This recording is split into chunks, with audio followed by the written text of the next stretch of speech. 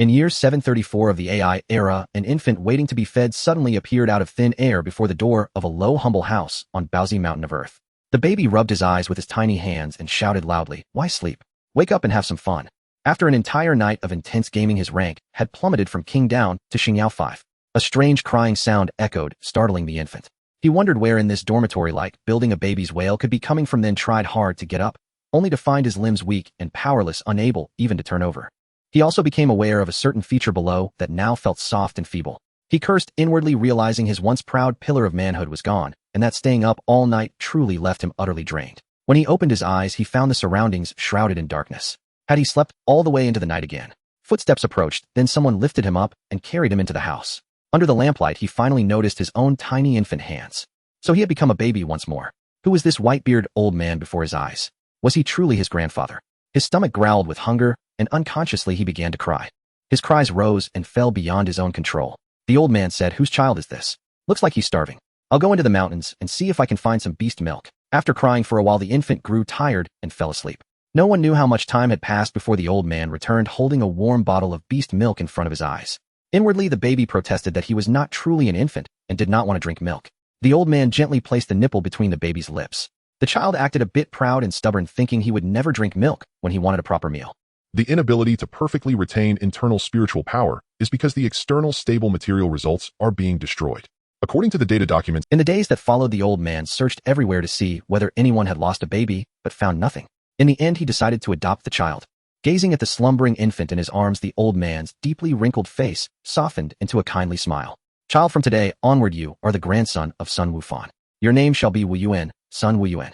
In truth, not to mention that the infant was already asleep. Even if he had been awake, he would not have understood the old man's words unless the old man could speak Mandarin. Days passed one after another. Sun Wuyuan's daily routine was simple: eat his fill and sleep, then wake only to eat again. Of the 24 hours in a day, he could sleep 18 to 20. Though he had become an infant, Sun Wuyuan felt this leisurely life was rather pleasant. Apart from the hard-to-accept fact of soiling and wetting his pants every day, everything else seemed quite tolerable. Time flashed by. 3 years had passed. Sun Wuyuan gradually learned the language of this world. He remembered one time when a dinosaur suddenly appeared outside the house, leaving him utterly dumbfounded on the spot. Fortunately, his grandfather returned just in time, or Sun Wuyuan believed he would already have been swallowed as a snack. After that, he no longer dared stay at home alone. Wherever his grandfather went, he insisted on following. Recalling that day's accident, his grandfather still felt a chill of fear. Whenever he went into the mountains, he would place Sun Wuyuan into the basket on his back. There are even dinosaurs here. What kind of world could this be? Moreover, such a huge dinosaur had been felled by his grandfather in a single move. Utterly incredible. Could it be that I have crossed into a cultivation world and grandfather is a hidden powerhouse of this realm? Right, grandfather seems to be called Sun Wufan. Could he be the very Sun Wufan I'm imagining? In Dragon Ball, Sun Wufan adopts Sun Wukong, while grandfather here has adopted me, Sun Wuyuan. So even with this, it still cannot be truly confirmed. Sun Wuyuan's small brows alternately furrowed and relaxed as he pondered when suddenly a deafening sound erupted. A thunderous bang resounded, its echo lingering for a long time. Startled from his contemplation of life by the sudden roar, Sun Wuyuan hurriedly asked, "Grandfather, what happened?" Grandfather replied, "It seems a round sphere fell from the sky and crashed into that mountain over there. Wuyuan, hold on tight. Grandfather will go over and see what's going on." Sun Wuyuan quickly stood up in the basket and wrapped his arms tightly around his grandfather's neck. Sun Wufan began to move swiftly through the dense forest. They soon arrived at the impact site of the sphere. When they finally saw the object clearly, Sun Wuyuan's heart jolted violently. This was truly the Dragon Ball world. He decided to make one last attempt at confirmation. "Grandfather, what year is it now?" "It is July 23rd, UAI era year 737. Wuyuan, what made you suddenly think to ask this?" Grandfather, it seems my birthday is almost here." Sun Wuyuan's bright eyes blinked rapidly, his face full of innocence and expectation. "Grandfather, it looks like there's something inside that sphere. Is that so? Wuyuan, be good and wait here. I'll go down." Sun Wuyuan nodded. Aside from the initial discomfort of being coaxed like a small child, after 3 years, he had gradually grown used to it. These days in front of elders at home, who is not considered a child. As long as he did not feel embarrassed, any awkwardness would simply belong to others. Sun Wufan leaped down into the deep pit created by the sphere's impact and actually lifted out a wailing, crying child.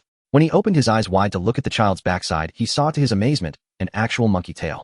Sun Wuyuan could now be 100% certain that this was Earth within the Dragon Ball world. His grandfather was the very Sun Wufan who would one day be trampled to death by the giant ape form of Sun Wukong, and his own appearance here was nothing but an accident. He thought of Earth exploding time and again in the future, of the countless ways Earthlings would die. It was terrifying beyond measure. And what of him? He was merely an ordinary Earthling whose combat strength in adulthood might only be a pathetic 5. His mood sank all at once. Was he truly destined like other Earthlings to be killed over and over only to be resurrected each time by the 7 Dragon Balls? Sun Wuyuan felt there was still hope of rescue.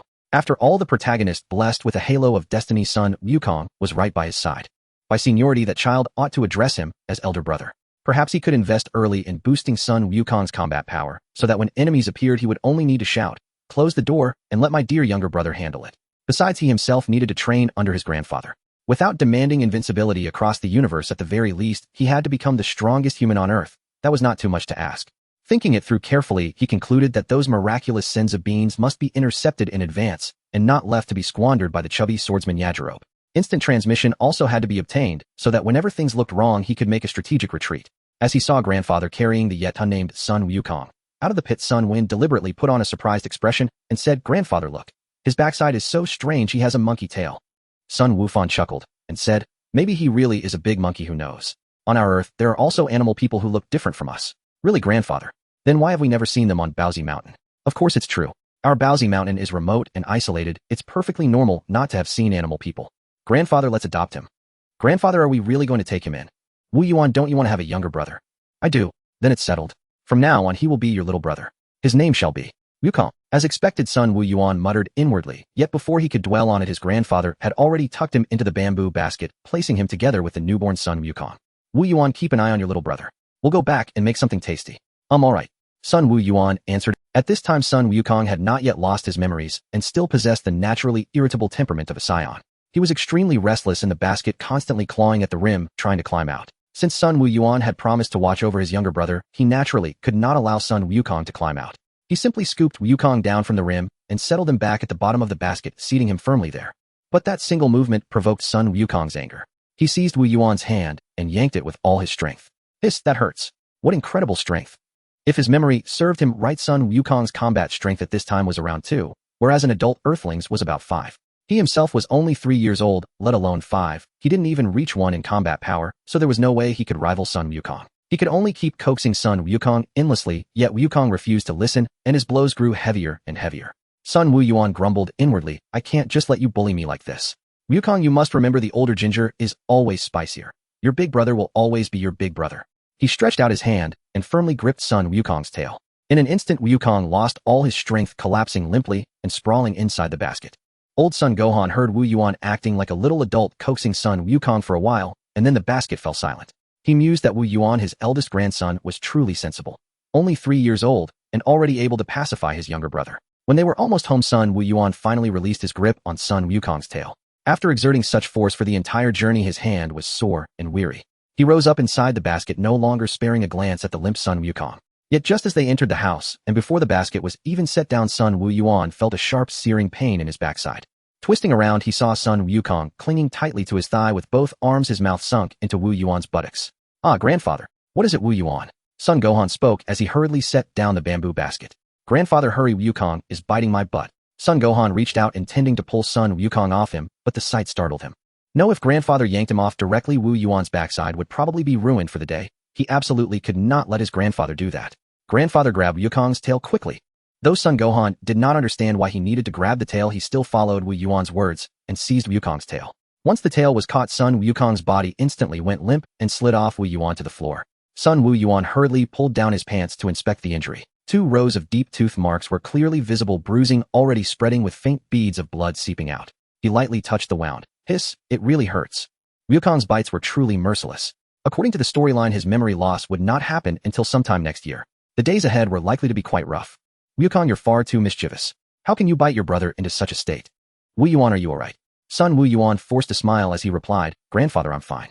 It's just that my backside is all swollen. Do you have any medicine I can apply?" Old Sun Gohan was quite satisfied with the grandson he had taken in, and the child was intelligent and thoughtful from a young age.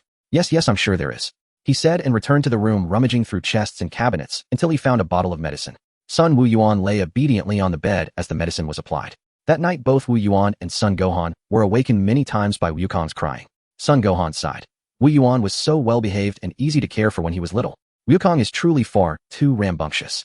The next morning Wuyuan woke to see Wukong fast asleep, while grandfather was already up practicing his forms. "Grandfather, I want to learn martial arts too and become as strong as you." Sun Wuyuan gazed at Sun Gohan with eager anticipation. After all, old Sun Gohan was a top disciple of Master Wu Tian. His strength ranked among the foremost on Earth in this era. Ha Wuyuan, why do you want to become stronger? Sun Gohan asked with a laugh. I want to protect grandfather and Wukong. Will you teach me martial arts?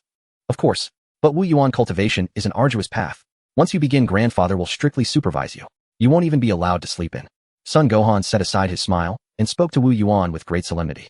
Upon hearing that he could no longer sleep in, Sun Wuyuan hesitated. Nestling under a warm quilt and enjoying a lazy morning was his greatest pleasure nowadays. Yet when he thought of the formidable enemies he would have to face in the future, he clenched his teeth and resolved to give up that indulgence. I've decided.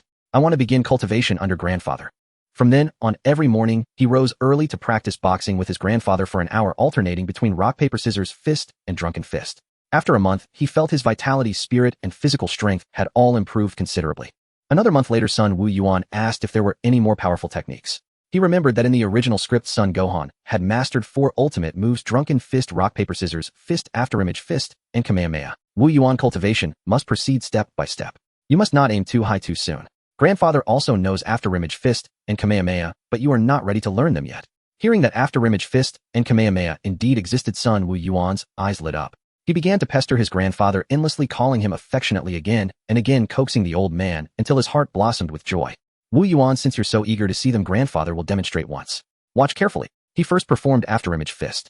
Wuyuan watched with rapt attention, carefully observing his grandfather's footwork, the way he generated power, and every subtle detail. When it came to Kamehameha, he couldn't help but mimic his grandfather's movements, copying the posture with surprising accuracy. With a thunderous boom, a large tree in the distance was blasted cleanly in half. What he had seen on a screen in his previous life was nothing compared to witnessing it with his own eyes. From then on, each morning, in addition to practicing rock, paper, scissors, fist, and drunken fist, he would perform 10 rounds of Kamehameha practice. Though no energy ever manifested, shouting the incantation several times helped him relax and feel immensely refreshed. On a day in the 6th month of training, Sun Wuyuan discovered that he could absorb faint strands of energy from the air itself. Another month later, he noticed that his strength had increased significantly. When grandfather wasn't watching, he tested his power against Wukong, and this time, he could actually match Wukong blow for blow. This meant his combat power had at least reached 2. Though still weak by any standard, he had finally witnessed tangible progress in his cultivation.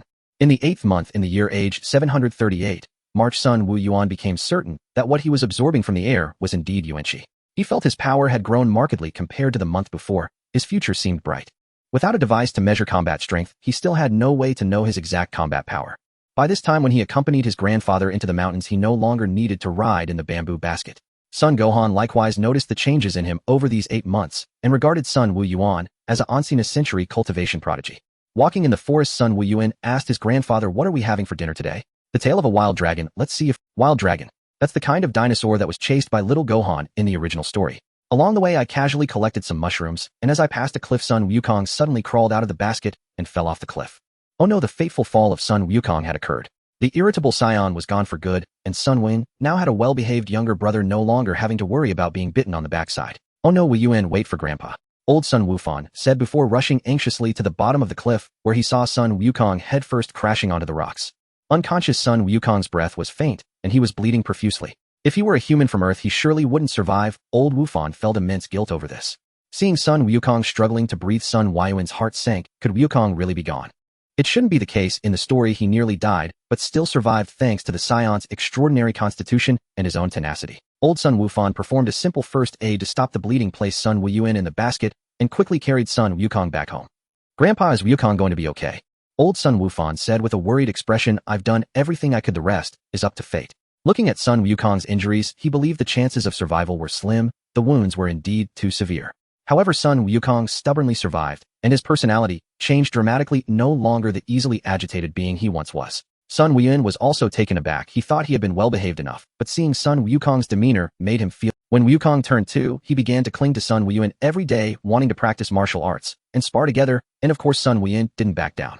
Although his body could only absorb a limited amount of qi each day, over time, he made significant progress. The 2-year-old Sun Wukong was no match for him. However, Sun Wukong's tenacity exhausted him. In the morning, he would insist on sparring, and after a full meal, throughout the day, aside from eating, drinking, and sleeping, Sun Wukong was either sparring or on his way to find Sun Wuyuan. Old Sun Wufan noticed that after recovering, Sun Wukong became lively and cheerful, well-behaved, and understanding. With a big grandson around, he was quite at ease. Sun Wuyuan also felt that his strength should be sufficient for self-protection, so he no longer followed his grandfather Every day Wukong followed him like a little tail to play in the mountains, and when he saw Wuyuan easily defeat dinosaurs, he would cheer, "Brother is amazing."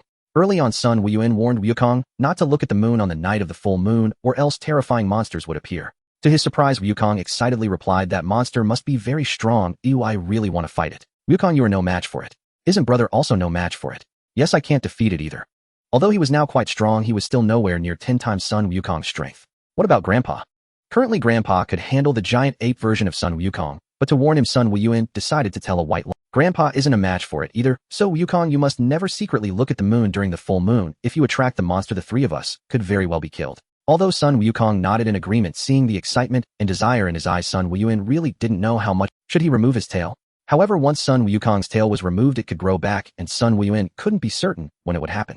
It seemed that their tails would suddenly grow back in special situations, for example, during the tournament of the world's strongest martial artists, when Sun Wukong was about to lose his tail, suddenly grew back. So even if the tail was removed, it wouldn't guarantee safety. Sun Wuyuan felt that the effective way was to either become strong enough or to take Sun Wukong far away from Paozu Mountain. Becoming stronger would help deal with the giant ape version of Sun Wukong, and taking him away from Grandpa Sun Wufan, he certainly couldn't be trampled to death.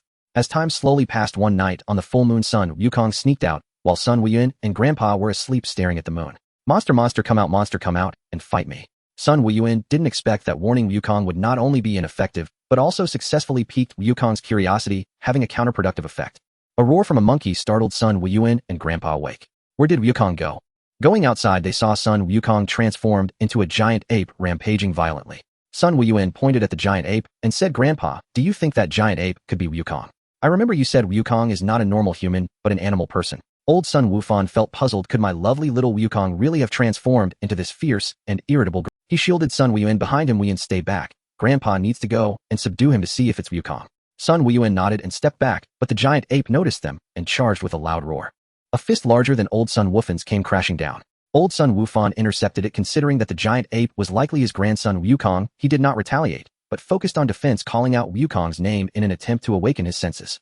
Sun Wuyuan reminded him from the side, "Grandpa, the tail is Wukong's weak point. Perhaps if we cut off his tail, Wukong will return to normal." "The tail? That's right, when Wukong bit my backside, he lost all his strength after I grabbed his tail."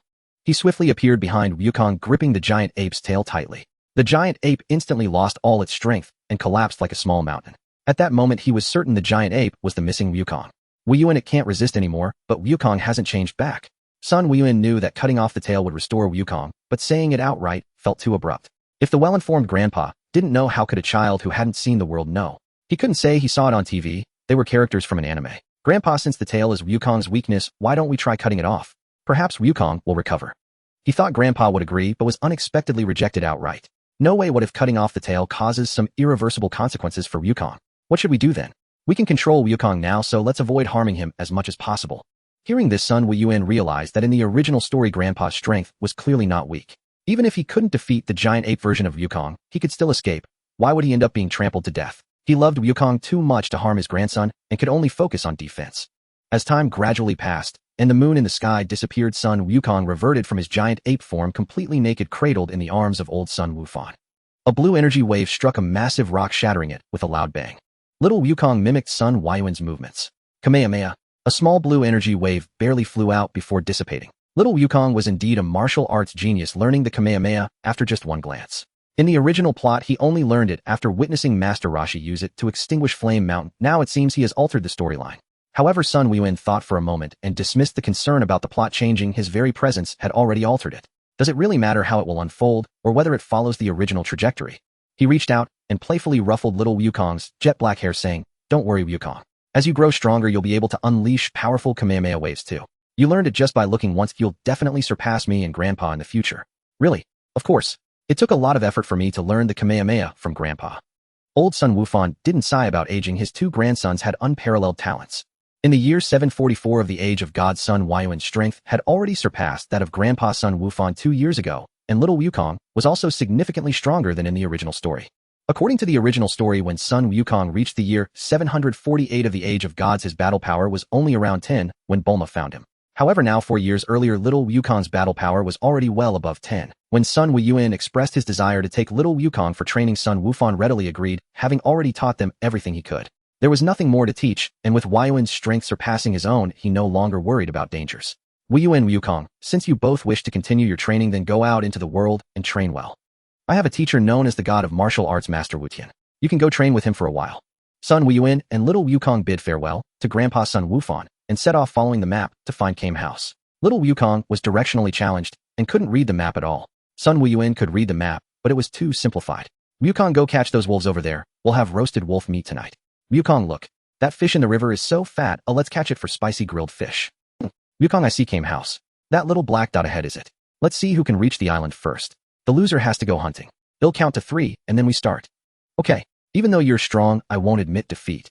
1, 2, start.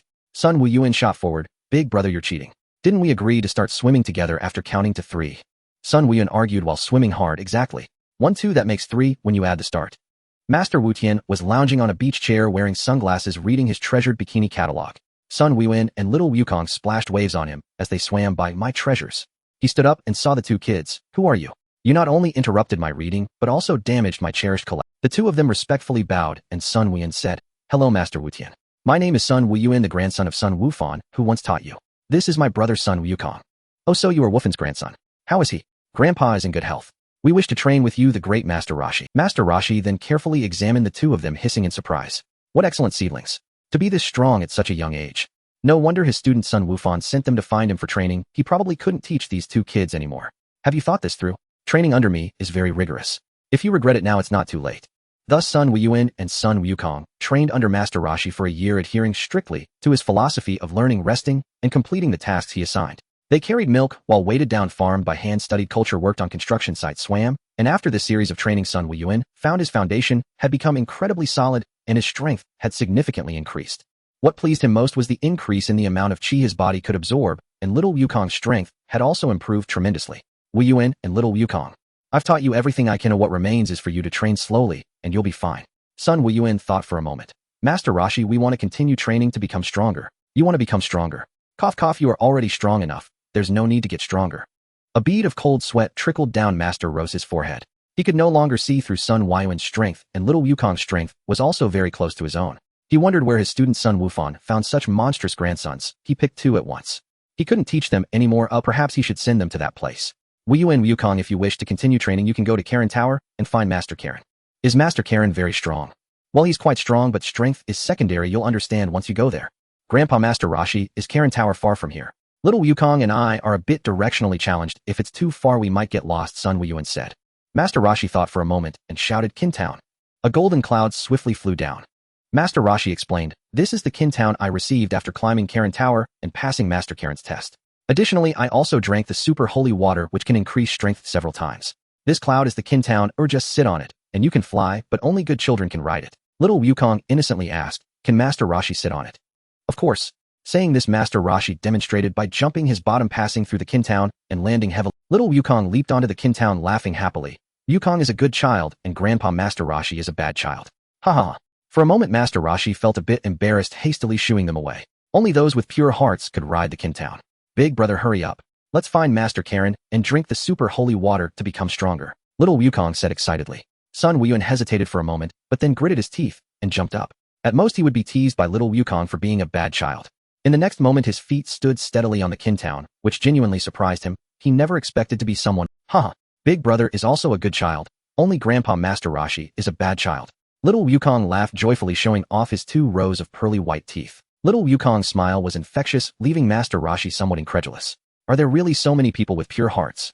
Or perhaps those with pure hearts are more suited for training?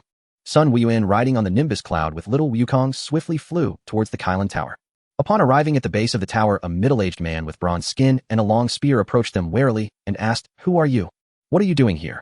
Sun Wuyuan could also see a small figure not far behind him. It should be UPA, and his UPA was a little boy, and when Klin first saw him, he shyly mistook UPA for a girl. Alas, Klin's budding feelings were thus extinguished. Hello, uncle.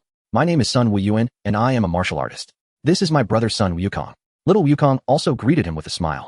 We are here to challenge the climb of Kylan Tower. Yupa's father exclaimed in surprise. You are already martial artists at such a young age. That's astonishing, but do you really want to challenge Kylan Tower? Sun Wuyuan and Wukong nodded. Yupa's father, fearing they might not understand the dangers, explained, no one has challenged Kylan Tower in many years. Legend has it that since the turtle hermit successfully climbed the tower 300 years ago, no one has managed to do so. I also tried when I was young, but I failed. Wow, the turtle hermit is amazing. Yupa's father asked in astonishment, do you know the turtle hermit? Little Wukong immediately replied, we just finished training with the turtle hermit, and he sent us to find Krillin to train. At first little Wukong did not know that the turtle hermit had climbed Krillin Tower. It was Sun Wuyuan who told him on the way. So you are the esteemed disciples of the turtle hermit. No wonder you are martial artists at such a young age. At this moment little Wukong's stomach growled, you must be hungry. If you don't mind, come to our village to eat, and then challenge Krillin. There was no choice but to fill their stomachs first. The difference in combat strength between little Wukong when hungry and when full is like two different people. At this time Sun Wuyuan was already considering how to obtain the magic beans from Krillin. This life-saving item could not fall into the hands of the lazy glutton Akiluobe. Krillin was a cat. What cat in the world doesn't love fish? Unfortunately, he did not have a universal capsule, or he could have caught a bunch of fish to exchange for magic beans. Carrying fish to climb Krillin Tower would be too exhausting. After eating and drinking enough, the two began to climb Krillin Tower. The tower was incredibly tall, covered with moss and bird droppings. Sun Wuyuan slowed his pace to climb with little Wukong, and it took them almost a day to reach the top. I'm so hungry. Where's Krillin? Upon seeing the white cat, Wukong said, Big white cat, you must be the pet cat of Krillin. Do you know where Krillin is? How rude of you. Sun Wuyuan tugged at little Wukong. It should be Krillin. Little Wukong was shocked. It is Krillin. Isn't Krillin a person? It is not a person. Sun Wuyuan blurted out, realizing something seemed off, yet he felt he had not said anything wrong. A drop of sweat rolled down the cat's forehead. Where did these two rude fools come from? Are you here for the ultra-holy? Sun Wuyuan knew the ultra-holy water was a myth. The true god water was real. However, true god water was not something ordinary people could handle. Even little Wukong had been tortured to the brink of death, and then some speculated that Wukong's heart condition was likely caused by drinking the true god water. However, the true god water possessed unpredictable divine power, capable of unlocking one's potential and greatly enhancing combat ability. But it was highly toxic. Anyone drinking true god water must have a pure heart, or they would be poisoned to death. The true god water is a treasure left by the celestial beings of Earth. Humans must first resist its toxicity to unlock their potential. According to Krillin's words, even without drinking true god water, Wukong could defeat old Piccolo after a few years of training. The true god water is merely an Earth-level treasure, and in the original plots of Dragon Ball Z and GT, the true god water was indeed a rare treasure used to free people controlled by the fog of Akia and the egg cells of baby. Sun Wuyuan felt it was unnecessary. If one spoke of unlocking potential and enhancing combat strength, one should refer to the Grand Elder of Namek. That method was safe, quick, painless, and crucially the power boosted was substantial, making it the best choice. The Turtle Hermit sent us to train with you, and then to drink the ultra-holy water through your test. Then let's begin. Krillin nodded. Little Wukong, lying on the floor, said weakly, I'm so hungry, do you have anything to eat? Krillin leisurely opened a jar and took out a green bean. Sun Wuyuan understood that this must be the magic bean. Krillin tossed the magic bean to little Wukong, who caught it with one hand, and asked in confusion, What is this, Krillin? This is a magic bean. Eating one will keep you full for 10 days. Little Wukong skeptically said, Really? My appetite is quite large. Before he could finish, little Wukong burped. Having not eaten anything all day, Sun Wuyuan also ate one. Krillin, how do we start training? Little Wukong asked excitedly. You both go at once. As long as you can snatch the ultra-holy water from my hands, you will have passed the test. Sun Wuyuan, with a peculiar expression, asked, Krillin, are you sure? Little Wukong and I are quite strong. Saying this, he suddenly unleashed all his power, and while Krillin was distracted, snatched the ultra-holy water. Sweat began to pour from Krillin's forehead, impressive, much stronger than the Turtle Hermit back in the day. Cough, cough. You will need to wear a bell. If you can snatch the ultra-holy water from my hands without ringing the bell, you will have passed the test. Big brother is amazing. I must work hard too. I will go first. Little Wukong lunged directly at Krillin. After some time, little Wukong was panting heavily. The reason you are out of breath is that you have too many unnecessary movements. The two spent a total of 7 days passing the test. It was unavoidable. If the bell rang even slightly, it would easily lead to failure. Little Wukong, excitedly holding the bottle containing the ultra-holy water, took a sip and said doubtfully, I don't feel any change. Wukong, I think the ultra-holy water is just a pretext. Krillin's training is the key for us. So the ultra-holy water is fake. Little Wukong said, feeling down. Not necessarily fake. It is said that those who climb Krillin Tower and pass the test can drink ultra-holy water to enhance their strength. This whole matter is, Big brother, you make it sound so complicated. I don't understand. Did you have such strong strength before you climbed Krillin Tower? No searching for death. I get it, big brother. Thank you, Krillin. Krillin, squeezing a whisker and squinting with a smile, said, I have nothing more to teach you. You may leave now. The immortal Krillin narrowed her eyes with a smile while pinching a cat whisker, saying, I have nothing left to teach you. Krillin stared at Sun Wuyuan for a long time with narrowed eyes before finally speaking. Your situation is quite strange. I can clearly sense your pure thoughts, so you should be able to easily use mind-reading techniques to access your memories. The fact is, I can easily read Wukong's memories, but yours are blocked by an unknown force preventing me from accessing even a shred of your memories. Sun Wuyuan inexplicably breathed a sigh of relief. He certainly did not want anyone to know his memories. The yield of immortal beans is very low. After so many years of cultivation, I've only accumulated a few jars. They'll give you 1 jar of immortal beans. To be honest, Krillin is quite generous, but when it comes to something like immortal beans, the more the better. A single bean can save a life in critical moments. Sun Wuyuan grinned and said, Immortal Krillin, I have a deal I would like to propose to you. Oh, Wuyuan, do tell me what kind of deal you have in mind. I haven't left the Krillin Tower in several hundred years. Well, how about this? From now on you sell your immortal beans to me, and I will catch fish in exchange. What do you think? I guarantee the quantity of fish will satisfy you. Sun Wuyuan thought that even if 10 fish wouldn't be enough for a single immortal bean, trading 100 or even 1,000 fish for a single bean would still be worth it, as fish are abundant in this world, while immortal beans are a rare treasure. Krillin could hardly contain herself at the mention of fish. It had been several hundred years since she had tasted it, and the flavor haunted her dreams countless times. Ahem, stay composed, after all, I am an immortal. Unable to suppress the urge, she smacked her lips a few times, swallowed, and decided to bargain well. I can make a deal with you, but I want 1 immortal bean for every 10 fish. Sun Wuyuan was momentarily stunned. He had prepared to haggle only to find Krillin offered him the lowest price. He hoped for, leaving him at a loss for words. Krillin, is the price too high? No worries, we can negotiate. Ooh, I can lower the price. We can negotiate the price. If 10 fish is too high, then how about 5 fish for 1 immortal bean? If that doesn't work, then 2 fish for 1 immortal bean. It can't go any lower. Cultivating immortal beans is not easy, and their yield is quite low. As Krillin was about to continue, Sun Wuyuan quickly agreed. 2 fish for 1 immortal bean, it's a deal. He couldn't help but feel a sense of admiration for Krillin's simplicity and kindness. What was this sudden feeling of guilt about? Krillin was also quite satisfied. Oh my. As expected of me, my bargaining skills are unmatched. Both parties were very satisfied, and it was a win-win situation. After leaving Krillin Tower, little Wukong asked, Big brother, where are we going now? First, let's return to Paozu Mountain. We haven't been back for over a year. Wukong, do you miss Grandpa? Sun Wuyuan, yes. I can't wait to see Grandpa again, little Wukong said, drooling as he spoke. Sun Wuyuan thought to himself, wow, is Wukong missing Grandpa, or is he craving the delicious food Grandpa makes? As they passed through a town, little Wukong suddenly said, Big brother, what are they doing? Sun Wuyuan looked down and saw 3 animal-like robbers blocking the road with a bare-head figure pointing a gun directly at a young man. Wukong, are they robbing? Big brother, what does robbing mean? The nimbus cloud flew close to the heads of the robbers as Sun Wuyuan pointed at the 3 armed figures, nearly poking one of the cowhead robbers in the forehead. Wukong, you see, their behavior of being lazy and taking what belongs to others is called robbing. Little Wukong stared wide-eyed and said, It's so complicated, I can't understand what you're saying, big brother. Anyway, Wukong, remember that those who rob others are bad people. If you encounter them, you can fight back. Okay then. The 3 robbers instantly became furious. You 2 little brats who don't know any better, go to hell. Bang bang bang. Bullets were fired at Sun Wuyuan and little Wukong. Sun Wuyuan's eyes narrowed and his right hand left after images in the air.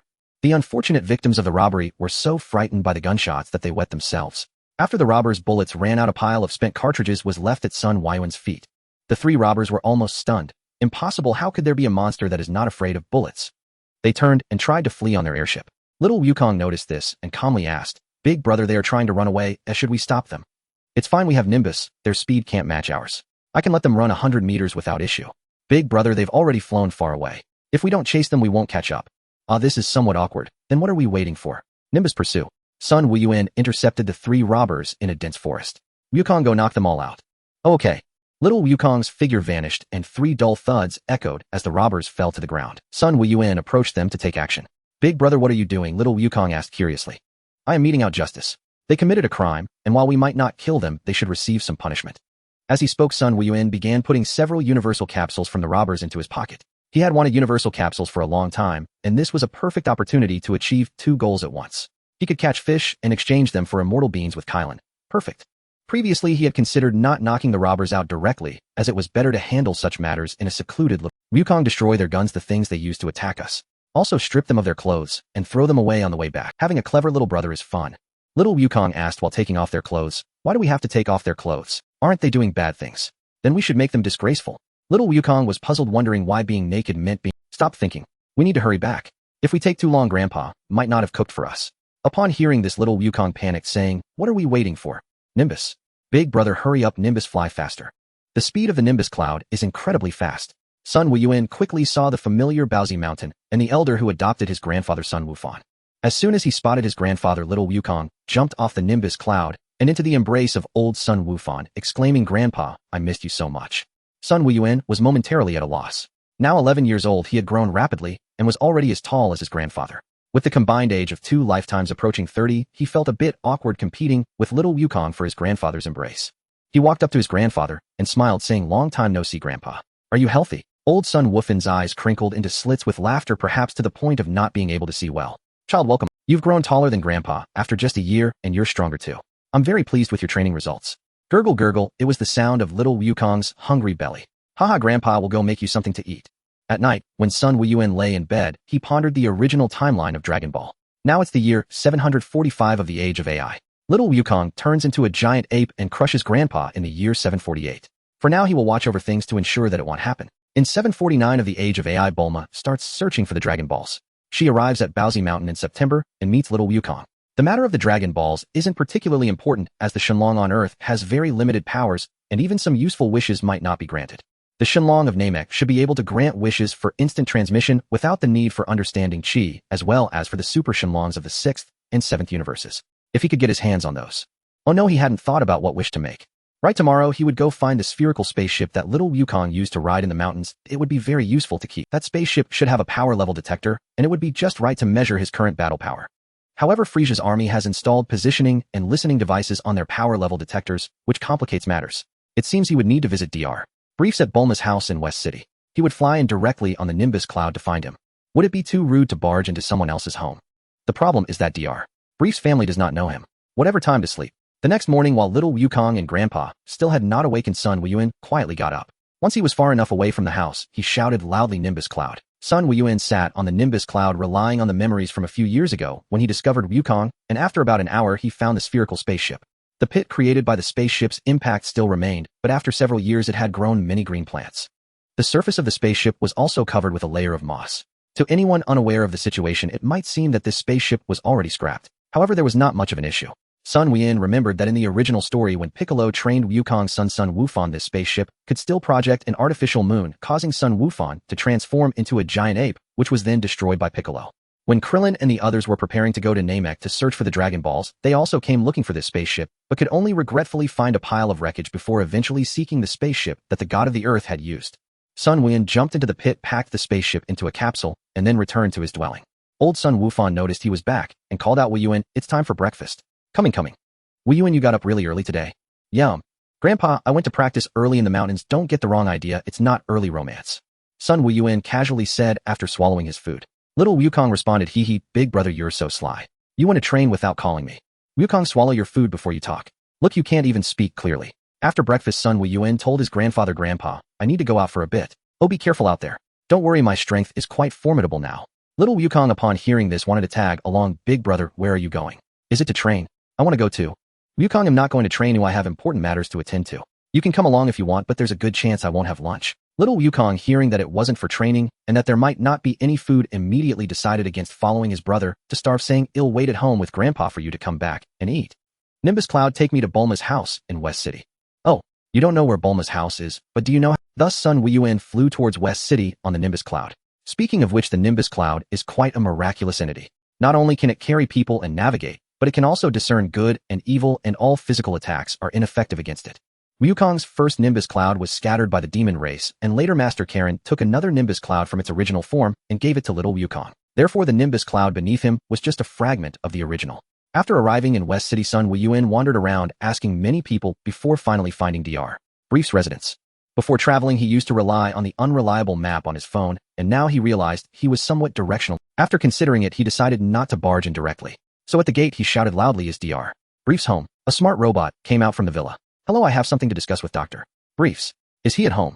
Then he followed the robot into the villa's courtyard, where he saw Dr. Briefs in a white lab coat, smoking a cigarette, and Mrs. Briefs stylishly dressed and elegantly arranging snacks. Young man, what brings you to me? It's like this.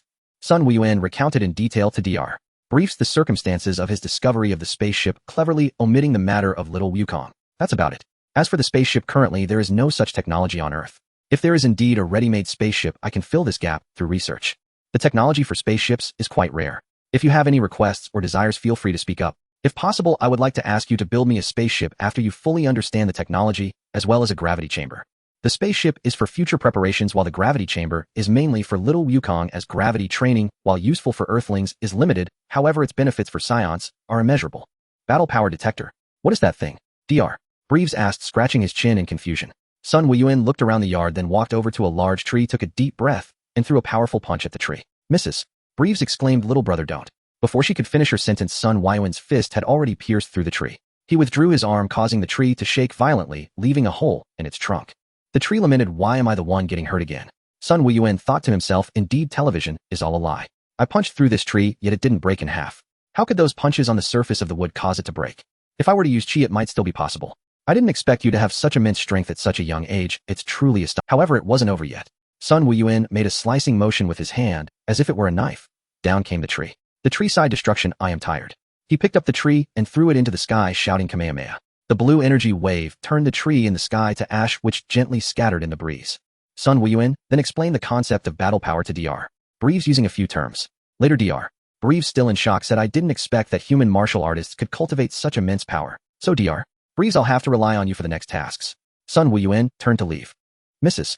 Breeze said with a beaming smile, little brother, when you grow up in a few years, would you be interested in going on a date?" Sun Wuyuan almost stumbled. Mrs. Breeze was just like in the original plot, instantly wanting to go on a date upon seeing a handsome guy. Nimbus. He awkwardly jumped onto the Nimbus and took off. He thought to himself, well, if that's the case, I must not look too bad. A handsome guy at just 11 years old. My body hasn't fully developed yet. When I turn 18, I will definitely be incredibly handsome, likely catching up to the charming readers. Sun Wuyuan sat on the Nimbus contemplating what to do next. The Dragon Balls will have to wait until Bulma creates the Dragon Radar, and the gravity room and spaceship can only be made by Dr. Breeze. First, I need to find Master Karen. This time, he didn't climb Karen Tower with his bare hands. Instead, he flew directly to Master Karen on the Nimbus. "Wuyuan, have you brought fish to trade with me?" Master Karen asked with some anticipation. "No, I just wanted to ask if you prefer river fish or sea fish." "Wuyuan, you are very thoughtful. I will definitely trade all the Senzu Beans I grow with you in the future, and I can even consider giving you a 20% discount. Half is the best." "All right, Master Karen, please wait a moment. Oh, I'll be right back." Sun Wuyuan handed Master Karen a universal capsule filled with fish, saying this capsule contains river fish, and the other one has sea fish. "Master Karen, do you have a place to store them?" Yes. Master Karen excitedly took the capsule. Soon Sun Wuyuan saw Master Karen come out holding a squirming fish and tossed him the universal capsule. "Meow, this fish is very fresh. I'm quite satisfied. Those Senzu Beans are yours. You're welcome to come back for trade next time." Sun Wuyuan felt a sense of familiarity with this statement. "Welcome back next time to play." He quickly shook his head to dispel the distracting thoughts in his mind. "Master Karen, you are learned and experienced. Wukong and I wish to further our training.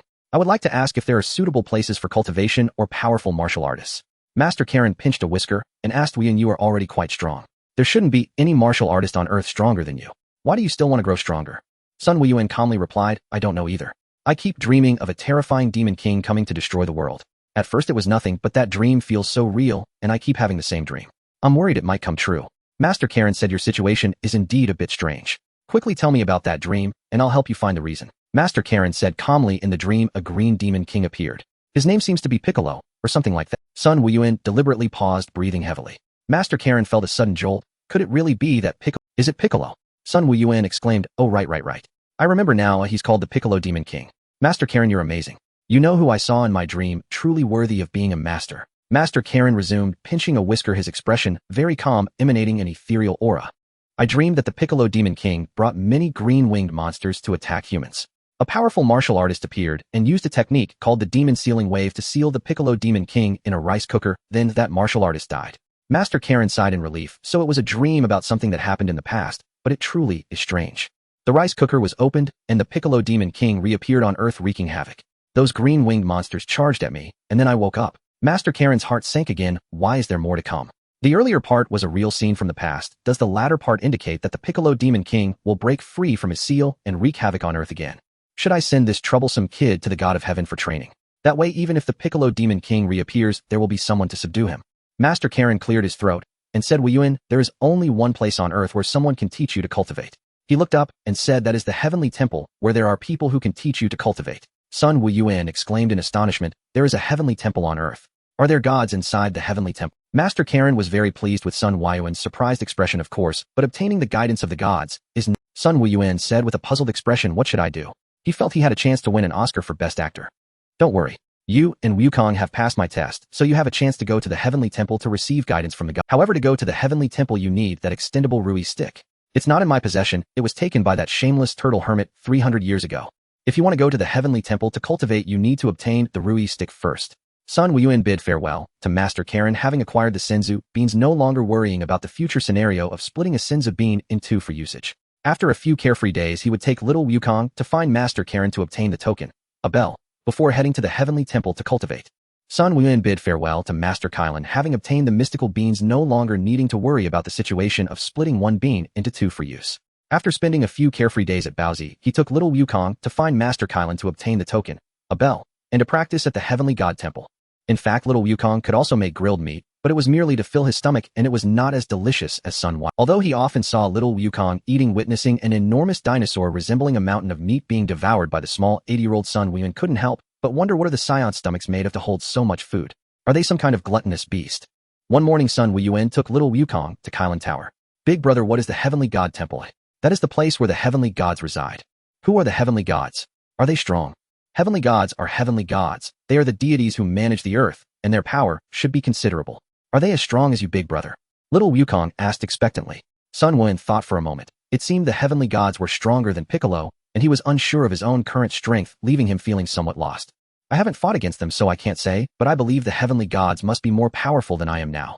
Moreover, the most important thing about the heavenly gods is not their strength, their other abilities are also very special and important. Anyway, you'll know in time, Wukong. The two took the flying nimbus to Krillin Tower and saw Master Krillin doing gymnastics.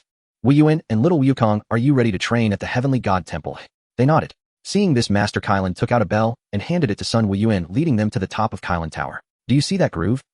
Put the Rui stick in there, let it extend, and you can reach the heavenly god temple along the Rui stick. After properly placing the Rui stick, Sun Wuyuan and little Wukong turned back to thank Master Krillin, saying, "Thank you, Master Krillin." Wukong, hold on to the Rui stick. Are you ready? Rui stick, extend. They were struck by lightning along the way, but still arrived safely at the heavenly god temple. Sun Wuyuan secretly resolved to learn the air dance technique, otherwise it would be inconvenient to go anywhere. Upon seeing the entirely black Bobo, little Wukong asked, "Are you the heavenly god?" The expressionless Bobo shook his head and said, "Show me your token."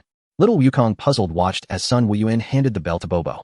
Wukong scratched his head and said, "Oh, so the bell is the token. Follow me. The heavenly god wants to see you." After Bobo said this, he turned and led the way with his hands behind his back. On the way, little Wukong was very curious about everything in the heavenly god temple, like a little monkey peeking around. Before they saw the person, they heard a voice. "You must be Sun Wuyuan and Sun Wukong," as Krillin mentioned. Little Wukong exclaimed, "The heavenly god looks so strange." Sun Wuyuan, looking extremely shocked, pointed at the heavenly god and said, You are Piccolo." Since the heavenly god mentioned Master Krillin, he must have talked to the heavenly god about the dream that Sun Wuyuan had. As a professional actor, one must perform the entire set, otherwise it is easy to give oneself away. The heavenly god thought as Krillin said this, Sun Wuyuan really did dream of Piccolo. Will what he said about Piccolo breaking free from his seal become a reality? The possibility is quite high. Sun Wuyuan might have the ability to foresee the future. Little Wukong had never seen his big brother so shocked and curiously asked, "Who is Piccolo?" The black uncle explained he was a demon king who appeared over 300 years ago, leading a group of demons to wreak havoc on Earth, ultimately being sealed away in a rice cooker by a remarkable martial artist, Master Mateto, who was the teacher of Master Rashi. Then why did big brother mistake the heavenly god for Piccolo? Little Wukong's clever mind suddenly kicked in. The expressionless Bobo said, "You must not be disrespectful to the heavenly god." "It's fine, Bobo Wuyuan, you must be very curious about the relationship between the heavenly god and Piccolo." Sun Wuyuan silently thought, "I already know, am not curious at all about your relationship with Piccolo. Indeed, I am very curious as to why you look exactly like Piccolo." Sun Wuyuan's facial muscles controlled an expression that was just right. Little Wukong then listened intently as the heavenly god recounted past events, which took an hour to finish. Sun Wuyuan couldn't help but roll his eyes internally. "Couldn't you make it shorter? It's just a matter of good and evil being separated, the heavenly god and Piccolo being one." "I already know." The heavenly god said sternly. "I heard from Krillin about the dream you had. Although I'm not entirely sure why you, Sun Wuyuan, could dream of Piccolo, I must ask both of you that if one day Piccolo breaks free from his seal, I hope you can step in to deal with him." Naturally, Sun Wuyuan and little Wukong readily agreed. After all, Piccolo is just a demon king. Even the original little Wukong could handle him, let alone now. Moreover, it is still early for Piccolo to emerge. Even if he breaks the seal, he would already be old and weak. His peak strength was merely 230. Little Wukong, before even starting his training at the heavenly god temple, already possessed combat power close to Master Rose's. Specifically, it is unknown, but he definitely has at least 100 in combat power. When the mighty Piccolo breaks free from his seal, attempting to prepare to conquer the world, he could say, "Wukong, Piccolo is too weak, am not interested. You handled defeating the Demon King and maintaining world peace." The heavenly god did not personally teach Sun Wuyuan and little Wukong. They were brought by Bobo to train at the heavenly. Sun Wuyuan was actually quite curious about Bobo's strength. In the early Dragon Ball, Bobo could easily subdue a little Wukong who had just defeated Piccolo. Later in the Buu saga, he was able to catch the young Son Goten and Trunks, while Son Goten and Trunks transformed into Super Saiyans to escape Bobo's grasp. Bobo, with his eternally unchanged expression, said, "Both of you attack me together." Little Wukong uncertainly asked, "Are you sure, Mr. Bobo? My big brother and I are very strong." Little Wukong asked uncertainly, "Mr. Bobo, are you sure? My brother and I are very strong." Wukong, "Mr. Bobo is incredibly powerful. Even the two of us together would not be his match. But why do I feel that, Mr. Bobo doesn't seem that impressive?" Little Wukong asked in confusion. "Just try giving it your all, and you'll know." Sun Wuyuan said helplessly, even though he knew some of the plot, he could not determine Mr. Bobo's true strength. Official settings indicate that Bobo's combat power is 1000, yet he can hold his own against Super Saiyan Sun Wutian and Trunks. Moreover, he has served several generations of the heavenly gods, yet he has not aged at all, while the current heavenly gods have grown old. Little Wukong took a stance, and in the next moment, he unleashed all his strength, alternating between Rock Paper Scissors, Drunken Fist, and Phantom Fist. Out of breath, he couldn't touch even a hair of Bobo. Seeing Wukong almost exhausted, Sun Wuyuan also launched a full-on assault on Bobo. Bobo, while dodging, said, "Pay attention to your breathing rhythm, avoid unnecessary exhaustion, be as calm as the sky, and as swift as lightning." A year passed quickly, and their training met Bobo's requirements, allowing them to proceed to the next phase of training. Bobo began training them in sensing chi and how to utilize it in combat, which was significantly more challenging than their Sun Wuyuan recalled that in the original storyline, Sun Wukong also took 3 years to learn this, and he wondered how long it would take now. He initially thought Little Wukong would require more time to learn, but was surprised when Wukong mastered it in just 3 months, as if inspired by something. During training, Sun Wuyuan could only describe it as madness, having learned it in just a year. After learning to sense chi, Sun Wuyuan found that he could clearly feel the vitality within him. Unlike the past where he passively absorbed chi to grow stronger, he could now actively draw chi into his body. At first, when he learned to sense the chi, his body felt as if it had been starving for a long time, craving the vitality, as if he could absorb any amount of chi. However, after absorbing chi for a sufficient time, his body began to feel full, indicating that there is a limit to how much chi his body can absorb. He even thought he had gained some infinite devouring ability during his journey, for instance, starting as an ordinary person and growing stronger purely by absorption. He even planned to learn the spirit bomb from the North Kai, thinking that even if he couldn't learn it, he could have Wukong collect chi for him to absorb and rapidly grow stronger, effortlessly overpowering beings like Beerus. It seems he was overthinking. Cultivation is indeed not as simple as he imagined, but he did not feel too disappointed. Little Wukong had asked him more than once why his strength was not improving as quickly as his. Indeed, during the 2 years in the Heavenly God Temple, his power increased several times. He could defeat a being with the combat power of King Piccolo with just a finger. Additionally, he learned the sky dance technique. He remembered how excited he was when he first grasped it, bursting through the roof of a house in the Heavenly God Temple. Once he almost crashed into a toilet. Fortunately, his skills were solid, and he was able to dodge the dangerous toilet just in time. Little Wukong saw that he could fly without the Nimbus cloud, and immediately excitedly begged to learn the sky dance technique. Even now, he did not know how well Wukong had mastered it. After learning the sky dance technique, Sun Wuyuan left the Heavenly God Temple for a while. He went to West City to obtain a spaceship and a gravity chamber from Dr. Briefs, but the gravity chamber only had a maximum gravity of 50 times. He had not yet used the gravity chamber and was unsure how effective gravity training would be for him. He was still a bit troubled. There was no place to charge in the Heavenly God Temple, and his home on Bun Mountain also had no electricity, so he couldn't use the gravity chamber for the time being. Of course, other energy sources would work, but Sun Wuyuan's pockets were emptier than his face. Where would he find money to buy energy? Should he go back to Dr. Briefs and ask for energy? Sun Wuyuan secretly complained, "Why do you have such a big face? You're not even related, and it's not like you're marrying their daughter." "Wait a minute, I have a rather immature idea. I wonder if it will work." "No need to rush. The gravity chamber still has some energy that can last for a while. After that, perhaps I can do some good as I did last time."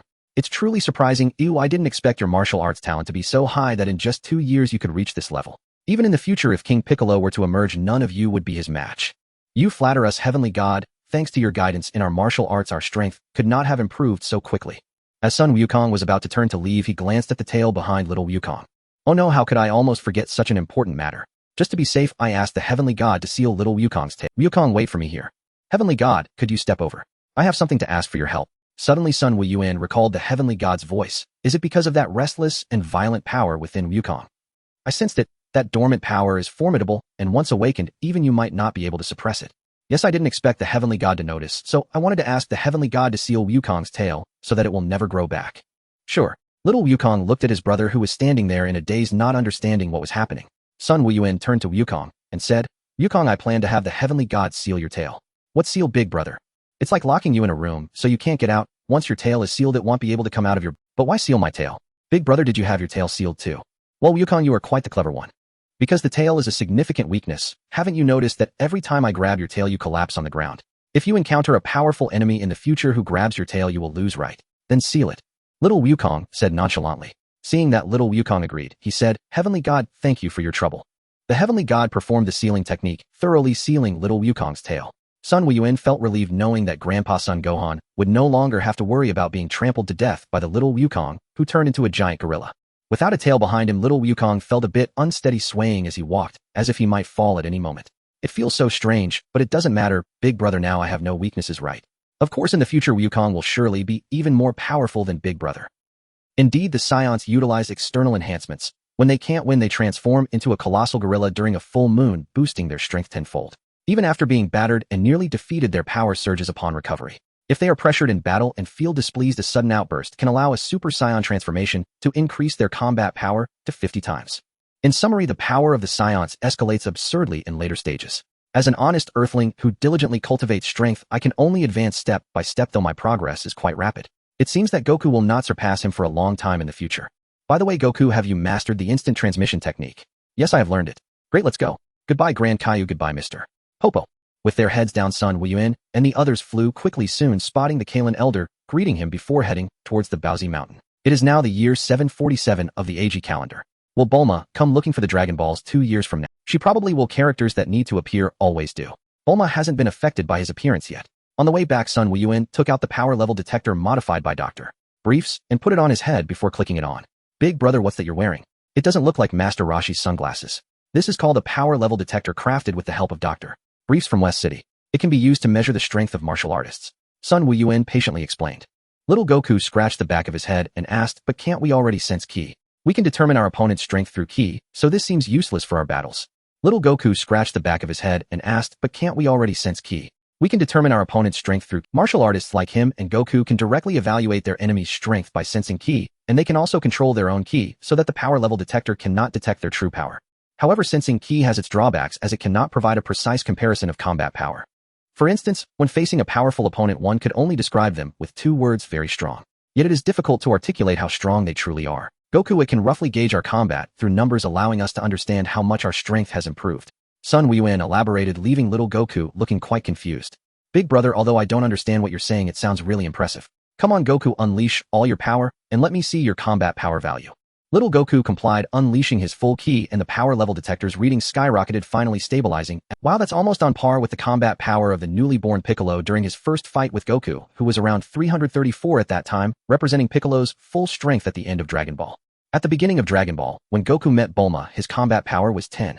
Yet now it has reached 330, which suggests that the events of Dragon Ball have already concluded before they even started. 330. Then what's your combat power, big brother? I feel like you're many times stronger than me. Little Goku said, scratching his cheek with a finger. Sun Wuyuan unleashed his full ki without holding back, startling the Grand Kai at the Heavenly Palace. Sun Wuyuan's true strength has exceeded my expectations. His ki is incredibly powerful. On Krillin Tower, the Krillin elder, shocked, had a bead of cold sweat trickle down his round cat head. Has that guy's strength become this terrifying after 2 years of training at the Heavenly Palace? Little Goku was blown away by the sudden overwhelming ki, thinking big brother is indeed very strong. My instinct. The power level detector's data rapidly climbed to 3,200. Though 3,200 is insufficient for the future, currently, even the Grand Kai is no match for him. Big brother, what's your combat power? Only 3,200. Wow, that's amazing. It's about 10 times mine. Once we return to Paozu Mountain, I want to have a match with you. The current Goku has learned arithmetic. Unlike in the original story, where he grew from 11 to 14, he has surprised Bulma at that age. No problem. I have a gift for you when we get home to help you rapidly increase your strength. Naturally, the gift Sun Wuyuan referred to is the gravity chamber. Really? Of course. When has your big brother ever lied to you?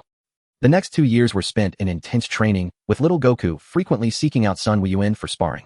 Every time, he would end up beaten up and lying on the ground before he would relent, making their grandfather Sun Wufan heartbroken to see his little grandson always getting hurt like this. Almost every time after a fight, he would find Sun Wuyuan to lecture him, reminding him to hold back a bit when sparring with his. However, other things can be easily deceived by Sun Wuyuan, but when it comes to fighting, he has no chance. Even the slightest concession would be noticed by little Goku. Goku is obsessively dedicated to fighting, a level of obsession that is hard for ordinary people to comprehend. Sun Wuyuan cannot afford to let too much water through, considering the disparity in their combat powers. After training together in the gravity chamber for 6 months, Sun Wuyuan found that the gravity chamber had limited effects on his own power enhancement. Thus, he let little Goku train alone in the gravity chamber, while he quietly absorbed chi in the deep mountains, somewhat akin to Piccolo's training method. Training in the gravity chamber has significantly boosted little Goku's strength, with his combat power exceeding 5,000. as he gradually adapted to training under 30 times gravity. Speaking of the gravity chamber, Sun Wuyuan often ventured out to see if he could encounter opportunities to help the weak while supplementing household expenses, like robbing armed robbers. After all, he was poor, and running the gravity chamber requires a lot of energy. After 2 years, his combat power increase has stabilized. Although still considerable, the increase rate has become somewhat inadequate for him now as his combat power rises. He thinks he can consider it from two aspects: first, enhancing his affinity for Qi, second, accelerating the gathering. He wondered if there was a way to further enhance his affinity for Qi, thus speeding up his bonus absorption of Qi. Sun Wuyuan thought about wishing to the dragon, but the Earth Dragon's abilities are too weak, leaving him uncertain about the feasibility of his wish. Even with the Namekian dragon, he does not have 100% assurance that it could grant his wish. The most reliable option would be the Super Dragon that spans 2 universes. The problem is that the Super Dragon Balls are currently out of his reach, and wishing to the Super Dragon requires knowledge of the language. That leaves him with the final option to find a way to accelerate the gathering of Qi. Now there is only one choice left to find a way to accelerate the gathering of Qi, the ultimate move of the North Realm King, Qi Blast. Since he has crossed over and gained the ability to absorb Qi, learning this ultimate move should not be difficult. To reach the North Realm King, Star 1 needs to be led by a celestial being to the King of Hell and pass through the Serpent Path to arrive at the star where the North Realm King resides. In the year 749 of the Age of AI, Bulma, a high school student in the West Capital, discovered a 2-star Dragon Ball while organizing her family's warehouse. On August 22nd, Bulma found a 5-star Dragon Ball in a cave in the north, and after consulting ancient texts, she uncovered the secret of the Dragon Balls, deciding to use her summer vacation to collect the remaining ones. On the morning of September 1st, Sun Wuyuan and little Wukong went out hunting, and Sun Wuyuan caught a dinosaur, thinking that its size was sufficient for little Wukong to have a hearty meal. Moreover, the meat on the dinosaur's claws and the dragon tendons were incredibly chewy, and when paired with chili powder, they made an exquisite spicy snack that Sun Wuyuan greatly enjoyed. Before his tail was sealed by the celestial being, Sun Wukong often used his tail to fish. Now unable to fish, he simply jumped into the river to pick the biggest fish and throw it ashore. As the two of them were nearing home, Sun Wuyuan was still wondering if little Wukong would end up being hit by Bulma's car, just like in the original storyline. The next moment, a car came rushing towards them, accompanied by a desperate female voice shouting, "Get out of the way! Get out of the way!" Despite carrying a massive dinosaur on his shoulders, Sun Wuyuan nimbly dodged. If little Wukong were still the original Wukong with only a power level of 10, he would have been knocked away by the suddenly appearing flying car. However, now with a power level of 5,000, a little Wukong easily and joyfully evaded the vehicle. Bang! The flying car crashed into a large tree and came to a stop. Little Wukong put down the big fish in his hands and approached Bulma, asking, "Who are you? Why did you attack me and my brother? Are you here to steal our catch?" Bulma stared blankly at Sun Wuyuan and little Wukong, especially at the two massive catches, the dinosaur and the big fish. "Oh my, what kind of monsters have I encountered? How can there be people with such immense strength in this world?" Hearing little Wukong's question, she hurriedly shook her head like a rattledrum to him. "Not here to steal your catch. My car was too fast, and I couldn't stop in time. I'm so sorry I almost hit you." Little Wukong skeptically examined Bulma. "Big brother, come quickly. This person looks really strange. Look, her bottom is where her chest should be. Could she be a monster?" Sun Wuyuan facepalmed, feeling helpless. Last time he had explained what a flying car was, and now Wukong was curious about Bulma herself instead of attacking her car. "Wukong, that thing on her chest is not her bottom. Then what is it? You'll understand when you grow up." Sun Wukong felt like he was explaining anatomy to a child as a typical Chinese parent. Little Wukong stopped asking questions. He patted his own chest, and then looked at Bulma's chest, mumbling, "Why is my chest different from hers?" Bulma felt her face flush as the two brothers discussed her, especially when she caught sight of Sun Wuyuan's handsome and strong face, making her cheeks turn even redder, her eyes shimmering with admiration. "Wukong, she is a girl, and we are boys, so of course we look a bit different. Do you remember what Grandpa taught us about how to treat girls?" Sun Wuyuan covered his face, helplessly explaining to little Wukong. "Oh, Grandpa said we must be gentle with girls. I understand, big brother." Little Wukong secretly noted that a girl has a bigger chest. Sun Wuyuan set down the dinosaur and walked up to Bulma, saying, "Hello, my name is Sun Wuyuan, and this is my younger brother Sun Wukong. We live on Paozu Mountain, and the house on the mountaintop is our home. May I ask who you are?" At this moment, it was Sun Wuyuan's time to showcase his acting skills. Although he knew everything about Bulma, he still pretended to be completely unaware. "Hello, my name is Bulma, and I live in the West Capital." "Haha." Little Wukong burst into laughter. "Big brother, someone actually has a name like that. Bulma. Huh. It's Bulma, not Bulma." Wukong scratched his head. "Aren't they the same?" Sun Wuyuan pretended to think and replied, "Your name is Bulma. May I ask if your father is Dr. Briefs?" "You know my father." "Yes, a few years ago, I went to Dr. Briefs for help and brought him a spaceship." "So you are the powerful martial artist my dad mentioned. No wonder you can hunt dinosaurs." "Oh no, it's just Dr. Briefs flattering me. There are many who are much stronger than I am." The two of them chatted more and more animatedly, while little Wukong on the side was starting to doze off. "Gulu gulu. I'm so hungry." "Big brother, are you done talking?" "I'm really hungry." "All right, Wukong, let's head back. Otherwise Grandpa will be worried. Oh, by the way, Miss Bulma, would you like to come to our house?" "Oh, I couldn't possibly." Wuyuan, you lead the way, you'll follow behind in my car. Bulma happily drove behind them, partly because she enjoyed chatting with the handsome Sun Wuyuan, partly because she realized the Dragon Balls were in that direction, and partly because this area was home to some fierce creatures, and it was convenient to have them protect her safety. And she also wanted to invite Sun Wuyuan and little Wukong to search for the Dragon Balls together, as having two powerful martial artists protecting her would mean she no longer needed to worry about dangers in the quest for the Dragon Balls. In contrast, Sun Wuyuan's thoughts were less complicated. The scientific minds of Bulma and Dr. Briefs would be of great help to him in the future. Who would refuse a smart, beautiful, and wealthy woman for no reason? He might not necessarily marry Bulma in the future, but is that the main point? As they got closer to the mountaintop, Bulma thought secretly the Dragon Balls couldn't possibly be at their place, right? Grandpa, we're back. Old Sun Wufan came out of the house and saw Bulma following his two grandsons. What is this? Could it be? Then old Sun Wufan revealed a motherly smile. After all, Wuyuan had grown up to 15 years old in the blink of an eye. Perhaps in a few years he would be able to hold a great-grandson. During dinner, old Sun Wufan was very friendly towards Bulma, and the way he looked at her was not much different from how he looked at his daughter-in-law. This left Sun Wuyuan and little Wukong completely bewildered. Are we not Grandpa's biological grandsons, but Bulma is? On the morning of September 2nd, Sun Wuyuan, Sun Wukong, and Bulma left Paozu Mountain together to search for the remaining Dragon Balls. Both Sun Wuyuan and little Wukong knew the sky dance technique, allowing them to fly at incredible speeds, which frightened Bulma. They can actually fly in the sky. Bulma, not having a plane, followed on a dirt bike. Big brother, her speed is so slow. Hey, you two, wait for me. Sun Wuyuan and the other two stopped ahead, waiting for Bulma to catch up. After a while, they finally saw Bulma panting and out of breath catch up. Big brother, let's call down the Nimbus Cloud for her to ride. Little Wukong suggested. Bulma, how could she ride the Nimbus Cloud? She's not pure of heart like us. All right, Nimbus Cloud. Little Wukong called out loudly. Bulma, confused, asked, Wukong, what are you doing? I'm calling the Nimbus Cloud. You're too slow like this, I'll let it take you flying. Soon a golden cloud swiftly descended from the sky, stopping in front of little Wukong. Bulma, you should get on. Just like with Master Roshi, as soon as Bulma got on, she fell off. Luckily, Sun Wuyuan, always quick to react, caught her before she hit the ground. After all, true feelings require a little bit of strategy to be held onto. Little Wukong concluded that Bulma was a bad girl after seeing her fall. What followed was a scene often seen in dramas where Bulma became infatuated while in Sun Wuyuan's warm embrace. Let me clarify, Sun Wuyuan had absolutely no ulterior motives. He merely thought that since Bulma was a fellow Earthling, the water should not flow to outsiders. From now on, there would be no foreign scion Prince Vegeta involved. After resting for a night, they continued their journey the next day. On the way, Bulma suddenly stopped to relieve herself. If Sun Wuyuan remembered correctly, that would be another opportunity for a hero to save the beauty. Before long, Bulma's cry for help echoed at the right time. Wukong, keep an eye on things here. They'll be right back. Tisk, as Spring unexpectedly appeared before she could even adjust her pants, a pterodactyl swooped down and grabbed her, flying into the sky. Sun Wuyuan thought to himself, my heavens. That was definitely not what I wanted to see. In the blink of an eye, he flew in front of Bulma using the sky dance technique, calmly asking, Bulma, do you need help? Yes, I need help. Bulma was on the verge of tears, even forgetting whether her pants were properly worn. Did she really need to ask in such a dangerous situation? Sun Wuyuan flashed into position above the pterodactyl and gently knocked it on the head. The pterodactyl met its end, releasing Bulma's claws, and she fell freely from the sky. Oh, a piercing scream rang out. Sun Wuyuan caught Bulma, who was blushing and lost in a daze, and reminded her, Bulma, you're exposed. Little Wukong, ever clever, had already begun preparing to barbecue the pterodactyl. Having been in the Dragon Ball world for 15 years, Sun Wuyuan had never toured Earth, so he decided to take this opportunity, while searching for the Dragon Balls, to explore the Earth of the Dragon Ball world. They encountered a turtle raised by Master Roshi, and without hesitation Sun Wuyuan had little Wukong carry it. Hello Master Mateto, long time no see. Do you remember us? Master Roshi took off his sunglasses, not recognizing Sun Wuyuan at first.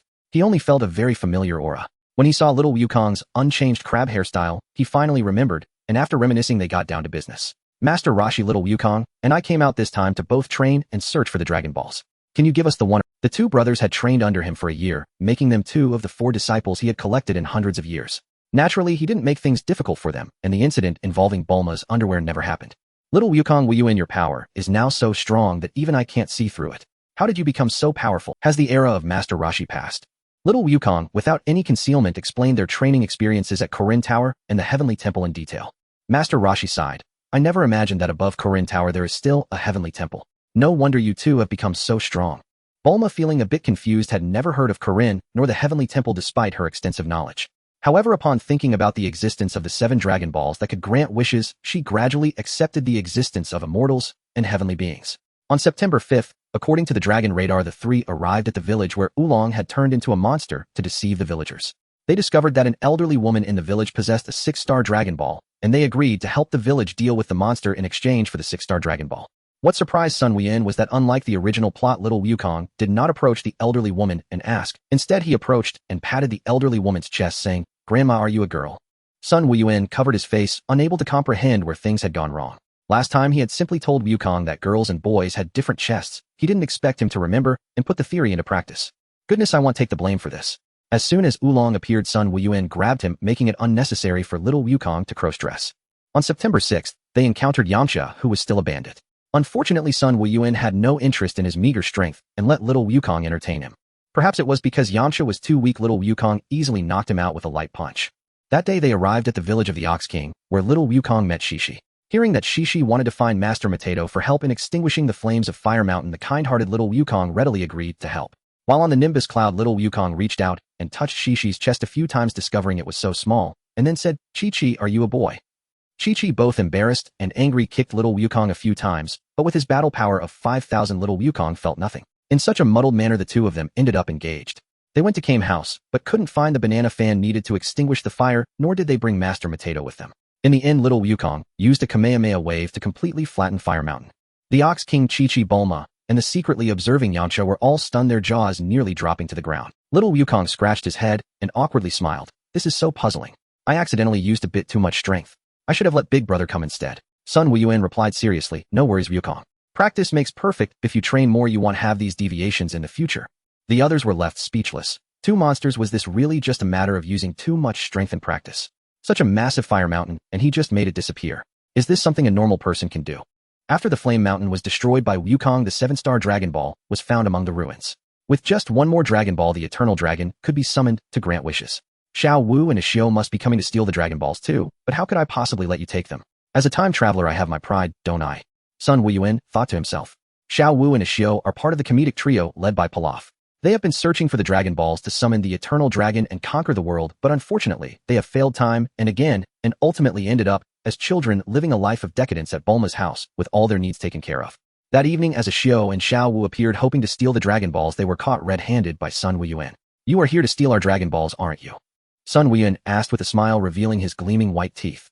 The two, caught off guard, turned and fled. They had already witnessed the terrifying strength of Sun Wuyuan's group during the day, which is why they had planned to steal the Dragon Balls at night. But they never expected such bad luck. Their plan was declared a failure before it even began. They had to escape. Sun Wuyuan watched as they dashed into the woods. By the time Wukong and Bulma realized something was amiss and came over, Ashio and Xiao Wu had already taken off in their airplane. "Big Brother, what happened?" "Someone is trying to steal our Dragon Balls. Oh, let's chase after them." Wukong shot into the air immediately, while Bulma quickly stopped them, saying, "You have to take me with you. Oh, I can't keep up without an airplane." Sun Wuyuan reluctantly wrapped his arms around Bulma and took off to follow. Wukong's speed was incredible. He quickly caught up with Xiao Wu and Ashio's airplane and was about to launch an attack. But he was stopped just in time by Sun Wuyuan. "Big Brother, aren't we chasing them to catch them?" little Wukong asked in confusion. "Wukong, don't be so eager to catch them just yet. Let's follow them to their lair. Oh, we might find something unexpected. The last Dragon Ball is in Pilaf's hands, and following them will save us the trouble of searching." Fearing that little Wukong might not understand and ask again, Sun Wuyuan continued, "The fact that they are trying to steal the Dragon Balls means they not only know their function, but might also possess a device similar to a Dragon Ball radar. The last Dragon Ball might very well be in their possession." "Wow. Big Brother, you are so smart and cunning," little Wukong admired. However, Sun Wuyuan felt a bit of a headache. The first part was fine, but the latter part was not suitable at all. It was inappropriate to describe such a straightforward person as cunning. Clever was the right term. The three of them quickly arrived at a castle and saw Xiao Wu and Ashio entering it. Without hesitation, they followed them inside. King Pilaf, whose clothes bore the words fried rice, saw Xiao Wu and Ashio and asked, "Where are the Dragon Balls?" Xiao Wu's mind was quick. She awkwardly smiled and said, "The Dragon Balls are with those three. Ashio and I led them into the castle. Your Majesty, if you activate the trap to capture them, we can take the Dragon Balls. They have 6 Dragon Balls on them," Xiao Wu added. King Pilaf immediately became elated, laughing heartily. "Xiao Wu, Ashio, you did an excellent job this time. After I conquer the world, I will certainly reward you greatly." King Pilaf activated the mechanisms in the castle, but the low-powered traps could not possibly affect Sun Wuyuan and little Wukong. The three passed through all the traps without a hitch. King Pilaf's smile suddenly froze, and the next moment, he angrily yelled, "Xiao Wu, Ashio, you two big idiots, how could you bring the enemy into our castle? I will definitely punish you severely." Ashio and Xiao Wu, one human and one dog, shivered together, and with a bang the door at their location was opened by Sun Wuyuan. Sun Wuyuan displayed a friendly smile and said, "Hello, how are you? May I ask where your Dragon Ball is?" Witnessing Sun Wuyuan and the others display their strength as they passed through the traps, King Pilaf immediately cowered and politely said, please wait a moment, the Dragon Ball will be handed over to you soon." Ashio, quickly go get the Dragon Ball. Sun Wuyuan with a beaming smile accepted the Dragon Ball and said, how could I trouble you, eh? You must have put in a lot of effort to find this Dragon Ball. King Pilaf very understandingly said, we are honored to give you, as the saying goes, a friend gives a gift one cannot refuse. From today onwards you are my friends. King Pilaf didn't understand what could or couldn't be refused, but he knew his Dragon Balls were gone, forcing a smile that was uglier than crying towards Sun Wuyuan. All 7 Dragon Balls were gathered and Bulma was exceedingly excited. Little Wukong wore a dazed expression, showing little feeling for the Dragon Balls, while Sun Wuyuan displayed some anticipation, but that was all. Bulma, do you have any wishes you want to fulfill? Upon hearing this, the excited Bulma immediately calmed down. Originally, she wanted to wish for a handsome boyfriend from the Eternal Dragon. But now, looking at the handsome and suave Sun Wuyuan and the sense of security his powerful strength provided her, it seemed she no longer needed to make a wish. I don't seem to have any wishes to fulfill. Bulma replied with flushed cheeks. Wukong, what wish do you want to make? Sun Wuyuan asked little Wukong. Big brother, can I wish to become stronger with the Eternal Dragon? Of course that is not possible. The Eternal Dragon cannot fulfill that wish.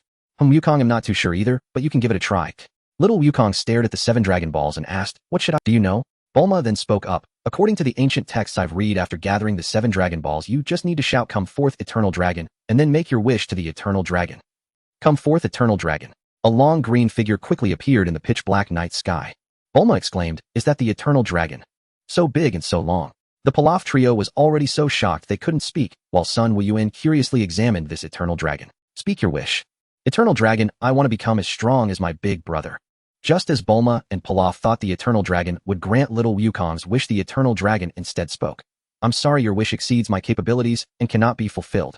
As expected, just as Sun Wuyuan anticipated, little Wukong scratched the back of his head and turned to Sun Wuyuan asking, big brother, the wish can't be fulfilled, what do we do next? The Pilaf trio was nearly speechless. What? The Eternal Dragon can't grant any wish. Why can't this simple wish be fulfilled? Sun Wukong's wish failed. Bulma did not have a wish to fulfill. However, Sun Wuyuan still wanted to try to see if those thoughts could come true, just in case he succeeded. Even if he failed, it would let little Wukong and the others understand that the dragon's abilities are quite limited and many problems cannot overly rely on the Dragon Balls. Dragon, please grant me eternal and immortal life. The dragon's majestic voice echoed, your wish cannot be granted. Let me have the ability to survive in the vacuum of space. Your wish cannot be granted. Eradicate the evil enemies that threaten the peace of Earth. Wish cannot be granted. Bulma and Pilaf were stunned. Could it be that they encountered a fake dragon? How could it not grant any wishes? Isn't the dragon legendary for being able to fulfill any wish? Little Wukong whispered, it seems the dragon is quite useless. It hasn't fulfilled a single wish out of so many. Dragon, this is too embarrassing. Sun Wuyuan cleared his throat. I want the ability to teleport anywhere instantly. Sorry, the kind of ability you mentioned exceeds human capabilities. It belongs to certain high-level deities in the universe. It cannot be granted. However, I can input the principles and learning methods of the teleportation used by the Yggdrasil aliens into your memory. This dragon from Earth is really unreliable. It can't even grant a teleportation wish. Dragon, can't you just let me learn how to teleport like the Yggdrasil aliens? No, the teleportation of the Yggdrasil aliens also falls under the realm of divine skills. Not everyone can learn the principles of teleportation. Even if one knows the principles, assistance from the elders of Yggdrasil would make it easier to learn. Of course, if your talent is strong enough after knowing the principles, you can also learn it through your powerful talent. The dragon felt that it was the most unremarkable appearance it had made in hundreds of years. Well, that works. The dragon's eyes lit up with a red glow, and Sun Wuyuan found that he had gained memories about the teleportation of the Yggdrasil aliens. Your wish has been granted. The dragon disappeared, transforming into 7 Dragon Balls scattered in 7 different directions. Sun Wuyuan quickly caught one that had turned into a stone. Bulma said with confusion, after the dragon fulfills a wish, the Dragon Balls need a year to recover. Wuyuan, if you want to wish again, you'll have to wait until next year. I don't want to make another wish. This one is Grandpa's 4-star Dragon Ball. I want to take it back to Paozu Mountain. By the way, Bulma, the quest for the Dragon Balls is over. What are your plans next? Bulma shook her head. I'm going home to wait for school. I don't have any plans. Wuyuan, can you take me back to West City tomorrow morning? It would take a long time if I ride my bike back. The next morning, little Wukong returned to Paozu Mountain alone, while Sun Wuyuan flew Bulma back to West City. Previously, when Sun Wuyuan flew with Bulma, he held her waist in her shy gaze and carried her on his shoulder, while now she actively asked whether he would carry her, wanting to sit on him as they take off. Sun Wuyuan certainly would not agree. He didn't want to be beneath a woman, he had to be on top. So Bulma had no choice but to stay beneath with Sun Wuyuan above, taking off while hugging her faceta face. Wuyuan, you're so fast. Can you slow down? I can't take it anymore. Sun Wuyuan sighed. Indeed, I am too powerful. Ordinary people cannot withstand this speed. I barely felt anything, yet she couldn't handle it.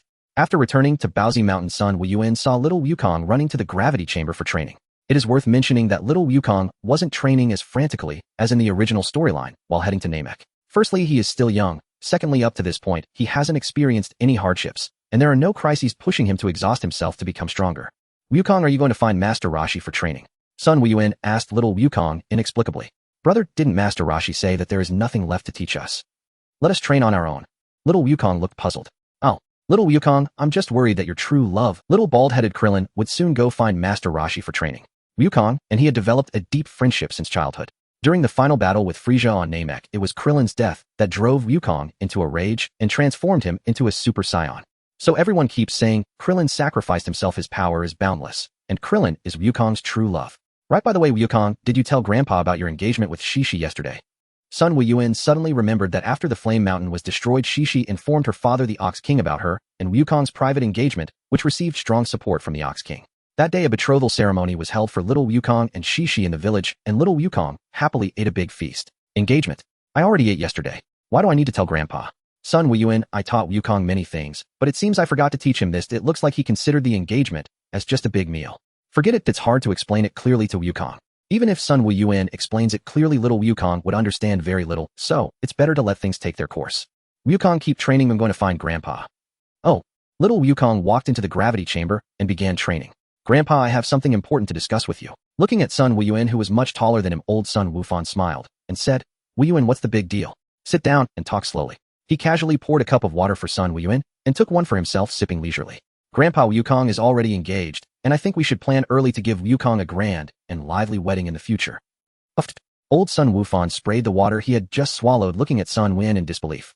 Does he not know what kind of situation his own grandson is in? Moreover, Wukong is only 12 years old this year. How could he be engaged to someone? It's unbelievable. A little Wukong is so young and already has a girlfriend, and he is even engaged. I never expected this. I have always misjudged. Wukong has a powerful talent in martial arts, and it seems he is also gifted in matters of love. Sun Wuyuan, my dear grandson, you need to work hard. Really? Look at my sincere eyes. How could I lie to you, Grandpa? I already attended the engagement banquet for Wukong. Old Sun Wufan's face was filled with a happy smile like a blooming chrysanthemum. This child Wukong is truly remarkable. He surprised me so much, huh? I wonder whose daughter it is. Sun Wuyuan teased. Grandpa, you definitely know her, and you are very familiar with her. Old Sun Wufan, accustomed to his slightly mischievous grandson, said, Hurry up and tell me. Grandpa can't guess. Old Sun Wukong was accustomed to his slightly mischievous grandson. Go on, Grandpa can't guess. It's your senior brother's daughter, the daughter of the Bull Demon King Shishi. How about that? Isn't it surprising? I have heard he has a daughter, but I didn't expect her to be linked with Wukong. Old Sun Wukong felt very surprised. When Grandpa has time, he'll go to Flaming Mountain to chat with the Bull Demon King and discuss the matter of little Wukong and Shishi. Wukong is still young and doesn't understand human affairs. I'll handle everything personally to make sure it's done properly. By the way, Wuyuan. Upon hearing this, Sun Wuyuan inexplicably panicked. Wukong is already engaged, and you are Wukong's elder brother. You should also hurry up. After living with Grandpa for more than 10 years, he realized that Grandpa could actually be quite talkative, and the sudden push for marriage left him a bit dumbfounded. He still wasn't sure whether to pursue Bulma or wait for the beautiful android 18 to come out. One was the daughter of the world's richest man, a beauty endowed with both wisdom and figure with prominent breasts. The other was a powerful, ageless blonde goddess. Each had their own pros and cons, making it truly difficult to choose between being an adult or a child. Such a headache. On the morning of September 10th, 749 A.C., Sun Wuyuan decided to visit Kame House to meet Krillin, Wukong's true love. Wuyuan, it's you. Didn't you and Wukong go to find the Dragon Balls? Why do you have time to come here? Oh huh. Master Roshi said without looking up from his H magazine. Sun Wuyuan felt speechless. If you really like that sort of thing with your status as a martial arts god, wouldn't there be plenty of young and beautiful ladies willing to approach you? What's the point of staring blankly at H magazines every day? Sun Wuyuan was studying and trying to master the instant transmission technique of the yard rat people while waiting for Krillin, the little bald head, to come for instruction. Before long, a small wooden boat appeared on the sea, and standing on the boat was a smooth and shining Krillin, who jumped from the boat to Sun Wuyuan's side. Without saying a word, he pulled out a copy of Master Rose's favorite H magazine from his bosom, presented it with both hands, bowed to Sun Wuyuan, and said, Please accept me as your disciple, Master Wutian. Ah, do you see my handsome face? How could I resemble the aged, lecherous Master Roshi? Master Wutian is over there. Sun Wuyuan was truly speechless at Krillin. Oh, I found it strange how Master Wutian, who has lived for hundreds of years, could still look so young. It turns out I mistook the person. My apologies. It's fine. I also consider myself a disciple of Master Wutian. If you can get Master Wutian to accept you as a disciple, as your senior brother, I can also consider taking care of you a bit. Go on, whether you can become a disciple depends on your own abilities. Krillin hurriedly went to Master Roshi to ask for instruction. At first, Master Roshi didn't want to pay him any attention, but when he saw the gift of the H magazine from Krillin, his eyes lit up, giving Krillin a chance. He requested Krillin to bring him a cute girl. To Sun Wuyuan's surprise, without Wukong and the flying Nimbus help, Krillin managed to find launch and bring her to Kame House. He didn't know what tricks he used. That night launch cooked for Master Roshi and Krillin with pufferfish, resulting in all three getting food poisoning lying in bed for a day before recovering. On September 14th, Master Roshi officially began teaching Krillin martial arts. Sun Wuyuan came over continuously for several days, casually chatting with Krillin. Krillin, you are a little bald head, a little monk from the Doran Temple. Remember, monks cannot marry. Occasionally showing a bit of power would astonish Krillin and made him call him Senior Brother Wuyuan. Senior Brother Wuyuan, you are so amazing. How did you become so powerful? When there are no women in the heart, cultivation naturally becomes divine. He left these words behind and flew away without looking back, leaving Krillin murmuring. When there are no women in the heart, cultivation naturally becomes divine. No wonder you are Senior Brother. Your insights on cultivation are truly remarkable. The next year hurriedly passed, and Sun Wuyuan finally mastered the instant transmission technique. Haha, it seems my martial arts talent is quite good. During this year, he frequently reminded Krillin, you are a monk and monks cannot marry. When there are no women in the heart, cultivation naturally becomes divine. Krillin, you need to discard worldly ties to become stronger quickly. Oh, look how weak you are right now. As Krillin's fragile heart suffered repeated blows, he even once thought that Senior Brother Sun Wuyuan made sense, to the point that when Sun Wuyuan called him monk, he could reflexively respond. To this, Sun Wuyuan could only silently say, sorry Krillin, it's not that Senior Brother is unfaithful, but Android 18's strength is too terrifying. Your strength is too low and Senior Brother fears you won't be able to handle it, risking your family status. Senior Brother Master Wutian is taking me to participate in the world's martial arts tournament starting today. Are you going? Krillin suddenly leaned over to Sun Wuyuan's ear and said. Sun Wuyuan was startled, almost thinking that Krillin had discovered his little schemes, but it turned out he was just asking about the World Martial Arts Tournament. Of course I want to go. It's a rare, large gathering of martial artists on Earth. What's the point of staying cooped up in a room, practicing all day? He'll join in the fun, and I'll also bring little Wukong along. Little Wukong? Is that the second brother Sun Wukong whom you mentioned, Senior Brother? I remember you said he is the same age as me. Is he really as strong as you say? Krillin asked. Well, let's put it this way, my younger brother Sun Wukong can defeat 100 current Krillins with one hand. Senior Brother, that's too much. You always use me as a measure of combat power.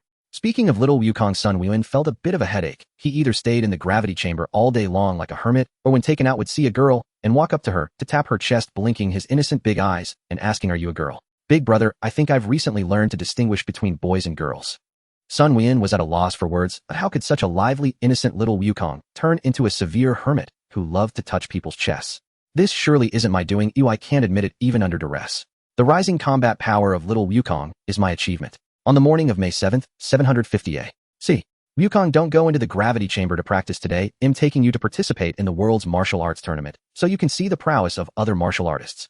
Okay, is this what you often say, reading thousands of books is not as good as traveling thousands of miles? Exactly. Let me teach you another saying, traveling thousands of miles is not as good as meeting countless people. Brother, shall we fly there? No need. Just grab my shoulders, I'll teleport us instantly. Upon hearing this, Xiao Wukong placed his hands on Sun Wuyuan's shoulders. Sun Wuyuan pressed his right index and middle fingers to his brow, concentrating intently to locate Master Mutant's or Krillin's ki. Still unrefined in his mastery of instantaneous movement, he searched for Master Mutant's ki for an unusually long time. So long that Xiao Wukong began growing impatient. Ready, hold on tight. Having successfully executed the technique, he declared, brother, where are we? At that moment, a shrill, piercing scream pierced the air. A young, beautiful woman stood mid-urination. Unseen, unobserved, discretion demanded immediate retreat. Brother, she doesn't even have, brother. Where did brother go? Xiao Wukong scratched his head, bewildered. Sun Wuyuan reappeared behind Master Mutant and Krillin in a flash of instantaneous movement. He exhaled deeply. This technique still required far more practice. That had been perilously close. His reputation had nearly unraveled. He silently wished Xiao Wukong all safety and composure. Master Mutant, Krillin, greetings. Sun Wuyuan greeted them with effortless nonchalance. Wuyuan, you've arrived too. Has Xiao Wukong not yet come to attend the Tenkaichi Budokai? Master Mutant asked. Wukong, he's just stepped away to relieve himself.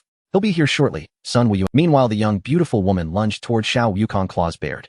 Are you challenging me to martial combat? How laughably weak you are. Your techniques brim with openings. Xiao Wukong lightly tapped her nape, and she collapsed unconscious on the spot. Other women emerging from the restroom immediately noticed him. Chaos erupted inside the women's restroom. Purses, mirrors, combs, high heels, even undergarments flew through the air toward him. Why are they so fierce? I haven't done anything. Why are they all attacking me? Clearly brother had sensed their danger long before and fled preemptively. Time to leave swiftly. With that thought, Xiao Wukong vanished in a blur, leaving behind a cluster of stunned women. Where did that little brat vanish? Did we just encounter a ghost? They panicked and fled the restroom en masse. Wukong, you're here at last. Come, I'll register you for the Tenkaichi Budokai right away. After Sun Wuyuan, Sun Wukong, and Krillin all completed registration, they realized Master Mutant, unlike in the original timeline, would not compete. Master Roshi, won't you participate in the Tenkaichi Budokai? I'm too old. This tournament belongs to the youth now. I'll simply watch from the stands. Inwardly, Master Roshi knew full well, with both Sun Wuyuan and Sun Wukong competing, the championship was already decided. The era of the martial arts god, Master Roshi, had quietly drawn to its close. During the preliminary rounds, Sun Wuyuan defeated every opponent with a single move, blowing them clean off the ring with a breath. The announcer exclaimed, Sun Wuyuan possesses astonishing breath control. With one gust, he sends his opponent flying beyond the ring. Sun Wuyuan wins. Krillin and Xiao Wukong likewise advanced effortlessly into the round of 16. The venue then shifted. Bulma gazed helplessly at the dense crowd crowding the arena. No way through.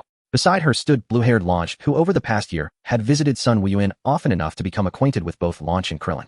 She plucked a strand of Launch's blue hair and held it beneath Launch's nose. Achoo! And gentle blue-haired Launch instantly transformed into furious golden-haired Launch. Golden-haired Launch somehow produced a machine gun, raised it skyward, and fired. Rat-a-tat-tat. Clear the path. A wide corridor instantly opened through the packed throng. Wuyuan, Xiao Wukong, Krillin, and you lecherous old man. You're all here. Xiao Wukong's sharp eyes caught movement. He pointed. Brother, look. Isn't that the man we defeated in the desert last? Yamcha, Sun Wuyuan murmured. Following Xiao Wukong's gesture, he indeed spotted Yamcha. Having shared little interaction, Sun Wuyuan hadn't even sensed his ki. Only now did he notice him. In the quarterfinals, none of them faced each other. Each advanced smoothly into the top 8. Krillin, however, encountered the senior disciple who tormented him at the Oran Temple. Nervous and uncontrolled, Krillin delivered a single kick, sending the man tumbling from the ring. Sun Wuyuan's opponent once again flew off the stage in a single gust. The ever-enthusiastic referee shouted, Behold, the legendary breath technique of Sun Wuyuan. Once more an unstoppable one-move victory. Sun Wuyuan wins. The top 8 contenders were Sun Wuyuan, Sun Wukong, Krillin, Yamcha, Ranfan, the Savage, Nam, and Monster Kilami. The first match pitted Krillin against the Savage.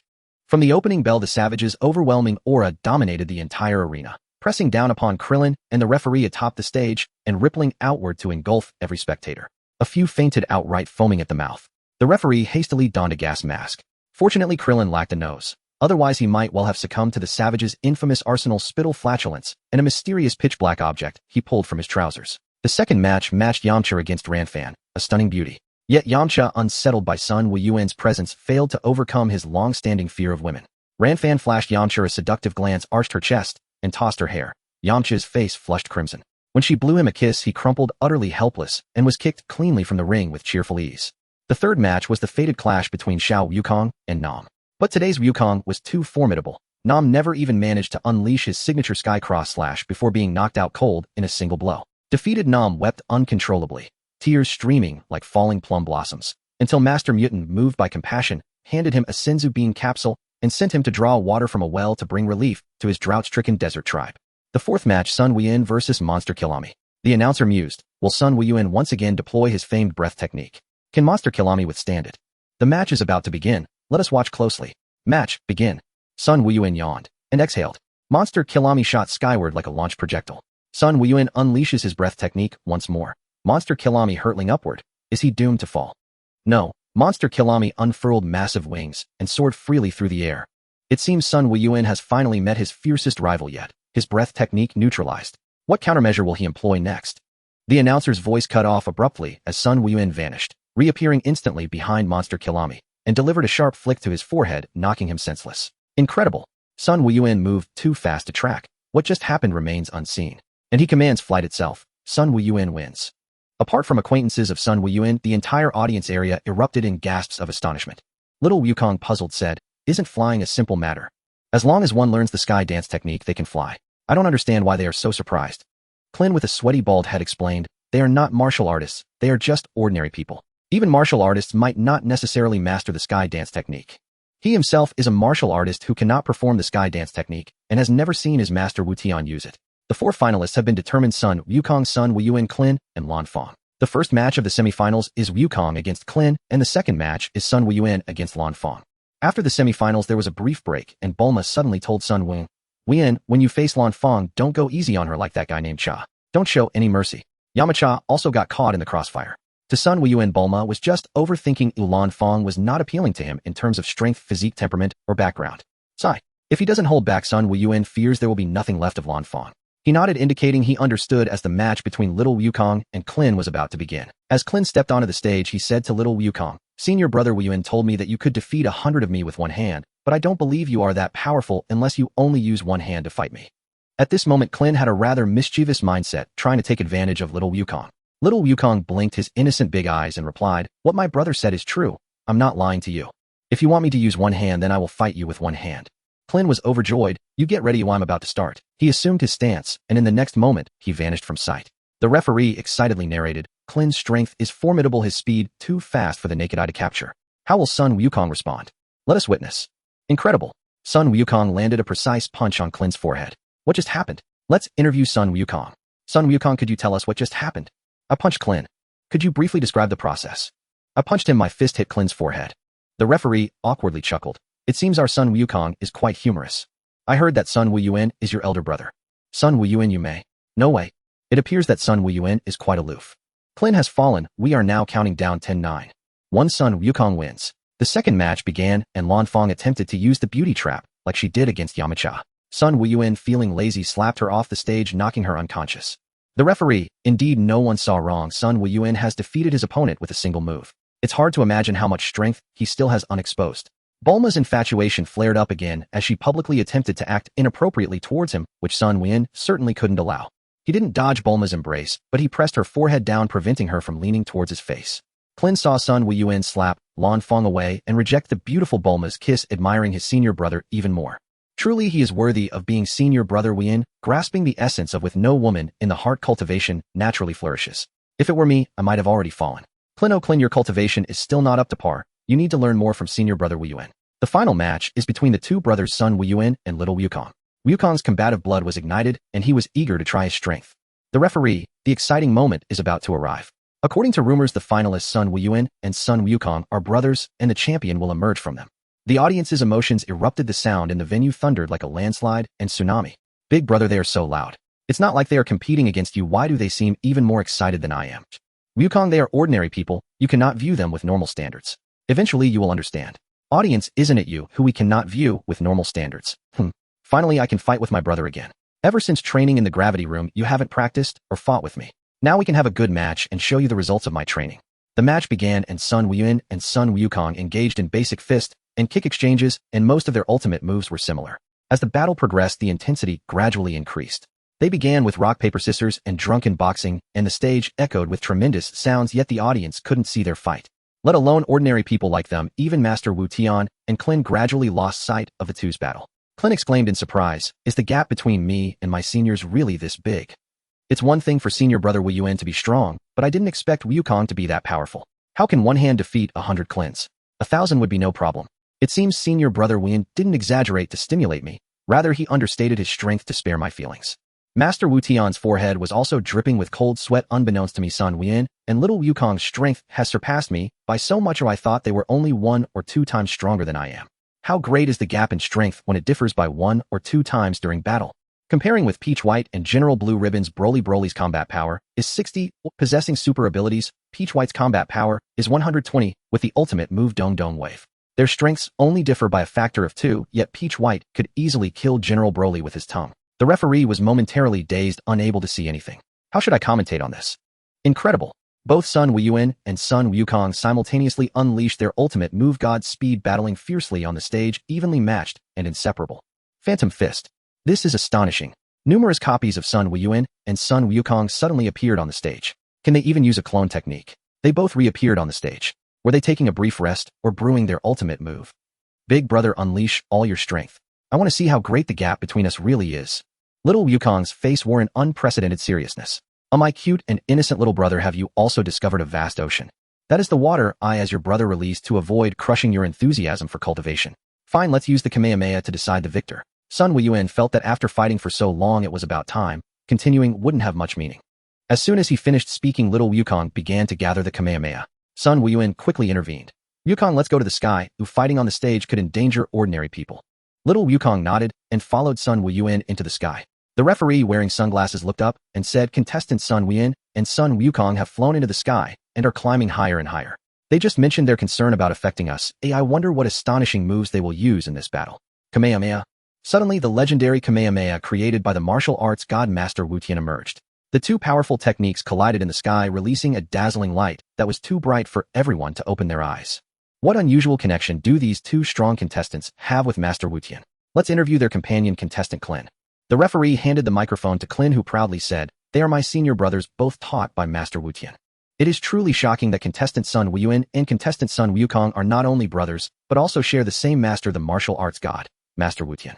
Two blue Kamehameha waves continued to clash in the sky.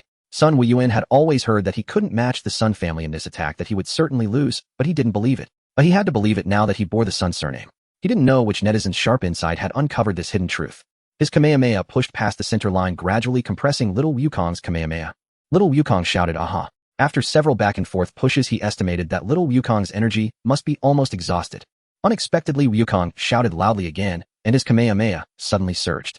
Sun Wuyuan had to carefully increase his power output, fearing that Wukong would suddenly exhaust himself and harm him. Little Wukong suddenly smiled contentedly and said, "Brother, you are still so strong." Then he lost all his strength, and his Kamehameha just stopped. Damn, Sun Wuyuan couldn't help but curse. Little Wukong's strength was gone just like that, but luckily, he was clever and quickly noticed something was off. Before the Kamehameha hit little Wukong, he hurriedly controlled it to curve upward into the sky. Little Wukong, having lost his strength, began to fall freely from the sky. Sun Wuyuan swiftly appeared below him and caught him gently descending onto the arena. The excited referee announced the two contestants had an exciting duel in the sky, and in the end, contestant Sun Wukong fainted from exhaustion, slightly losing to Sun Wuyuan. The champion of this martial arts tournament is contestant Sun Wuyuan. After the martial arts tournament concluded, Sun Wuyuan asked Bulma for the dragon radar. His goal was not to find the Dragon Balls, but to locate a treasure hidden by pirates near one of the Dragon Balls. After all, he was poor and didn't even have money to build a big villa, and Wukong, not caring for family, meant that his future wife Chi-Chi would live quite a frugal life. Originally, the Bull Demon King had plenty of wealth, but when little Wukong extinguished the flames of Fire Mountain, the entire mountain along with its castles and treasures vanished. In the end, the supreme powerhouse of Earth found himself having to farm to make a living, and Chi-Chi firmly believed that cultivating martial arts had no future, forcing their exceptionally talented son Sun Gohan to become a scholar, which made Sun Wuyuan, watching from the screen, feel a sense of regret. "Brother, didn't we already find the dragon before? That dragon couldn't grant your wish, so why look for it again?" Little Wukong expressed his confusion. "You see, what are our family conditions like?" "Very good. Grandpa is great, and you are great too. Look, we are growing up, yet we can only squeeze into a small house together. Wukong, don't you have any thoughts about this?" Sun Wuyuan continued to guide him. "Oh brother, you mean exactly just as you think."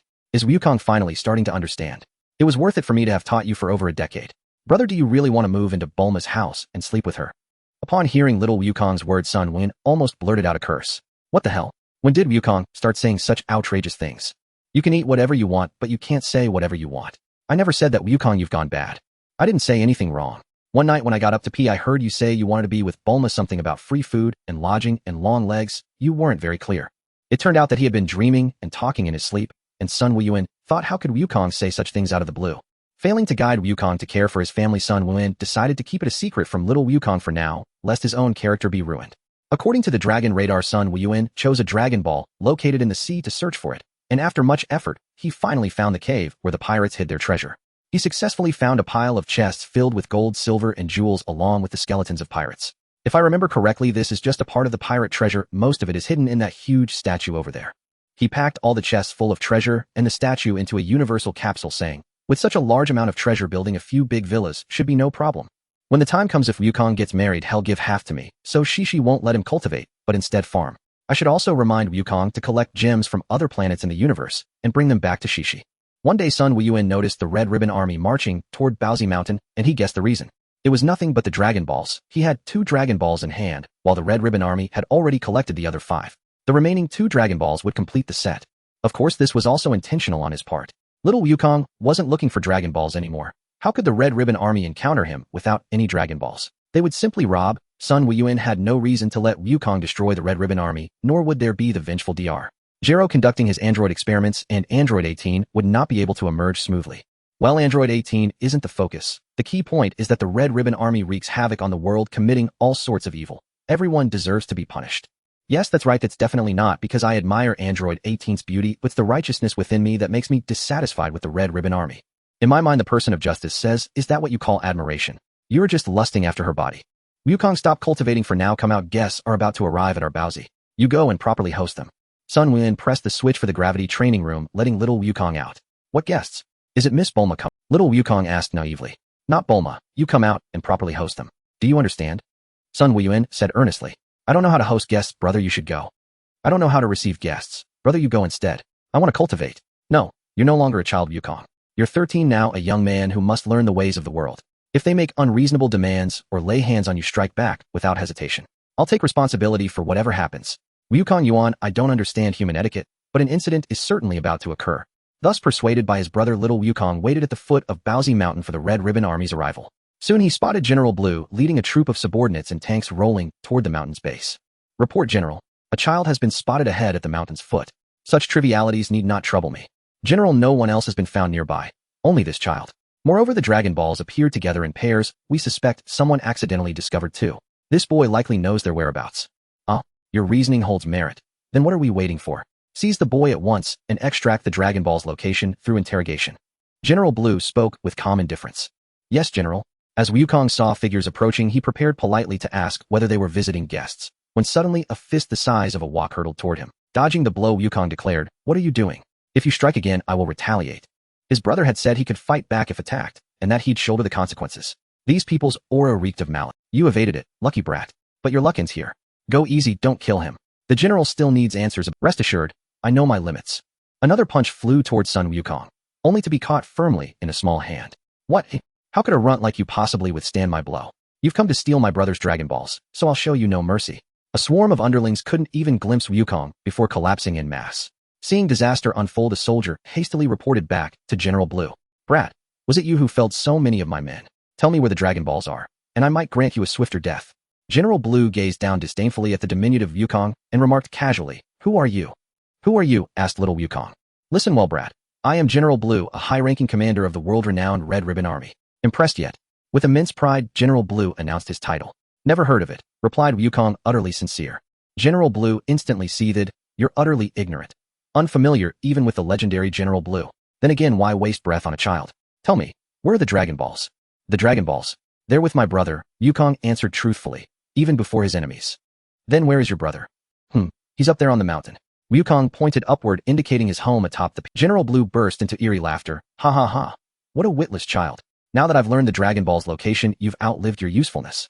Daring to strike Red Ribbon soldiers. You shall die, foolish brat. He unleashed his prized supernatural ability upon Wukong. Can't move now, can you? Heh, he die. A palm strike slashed toward Wukong's neck, only to be halted by a single raised index finger. You can still move? Impossible. How could my power fail against you? Just now a faint force tried to bind me. That was your ability. How feeble. Wukong stated plainly. Die, die, die. Enraged, General Blue launched frantic assaults, each effortlessly intercepted by Wukong Yuan. Wukong yawned, casually punched General Blue skyward until he vanished from sight, then returned to Paozu Mountain to recount the incident to Wukong Yuan. No matter, it was merely ill-intentioned guests. You handled it superbly, Wukong. Return to cultivation as you wish, or I'll call you for meals. Since Wukong had spared their lives, recovering Red Ribbon soldiers rushed to headquarters to report the calamity. Thereupon General Red, the Red Ribbon Army's supreme commander, and his black-clad deputy Black hired Tao Pai Pai, the world's deadliest assassin, to eliminate Sun Wukong and seize the remaining 2 Dragon Balls.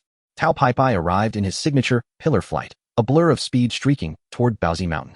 Absorbing primordial energy, Wukong Yuan sensed a rapidly approaching presence and murmured to himself, So this is Tao Pai Pai, the self-proclaimed world's greatest assassin.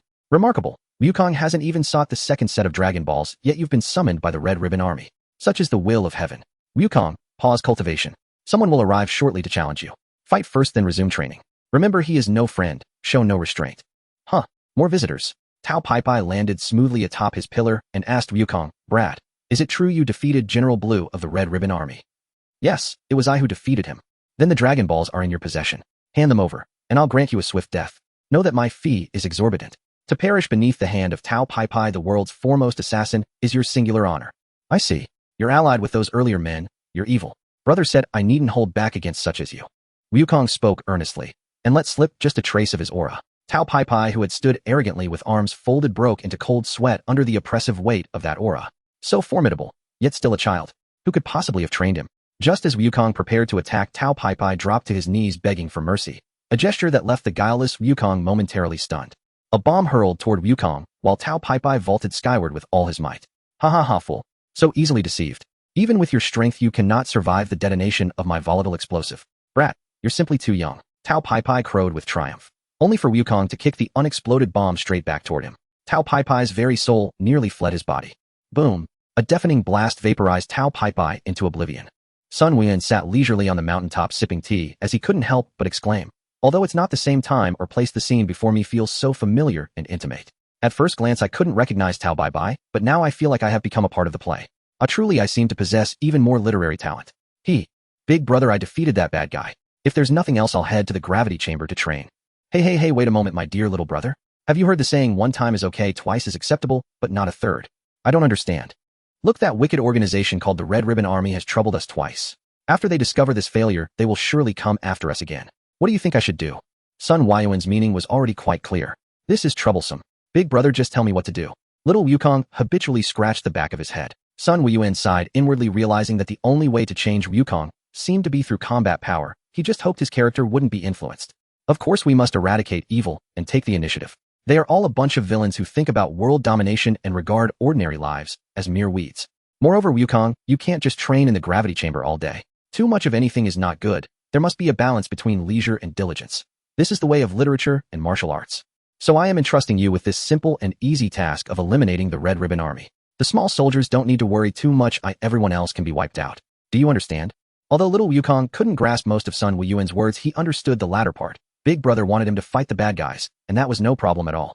He nodded to show he understood. Not bad. Although he couldn't change Wukong's character, improving his reading comprehension skills was not in vain. Alright, take the Dragon Ball radar and come back quickly. Big brother will cook delicious food for you. What do you want to eat? Little Wukong drooled as he said, I want to eat braised pork and spicy strips. No problem. The braised pork is made from a very large wild boar from Paozu Mountain, and the spicy strips are not the kind made from flour, but rather specially made from the dragon tendons of dinosaurs from Paozu Mountain, mixed with chili oil and other seasonings. At the headquarters of the Red Ribbon Army, General Blue, who had been knocked away by little Wukong, also appeared there, and the Marshal Reed and Vice Officer Black learned of Tao Pai Pai's failure. General Reed was furious. A bunch of useless fools. Black, how do you train your soldiers? You can't even handle a little. And you brought that so-called world's #1 assassin Tao Pai Pai, who turned out to be useless. I spent $1 billion to hire him, and he ended up kneeling in front of that little brat, not daring to make a sound, begging for mercy, and was ultimately half killed by the bomb he threw himself. Dr. Gallo is more reliable. Yes, Tao Pai Pai's condition at the foot of Paozu Mountain was captured by Dr. Gallo's mini-robots, and the barely alive Tao Pai Pai was being transported to his laboratory. Dr. Gallo excitedly said, in the laboratory, the body of a powerful martial artist is a rare experimental material. My android project can now proceed to the next phase of experiments. He suddenly thought of Android No. 8, and his face darkened slightly. He really couldn't understand why the first successful android he created, which was strong enough, had such a simple-minded, peace-loving, and non-combative personality, making him feel that Android No. 8 was also a failure. But he was unexpectedly gentle, loved peace, and disliked fighting, leading him to think of Android No. 8 as a failure. Little Wukong arrived outside the headquarters of the Red Ribbon Army, recalling what Big Brother had taught him about being polite. He wasn't sure if he had come to the right place. So he asked a soldier responsible for guarding the area, "Excuse me, uncle, is this the headquarters of the Red Ribbon Army?" Ha ha ha. The soldier laughed loudly at a few other soldiers nearby, saying, "Did you hear that?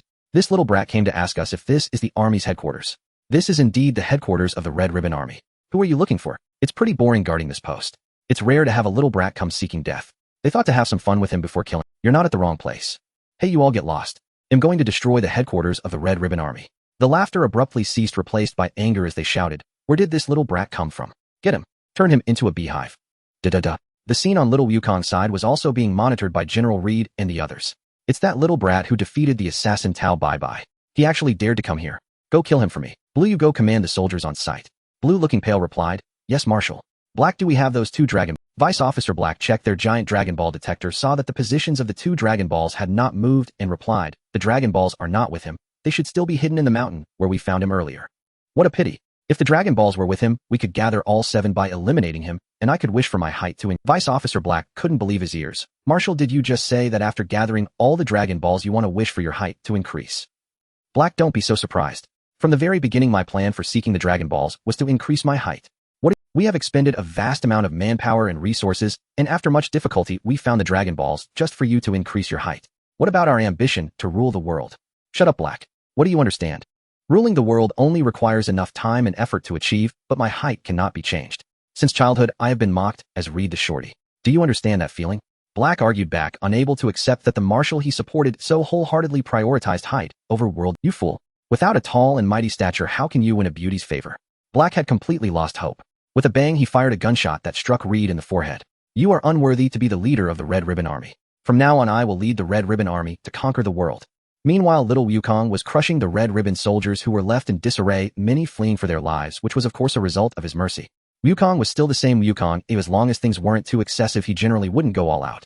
I see you again, you fool. I'm General Blue of the Red Ribbon Army, not lose something. Sorry. You're really weak. You should run away quickly. The Red Ribbon Army shouldn't do bad things anymore. Little Wukong earnestly advised. What a joke. I, the mighty General Blue, would be afraid of a little brat like you leaving the Red Ribbon Army. Little Wukong suddenly remembered some things Big Brother had taught him. He raised his right hand and unleashed a blue energy wave that obliterated a distant mountain. General Bluff's eyes bulged out as he stammered. I'm afraid of you, little hero, leaving the Red Ribbon Army. I can also agree to that. I will definitely listen to you from now on and reform. I won't do bad things anymore. Oh, I'll help the old lady cross the street. Seeing the hurried figure of Bulma fleeing, little Wukong said with some delight, Big Brother is so amazing. This method is truly effective. He took out the dragon radar to check. According to Big Brother, the front is where the notorious leader of the Red Ribbon Army is located. As long as I defeat them, I can return to Paozu Mountain to eat the braised pork and spicy strips that Big Brother made. Little Wukong encountered no resistance along the way. The soldiers of the Red Ribbon Army fled as if they had seen a terrifying demon. When he arrived at the command room of the headquarters, he saw the corpses of Black Officer Brack and former Commander Reed lying on the floor. Are you the leader of these scoundrels? Little Wukong asked Black Officer. Instead of answering directly, Black Officer invited Sun Wuyuan to join the Red Ribbon Army. With such powerful strength, it would be a pity not to join us. I am willing to relinquish the commander position and assist you in conquering and ruling the world. It seems you are mistaken. Little Wukong did not strike immediately, but first informed Black Officer that he was preparing to attack. Unappreciative. Bang. Brack shot from his pocket again, just like when he ambushed General Reed. The next moment he saw the bullet caught in little Wukong's hand. Well, then it's my turn to attack you. Please wait a moment. Wukong truly halted his attacking motion, looking curiously at Brack, who shouted pause as the latter quickly dove into a robot.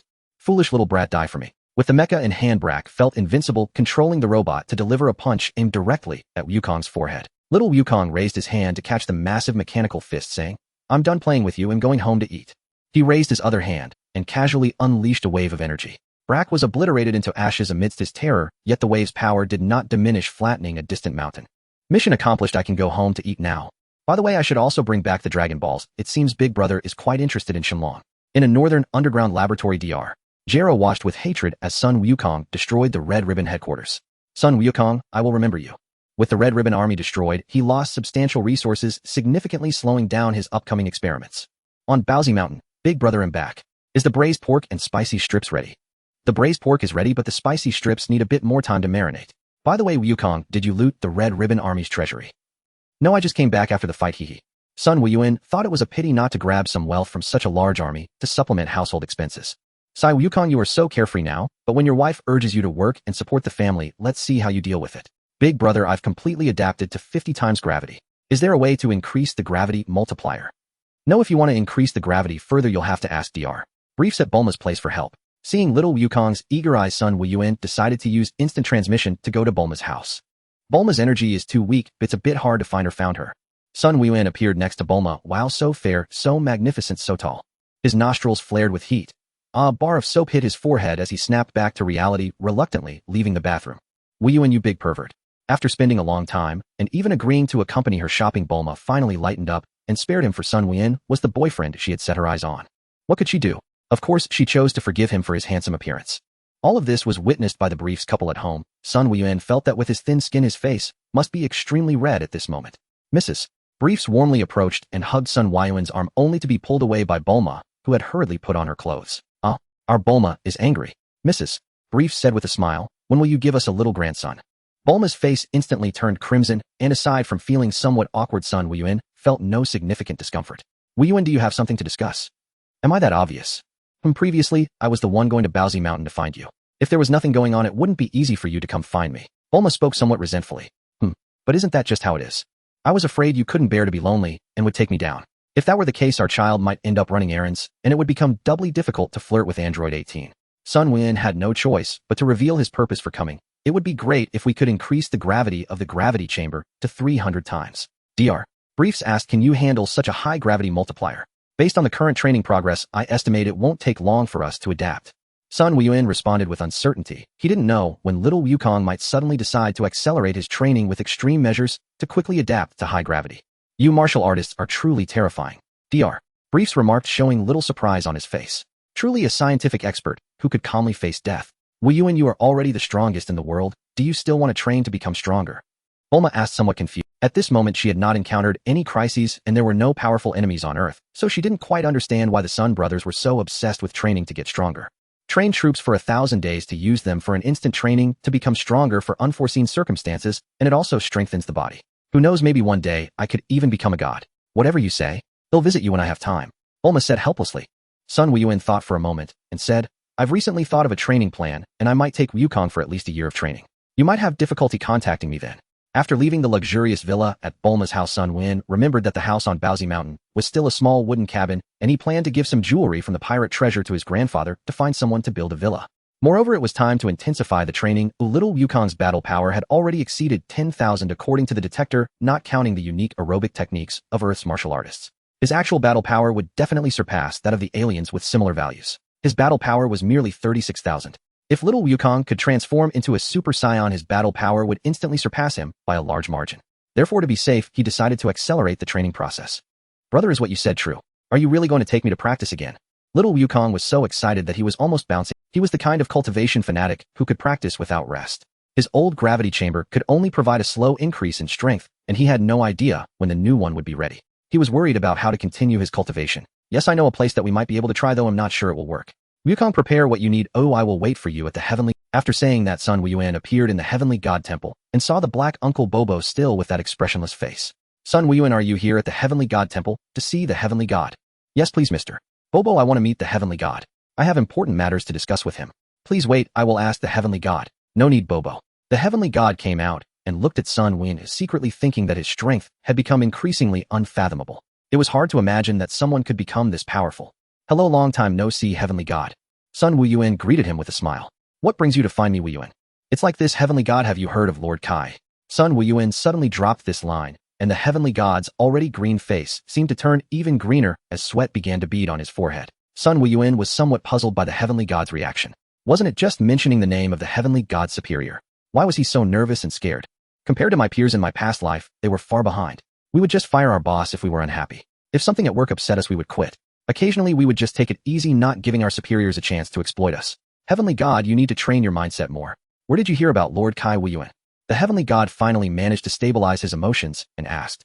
Sun Wuyuan said, seriously frowning. If I tell you I dreamt about it, would you believe me? Heavenly god, I believe you, you little rascal. At such a young age, you have quite a few tricks up your sleeve. I truly don't understand why you can ride the flying Nimbus without falling off. If I hadn't been observing some of your actions, I would have really believed you were a pure-hearted child like Wukong. Did you dream again? Tell me, what did you dream about this time? I dreamt that the earth exploded with a bang and became dust in the universe. The heavenly god's mindset almost collapsed. Could you say something even more outrageous? Such a large earth, do you think it can just explode on command? However, based on the previous instance when Sun Wuyuan had a dream about Piccolo, perhaps he really did have the ability to foresee certain fragments of the past and future. Wuyuan, be more detailed. It's like this. Oh, I dreamt that when I grow up, Wukong and I encounter an unstoppable enemy. Sun Wuyuan rambled on, and the key point was that he spoke with such conviction that even the normally composed heavenly god began to feel a bit shaken. The heavenly god's mindset was actually fine, it was just that the safety of the earth occupied too much of his thoughts, causing him to be concerned and distracted. Therefore, I want to go with Wukong to Lord Kai to train and improve our strength as much as possible. What do you think? At that moment, the excited little Wukong also arrived at the heavenly god temple, immediately asking where they would practice. Sun Wuyuan was waiting for the heavenly god's response because he remembered that the heavenly god could appear before King Yama alive and could bring back the original Wukong after their training at Lord Kai. So logically, the heavenly god should also be able to take him and Wukong to King Yama rather than having to die first.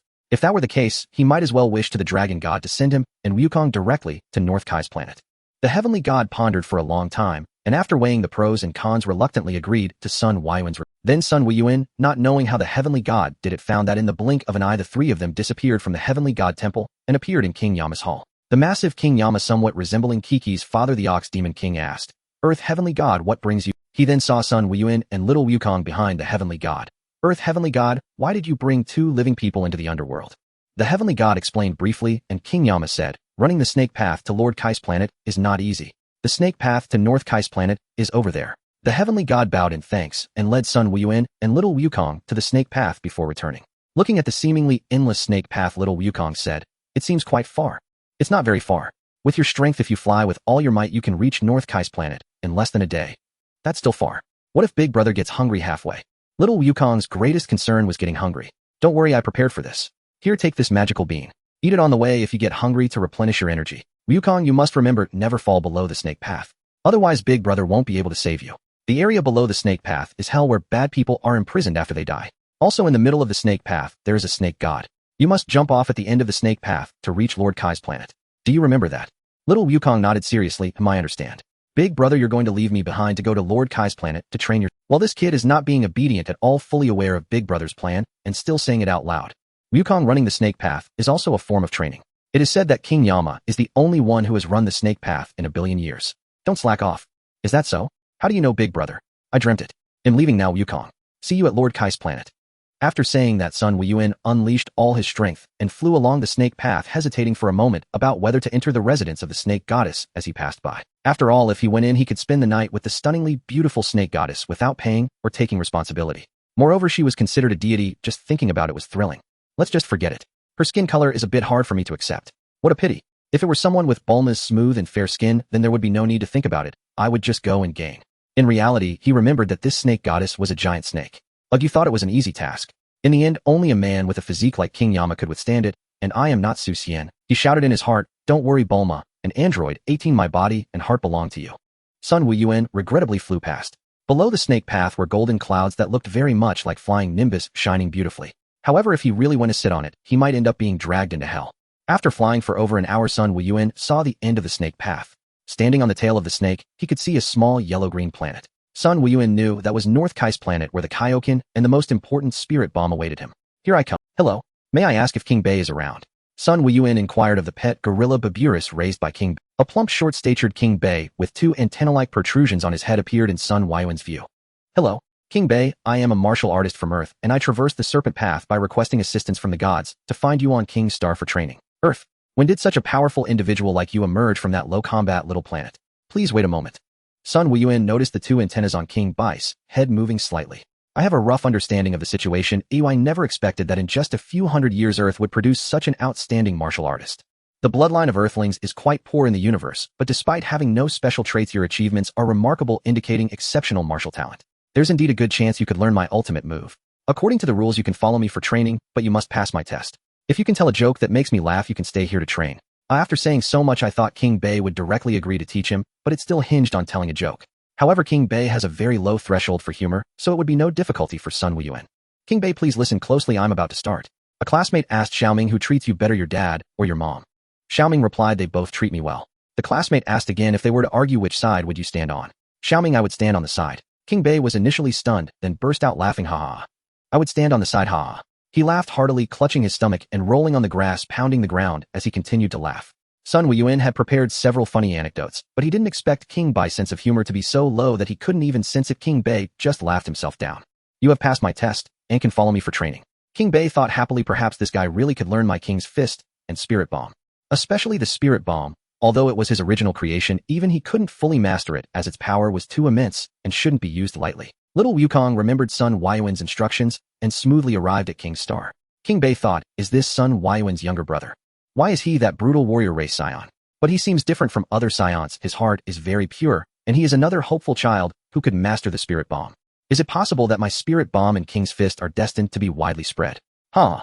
Sun Wuyuan thought, wow, does that joke of mine have such great power? The after effects have not ended yet. Big brother, who is he? Little Wukong asked, glancing at King Bei, who was laughing foolishly for no apparent reason. He is King Bei. Next we will follow him for training and learn some powerful ultimate moves. Sun Wuyuan leaned closer to Little Wukong's ear and said, here's a joke book for you. When King Bei asks you to tell a joke later, just read from it. You must make King Bei laugh to follow him for training. Little Wukong puzzled said, but isn't he always laughing? As expected, Wukong read from the book and made King Bei laugh, allowing him to stay and train with King Bei. However, since Wukong's combat power was not as high as Sun Wuyuan's, and King Bei needed to first teach Sun Wuyuan, he equipped Little Wukong with a gravity device. First, a threefold gravity calculated based on King's Star's gravity. King's Star is only 1/10 the size of Earth, but its gravity is 10 times that of Earth.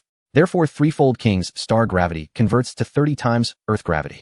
However, after training under 50-fold gravity, 30-fold gravity was completely insufficient for Little Wukong. King Bei was somewhat surprised and continued to increase the gravity. Only when it reached 6-fold King's Star gravity did Little Wukong start to feel strained and his movements were affected. Finally, when it increased to 7-fold King's Star gravity, Little Wukong found it extremely difficult to move, allowing Wukong to complete the first training task, catching Baburus. King Bei did not immediately teach Sun Wuyuan King's Fist and Spirit Bomb, but first taught many foundational training techniques to train his body. Sun Wuyuan's physical condition was quite good due to the enhancement of spirit energy, but little Wukong had honed himself bit by bit in the gravity chamber, so he was slightly inferior to Wukong in body control. Once his body training was nearly complete, Wukong began the next training task, hitting Gregor with a hammer. You've improved your body control quite a bit. Now, I will teach you King's Fist. First, you must control the chi throughout your body, then increase the chi within you exponentially. Sun Wuyuan's speed in learning King's Fist astonished King Bei, who sternly instructed Wuyuan, you must remember, never use King's Fist beyond threefold, or your body will collapse. P.S. Since I don't know how much combat power is increased by one-fold King's Fist, I set one-fold King's Fist to only improve chi control without increasing combat power values. During this period of training on King's Star, his combat power reached 400,000. With a fairy bean in his mouth, Sun Wuyuan shouted and used two-fold King's Fist, resulting in a combat power of 800,000. Then he forcibly used four-fold King's Fist again, reaching a combat power of 1,600,000. King Bei hurriedly shouted, stop. Your body will collapse. Sun Wuyuan truly felt excruciating pain throughout his body. The moment he exited the King's Fist state, his body collapsed to the ground. The pain in his body intensified as he struggled to swallow the fairy bean. King Bei, exasperated, said, didn't I just warn you not to use King's Fist beyond threefold? In the next second, Sun Wuyuan was fully revived. King Bei was stunned, and then began to poke and pat him, saying, you're fine. It's impossible. Sun Wuyuan took out a fairy bean and explained, while King Bei said, I didn't expect such a good thing existed on Earth, but Wuyuan, you're still too reckless. He firmly slapped the back of Sun Wuyuan's head, causing the latter to grimace in pain, thinking, what is reckless? The original Wukong was the one who was reckless, getting himself injured all over and collapsing to the ground, unable to muster the strength to raise his hand. However, King's Fist truly flourished in Wukong's hands. Although King Bei estimated that threefold King's Fist was the limit, Sun Wukong used up to 20-fold during his battle with Frisia on Namek. Big brother, was what you just used King's Fist? So amazing, I want to learn this. Sun Wuyuan did not answer Wukong's question, for it was the North Realm King, not himself, who would teach Wukong cultivation. Wukong, can you hit Gregor with your hammer now? Wukong shook his head. Not yet, its speed is too fast. My strength needs to be much greater. Wuyuan, it seems you have completely mastered the Realm King Fist. You can now cultivate my next ultimate move, Vitality Bomb. The North Realm King said excitedly. Not only was the North Realm King excited, but Sun Wuyuan was also extremely thrilled. The main purpose of his journey was to learn this ultimate move from the North Realm King, as vitality was the foundation of his strength. Although the Realm King Fist was also excellent, the method of cultivating the Vitality Bomb was even more important. The Realm King Fist was akin to martial arts techniques, while the cultivation of the Vitality Bomb offered a way to enhance one's strength. As the saying goes, practicing martial arts without cultivating strength leads to nothing in the end. Martial arts refers to techniques, while strength is power. Techniques without power are no different from mere flashy displays. The North Realm King was still waiting for Sun Wuyuan to ask him what the Vitality Bomb was, feeling that he had waited a long time. Wuyuan, it seems you are no longer interested in the Vitality Bombs. In fact, it was just the time it takes for an ordinary person to pause. While speaking, Sun Wuyuan was still waiting for the North Realm King to continue. Who would have guessed that the North Realm King was so impatient? He came here precisely for this. How could he not be interested? Lord Realm King, may I ask what the Vitality Bomb is? The North Realm King said proudly. The Vitality Bomb is a powerful ultimate move I created. It can gather energy from plants, humans, animals, and even the atmosphere to create a white energy sphere. It has no lethal force against those with righteous hearts, but the stronger the evil intent of the opponent, the greater the power of the Vitality Bomb. Sun Wuyuan listened attentively as the North Realm King elaborated on the Vitality Bomb for a long time, and at the end, he did not forget to add, the conditions for cultivating the Vitality Bomb are also very strict. Only those with pure hearts can practice it. Even I have not fully mastered the Vitality Bomb. As for whether you and Sun Wukong can cultivate it, I cannot be sure. I can only say there is hope to learn it, and do not lose confidence because of difficulties. What are you doing? I'm trying to gather vitality according to your method, Lord Realm King, to see if I can condense the Vitality Bomb, Sun Wuyuan said earnestly. Wuyuan cultivation emphasizes taking one step at a time. You must be down to earth and not aim too high. I just finished saying this, and even if you are exceptionally talented, you cannot condense the Vitality Bomb so quickly. However, at that moment, Sun Wuyuan was not listening to the North Realm King at all. All his focus was immersed in communicating and gathering vitality. Less than half an hour later, Sun Wuyuan suddenly spoke up. It's here. The North Realm King was puzzled, wondering what had arrived. He was then shocked into silence as he felt the vitality gathering from all directions towards Sun Wuyuan. Moreover, as the creator of this ultimate move, how could he not perceive the immense amount of vitality gathering? Impossible. Even with outstanding talent, it cannot be learned just by me saying it once. What kind of prodigy? The North Realm King trembled all over, not knowing if it was due to shock or excitement at seeing his ultimate move inheriting a successor. Yes, that's it. Now slowly try to condense the gathered vitality in your palm. The North Realm King was so excited it seemed like he was the one learning to condense the vitality bomb, not Sun Wuyuan. Sun Wuyuan heard the North Realm King's words and corrected a few minor details, successfully condensing a white energy sphere with a diameter of about half a meter. Wuyuan, you are amazing. I never thought you could condense the vitality bomb on your first attempt. You are simply a genius. Haha. The North Realm King was so delighted he jumped up and down, showing none of the calmness and composure expected from the ruler. Although Sun Wuyuan was as happy as the North Realm King, he still wore a nonchalant expression and said, "It's just a routine operation. Please remain calm, Lord Realm King." Smack. Wuyuan, what are you pretending for? You should laugh. When you're happy, suppressing your emotions isn't a good... Yes. As expected of the Lord Realm King, I still have much to learn from you regarding the cultivation of the mind. Haha, let's bring something out to celebrate. The North Realm King reached out to Sun Wuyuan. What? Bring me that collection of 100,000 cold jokes you have, and your homemade spicy strips. I want to eat the spicy strips while reading 100,000 cold jokes. I don't know why, but once the North Realm King saw little Wukong eating spicy strips, he wanted to try one, and after that Sun Wuyuan's supply of spicy strips, made from dinosaur tendons in the universal capsule, was running low. Lord Realm King eating, while watching 100,000 cold jokes, is easy to choke on and not good for your health. I am the supreme deity governing the entire North Galaxy. There is no way I could be unhealthy. So what if I choke occasionally? It's no big deal. The North Realm King said dismissively. Sun Wuyuan carefully took out a pack of spicy strips from the universal capsule, and the North Realm King's eyes lit up. Then Sun Wuyuan carefully picked out the shortest spicy strip from inside, and painfully placed it in the North Realm King's chubby hand. The North Realm King stiffened. Wuyuan, does your grandfather know you are so stingy? Sun Wuyuan replied with feigned seriousness. He probably doesn't know. In my grandfather's eyes, I am very generous. 1 is too few, but should be at least 10. After all, I taught you all my secret techniques. The North Realm King tried hard to negotiate for more benefits. No way to. 1 technique per strip.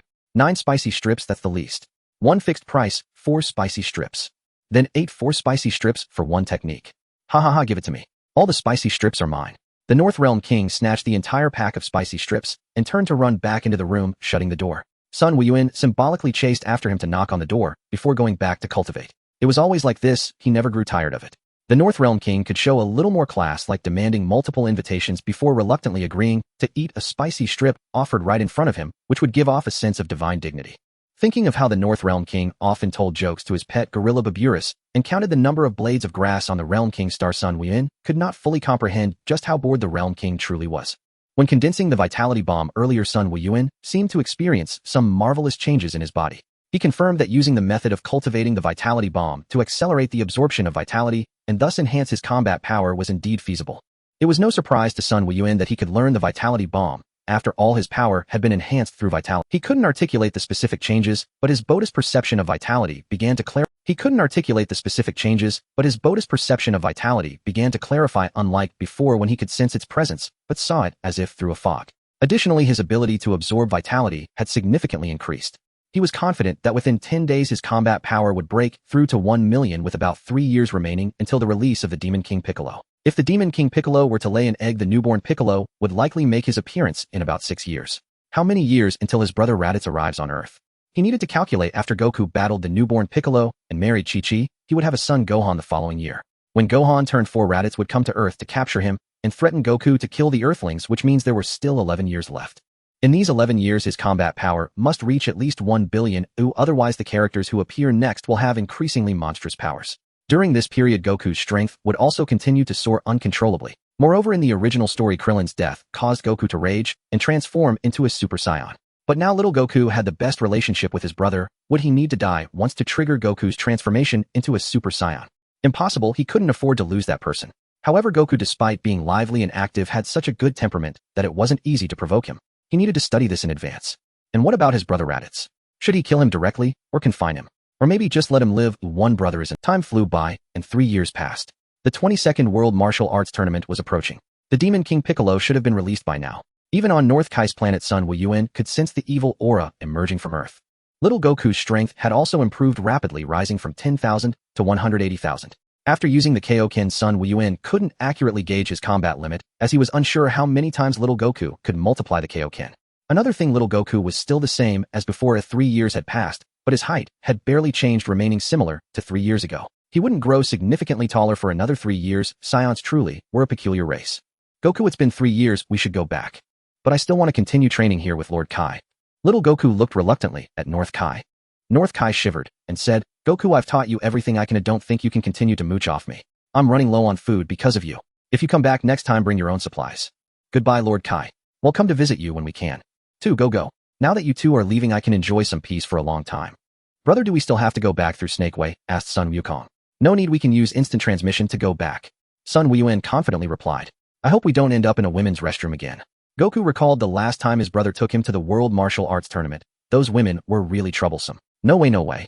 Though I haven't used instant transmission in 3 years, I've been studying it all along. Sun Wuyuan patted his chest and said, hold on tight, we're going back. North Kai watched the two brothers suddenly vanish, and the entire KO planet seemed to become much quieter. He couldn't help but murmur to himself, I didn't expect to feel a bit out of sorts after they left. On Earth somewhere, see. My brother wasn't lying, we really didn't appear in a women's restroom this time. Little Goku pointed at a group of white-skinned figures and asked, where is this brother? Why are there so many girls bathing? He had slowly learned to distinguish between genders and noticed the prominent, fleshy spheres on their chests indicating. Sun Wuyuan calmly surveyed the scene and said, Goku, stay calm, don't panic. In the next moment, he instantly teleported away, leaving a bewildered little Goku behind. How could a pure and upright person like him keep finding himself in places that prohibited males from entering? But to be fair, the scene earlier was truly spectacular. It was the first time he had witnessed such a thing in 2 lifetimes, making the journey to this Dragon Ball world worthwhile. Could it be that the heavens were hinting that it was time for him to get married? No, it wasn't the time for marriage yet. As a time traveler with background and ambition, he needed to wait until Android 18 appeared before considering that. Little Goku scratched his head. Where did brother go again? I want to learn instant transmission too. Ah! A large group of vibrant youthful girls simultaneously let out piercing screams. Little Goku couldn't understand why they were screaming again. He then disappeared, leaving a chaotic scene filled with flying underwear. In a certain part of the sky, Pilaf and his 2 companions huddled together in a corner trembling, and before them was the green-skinned Demon King Piccolo whom they had released.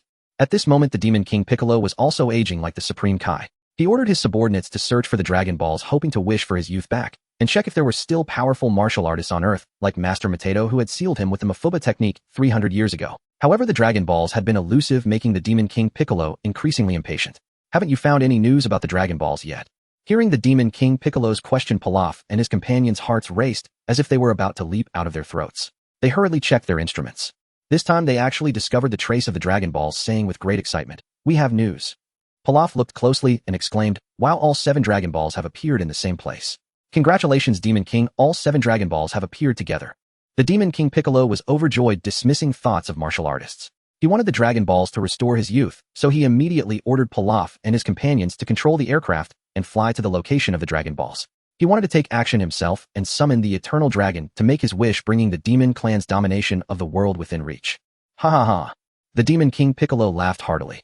The place where the 7 Dragon Balls appeared was naturally at the Krillin Tower, where Sun Wukong had previously destroyed the Red Ribbon Army and obtained 5 Dragon Balls along with the 2 he had collected himself, which he had kept on him without using.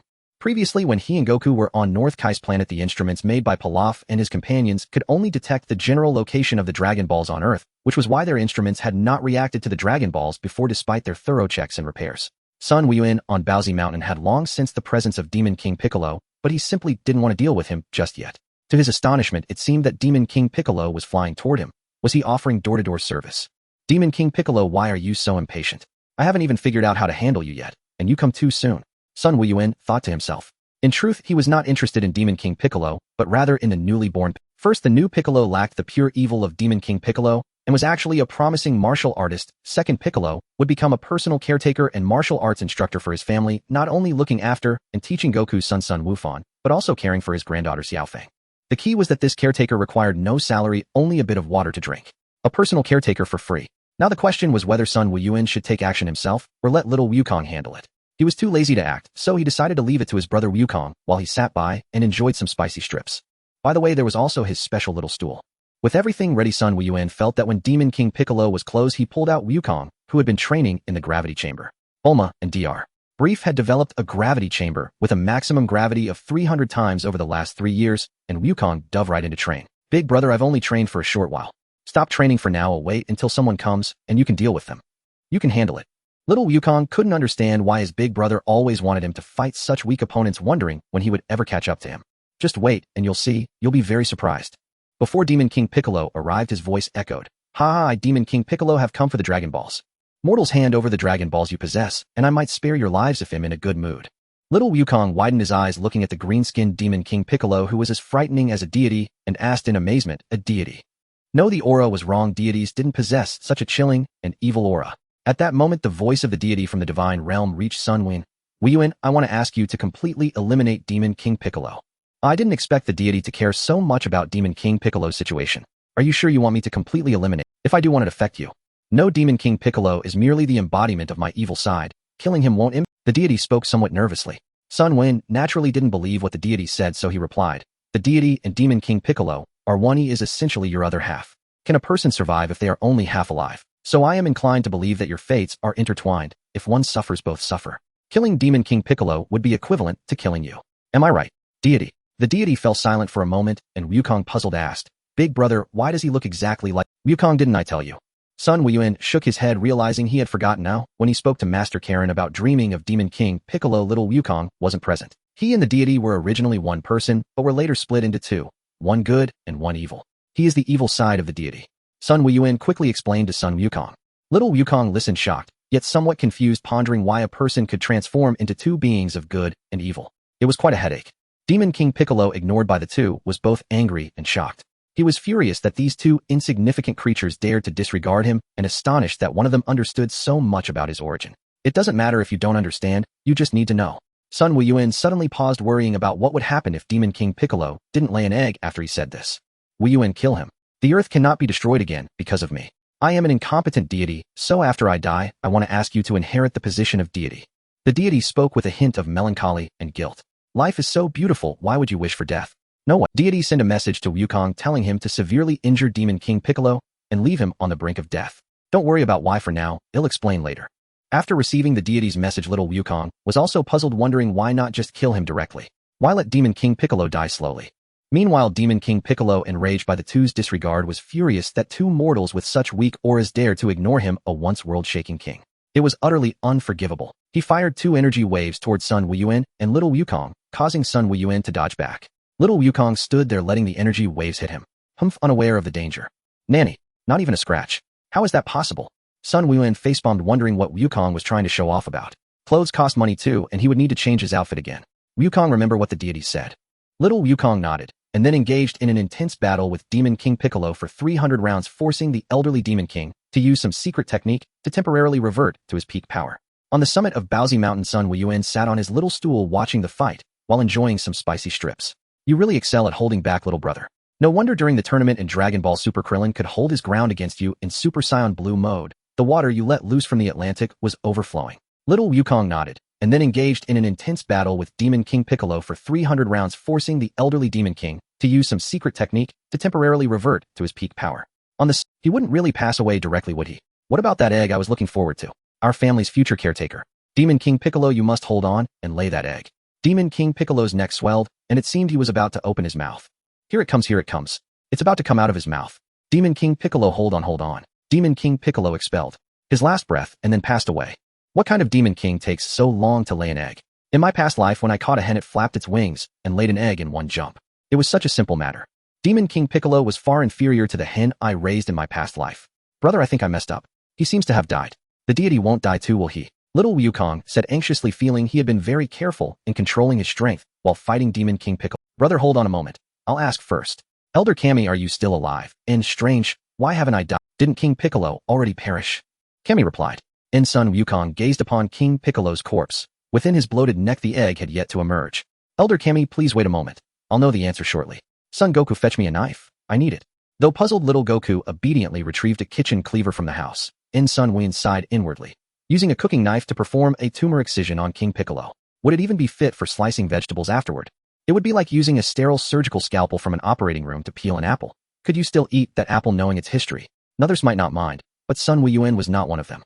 Goku just returned the cleaver to the kitchen. It's utterly unsuitable. With no alternative, Sun Wuyuan condensed spiritual energy into a blade, and in swift, precise strokes severed the tumor from King Piccolo's neck. Sun Wuyuan was thoroughly pleased with his clean, incisive technique, and couldn't resist a wry thought: where does one find the finest tumor excision? At Paozu Mountain. Seek out Wuyuan. Truly, he was a surgical prodigy.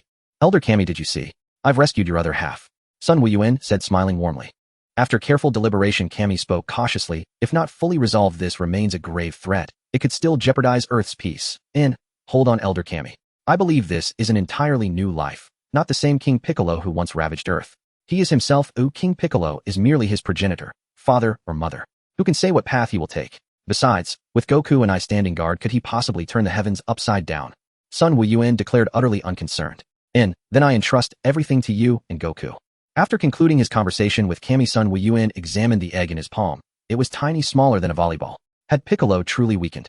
He pondered the cause. Perhaps King Piccolo's failure to restore his youth had drastically shrunk the egg, or perhaps his prolonged battle with young Goku had drained his vital essence, leaving him not only incapable of producing a full-sized egg, but even too exhausted to complete the act of laying it. In short, he wasn't certain whether this egg could even hatch a true Piccolo. Clearly, it suffered severe congenital deficiency. What then could restore what was missing? Yet nourishing broths, so potent for Earthlings, were useless here. Namekians drank only pure water. That posed a serious complication. He briefly considered summoning the Eternal Dragon with the 7 Dragon Balls to mend the infant Piccolo's congenital flaws, but Dragon Balls were best used sparingly. Overuse risked unforeseen consequences. Sun Wuyuan entertained an unrefined idea, implanting the egg within Kami's body for reincubation. Surely that would rectify the deficiency. But first he needed to confirm whether Kami retained the capacity to lay eggs. If he couldn't even produce one, reimplantation was futile. Even incubation would be impossible. In an instant, Sun Wuyuan teleported beside Kami. Wuyuan, what brings you here? Elder Kami, there's something important I've long wished to ask. May I speak freely? King Piccolo reproduces by oral oviposition. Can you do the same? No. When we separated, our abilities diverged distinctly. King Piccolo inherited that power, while I retained the ability to forge Dragon Balls. Sun Wuyuan concluded the exchange with quiet regret, and then recalled Kami's homeworld Namek. He could track a Namekian resonance akin to Kami's and instantly teleport there, entrusting the egg to the Grand Elder, who might not only nurture its development, but also purge the nascent, evil heart lingering from Piccolo's early existence. Back at Paozu Mountain, Sun Wuyuan pulled young Goku from the gravity chamber. Big brother. What now? I'd just begun training. No complaints. Come with me. You may find a most unexpected surprise. Will you teleport us again, big brother? Could something go wrong? What mishap could possibly occur? At worst, a minor spatial deviation. Don't you trust your own brother anymore? Sun Wuyuan delivered a crisp, resounding flick to his younger brother's forehead. One must discipline a sibling while still able, before the day arrives when he might no longer prevail. The thought alone stirred a faint melancholy. This time their destination was Namek, a world of hermaphroditic beings. No need to fret about accidental teleportation into a gathering of females. Sun Wuyuan and young Goku vanished from Paozu Mountain. Old Son Gohan watched them disappear, heart swelling with quiet joy, and a gentle ache at how swiftly time had flown. Those 2 tiny foundlings he'd carried home years ago had grown into formidable young men. They materialized in a Namekian village. Young Goku gasped, "Whoa, Omega, big brother. Where are we? So many King Piccolos." Sun Wuyuan sighed. Goku, sense their auras. None bear King Piccolo's malevolent energy. Truly, they even looked just like Elder Kami. Young Goku suffered from Namekian face blindness. He distinguished them only by height, build, or girth. Sun Wuyuan then teleported them directly before the Grand Elder. Nail, ever vigilant, demanded sharply, "Who are uninvited guests? You'll leave immediately if you have no business here. Greetings. We seek an urgent audience with the Grand Elder. Kindly announce us." Sun Wuyuan replied with impeccable courtesy. Nail, let them enter. I sense no trace of evil within. The Grand Elder's voice emanated from his uniquely shaped dwelling the moment Sun Wuyuan finished speaking. Yes, Grand Elder. Please follow me, both of you. Inside the dwelling, Sun Wuyuan beheld the Grand Elder, immense, awe-inspiring. Young Goku blurted out, "This Piccolo is huge." Nail rebuked the boys in politeness, but the Grand Elder merely waved him aside, unperturbed. As the 2 brothers studied him, he studied them in turn. Young Goku's thoughts lay bare before him, yielding abundant, yet when he probed Sun Wuyuan's mind, his telepathy met utter silence. Not only was there no taint of evil, Sun Wuyuan radiated a subtle, inexplicable warmth, stirring genuine bewilderment in one as seasoned as the Grand Elder. "Friends from afar, what brings you to me?" "Friends from afar, what brings you here?" the Elder asked calmly. Without saying a word, Sun Wuyuan took out the egg.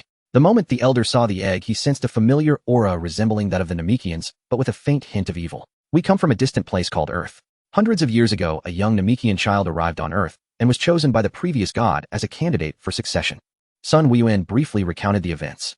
He must have been one of the genius children sent away during the great disaster on Namek hundreds of years ago. It's surprising that besides Namek, there are still relatives who survived. According to what you said, the god Piccolo was initially an all-round genius. In order to become a god, he forcibly split himself in 2, which halved his innate talent, though otherwise his strength wouldn't be so weak. Thank you for returning our kin. I have understood his situation, and it shouldn't be too difficult to resolve. At that moment, Sun Wuyuan seemed to remember something, a hint of embarrassment on his face, as he said, "Elder, I heard from Lord North Kai that Namekians possess some very peculiar abilities, such as creating Dragon Balls and unlocking people's potential. I would like to request you to help us unlock our potential if possible." Just as Neru was about to intervene, the Elder spoke up. It's fine, isn't Lord North Kai the supreme deity who governs the North Galaxy?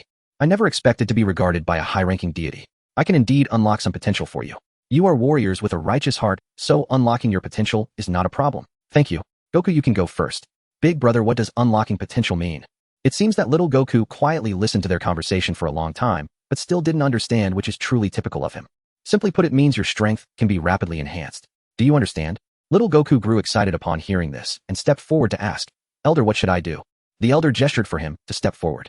Goku, looking like a good child, walked over, and a hand larger than a fan was, I didn't expect you to be so strong at such a young age. Your aura is several times that of Naru. Naru felt a great shock upon hearing what the elder said.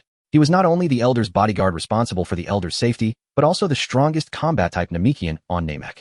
I never imagined that the childlike Sun Wuyuan would possess strength several times greater than his. How strong must Sun Wuyuan, his elder brother, be? He could hardly fathom it. Is this the strength of a warrior who knows a deity of the level of King Kai? So strong, yet does he still need to unlock potential to become even stronger? What the elder mentioned was merely Sun Wukong's base combat power.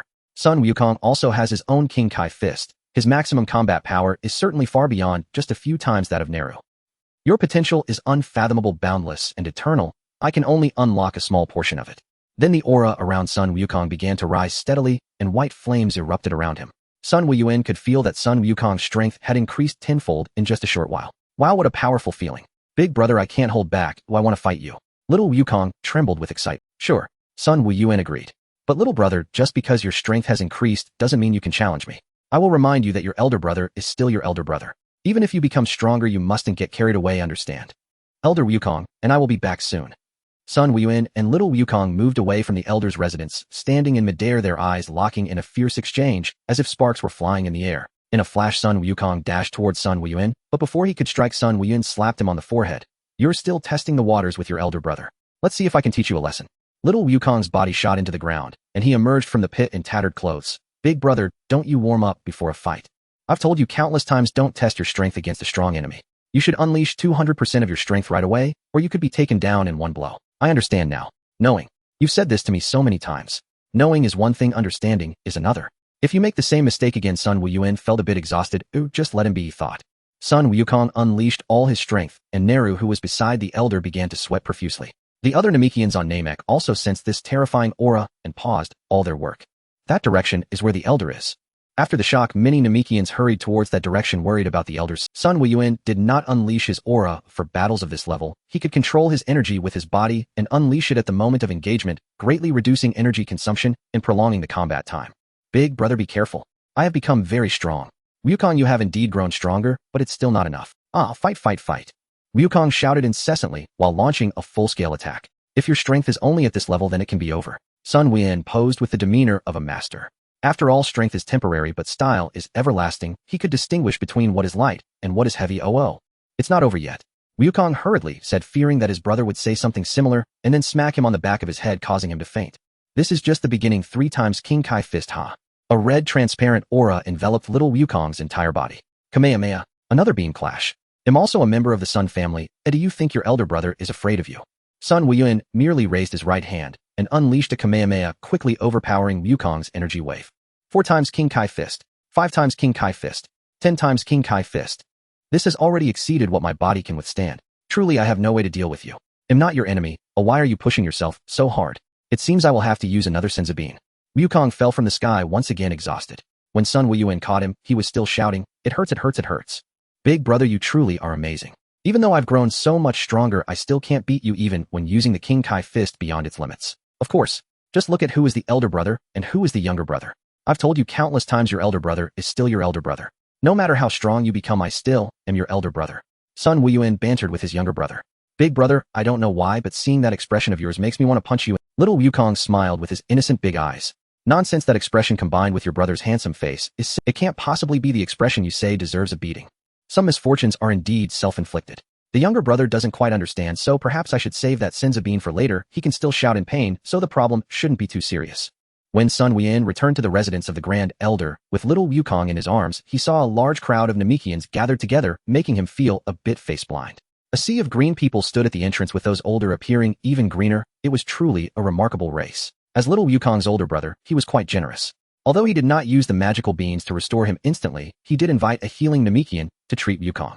Then the Grand Elder began to unlock Sun Wuyuan's potential, but this time it was not as easy as when he unlocked. Your body is extremely peculiar. I've never encountered a situation like yours before. According to Earthling's lineage, you shouldn't have such great potential. Yet your potential sometimes resembles the vast starry sky, limitless. At other times it appears as if it is a spring about to run dry, having reached its limit. Your lineage is quite remarkable, but what puzzles me is that you are clearly of Earthling descent. Could it be a lineage evolution? The Grand Elder seemed to be conversing with Sun Wuyuan while also speaking to himself. Sun Wuyuan was naturally very aware of how he differed from other Earthlings. He was not just a soul, and his body was not from this world, being an Earthling, yet not an Earthling. What he truly did not understand was whether his Bodhi's ability to absorb chi was a legacy left by his ancestors, or a change that occurred during his crossing that he could not comprehend. Otherwise, how did his body transform into that of an infant? The Grand Elder perspired profusely while unlocking Sun Wuyuan's potential, taking a long time. Nelu was very worried about the Grand Elder's health and wanted to stop him from continuing to develop Sun Wuyuan's potential. At a certain moment, it seemed as if Sun Wuyuan's body had unlocked a certain shackle, and the repressed aura began to surge forth. The momentum surged into the sky, sweeping outwards in all directions like a roaring wave, each wave stronger than the last. The Namekians were utterly shocked. Even the strongest Namekian Nelu trembled uncontrollably. Is this really the power that a human can possess? Little Wukong's body also trembled uncontrollably. Unlike Neela's fear, he was inexplicably excited. Is this all of my brother's aura? It's even stronger than I imagined. When will I truly be able to battle my brother? If Sun Wuyuan knew what his younger brother was thinking at that moment, he would definitely want to indulge this reckless sibling. After just having been badly beaten, he had recovered too quickly with the help of the Namekians and was starting to itch for another round of discipline from his brother. Sun Wuyuan sensed the change in his strength, which was approximately 3 times that before unlocking his potential. The increase wasn't as exaggerated as 10 times compared to Wukong, but it was still quite impressive. And did he really have the immense potential that the Grand Elder mentioned? Should he consider finding the old Supreme Kai in the future to develop this potential further? After all, the Grand Elder's abilities were far inferior to his. He was also somewhat worried that the old Supreme Kai would discover his identity as an outsider. The old Supreme Kai had been sealed in the Supreme Kai sword for 75 million years, living for an unknown number of millennia. It was hard to ascertain if he would notice any anomalies. Most importantly, he was uncertain about how the highest deity of this world viewed outsiders. Who would like to feel like their life was in someone else's hands? Thinking too far ahead, one must eat one bite at a time and complete things one step at a time. There was just one last thing to accomplish here on Namek, and then it could all come to a satisfactory conclusion. Grand Elder, there's actually one more thing I came to Namek for, which is to use your Dragon Balls to make a wish. Is that possible? Sun Wuyuan asked straightforwardly, without any pretense. You are all warriors with kind hearts. The Dragon Balls can be lent to you for one use. Normally making a wish with the Dragon Balls requires a trial, but it appears that none of my children here are a match for you, so the trial will not be necessary. The Grand Elder spoke in a calm tone. Then the Grand Elder instructed the elders of each village to retrieve the Dragon Balls. While the Dragon Balls on Namek are so big, does that mean they can grant even greater wishes? Little Wukong looked curiously at the 7 Dragon Balls before him. That is definitely the case. The bigger the Dragon Balls, the greater the wish that can be granted. A Namekian stepped forward and recited a passage in a strange language that Sun Wuyuan could not understand. The 7 Dragon Balls resonated and emitted light, and the sky darkened. Soon a strange-looking divine dragon appeared in the sky. The dragon from Earth resembled the divine dragon from Chinese mythology, but this Namekian dragon, named Purunga the Dragon of Dreams, looked entirely different. Brother, look at this dragon. It's so thick, big, and long. Moreover, it looks very strange, completely unlike the dragon on Earth. Elder Muley, who succeeded the Grand Elder after his death, asked Sun Wuyuan what 3 wishes he wanted. Little Wukong was once again shocked. 3? Aren't you only allowed to make 1 wish? That is certainly not the case. The dragon on Namek can grant 3 wishes. Now state your wishes and Purunga will fulfill them. Little Wukong looked at his brother, and Sun Wuyuan spoke. My first wish is to have the dragon strengthen Earth as much as possible. Elder Muley looked up and said. The dragon's eyes glowed red, and the wish was granted. My second wish is for Wukong and me to gain the ability to survive in the void. He was then informed that a wish could not grant both of them the ability to survive in the void simultaneously, so it had to be changed to just him, and his Bodhis genes were not altered. However, he gained a new ability in his mind that allowed the chi within him to replace the energy needed for the metabolism of a living body. As long as there was chi in his body, he did not need to rely on oxygen to breathe. My third wish is to obtain the ability to teleport to any location. Elder Muley once again relayed Sun Wuyuan's words to Purunga, but this time the wish could not be fulfilled. It could only teleport within this universe. Having learned the teleportation technique from the Yardrat, Sun Wuyuan found it somewhat lacking. He was not interested in places without life energy. Since it wasn't particularly useful to him, Sun Wuyuan thought to give this wish to Wukong, who hadn't made a single wish yet. Wukong, you make the remaining wish. Little Wukong wished once again for his strength to catch up to Sun Wuyuan's, but once again he was disappointed as this dragon could not fulfill wishes that defied the laws of nature. Sun Wuyuan pondered for a moment and pulled Elder Muley to a secluded corner, instructing Wukong not to come over. Elder Muley, the third wish is like this and that. Do you understand? Elder Muley, how could I understand? I am completely lost. But he still nodded, his gaze subtly sweeping over little Wukong before he spoke the third wish to the dragon. The Namek people present fell into stunned silence. Well, unlike Sun Wukong, they could not overhear the conversation between Sun Wuyuan and Elder Muley, though their hearing was otherwise exceptionally keen. Is it really right to treat your younger brother like this? Is he not your own flesh and blood? The eternal dragon's crimson gaze settled on the young Wukong. Scratching the back of his head in puzzlement, he looked to his elder brother. The wish was granted. The dragon dissolved into 7 dragon balls that scattered across Namek once more. Every Namek present knew without exception what the wish had been. Every one of them. Except the young Wukong, who glanced around in bewilderment. Why was everyone staring at him? Elder brother, what did you wish for me? I do not feel anything. How could the dragon say the wish was fulfilled and then stop? It is nothing. You will understand in time. Would I truly deceive you? Sun Wuyuan asked Wukong solemnly. Sun Wukong shook his head and said, I believe my elder brother would never trick me. The Namek people around them thought such a good child almost led astray by that unscrupulous elder brother. Green faces were filled with sympathy and pity. Nailu could scarcely restrain himself from speaking, but though the Grand Elder of Namek was learned and well-informed, he did not fully comprehend Sun Wuyuan's maneuvers. It was odd, but there must be reasons Nailu did not know. Nailu must not be allowed to derail Sun Wuyuan's plan. After Sun Wuyuan and his companion returned to Earth, Nailu asked the Grand Elder why he had gone to such lengths to aid the two brothers. Nailu felt it was only right to be grateful that Sun Wuyuan and his companion had returned one of their kin to Namek and permitted them the use of the Dragon Balls, but he could not understand why the Grand Elder had exerted so much effort to unlock the brothers' potential. To him, the Grand Elder's health and safety mattered above all. Nailu, when I saw Sun Wukong, I suddenly foresaw that Namek would face a cataclysm. I saw a golden warrior named Sun Wukong fighting a powerful evil foe. It must be the grown Wukong. In that vision, I saw Namek destroyed. Nailu said in disbelief, how could there be such an overwhelmingly powerful enemy? Even now, Sun Wukong was terrifyingly strong. How could there possibly be an enemy capable of matching him once he grew up? Moreover, he had an elder brother, Sun Wuyuan, who was even more formidable. In that disaster, I did not see Sun Wuyuan. I can only glimpse a sliver of the future. Perhaps aside from the mighty foe confronting Wukong, Sun Wuyuan is engaging another, even more powerful enemy elsewhere. On Baozu Mountain, watching Wukong devour his meal, Sun Wuyuan considered whether to hire a cook to prepare food for the boy. His appetite was prodigious. It should be noted that before departing to train on Jiawang Star, Sun Wuyuan had given a great sum to their grandfather and had a large villa built, so the three of them no longer had to cram into a tiny wooden hut. By the way, today seems to be another World Martial Arts tournament. After the tournament, Krillin will be killed by the minions of Bike the Demon King. The thought struck Sun Wuyuan mid-meal. Bike the Demon King was gone, but several of his monsters still roamed. Surely little bald Krillin would not be slain by that monster called Dambalin. At that notion, Sun Wuyuan instant transmitted to Papaya Island, where the World Martial Arts tournament was held. Spotting Master Wu Tian and the others, he strode over to greet them. Hello, everyone, long time no see.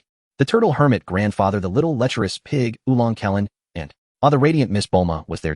3 years had passed, and Bulma had grown even more voluptuous, like a perfectly ripe peach. Her exaggerated curves outshone all her peers. She was unabashedly forward. On seeing Sun Wuyuan, she playfully butted into him, taking liberties without restraint. Fortunately, he kept repeating 1818 in his mind, and somehow resisted the temptation. Oh, it's Wuyuan, she exclaimed. It has been so long. In these 3 years, have you and Wukong been secretly training somewhere? Krillin and I never once saw you visit Turtle Island. The turtle hermit chatted with Sun Wuyuan while watching the bouts on the stage.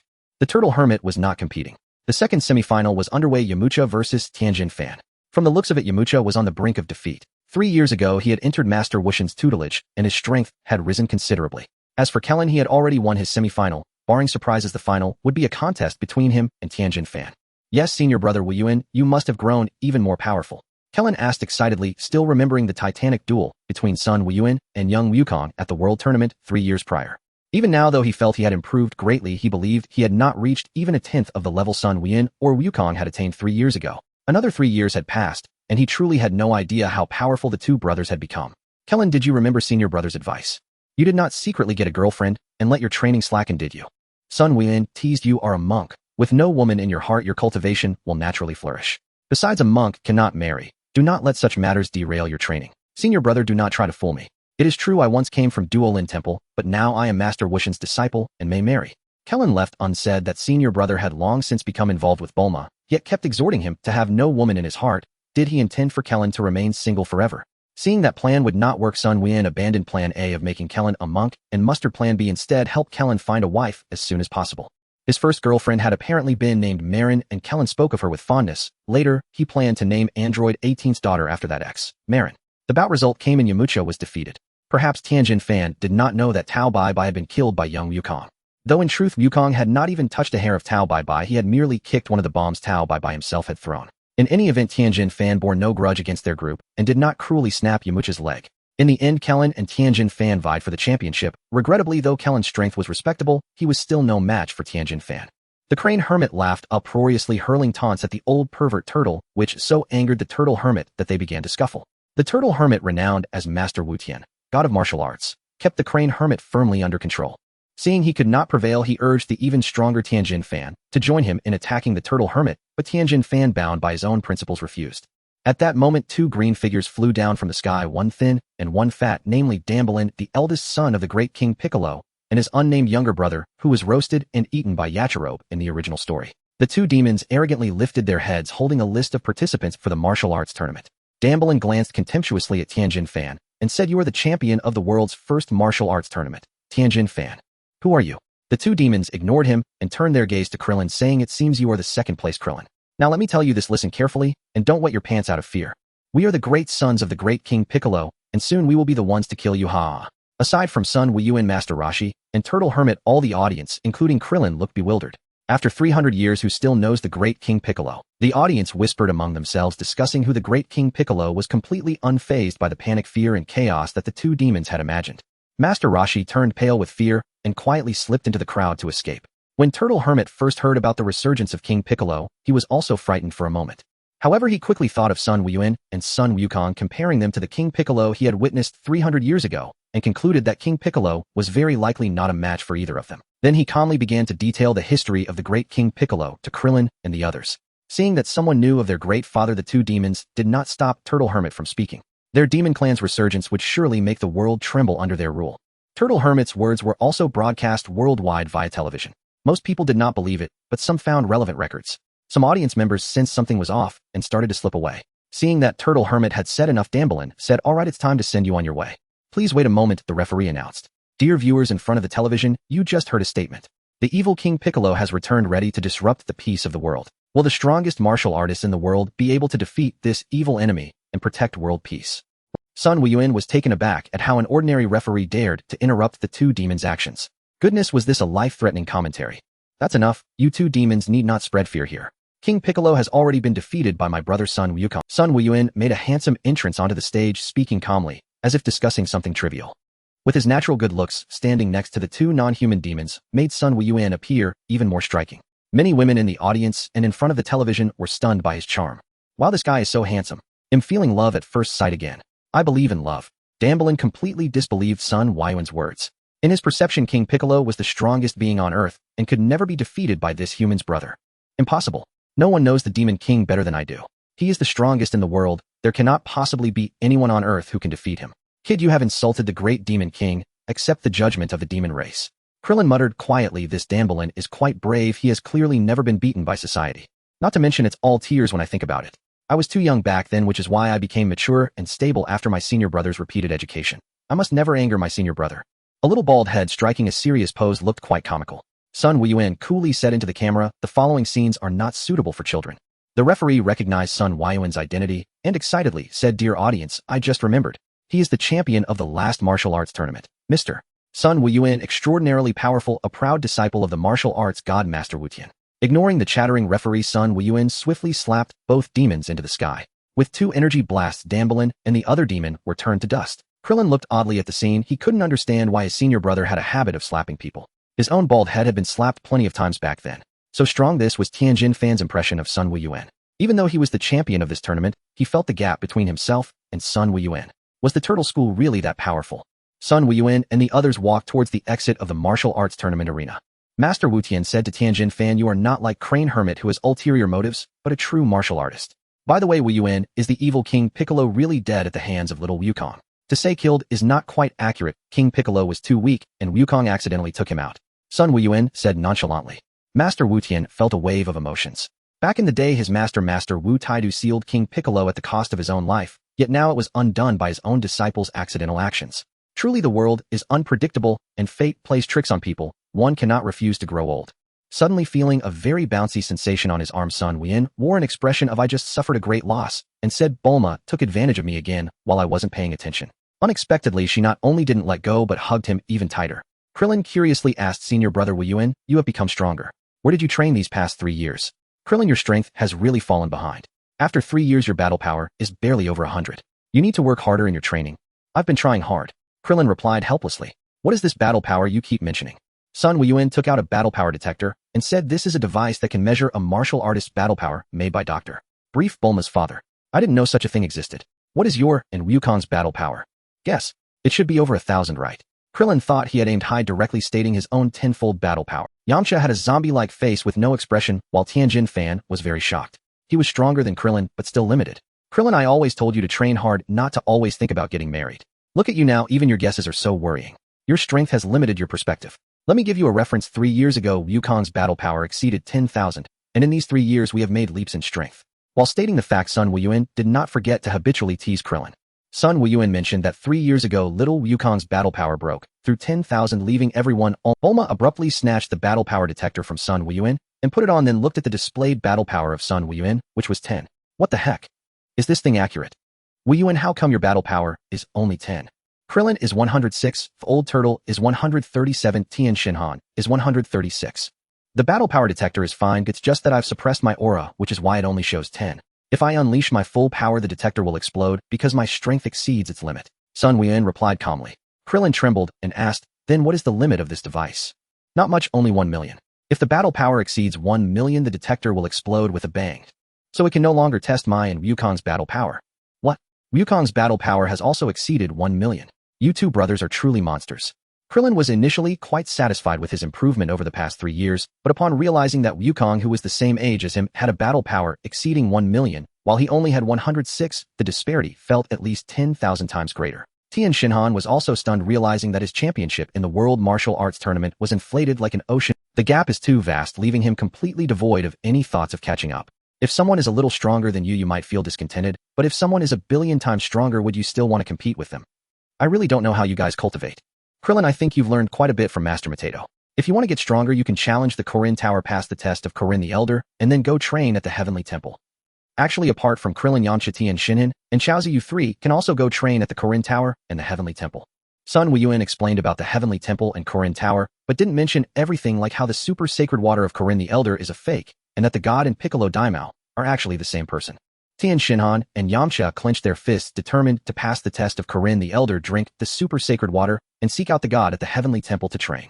Chaozu said nothing. Wherever Tien Shinhan went, he would follow. Wuyuan, is there really a god at the Heavenly Temple?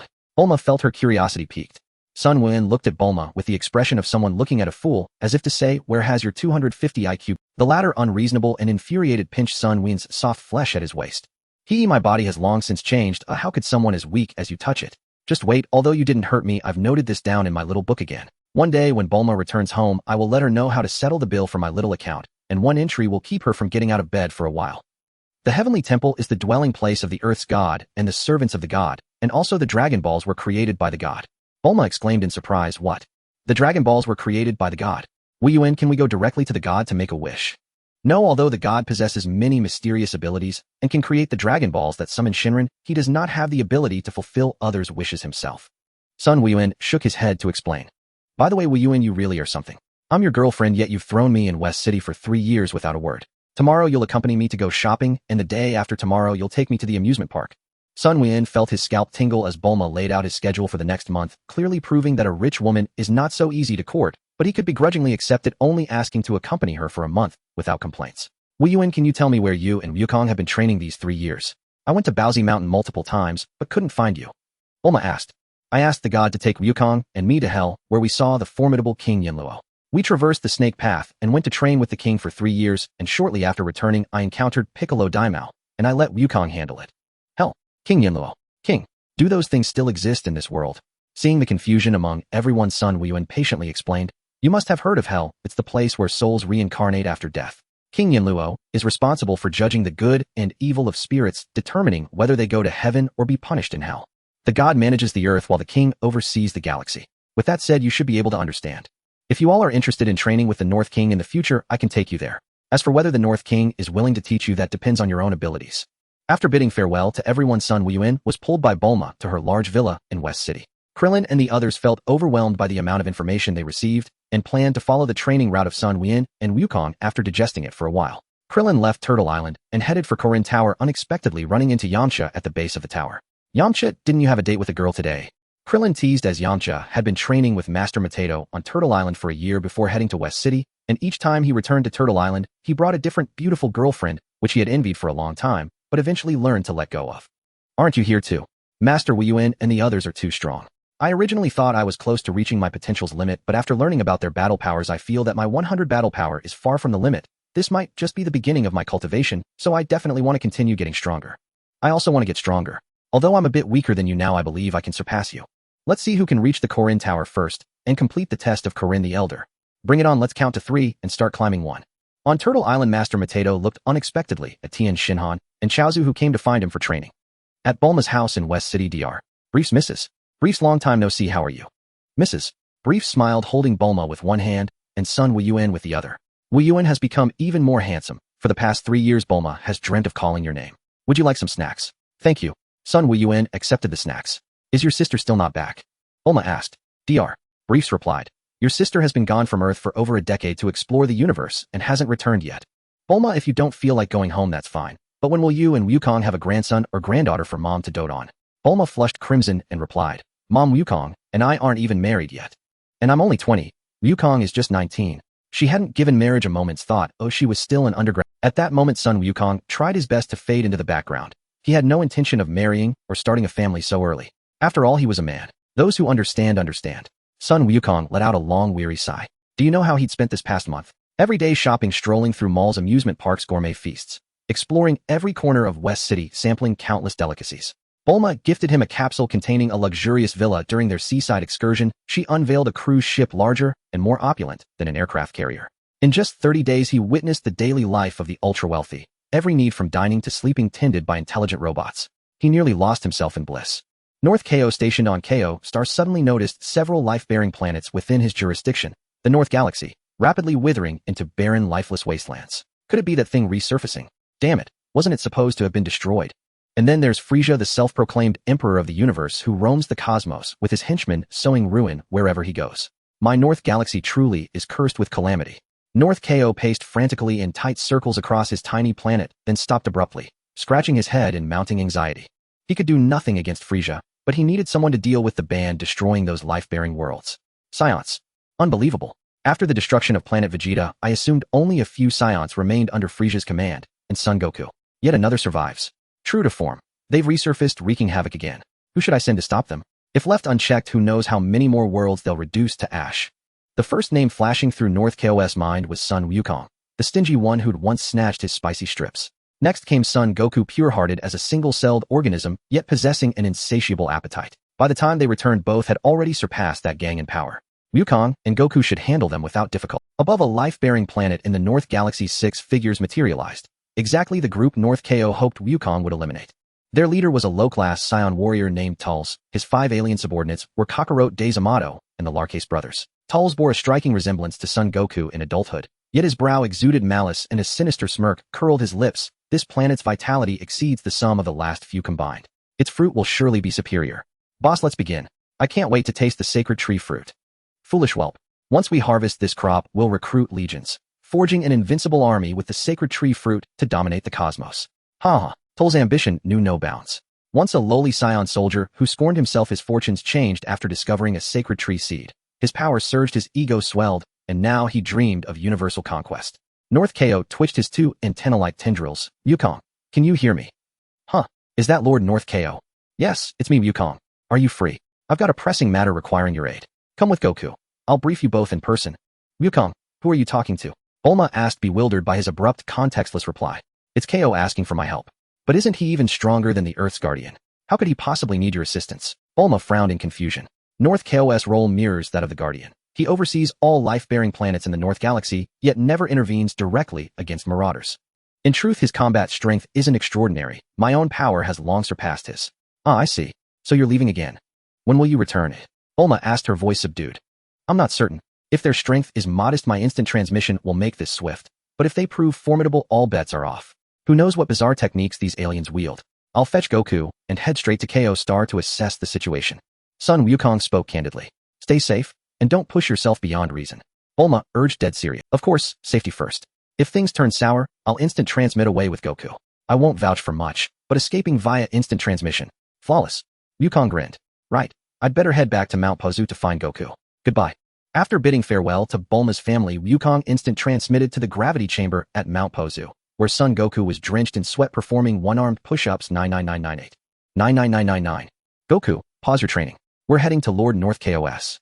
He needs our help. Perplexed, Goku nodded as Wukong informed his grandfather, and together they vanished for KO Star.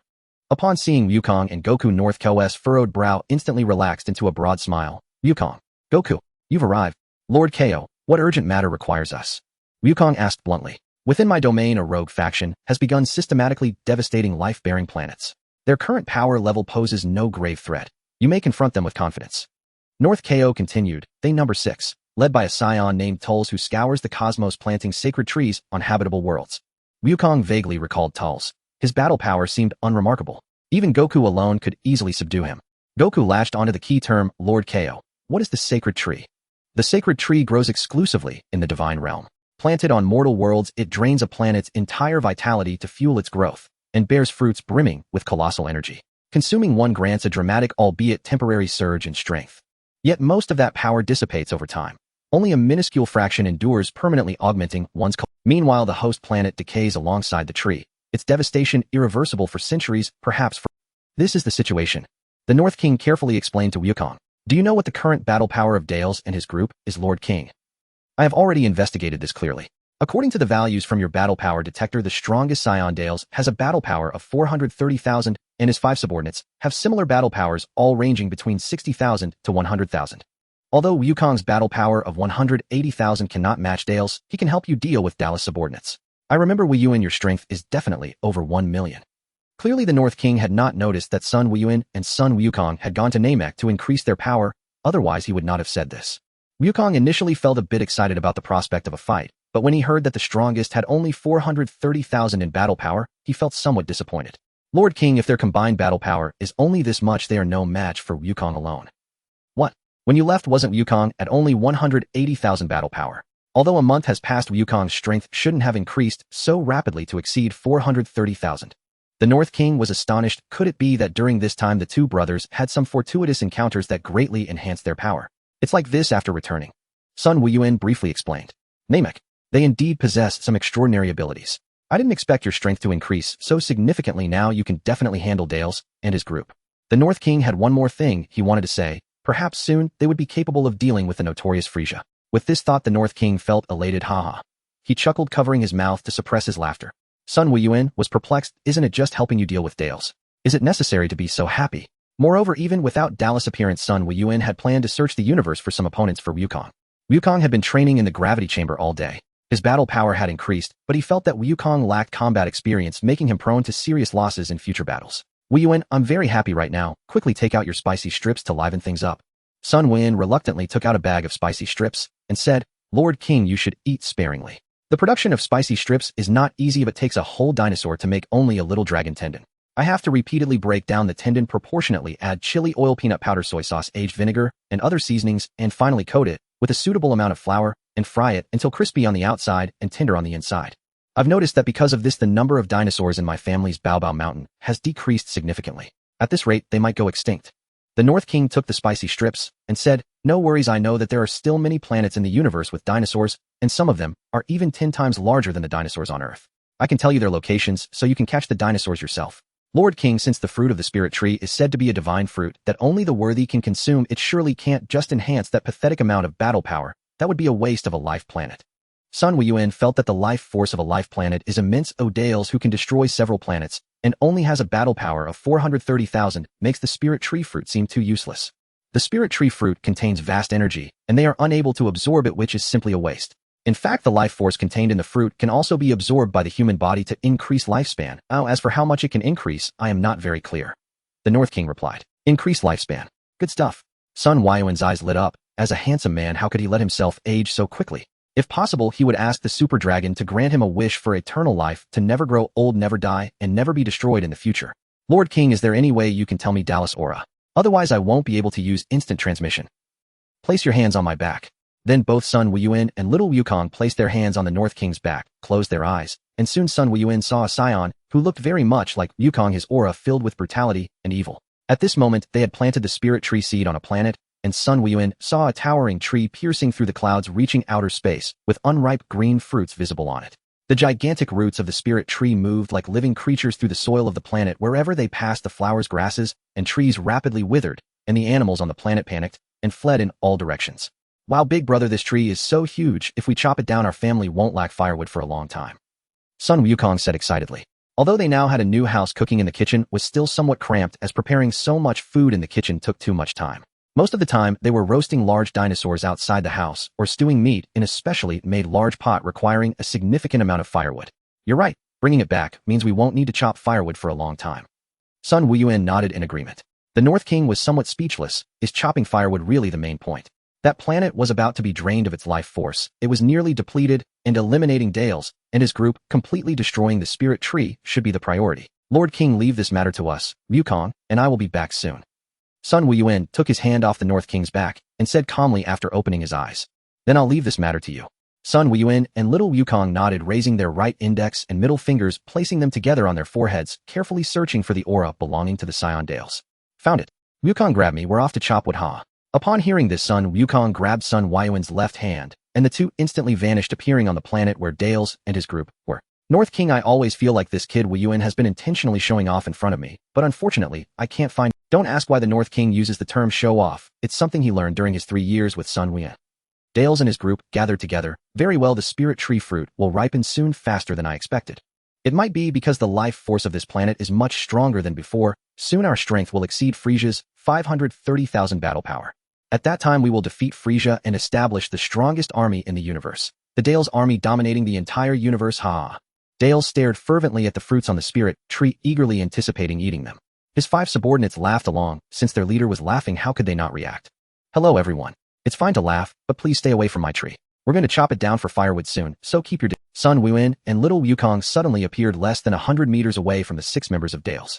They saw 6 male creatures of varying heights and appearances laughing foolishly and politely greeted them. Though Sun Wuyuan would eventually take action to eliminate them, he believed that courtesy should not be overlooked.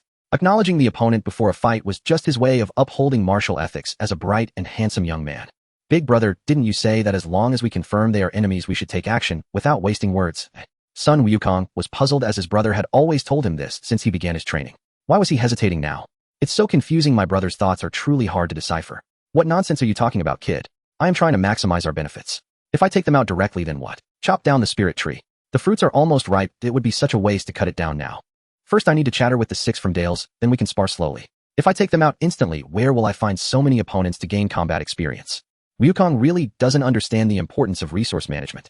Grandpa's getting old. Without the spirit tree's fruit to extend his life, he might not last a few more years before going to the 5 Elements Mountain to accompany Xingren, also known as Taishang Laojuan, guarding the 8 trigrams furnace. The laughter of Dale's 6 members suddenly stopped. When did these two appear? They were careless and didn't notice someone approaching. If they stole the spirit tree's fruit, wouldn't they be caught off guard? Dales hurriedly activated the battle power detector, then looked at them disdainfully. Pa, you startled me. I thought you were some powerful experts, but turns out you're just 2 worthless beings with a battle power of only 100.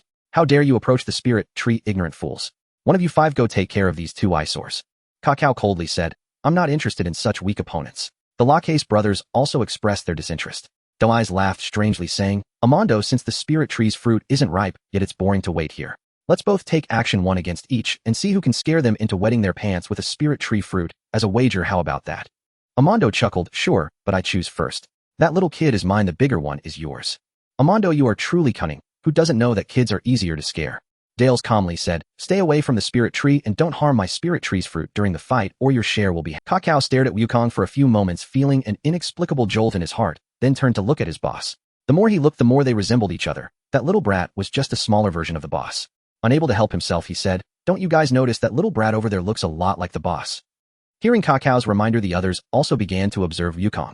He looked too much like the boss. All 5 of them turned their gazes toward the boss, seemingly asking if the little brat was his illegitimate child. Amando felt cold sweat running down his back. No way could it be. I almost attacked the boss' illegitimate child. Though the boss was ruthless, he couldn't be sure if the boss would be equally merciless to his own son. One wrong move could lead to him being in trouble or even getting killed. Upon hearing Kakao's reminder, Dales also noticed Sun Wukong. It seemed he really did look a lot like him, but he was certain he didn't have such a son. He thought of someone. Once on Vegeta, there was a lower-class warrior who had managed to elevate his battle power to rival that of upper-class warriors. His name was Bardock, and he often faced ridicule for looking so much like him. So this little brat before him was likely Bardock's son. But why did this kid not have a tail? Dale spoke up. "Doi's Amando, you two hold off for now. Hey little brat, let me ask you, are you a scion?" Little Wukong was filled with confusion upon hearing the term scion. Scion? What is that? I haven't heard my brother. I am from Earth, and my name is Sun Wuyuan. Earthling. No, he must be related to Bardock. He looks too much like him. Let me ask you, did you have a tail before? Where's your tail now? You know about that. My brother said tails are useless, so I asked the god to remove it, and it never grew back. At this moment, Sun Wukong also saw the monkey-like tail wrapped around Dale's waist. Very well, you are indeed Bardock's son, a scion. I will give you a chance to join my Dale's army, and we can spare your lives. Although your strength is still weak, with our scion's immense potential, your battle power can be significantly improved soon. Dale said, as if bestowing a favor. Little Wukong thought, is my strength really that weak? But you seem to be much weaker than me.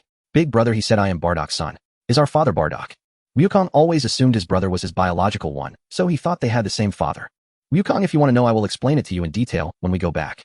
For now, let's take down these villains who are destroying the planet and chop down the spirit tree to take home as firewood. Oh, I understand, big brother. Dales coldly said, unappreciative of kindness. Initially, I was going to spare you for the sake of us both being scions, but you seem intent on seeking death. Doi's Amando, take action and kill them directly. Yes, boss, X2. Haha, the little brat is just a little brat, ungrateful, and still has the guts to refuse our boss invitation. Prepare to die. Amando laughed heartily as he stepped towards Sun Wukong. Doi's did not fall behind, either, walking towards Sun Wuyuan. They enjoyed watching their opponents fearfully gaze at them as they approached, step by step, listening to the delightful sounds of their pleas for mercy. As he approached, Sun Wuyuan, Doi's laughed maniacally. Are you stunned by my overwhelming presence? You in despair? I didn't want to hit you, but your arrogance and proximity have annoyed me, so I can only reluctantly grant you a slap. No need to thank. Sun Wuyuan smiled brightly, revealing his white teeth.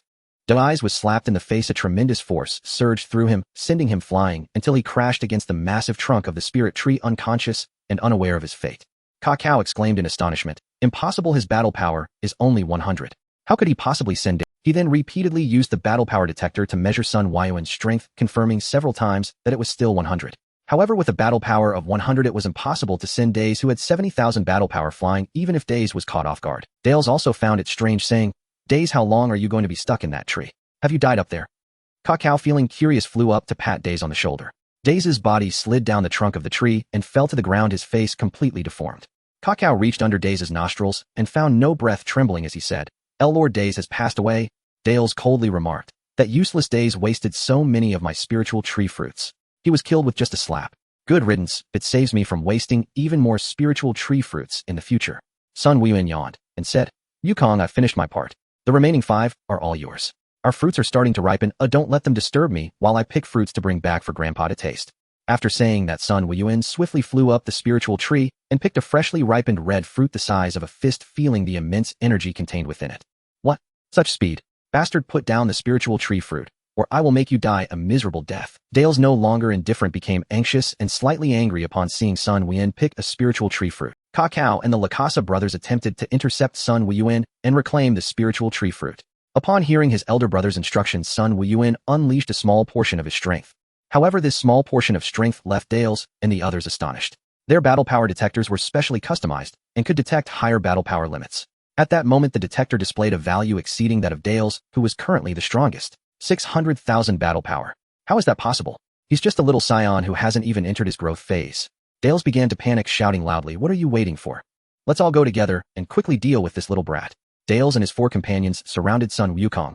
However, apart from Dales, the other 4 were knocked down by Sun Wukong with a single punch. He intentionally avoided any fatal blows. Seeing that they were outmatched, Dallas' gaze shifted to a red fruit on the spiritual tree. That was the only chance he had to turn the tide. He unleashed a Kamehameha towards Sun Wukong.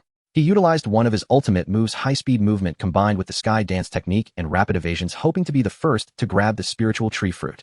Just as he was less than half a meter from the fruit, Sun Wukong appeared above him, delivering a kick that sent Dales flying. His elder brother had told him not to let anyone disturb him while picking fruit, so he paid close attention to this.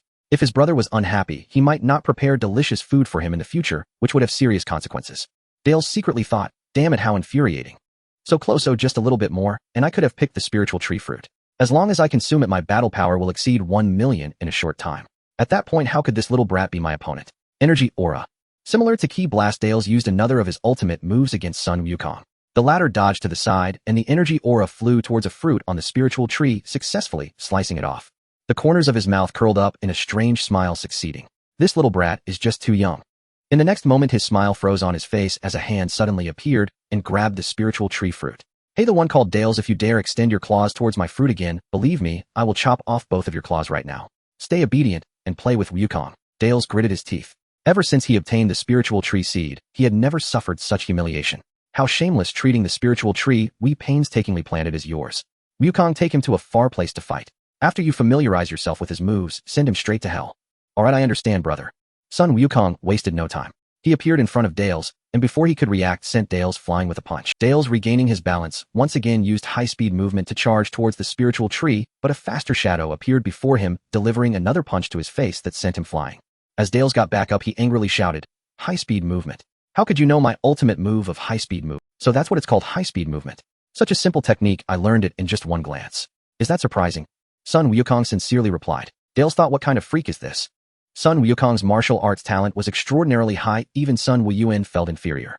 Dallas high-speed movement was not a sophisticated technique, with Sun Wukong's solid martial arts foundation. Learning it, with just one glance, posed little challenge. On the other side, Sun Wuyuan finally waited for the last spiritual tree fruit to ripen. He had picked a total of 168 spiritual tree fruits. I finished picking the fruits, now it's time to cut down the tree. Spiritual tree, damn heartless. Sun Wuyuan concentrated and swung a 4-meter-long great sword at the trunk of the spiritual tree, and with a crack the sword broke. It seems the great sword is useless. Should I use energy bullets instead? Sun Wuyuan dismissed the idea, stating he would cut it down to bring home as firewood, so he would cut it down to use as firewood. With my current control over energy, I no longer need to limit myself to condensing it into a sphere. I can also condense it into a great sword if come forth. Before long, Sun Wuyuan truly condensed a several 100-meter-long great sword and began to swing it at the trunk of the spiritual tree. Sun Wukong was startled by his elder brother's giant sword. He and Dales were still within its attack range. Phew. Luckily I was quick-witted and dodged in time, otherwise it would have been me in trouble. Sun Wukong said, glancing at Dales, who was cut into several pieces, feeling a lingering fear. Dales, along with both hands, was horizontally sliced, struggling on the ground for a long time before finally dying. The vitality of a scion is indeed quite tenacious. With a loud bang, the spiritual tree was cut down by Sun Wuyuan, shaking the ground as if a massive earthquake had occurred. Sun Wuyuan saw Dallas' tragic death and thought, wow, how dreadful. This doesn't seem like Wukong's style. Could it be that under my long-term guidance he has developed a tendency for violence? Wukong, kill those fallen extraterrestrials as well. Otherwise, if they find Earth later and attack ordinary people, it will be disastrous. Remember, cut the grass, but not the roots, and the spring breeze will bring them back to life. They are not good people. If you let them go today, who knows how many innocent ordinary people will die at their hands in the future? Sun Wukong appeared hesitant. He found it hard to strike against those who were defenseless. However, after hearing his elder brother's words, he felt they made sense and eventually struggled to deliver a finishing blow to Kakao and the others. Perhaps it was because he had never wished for others to be revived with the dragon, making him feel that the dragon was not that impressive after all, especially after it failed to grant wishes multiple times. Wukong stopped, standing there in a daze. The spirit tree has been cut down by me, and the life force and vitality are returning to this planet. It won't take long for the planet to be revitalized. We have also completed the task entrusted to us by Lord Kai. We still have our own tasks to finish. Come over and help with the chopping wood. The spirit tree is too large to lift. Even if we could, there isn't enough space on Paozu Mountain to place it down. Once the wood is chopped, they'll pack it into the universal capsule. It doesn't matter if the pieces are a bit larger. After all, the spirit tree is a divine tree, and it would be great to use it to make some high-end furniture. After a long time, the spirit tree was nearly cleaned up. Sun Wuyuan rubbed his sleepy eyes and said, Wukong, you did well and worked quickly. While I took a nap, you finished everything. When we get back, tell Big Brother what you want to eat. North Kai stared blankly at the planet where the two of them were, realizing that they really did go to chop wood. Sun Wukong had defeated Dales with only 600,000 battle power. In contrast, when Sun Wuyuan told him to chop wood, he unleashed over 180,000 battle power to do so, later complaining about the speed being too slow and using the 5 times Kaioken to speed things up. He found it quite absurd that his proud technique as North Kai had been reduced to chopping wood. It was quite embarrassing. And that little brat Sun Wuyuan too. He turned the good chi blast into a chi sword for lumbering. Didn't I tell him that this technique should only be used in dire situations and only as a last resort? North Kai, this batch of students is so hard to teach, much easier than the last batch with Yama. Let's go, it's time to report to Lord Kai. This trip has gone quite smoothly. No accidents occurred. Sun Wuyuan instantly teleported back to the Kai planet, saying, Lord Kai, that villain has been dealt with. If there's nothing else, Wukong and I will be heading back. Shortly after Sun Wuyuan and Wukong left that planet, several mutant robots appeared. Report to Dr. Mio, the spirit tree has been cut down, leaving only a stump. Additionally, we found several corpses at the scene, which should belong to the 6 who planted the spirit tree. On an unknown planet, an old man known as Dr. Mio watched the footage transmitted back by the mutant robots. When he saw Dallas' corpse, he noticed the tail behind him. Scions, that brutal race that annihilated the Zafir people claiming to be the strongest fighting race in the universe. Bring back the corpse with the monkey tail and gather samples of the spirit tree. I need to study them. There might be unexpected. Dr. Mio clenched his fist. Scions, just you wait. The wrath of the Zafir people seeking revenge will annihilate all of you Scions. After several mutant robots left, another group arrived. Leader Slag, the planet ahead is where the spirit tree grew. However, investigations revealed unexpected circumstances. The spirit tree has been cut down, leaving only a massive stump. Who could it be? Who dares to ruin my Slag's good fortune? I must crush you to dust. Pass the order down, spare no effort to find that person. I must regain my youth. The speaker was a Namekian, one of a group of talented children sent away from Namek several hundred years ago. Slag was among the most talented of them, a super Namekian rare in centuries, incredibly powerful, but now he was old and desperately wanted to find the spirit tree's fruit to restore his youth and extend his lifespan. After Slag left, 2 more groups seeking the spirit tree arrived, namely the Mecha troops under the frozen demon races Gula and the Jinyu force under Frisia. Unfortunately, they all returned empty-handed. Sun Wuyuan's instant teleportation left no trace for them to follow. While he thought everything went smoothly without any unexpected occurrences, Sun Wuyuan had inadvertently stirred a hornet's nest, causing trouble for innocent bystanders. North Kai was inwardly lamenting, wondering what kind of situation this was. Just a single Frisia was enough to give him headaches, and now there were 2 more Gula and Slag who were not weaker than Frisia. Who could manage them? He once again thought of the 2 brothers, muttering to himself, this won't do. Even if Wukong used the 5 times Kaioken, his battle power was only over 9 million. The 3 of them each had at least 100 million battle power. The stronger Wuyuan probably only had over 10 million battle power. After a moment of frustration, North Kai resigned himself to calmness, lying dejectedly on a lounge chair. On Baozu Mountain, Sun Wuyuan took out a spirit tree fruit and handed it to his grandfather Sun Gohan. The latter took the fruit and asked, what is this fruit, Wuyuan? I have never seen it before. This is called spirit tree fruit. It is said to be a fruit that only the deities of the divine realm can enjoy. Eating it can enhance your strength and lifespan. Sun Wuyuan explained. Enhance strength and lifespan. I didn't expect such things exist in the world. Where did you get this? Did the gods send? Sun Gohan wasn't particularly concerned about strength and lifespan. He just wanted to see his 2 grandsons grow up. I got it from a planet in the universe with Big Brother. That spirit tree was super big. Little Wukong recounted the entire incident to his grandfather. Impressive. I didn't expect you 2 to grow to the point of helping Lord Kai. Wuyu and Wukong, come here and let Grandpa check if you are hurt. Saying this, old Sun Gohan examined both Sun Wuyuan and Wukong, checking here and there. After confirming they were indeed unharmed, he finally felt relieved. Grandpa, you really don't need to worry too much about our safety. I can teleport. If I encounter an enemy I can't defeat, it'll bring Wukong back immediately. Even if we're hurt, we can eat a Senzu Bean obtained from Krillin. No matter how severe the injury, as long as one isn't dead, eating a Senzu Bean can heal instantly. Sun Wuyuan said with a grin. That's good, that's good. I'm almost ready with the meal. You 2 wait here, and we'll eat soon. During the meal, old Sun Gohan watched Sun Wukong's eating habits and couldn't help but smile. Wukong, don't rush, eat slowly. There's plenty more. You have to eat a lot to grow. Your brother was already a handsome young man at your age. Yet your body is still so small and cute. You must eat if our family doesn't lack food. Sun Wuyuan felt a bit embarrassed, as Wukong's appetite was certainly not small. The food consumed by both him and his grandfather together wouldn't even match a tenth of what Wukong ate. At the headquarters of the Frisia force in the North Galaxy, King Frisia, according to reports from my subordinates, the fruit of the spirit tree has been seized by a mysterious person. The spirit tree has been cut down, and those who previously obtained the spirit tree seeds have been killed. Oh, haha. It seems that there are still some unknown individuals who dared to snatch the fruit of the spirit tree from me, Frisia. This is getting more interesting. Mr. Shambo, do you have any other news? Frisia asked while sitting in a stroller. Report to King Frisia, my subordinate found that the one who planted the spirit tree is a scion named Dales, a low-level warrior who survived because Vegeta did not return in time before the explosion.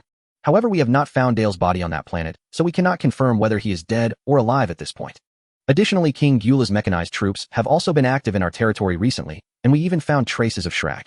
Shambo reported all the relevant information he had received. Dales, a homeless, pitiful monkey, actually has the luck to obtain the spirit tree seeds. That old Shrag must be nearing the end of his life to be so desperate to find the fruit of the spirit tree. As for my dear brother, as long as they don't interfere with our plans to conquer other planets, we can ignore them for now. Yes, my king. What about Vegeta and the other scions? Vegeta's power is increasing rapidly, already nearing 12,000. The combat power of the other 2 scions is negligible, but their arrogance is off the charts. However, their great ape transformation could be troublesome.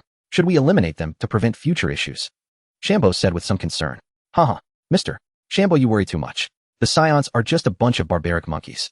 That legendary golden warrior is nothing but a joke. Frisia said, disdainfully confident in his own strength. He is a genius from the Frost Demon clan, and even if a golden warrior truly exists, they would not be his opponent. The reason for keeping Vegeta and the other Scions alive is due to his interest in Vegeta's talent to see if this Scion, who possesses the best talent, could become the legendary Golden Warrior, the Super Scion that their Frost Demon clan fears as mentioned by their ancestors. Unfortunately, the current situation seems bleak. Allowing them to grow won't bring them to a level where they can challenge me. After so many years, they are still only at 12,000 combat power. It is truly disappointing for the so-called most talented Scion.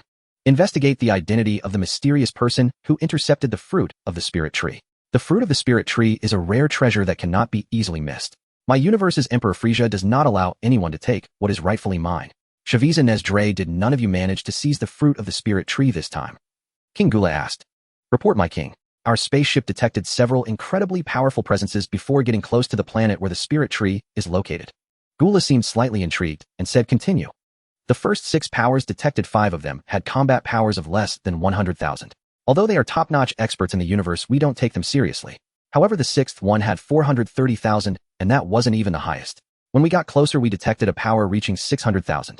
The most terrifying thing was that there was an energy response with a combat power value of 9 million, which is truly outrageous.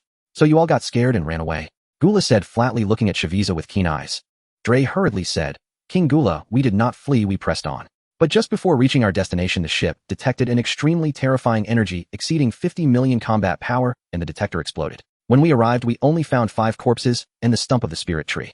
We suspect the ones killed were those who planted. The fruit of the spirit tree was likely taken by the owners of the powerful energies that appeared later. We are still investigating whether it was the 60,000, the 9 million, or those exceeding 50 million who took it. When did such experts appear in the North Galaxy? It seems that the failure of your mission is not entirely your fault. Based on what you said, the sudden emergence of the 9 million combat power must mean that the one with 60,000 was killed by him after slaughtering those who planted the spirit tree. And the last one with combat power exceeding 50 million likely missed their target. Shrag is the strong one with over 50 million combat power. Gula said confidently. Little Goku, did I just kill myself? No wonder, King Gula, I admire you. Shrag personally took action and was still outpaced by others to seize the fruit of the spirit tree. No wonder he has been going a bit insane in the North Galaxy lately. By the way, has my dear brother Frieza shown any reactions? Gula suddenly brought up his talented yet extremely lazy brother whose strength is far inferior to his own, yet still seals his abilities without fear of being taken down in one hit, unable to transform in time.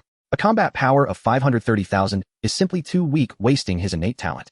It seems that King Frieza has not shown any reactions and is still continuously conquering other planets.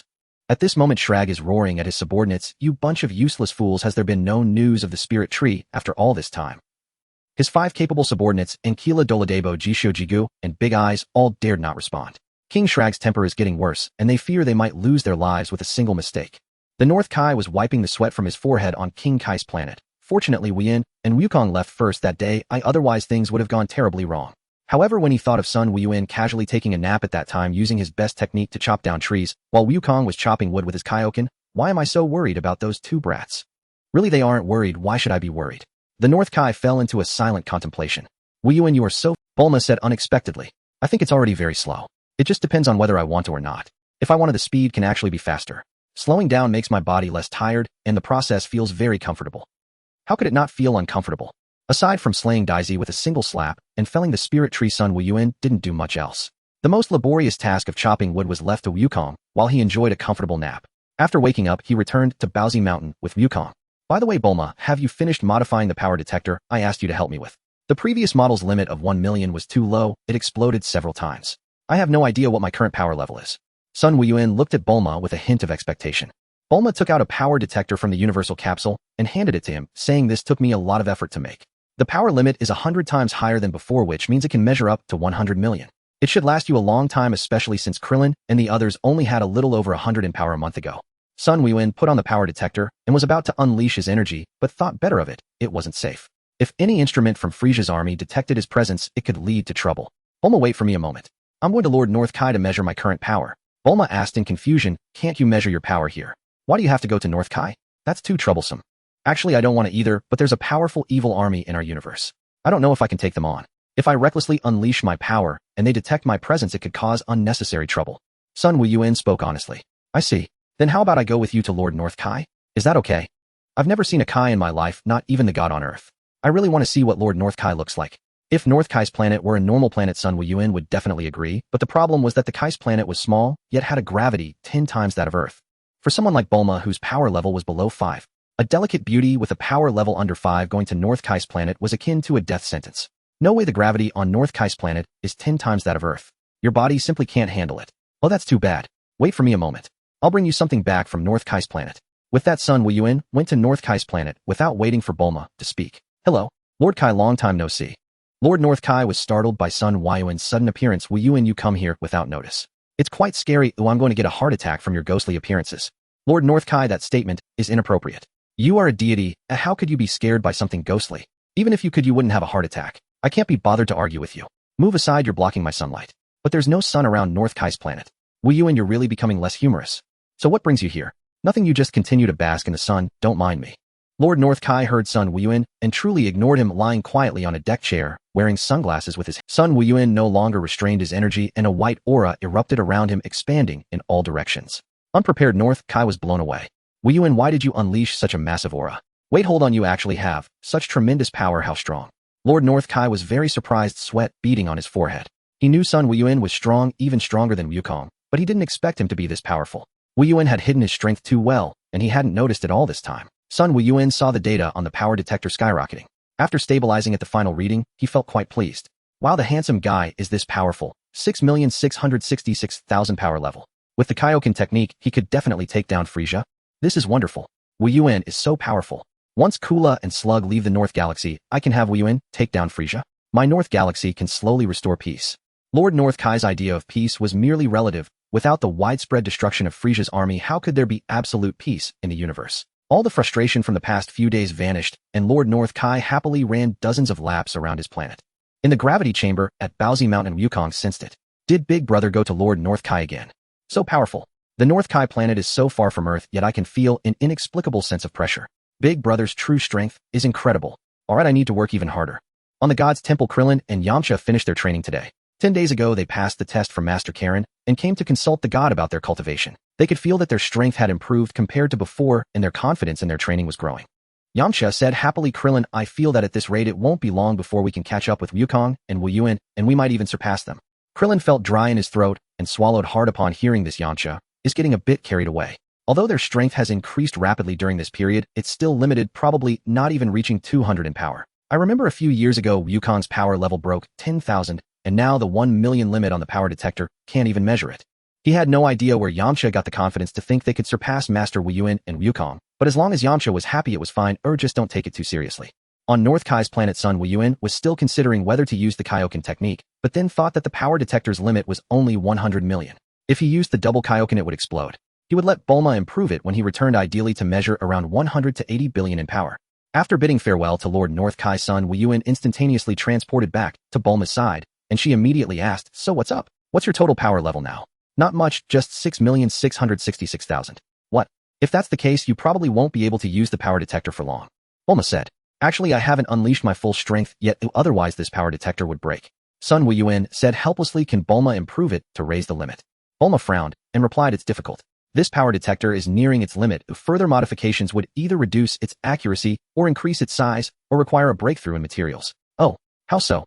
The accuracy of this power detector is 1. If I change the accuracy to 10,000, then the most important and fragile parts inside can significantly increase in strength, which would naturally raise its detection limit. Sun Wuyuan said, then make it in units of 10,000. Deviations below 10,000 in power are inconsistent. On the Tai, Shindy and Krillin and Yamcha suddenly sneezed in quick succession. Hachoo! Hachoo! Krillin rubbed his increasingly shining bald head. Strange, why would we be sneezing for no reason? Is someone manipulating us? Sun Wuyuan, oh dear, I've been found out. Yamcha, hands on his hips, laughed, surely some beauty pines for me. Alas, I am lost in cultivation and beyond their reach. Burma was thinking about Sun Wuyuan's promise of a gift. What could it be? A flutter of anticipation rose in her. They had known each other so long, and he had never given her a present before. Maybe a jeweled necklace. Should she take the opportunity to kiss him later? It had been some time since they had kissed. Had he finally come to his senses? He knows how to charm a girlfriend with gifts. If he were to present a ring and propose, would she accept? Well, she would accept. Burma did not know what she was thinking. Her cheeks flushed. Sun Wuyuan noticed Burma's reddened face and glanced up at the bright sun. Of course, an ordinary delicate girl might grow ill from too much exposure. He reached out to touch Burma's forehead, then his own, murmuring, her temperature is perfectly normal. Women are strange, their complexions shift so quickly. Burma waited and waited for Sun Wuyuan's gift, but instead he awkwardly felt her forehead. Wuyuan, why are you Huh, it's nothing. Burma thought he won't forget, will he? It seems I must take the initiative. Wuyuan, didn't you say you had a gift for me? She trailed off. Sun Wuyuan smacked his forehead. Yes, I nearly forgot. It's time I gave it to you. Burma was thrilled. In a hazy daydream, she imagined Wuyuan producing a ring, dropping to one knee in a tender proposal. I will. Oh, what did you say? Sun Wuyuan's hand froze, holding out the spirit tree fruit. Burma snapped back from her fantasy to see him offer a single fruit. Bluntly she asked, where is the ring? What? This spirit tree fruit is what I intend to give you. Sun Wuyuan found Burma's reaction odd. Her gaze had a greenish gleam like a wolf's eyes when it hunts by night. What on earth was wrong with her? Just a fruit. Burma's elation collapsed and her interest waned. Is the spirit tree fruit so worthless? Many would never have the chance to possess one. Were you even listening to me? With no choice, Sun Wuyuan repeated, this is a spirit tree fruit. Extremely rare. Consuming it will increase your strength and extend your life. Oh, Burma still seemed unmoved. Of course those benefits are not even the most important. Eating it preserves beauty and prolongs youth. At the words, preserves beauty, Burma's eyes lit up. Really? It surpasses pearls. Those who consume it will find their figure firmer and less prone to sagging, Sun Wuyuan murmured in her ear. Oh, how offensive. Burma protested. Sun Wuyuan thought to himself that women's priorities were peculiar. Wouldn't gaining strength and longevity be more important? As Burma reached for the fruit, Sun Wuyuan said, don't eat it yet. It'll take you somewhere. Where? To the homeland of the current Tianxin, the Namek star. Ah, the Tianxin is an alien. Burma asked in surprise. You could say that. I once went with Wukong. Hold tight. We'll teleport in an instant. Ahem, Burma, could you be a bit more graceful? Sun Wuyuan wondered if his decision to win Burma had been rash. You told me to hold tight, didn't you? Burma said with a mischievous smile. She clung to him like an octopus, her long legs wrapped around his waist, her face rubbing against his chest. Certain intimacies were conspicuously absent. By heaven, she was playing with fire. Sun Wuyuan's ardor stirred vigorously. He jotted a note about Burma in his little notebook, smugly promising that one day she would repay him with interest. Sensing Nyla's presence, Sun Wuyuan arrived on the Namek star. Hey Nyla, long time no see. Is that you, Sun Wuyuan? And who is she? Her name is Burma. She's my girlfriend. What do you mean by girlfriend? Nyla asked. Burma looked at the green-skinned being and said, a girlfriend is the female partner in a romantic relationship. You're that old, and you've never had a romance. Sun Wuyuan and Nyla were left speechless. Sun Wuyuan, what romance? Nyla, what romance? Burma, Nyla's people have no distinction between male and female, so they don't court in the usual way, Sun Wuyuan explained. Oh, no gender distinction. Then how do you reproduce? Burma asked, curious. We reproduce by laying eggs orally. On Namek star, aside from the one member Sun Wuyuan brought last time, everyone is the Grand Elder's offspring, Nyla replied. Burma was stunned. Your Grand Elder can really reproduce that much? Incredible. One individual fathering an entire planet's people. She thought to herself that such a species sounded dull. No romance, none of the things lovers do. Sun Wuyuan felt a headache. Don't be so surprised, Burma. The universe contains countless races, each with its own way of existing. There are even species born from trees, so the reproductive methods of the Namek people are not so strange. Moreover, the Grand Elder isn't as prolific as you imagine. The entire Namek star numbers just over 100, not nearly Earth's multitude, Sun Wuyuan added. Burma replied earnestly, over 100 is still a lot. I certainly couldn't bear so many children. Children? How many children should he want Burma to have? Too many would be a burden, too few might make him seem incapable. A compromise, 8-10 children, would be acceptable. A bead of sweat formed on Nyla's brow. These two guests from Earth seemed rather odd. Sun Wuyuan, are you here to— If there is nothing important, I would rather you not disturb the Grand Elder's rest. If you catch my drift, Nyla said awkwardly. I understand. How could I not? Rest assured, meeting the Grand Elder this time is for no ill purpose, Sun Wuyuan promised, beating his chest. That's good. The Grand Elder knows you are coming. Come with me inside. Upon seeing the Grand Elder, Bulma lost her composure again. No wonder they call you the Grand Elder. You really are quite imposing. Hello, Grand Elder. It's been a month and I've missed you dearly. How have you been lately? Sun Wuyuan politely chatted with the Grand Elder while casually inquiring if Piccolo had. After all, he was here to ask the Grand Elder for help in unlocking Bulma's potential, so he wouldn't just dive straight into the topic. It would leave a bad impression. Grand Elder, are you familiar with this fruit? Sun Wuyuan took out a spirit tree fruit, teasing the Grand Elder with a question. The Grand Elder smiled kindly and said this must be the spirit tree fruit, which is said to be only consumable by— Indeed, your knowledge is vast and profound, Grand Elder. I stumbled upon this and came primarily to present you with a spirit tree fruit. I will help the girl next to you unlock her potential, and Nylu can take the spirit tree fruit. With it, I might add a few decades. The Grand Elder spoke calmly. Nylu carefully accepted the spirit tree fruit, and when she looked at Sun Wuyuan, she seemed much more amiable. Truly a wise elder, he immediately discerned Sun Wuyuan's intentions, prompting him to let Bulma step forward. Wuyuan, what are you planning to do? Bulma was quite puzzled. The Grand Elder possesses incredible abilities capable of guiding the potential within your body, enhancing your strength. Later, he'll teach you the void dance technique. Having some martial power is always beneficial. Then after the development, will I be as powerful as you? Bulma asked as she moved forward. Her question left Sun Wuyuan Nilu and even the Grand Elder speechless, and the surroundings fell into an eerie silence. Ahem. How should I put this? It depends on your innate potential.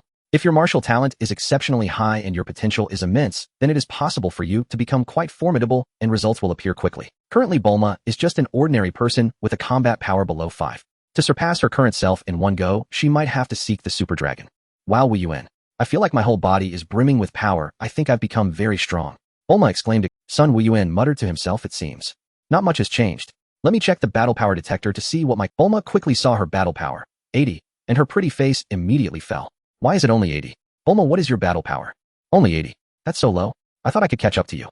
The gap between us is a tad larger than I expected. Indeed, it was a tad larger. The detector Bulma created for Sun Wuyuan had a maximum battle power limit of 1 billion and couldn't measure Sun Wuyuan's strength at full capacity. Sun Wuyuan patiently consoled her. That's already quite impressive. You've never practiced martial arts before, yet you're stronger than 999 of people on Earth. Many seasoned martial artists are no longer your opponents. As for me, I began training with my grandfather at 3 years old, practicing in the winter and summer. I have trained for so many years under Master Wutian, Master Krillin, the gods, and the King of the Universe with the Grand Elder's assistance to reach my current strength. For us Earthlings, enhancing strength is not that simple. Afterward, the matter was settled. Sun Wuyuan bid farewell to the Grand Elder and returned to Earth with Bulma. Wuyuan, should I eat the spirit tree fruit now? Bulma asked. She was a scientific genius, but she knew little about martial arts. You should train with me for a while and wait until you've fully mastered the power within your body before consuming the spirit tree fruit. Without a solid foundation in martial arts, merely increasing your strength won't be beneficial. Sun Wuyuan said seriously. After all, she was someone he valued. Wuyuan, will it be very arduous? It should be alright. You may experience some pain at first, but after that it will feel quite rewarding. Don't worry, I'll try to slow down the pace to help your body adapt, and then gradually increase the speed to complete it in the shortest time possible. In the following half a year, Sun Wuyuan taught Bulma the basics of martial arts, including the shadowless fist void dance technique and Kamehameha. Bulma also consumed a spirit tree fruit, and at first her battle power surged to 8000. Unfortunately, as the energy dissipated, it ultimately stabilized at just over 2000, which was rather disappointing. Sun Wuyuan concluded that Bulma lacked the heart for martial arts. Though he taught her earnestly, Bulma simply couldn't handle the slightly intense training. She was enthusiastic at first, but eventually he couldn't even urge her to train anymore. He had to declare the end of training. After all, 200 battle power was sufficient for her. Instead, she tried to provoke him in various ways. If it weren't for Sun Wuyuan silently reciting the calm heart mantra number 18, he might have been easily tempted by Bulma. Yet he felt that over the past 6 months his temper had been flaring more and more, and who knows, one day he might end up in a heated situation with Bulma. It is said that there's only a difference between 0 and countless times it can easily become addictive, making one forget to eat and sleep, lingering endlessly and deeply unable to extricate oneself. Hold on, I must hold on. A real man cannot hang himself on a single tree. Even if he cannot possess a forest, he should at least hang on 2 trees to be worthwhile. Krillin in the Divine Temple suddenly shivered, as if he was about to lose something important. Tianjin Fan and Dumpling successfully completed their training, with Master Wutian and Krillin entering the Divine Temple to continue their training. Yamcha impatiently wanted to spar with Tianjin Fan, or rather he wanted to take the opportunity to show off and regain some pride.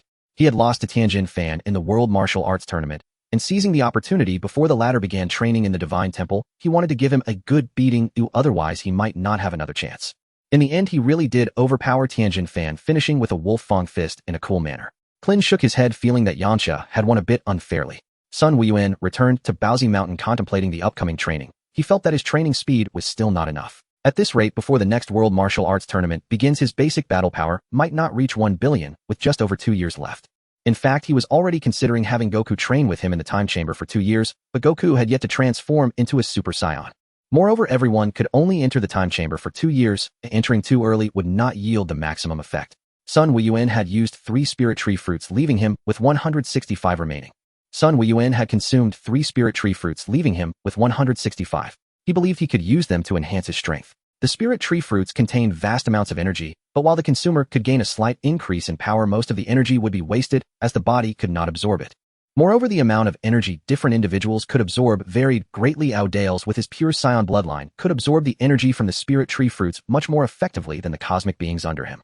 The cosmic beings under Dales could absorb the energy from the spirit tree fruits significantly better than the Earthling. I wonder how well I can absorb the energy from the spirit tree fruits. I also have Earthling blood. Perhaps I'm stronger than Bulma, but I might not match Dales with his Scion lineage. Let's eat one and see how effective it is. If a single fruit doesn't boost my combat power by at least 100,000, then there's no need to waste the spirit tree fruits. Sun Wuyuan took out a spirit tree fruit, quickly devoured it, and said, "Not bad, it tastes really good. No wonder it's something only gods can eat." He suddenly recalled a scene of a certain purple bony big cat devouring instant noodles, realizing that divine food might not always be delicious. The power within him surged. He could distinctly feel his chi growing stronger. I underestimated the spirit tree fruit. I didn't expect its energy to be not only vast, but also easily absorbed by the body. This absorption rate is much faster than that of ordinary chi. After consuming a spirit tree fruit, Sun Wuyuan felt an unusual fullness, not from his stomach, but as if every cell in his body had overeaten energy. He had never experienced this sensation when absorbing chi during his training. It seems my stamina is overly abundant and my energy is overflowing. It's like I've been injected with adrenaline. I need to vent it out, otherwise I won't be able to sleep tonight. For some reason, the thought of venting his excess energy brought to mind Bulma in the bath. Calm down, that incident was just a little mishap when I teleported. No need to overthink it. To be fair, Bulma is indeed quite something. Most people couldn't handle her. Goku, let's head to North Kai's planet, Sun Wuyuan said as he turned off the gravity chamber and approached Goku. In the past 6 months, Goku had finally started growing again, no longer stuck at 1-2 meters, and entering a rapid growth phase. Big brother, why are we going to North Kai's planet? Is there another bad guy that needs our intervention? Goku asked in confusion. No, I see you cooped up in the gravity chamber. Every day isn't beneficial. Training requires not only power, but also rich combat experience to become an excellent warrior. So I plan to take you to North Kai's for some sparring to improve your combat experience, Sun Wuyuan said without blinking. Goku, upon hearing this, was so excited that he almost jumped up. It had been a long time since his big brother had sparred with him, the last time being on Namek. That's great. Big brother, when we train, please don't hold back. Give it your all. Oh, I want to see just how big the gap between us. Rest assured, I know my limits. Place your hands on my shoulders. It'll take you to North Kai's planet. Let's go. Wuyuan, Goku, why are you two here again? North Kai asked in confusion. It's nothing. We're not here to mooch off you, don't worry, North Kai. Goku, let's begin. The two of them simultaneously kicked off the ground, racing towards each other, their fists colliding with a deep roar echo. Sun Wuyuan swiftly kicked out with his left foot, while Goku raised his knee to block his body flying backward. Sun Wuyuan sent a ki blast toward Goku as he flew. As the ki blast was about to hit Goku, he suddenly swung his arm with force, sending it flying outside the planet. Seizing the moment of Goku's vulnerability, Sun Wuyuan teleported behind him and slapped Goku on the forehead. Goku was slammed into the ground of Kai's planet like a bullet, sending dust swirling everywhere. The battle was not over, and Sun Wuyuan could feel an aura rapidly intensifying. This must be Goku's full strength in his normal state. Goku is indeed effective. The absorption rate of the energy from the spirit tree fruits in my body has increased. As Sun Wuyuan and Goku continued their battle, the North Kai planet was filled with numerous craters, large and small. North Kai and his pet gorilla Baburus and Gregor were dodging around on the ground, occasionally being knocked over by a stray ki blast that exploded nearby. You two, stop it. If this continues, my Kai planet will be destroyed by you, North Kai shouted, exasperated. However, the battle between Sun Wuyuan and Goku was just reaching its climax, and there was no way they would stop. After all, North Kai had the ability to repair the planet as long as it didn't explode. Tenfold Kai Fist. The white aura surrounding Goku transformed into a red hue. North Kai was taken aback. So strong. Goku can actually use the tenfold Kai Fist now. This is beyond my expectations. I thought the threefold Kai Fist was the limit of human endurance. Perhaps my Kai Fist will be further developed in the hands of this foolish boy, ha. However, Sun Wuyuan's strength, even without using the Kai Fist, can easily withstand Goku's attacks. If he could also use the tenfold Kai Fist, Frieza and the strongest cooler would probably not be his match. It's just that Wuyuan doesn't possess Goku's formidable Saiyan physique, so he can't use the tenfold Kai Fist. As Sun Wuyuan was nearing the end of the energy absorption from the spirit tree fruit, he said, Goku, it's time to end this. Big brother, no. I haven't had enough of fighting yet. As he said the last word, a familiar hand slapped down on a very familiar spot, and Goku unexpectedly fainted again. Sorry, Goku. I know you want to keep fighting, but I need to eat a spirit tree fruit and see how much combat power this one is. Don't worry, I'll wake you up later and keep fighting until you can't get up. After all, there's nothing quite like the feeling of beating up your own. Sun Wuyuan opened the battle power detector modified by Bulma and found that his combat power had actually increased by 2 million. Wow, that's outrageous. A single spirit tree fruit contains this much energy. How much energy did Dales and the others waste when they consumed the spirit tree fruits? Although the energy contained in the spirit tree fruit exceeded his expectations, he thought that it was a fruit born from the life force of an entire planet absorbed by the spirit tree, and with his high absorption efficiency, he couldn't help but worry about any potential rejection by his body that might reduce the fruit's effectiveness. Half an hour later, Wukong woke up from his unconsciousness, rubbing the spot on his head where he had been hit. Brother, can you not hit me on the back of the head next time? Grandpa said hitting there can make a person foolish. I'll try to watch where I hit next time. Don't worry, I won't trick you, right? I'm ready. Wukong, do you want to continue? This time you absolutely cannot hit me on the back of the head again. Wukong, Sun Wuyuan agreed not to slap him on the back of the head anymore, thinking it would be fine to control his strength and use a fist. This time Sun Wukong did not gradually increase his strength to collide with Sun Wuyuan. Instead, he directly used the tenfold King Kai Fist. Seeing the situation was bad, King of the North hurriedly said, You two, stop it. Don't fight anymore, you're about to destroy my King Kai star. His small house had lost its roof, leaving only about a meter of wall, and the only fruit tree on King Kai star had also fallen. His voice was loud, but the sound waves generated by the fierce battle between Sun Wuyuan and Sun Wukong were even greater. They were completely absorbed in the fight, utterly ignoring what the King of the North had said. By the end of the day, Sun Wuyuan had consumed a total of 5 spirit tree fruits, while Wukong was beaten up, his face bruised and swollen. If one did not look at his hairstyle, his brother would hardly recognize him as his own brother Sun Wukong. Sun Wukong was injured all over and couldn't even get up, lying face down in a pit. Wuyuan, you were too harsh. At this rate, it will take at least a month for me to recover. It was just a sparring session, wasn't it? Why are you two taking this so seriously and hitting so hard? King of the North said with a complicated expression. His home was in shambles because of the two, yet he still had to worry about them. Sun Wuyuan shrugged, looking innocent and helpless as he said, "My lord, you know Wukong's personality. He is very stubborn and a born fighter. He wouldn't easily back down. Even though he is heavily injured and unconscious now, it's not a big deal. Scions have great resilience. They can take a lot of. Even with Wukong injured like this, you're not worried. Is it lucky or unlucky for him to have you as a brother? Are you sending Wukong to Namek to heal or back to Earth? With me as his brother, it must be good luck for Wukong. I've always thought of him since he was little. Well, we plan to cultivate here for a long time, so we won't be leaving King Kai Star anytime soon. As for Wukong's injuries, it's no big deal. Have you forgotten? I have the magical beans." Sun Wuyuan grinned. At this moment, Wukong was still lying in a pit. "Wuyuan, I almost forgot there are those precious magical beans on Earth. However, Wukong is really an exception. I've managed the North Galaxy for many years, and it's the first time I've met such a kind-hearted scion with a peaceful mindset. Brutality is usually the norm among scions." King of the North sighed. Sun Wuyuan curiously asked, "Haven't I told you about this before?" Before Wukong turned 1, he had a very violent temper and loved to bite people. One day after he turned 1, while Grandpa was taking us through a mountain path past a cliff, he climbed out of the backpack and fell off the cliff, hitting his head on a rock. It took a long time to recover, and then his personality improved. Wukong was still lying in a pit, not awake yet. So that's how it is. I wonder how much you know about the scion race, my lord. Sun Wuyuan had a lot of knowledge about scions himself, but wanted to hear if there were any secrets he didn't know about. Scions. I don't know much about them. In the past, planet Vegeta was called Planet Zufu, inhabited by 2 races, the Zufu people and the Scions. The Zufu people had advanced technology, while the Scions were rather primitive and barbaric, yet the war between the 2 races ended with the Scions victorious. The Scions exterminated all the Zufu people on the planet and renamed Planet Zufu to Planet Vegeta. Wukong had been lying in the pit for over half an hour, and the King of the North shared what he knew with Sun Wuyuan. In fact, Sun Wuyuan already knew all this. He even knew that the destruction of Planet Vegeta was due to the displeasure of the gods with the Scions' atrocities, which brought upon the meteorite disaster. Sun Wuyuan thought it seems that the King of the North's understanding of Scions is also extremely limited, and he doesn't even know that Planet Vegeta was destroyed by Frieza, not by the gods. Suddenly, King of the North exclaimed, "Wuyuan, did we forget something? It seems like we are missing something. Wukong, we seem to have forgotten to treat Wukong's injuries." Sun Wuyuan sighed in his heart. "Wukong. It seems that at critical moments only I can be relied upon. Only I remembered you were seriously injured, while the King of the North is just too outrageous. Wuyuan, you are so unreliable. You can forget that your big brother is lying in a pit. Poor Wukong actually has such a careless brother as you. My lord, you are Wukong's teacher, and you forgot him directly, but I still remembered." Wukong's finger twitched slowly, opened his eyes, and with great effort crawled out of the pit, seeing his brother and the King of the North arguing about something. "Wow, my lovely brother, you're awake. Here, take this magical bean and eat it. One magical bean in your belly, your fate is in your own hands."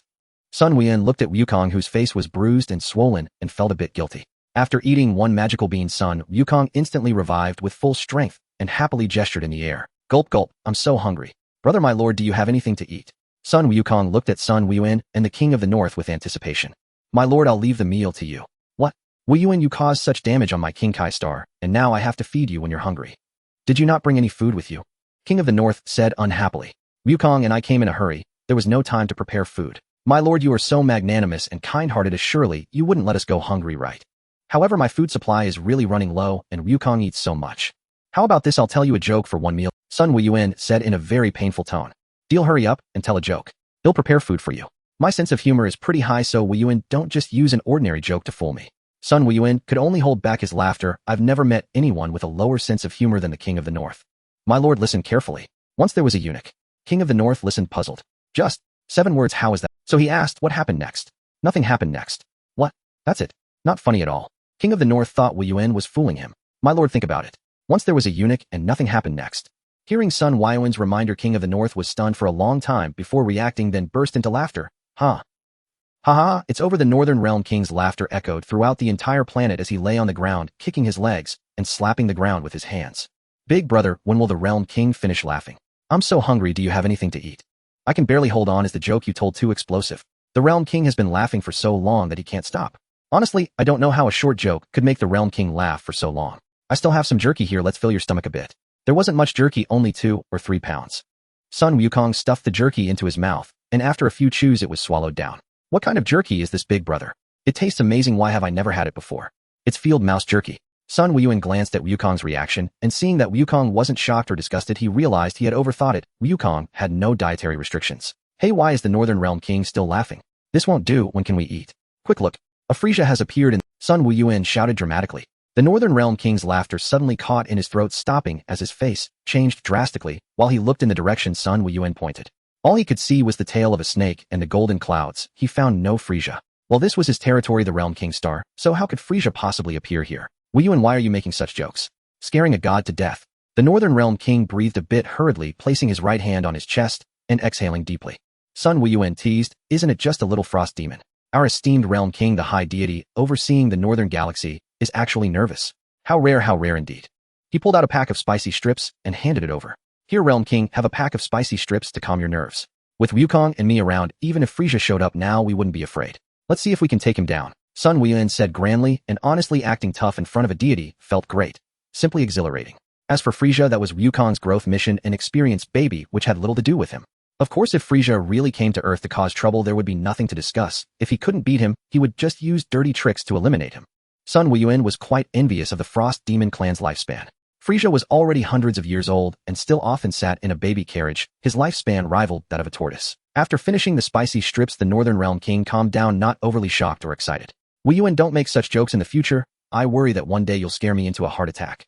Hey, I've never heard of a god getting a heart attack. Gurgle gurgle. Realm King, you see, I told a joke, and Wukong is so hungry he's practically sticking his stomach to his back. Look. After the meal, Wukong lay contentedly on the grass, leaving behind a large bowl, and the Northern Realm King was building a wall brick by brick. Realm King, can't you just use your powers to fix it directly? Why make it so complicated? You're still young, you don't understand the fun in it. Not understand. I think it's just that the Realm King has nothing to do and is finding something to pass the time. What fun could there be in that?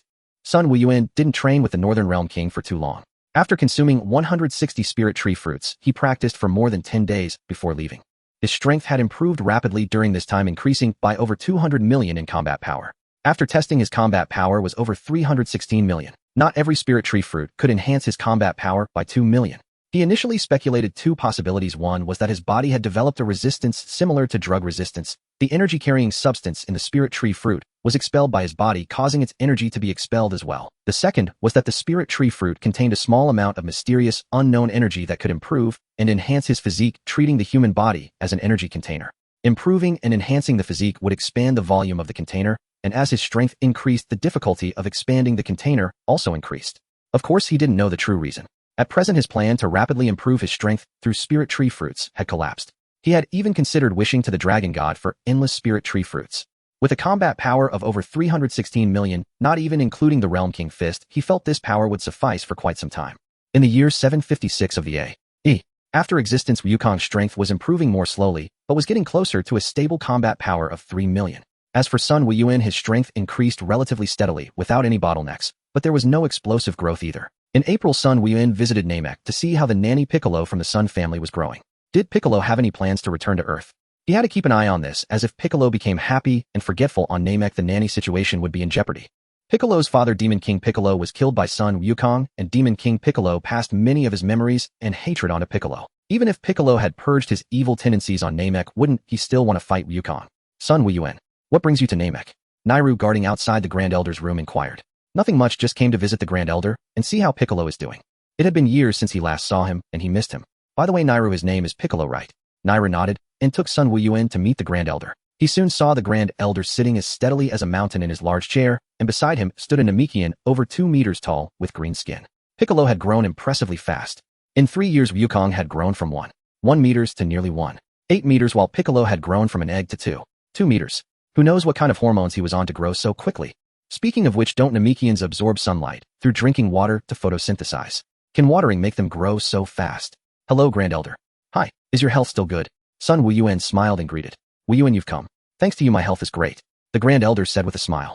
At this moment, Piccolo suddenly walked up to Sun Wuyuan and said, your energy feels familiar. Sun Wuyuan rolled his eyes. When you were still a weak egg, I held you for a long time, and sent you to Namek to complete. Do you really think my aura feels familiar? Sun Wuyuan asked Piccolo seriously, to which the latter nodded. He pondered for a moment and said this is probably because we share a similar aura. You Namekians are a very kind-hearted race, and I am also a very kind person, which is why you feel that sense of déjà vu. In our hometown's dialect, we would say it feels like finding your organization. He wasn't sure how much Piccolo believed, but after speaking Sun Wuyuan felt truly benevolent. Being careful not to step on ants and cherishing the moths that flutter around the lamp perfectly described him. Indeed, I travel using instant teleportation or flight techniques, never stepping on ants. At home I use electric lights, so no moths are harmed in the fire. I am truly kind. Piccolo, who had never left the confines of his home, was momentarily stunned by Sun Wuyuan's words. He spoke so convincingly that although something seemed off, he couldn't pinpoint what it was. By the way, Piccolo, are you training and learning beside the elder? Sun Wuyuan asked Piccolo. Piccolo replied with a cool expression, I started learning and training with the elder shortly after I was born. Piccolo is a very talented and martial-hearted warrior-type Namekian. If he can reunite with the gods of Earth, he will regain the talents of a super Namekian, and his strength will increase exponentially. Piccolo, you should go to Earth with him this time. I know you want to fight Sun Wukong. The elder sighed. Piccolo's mind was a bit muddled. Namek was his homeland, and the elders treated him very well. Here he felt a sense of belonging and familiarity. After 3 years, he had fully integrated into the life of Namek. Wanting to go to Earth could be said to be an obsession left to him by his father King Piccolo. The ambition of revenge and domination over Earth had long been set aside, but he wanted to fight Sun Wukong. Regardless of the outcome, he had to go, otherwise he felt there was an insurmountable hurdle in his path. Piccolo nodded silently. The elder, seeing this, said to Sun Wuyuan, I'm counting on you with this child, Piccolo. Going to Earth is a small matter. I have a villa with plenty of rooms, just let Piccolo choose one to stay in. With me around there won't be any problems, so elder, don't worry. Sun Wuyuan patted his chest in assurance. He, the Sun family's caretaker, is already in place. Next it's time to urge Grandpa to push Wukong to get married. After all, he had already asked Grandpa to prepare for this a few years ago, and now Wukong has grown up, but it's time for him to marry Shishi. At that time, he would find a way to encourage Wukong to have more children. When a bunch of nephews and nieces are born, he wouldn't have to worry about gathering enough righteous scions for Wukong to transform into a super scion god. Also, he would train Wukong's first son well. After bidding farewell to the elder of Namek, Sun Wuyuan instantly teleported back to Paozu Mountain. Piccolo stood with his arms crossed in front of his chest, his body straight, and his eyes scanning the surrounding environment. Is this your home? I forgot to ask, what is your name? Piccolo asked. My name is Wuyuan, derived from a saying, the path of enlightenment leads to great heights. Oh, and one more thing, my surname is Sun. Sun Wuyuan said with a smile. Piccolo muttered to himself, Wuyuan, Sun Wuyuan, wait, that sounds a lot like Sun Wukong's name. Could it be? A bad premonition rose in his heart. The trip to Earth seemed a bit hasty. Do you know Sun Wukong? Piccolo asked nervously. You mean Wukong? He's my younger brother, and his strength is much greater than yours. But you're also quite impressive. You've already attained such strength in just 3 years. Back when I was 3 years old, my strength was not even 1,000th of yours. Sun Wuyuan said, half smiling. Upon hearing this, Piccolo's heart nearly leapt into his throat. Beads of sweat rolled down his forehead. I thought his aura felt so familiar, as Sun Wukong was present when my father was killed.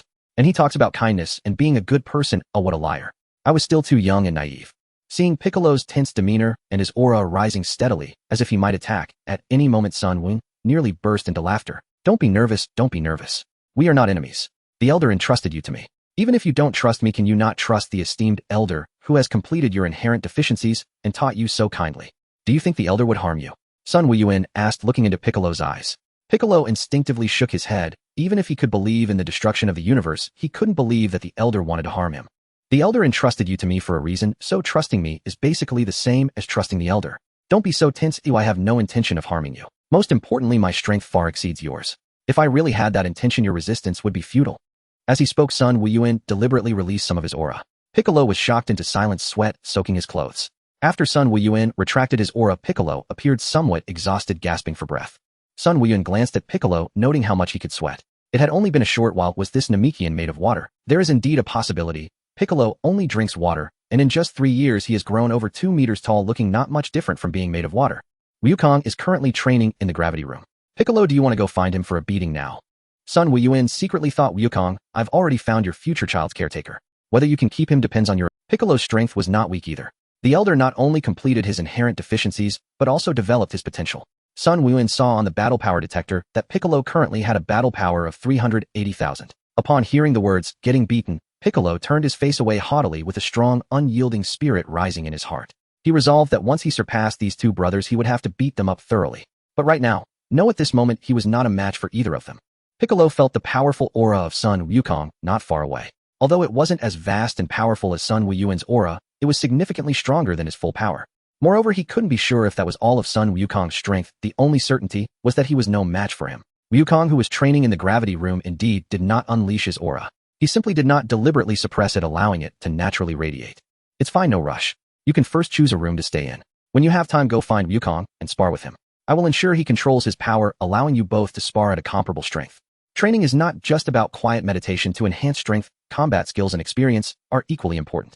Also, if you have time, you can learn about Earth's culture and knowledge. The commonalities and differences between two different civilizations should enhance your mindset. In fact, what Sun Wuyuan wanted to say most was, as the future caretaker of our Sun family, not only do you need powerful strength, but you also cannot become a dropout of the 9-year compulsory education. Seeing how reasonable Sun Wuyuan's words were, and based on his respect and trust for the elder, Piccolo gradually let go of his wariness towards Sun Wuyuan. On the heavenly god temple, Yamcha said excitedly, "It's been 3 years, and the world's #1 martial arts tournament is about to begin again. Tianjin Fan, it won't be so easy for you to win the championship this time." Tianjin Fan was not like Yamcha. He was taciturn, dedicated to martial arts, and had a strong sense of pride. He didn't speak, but silently clenched his fist. "Yamcha, you are too early to celebrate. Don't forget about Wukong and Master Wuyuan. Our strength has indeed made leaps, but do you remember how many times stronger they were than us 3 years ago? At least 10,000 times. After 3 years, do you think our strength has increased by 10,000 times? Moreover, that was 3 years ago. I don't believe Master Wuyuan and the others have stagnated in these 3 years." Seeing Yamcha's excitement, Krillin couldn't help but speak up. Yamcha's smile froze on his face. 10,000 times. There's no way there's that much improvement. He estimated that after 3 years of hard training, they had probably improved about 10 times. Krillin, they should have lost interest in the world's #1 martial arts tournament. They didn't participate 3 years ago, so the championship should be contested among the 4 of us. Yamcha said awkwardly. It is worth mentioning that during Tianjin Fan's training with Master Wutian, he caught the eye of the blonde Lanqi. During that time, Lanqi often came to rob food to nourish Tianjin Fan. Even later, when Tianjin Fan took Dumpling to Kylin Tower and Lanqi couldn't follow him in her plane, she stubbornly camped outside Kylin Tower. Unfortunately, Tianjin Fan was a martial arts fanatic and was deliberately avoiding Lanqi. On Baobao Mountain for a month, Piccolo frequently sought combat with Wukong, allowing him to clearly recognize how great the gap in strength was between him and Sun Wukong. He also followed Sun Wukong to train in the gravity chamber, but as for the results, Wuyuan didn't care. Anyway, he left all of Piccolo's matters to Sun Wukong, letting their love-hate relationship develop freely. On the morning of May 6th, during breakfast, Sun Wuyuan asked Wukong, "Wukong, today is the day the world's #1 martial arts tournament begins. Are you interested in participating in the competition? Big pot brother and I, you marry go." Wukong replied with his cheeks puffed, speaking unclearly. "Wukong, swallow your food before speaking. There aren't any experts on Earth. It would be too unfair if I went." Sun Wuyuan rubbed his temples. "Then I won't go either," Wukong said decisively. If Wukong also didn't participate in the world's #1 martial arts tournament, he and Chi-Chi wouldn't meet on the arena. "When will my nephew be born?" After finishing breakfast, Sun Wuyuan found his grandfather Sun Wufan. Once mentioned, his grandfather raised both hands in agreement. Then, without Wukong knowing, the two of them went to talk to the Ox Demon King about Wukong and Kiki's marriage. As soon as Chi-Chi heard she was going to meet Wukong, she immediately agreed, but her expression was not quite right, showing a mix of surprise, anger, and deep resentment. Her expression was very colorful, making it hard to imagine how she could express such complex emotions on one face. The 4 of them quickly arrived at Baobao Mountain. Sun Wuyuan shouted loudly, "Wukong, stop training for now, and come out. Big brother has brought you a big surprise." "Surprise? Did Big brother make some delicious food again?" Wukong guessed. When Wukong came out, he didn't see any food. Piccolo also followed him out of the gravity chamber. "Big brother, what do you need me for?" Wukong asked in confusion. "Chi-Chi, you and Wukong catch up for a bit. We'll step out for a little while so as not to disturb you. Grandfather and I will prepare, and tomorrow we'll hold your wedding. And Piccolo, you come with us. Wukong, stay here and chat with Chi-Chi properly. Don't bully her, okay?" Wukong scratched the back of his head in confusion, wondering why he had to stay. "Wuyuan, is it really okay for us to leave? Like, grandfather, don't worry. Nothing will go wrong. I'll just be patient and wait." Sun Wuyuan, Piccolo, Ox Demon King, and grandfather Sun Wufan poked their heads out from behind the wall, watching Sun Wukong and Chi-Chi outside. Soon they saw Chi-Chi shyly walk up to Wukong, smiling and saying, "Sun Wukong." Wukong blinked his innocent big eyes, asking, "Who are you?"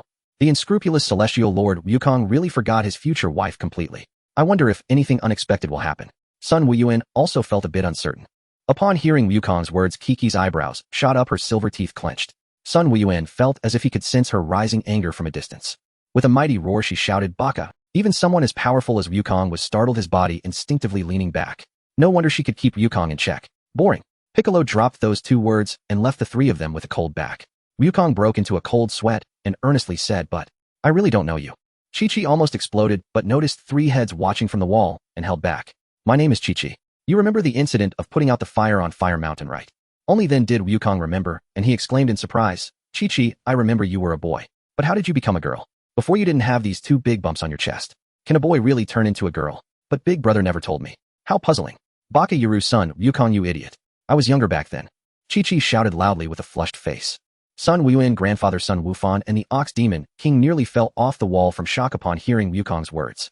At that moment Sun Wuyuan asked his grandfather, Grandfather, didn't you teach Wukong about this? Wukong has always trained by your side. I thought you would teach him. Wuyuan, how did Wukong and Chi-Chi suddenly start fighting? Should we intervene? Grandfather Sun Wufan said worriedly. Grandfather, it's fine. They haven't seen each other in a long time. Their emotions are a bit heightened. Moreover, Wukong is very measured in his actions. They just had a small misunderstanding, but once they clear it up it will be fine. As the saying goes, couples fight at the head of the bed and make up at the foot. Let's not interfere to avoid making things worse.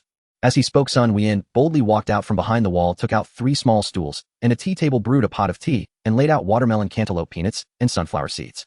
Grandfather and Uncle Ox Demon, don't lean on the wall anymore. Come down, let's have some tea, eat something, chat a bit, and conveniently arrange the wedding for the 2 young ones.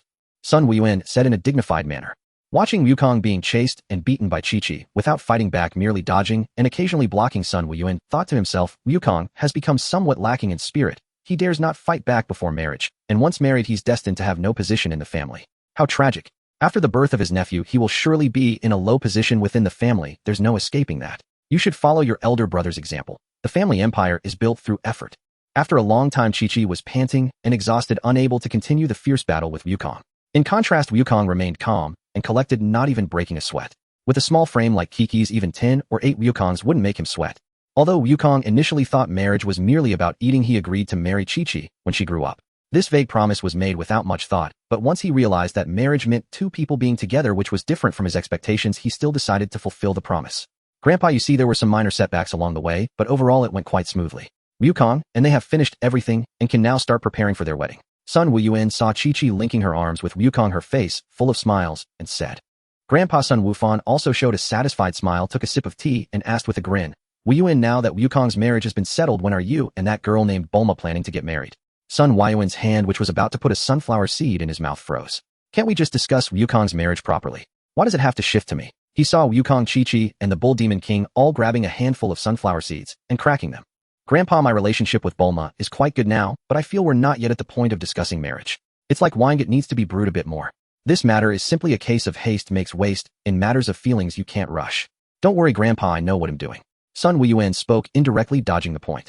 Although I don't know what you're thinking, Wuyuan, I can see that girl really likes you. During the years you were out training, she often traveled long distances to Paozu Mountain to inquire about your situation. Since you have made plans, I hope you marry her soon. After all, you are Wukong's elder brother. Seeing Grandpa's serious expression, Sun Wuyuan nodded repeatedly, like a chick pecking at rice, realizing that Grandpa could actually talk quite a bit. Elder brother, we've finished the sunflower seeds, and eating sunflower seeds doesn't fill you up. When do we eat? Wukong said, holding his grumbling stomach after his elder brother finished talking with Grandpa. Sun Wuyuan first went to Master Rose's place. Wukong is getting married so soon. Who is he marrying? Master Roshi asked, somewhat surprised. It's Chi-Chi, the daughter of the Bull Demon King. So it's that fiery girl from back then. Time flies so fast, and I hope Wukong can handle her character. Wukong and Kiki's wedding date is May 8th, which is the day after tomorrow. He'll come to pick you up then. After saying that, Sun Wuyuan instantly teleported away from Kame House. Master Roshi sighed. This kid Wuyuan really comes and goes without a trace. Then he reclined back in his chair, pulled out an H magazine, and let out a few hearty laughs. Sun Wuyuan arrived at the God Temple, startling Krillin, Yamcha, Tien, and Kaiatsu with his sudden appearance. Hello everyone. It's been a while, God and Mr. Popo. Sun Wuyuan greeted everyone in the God Temple. Senior brother Wuyuan, are you here to cultivate in the God Temple too? Krillin asked excitedly. No, Wukong is getting married the day after tomorrow. If everyone is free, you are welcome to come to Paozu Mountain to attend Wukong's wedding. Sun Wuyuan said with a smile. What? Yamcha and Krillin were somewhat astonished. That naive Wukong was actually getting married so soon. Could it be that I underestimated Wukong? He has been hiding his true strength all along. Senior brother Wuyuan, I wonder how strong you and Wukong have become now. Krillin had always been curious about this and couldn't hold back any longer, wanting to know the truth. Yamcha and Tien also perked up their ears, their curiosity seemingly no less than Krillin's. Krillin, it's better if you don't know. I'm afraid it might dampen your confidence. Are you sure you want me to tell you? Sun Wuyuan raised an eyebrow. Gulp. Krillin swallowed hard, saying somewhat uncertainly, tell me, I really want to know how big our gap is. This is what you asked for, Krillin. He'll say it straight. Wukong's battle power is very close to 3 million, while mine is just over 300 million. Sun Wuyuan said lightly. What a 3. Yamcha, Krillin, and Tien were completely unsettled. They were shocked. Wukong had 3 million battle power, and Sun Wuyuan had over 300 million. The gap was even larger than they had imagined. Yamcha, still not giving up, asked, Wuyuan, can you test our current battle power? No problem, here, take this battle power detector and check it yourself. Krillin put on the battle power detector and saw the reading was 0. Is the battle power detector broken? Why is it showing 0? Sun Wuyuan slapped his forehead and said, sorry, I forgot that you can't use that battle power detector yet. Here, take. He took back the battle power detector from Krillin that was set to a reading of 10,000 and handed Krillin another one set to a reading of 1. Krillin looked at Sun Wuyuan, suspiciously unsure if his senior brother really forgot or was doing it on purpose. I remember your memory is quite good, you shouldn't make such a rookie mistake. 1357. Is this my current battle power? So it turns out senior brother Wuyuan's battle power is more than 10,000 times mine. Krillin said somewhat dejectedly. Krillin, measure our battle power too. Oh, Yamcha, your battle power is 1,246. Tien, your battle power is 1,487. Kayatsu, your battle power is 876. Krillin instinctively looked at Sun Wuyuan, and the detector suddenly exploded with a bang. Krillin, this is an old version of the battle power detector, and its limit is only 1 million. If it exceeds the limit, it will explode. Why did you test me with it? Huh, what a surprise, I just reacted instinctively. Krillin hurriedly explained while touching his shiny bald head. Then he realized that senior brother Wuyuan usually concealed all his energy right. The battle power detector theoretically shouldn't be able to detect his power, let alone explode. Krillin looked at Sun Wuyuan, noticing he was looking at him with a smile that was neither here nor there. A familiar memory quickly came flooding back. This smile was just like the one senior brother Wuyuan had when he first started training with Master Wu Tian, making all sorts of excuses to smack his forehead. He instinctively took a few steps back. Sun Wuyuan was momentarily stunned, thinking, my smile is so sunny and warm, why are you stepping back, Krillin? After leaving the Heavenly God Temple, Sun Wuyuan hesitated as he went to Bulma's house, hoping that nothing he feared. Are you here to see Bulma? Mrs. Briefs warmly took Sun Wuyuan's hand. Would you like some snacks? As soon as Bulma saw Sun Wuyuan, she rushed over and tightly hugged his arm. An astonishing elasticity coursing through her, and the unique fragrance of a woman filled his nostrils, constantly stimulating a sensitive nerve within him. Bulma, the day after tomorrow, my brother Sun Wukong is getting married to Chi-Chi, and I came to invite you to attend. Sun Wuyuan said, a bit anxious. Dr. Briefs maintained a neutral expression, while Mrs. Briefs smiled elegantly and calmly, but Bulma reacted more intensely. What a... Wukong is getting married the day after tomorrow. Bulma was extremely surprised. She had been dating Sun Wuyuan for over 7 years, during which they had both taken many liberties, but they had never taken that final step. She had once worried whether there was some unspeakable illness with Sun Wuyuan, but after checking on him several times herself, he appeared full of vitality. Yet why had he still not taken action despite her countless hints? She found it hard to understand. Sun Wuyuan noticed Bulma's resentful gaze, reminiscent of a woman who had spent 20 years in solitude, and he immediately understood that perhaps he had gone a bit too far. He thought to himself, perhaps he should take action soon to relieve her daily cravings for his body. Yes, Bulma, do you remember the girl we met at Flame Mountain 7 years ago while searching for the Dragon Balls? Didn't they getting... I thought they were just playing around because they were young, but I didn't expect them to actually get married now. Bulma said, feeling both amused and exasperated. Wuyuan, Bulma called out with utmost tenderness. Sun Wuyuan felt goosebumps all over. When did Bulma become so gentle and warm? It took him enormous effort to escape, realizing that he truly lacked the qualifications to be a scoundrel. He was simply too kind and sincere. It took such great effort just to deal with Bulma. How did those diligent little bees manage to flit freely among the flowers? What a pity. Had he known he would traverse into another world, he should have memorized the scoundrel's phrases. Now he felt so. On May 7th, the world's first martial arts tournament commenced as usual. Sun Wuyuan, Sun Wukong, and Piccolo did not participate, while Tien Shinhan, Chaozu, Krillin, and Yamcha made it into the top 4. Yamcha tragically met Tien Shinhan again in the semifinals and was defeated once more. Yamcha also felt fortunate that he had cleverly defeated Tien Shinhan the first time he arrived at the Heavenly God Temple. Otherwise, he would have kept losing. Krillin's strength was far superior to Chaozus, easily making it to the finals. He battled fiercely with Tien Shinhan for 300 rounds, but ultimately succumbed, finishing second. On May 8th, Wukong and Chi-Chi got married, and except for his missing sister ties, Bulma's family all attended. Krillin, Tien Shinhan, and others also participated. Surprisingly, the Heavenly God who had been guarding the Heavenly God Temple also came to the wedding.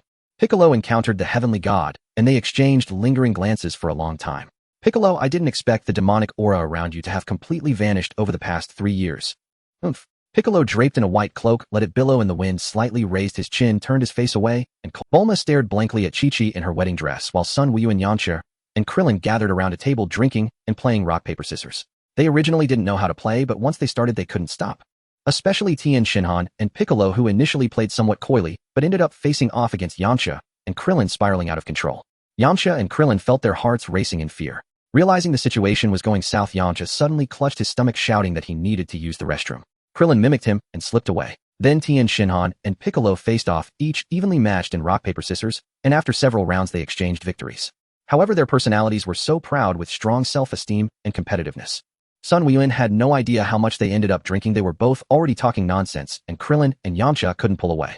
Tien Shinhan was reeking of alcohol, and even Piccolo's green face surprisingly flushed red. Sun Wuyuan looked on in amazement. Since his skin and blood weren't red, how did Piccolo manage to get red in the face? A group of people were completely drunk. Sun Wuyuan arranged rooms for them to stay overnight before leaving the next day. Weddings are truly troublesome, was Sun Wuyuan's inner thought. Finally, he finished the busy work and could enjoy a comfortable sleep. Suddenly, a knock sounded at the door. When Sun Wuyuan opened it, he saw Bulma in her pajamas. Getting close, he could smell a hint of alcohol, and her cheeks were flushed. He couldn't tell if it was from the drink or some inappropriate thoughts.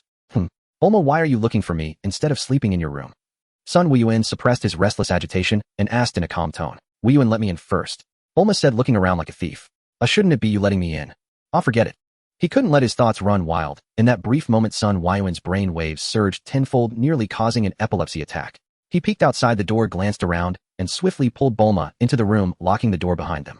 Before Sun Wuyuan could make a move, he heard Wukong's surprised voice. Chi-Chi, if we're going to sleep, why are you taking off my— Is this what we have to do when we get married? But I don't understand.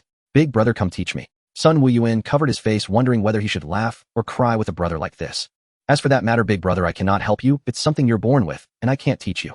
Grandpa Sun Gohan was still awake in his room, looking somewhat grim. He had only known Wukong was innocent, but now it seemed he might be a little foolish too.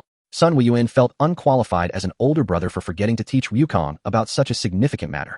Mrs. Briefs covered her mouth and chuckled. On-site guidance, today's youth are so open-minded. Bulma looked at Sun Wuyuan with a strange expression. Was there something about him that she hadn't discovered? Whatever the main issue was pressing.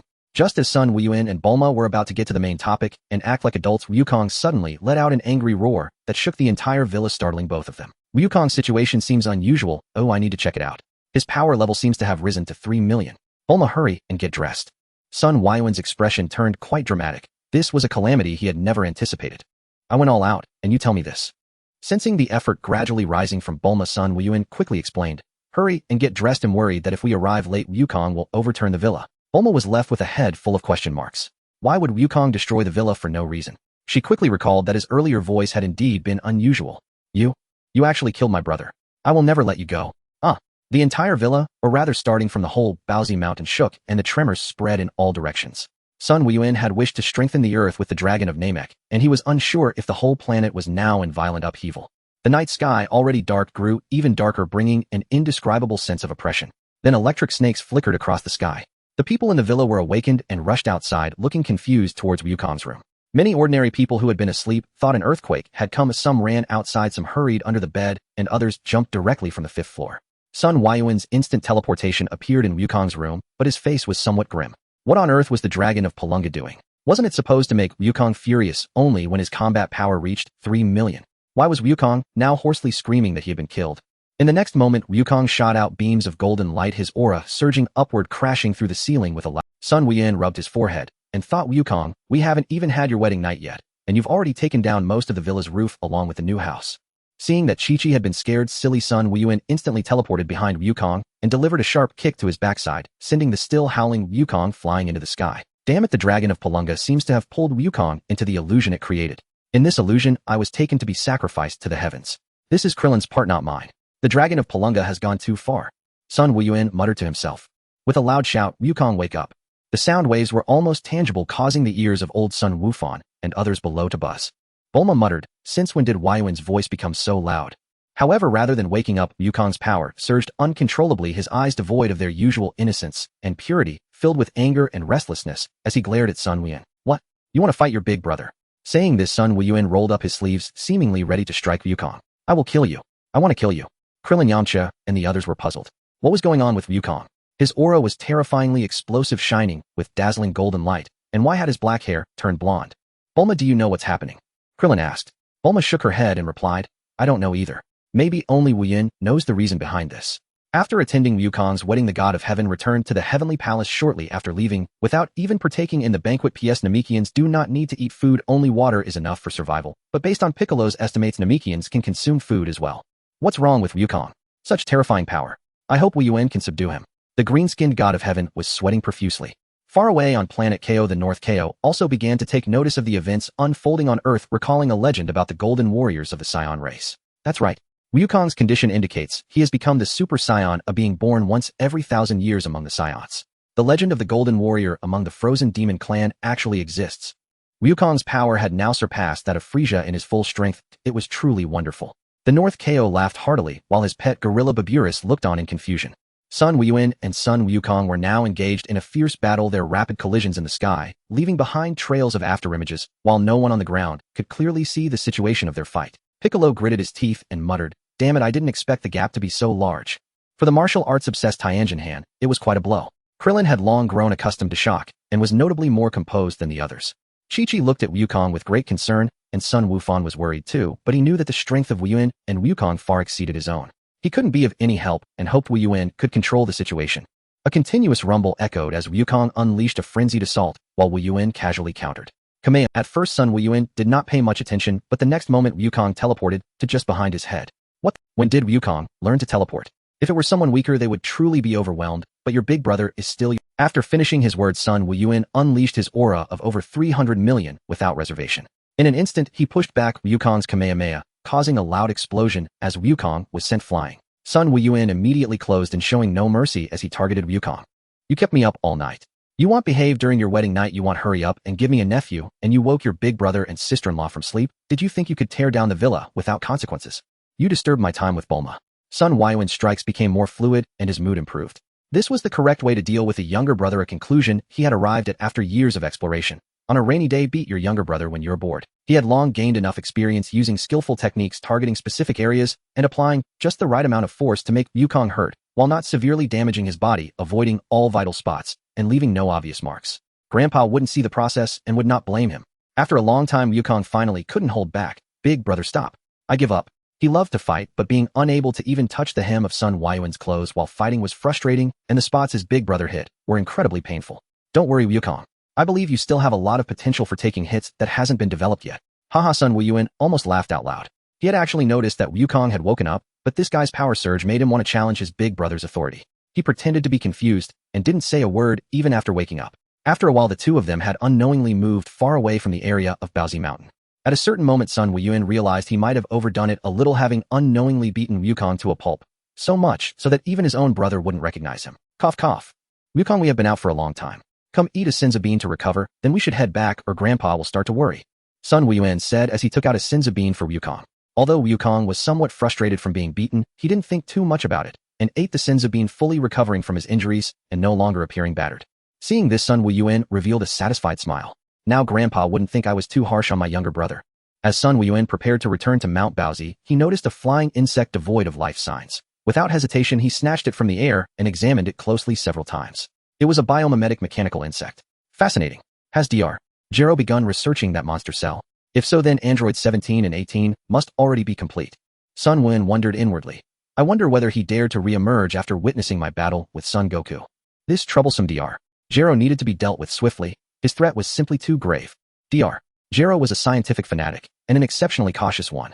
17 years had passed between the annihilation of the Red Ribbon Army and his own transformation into Android 20. He had meticulously documented Son Goku's martial techniques and power progression, yet his sole fatal oversight was failing to monitor the Namekian battle.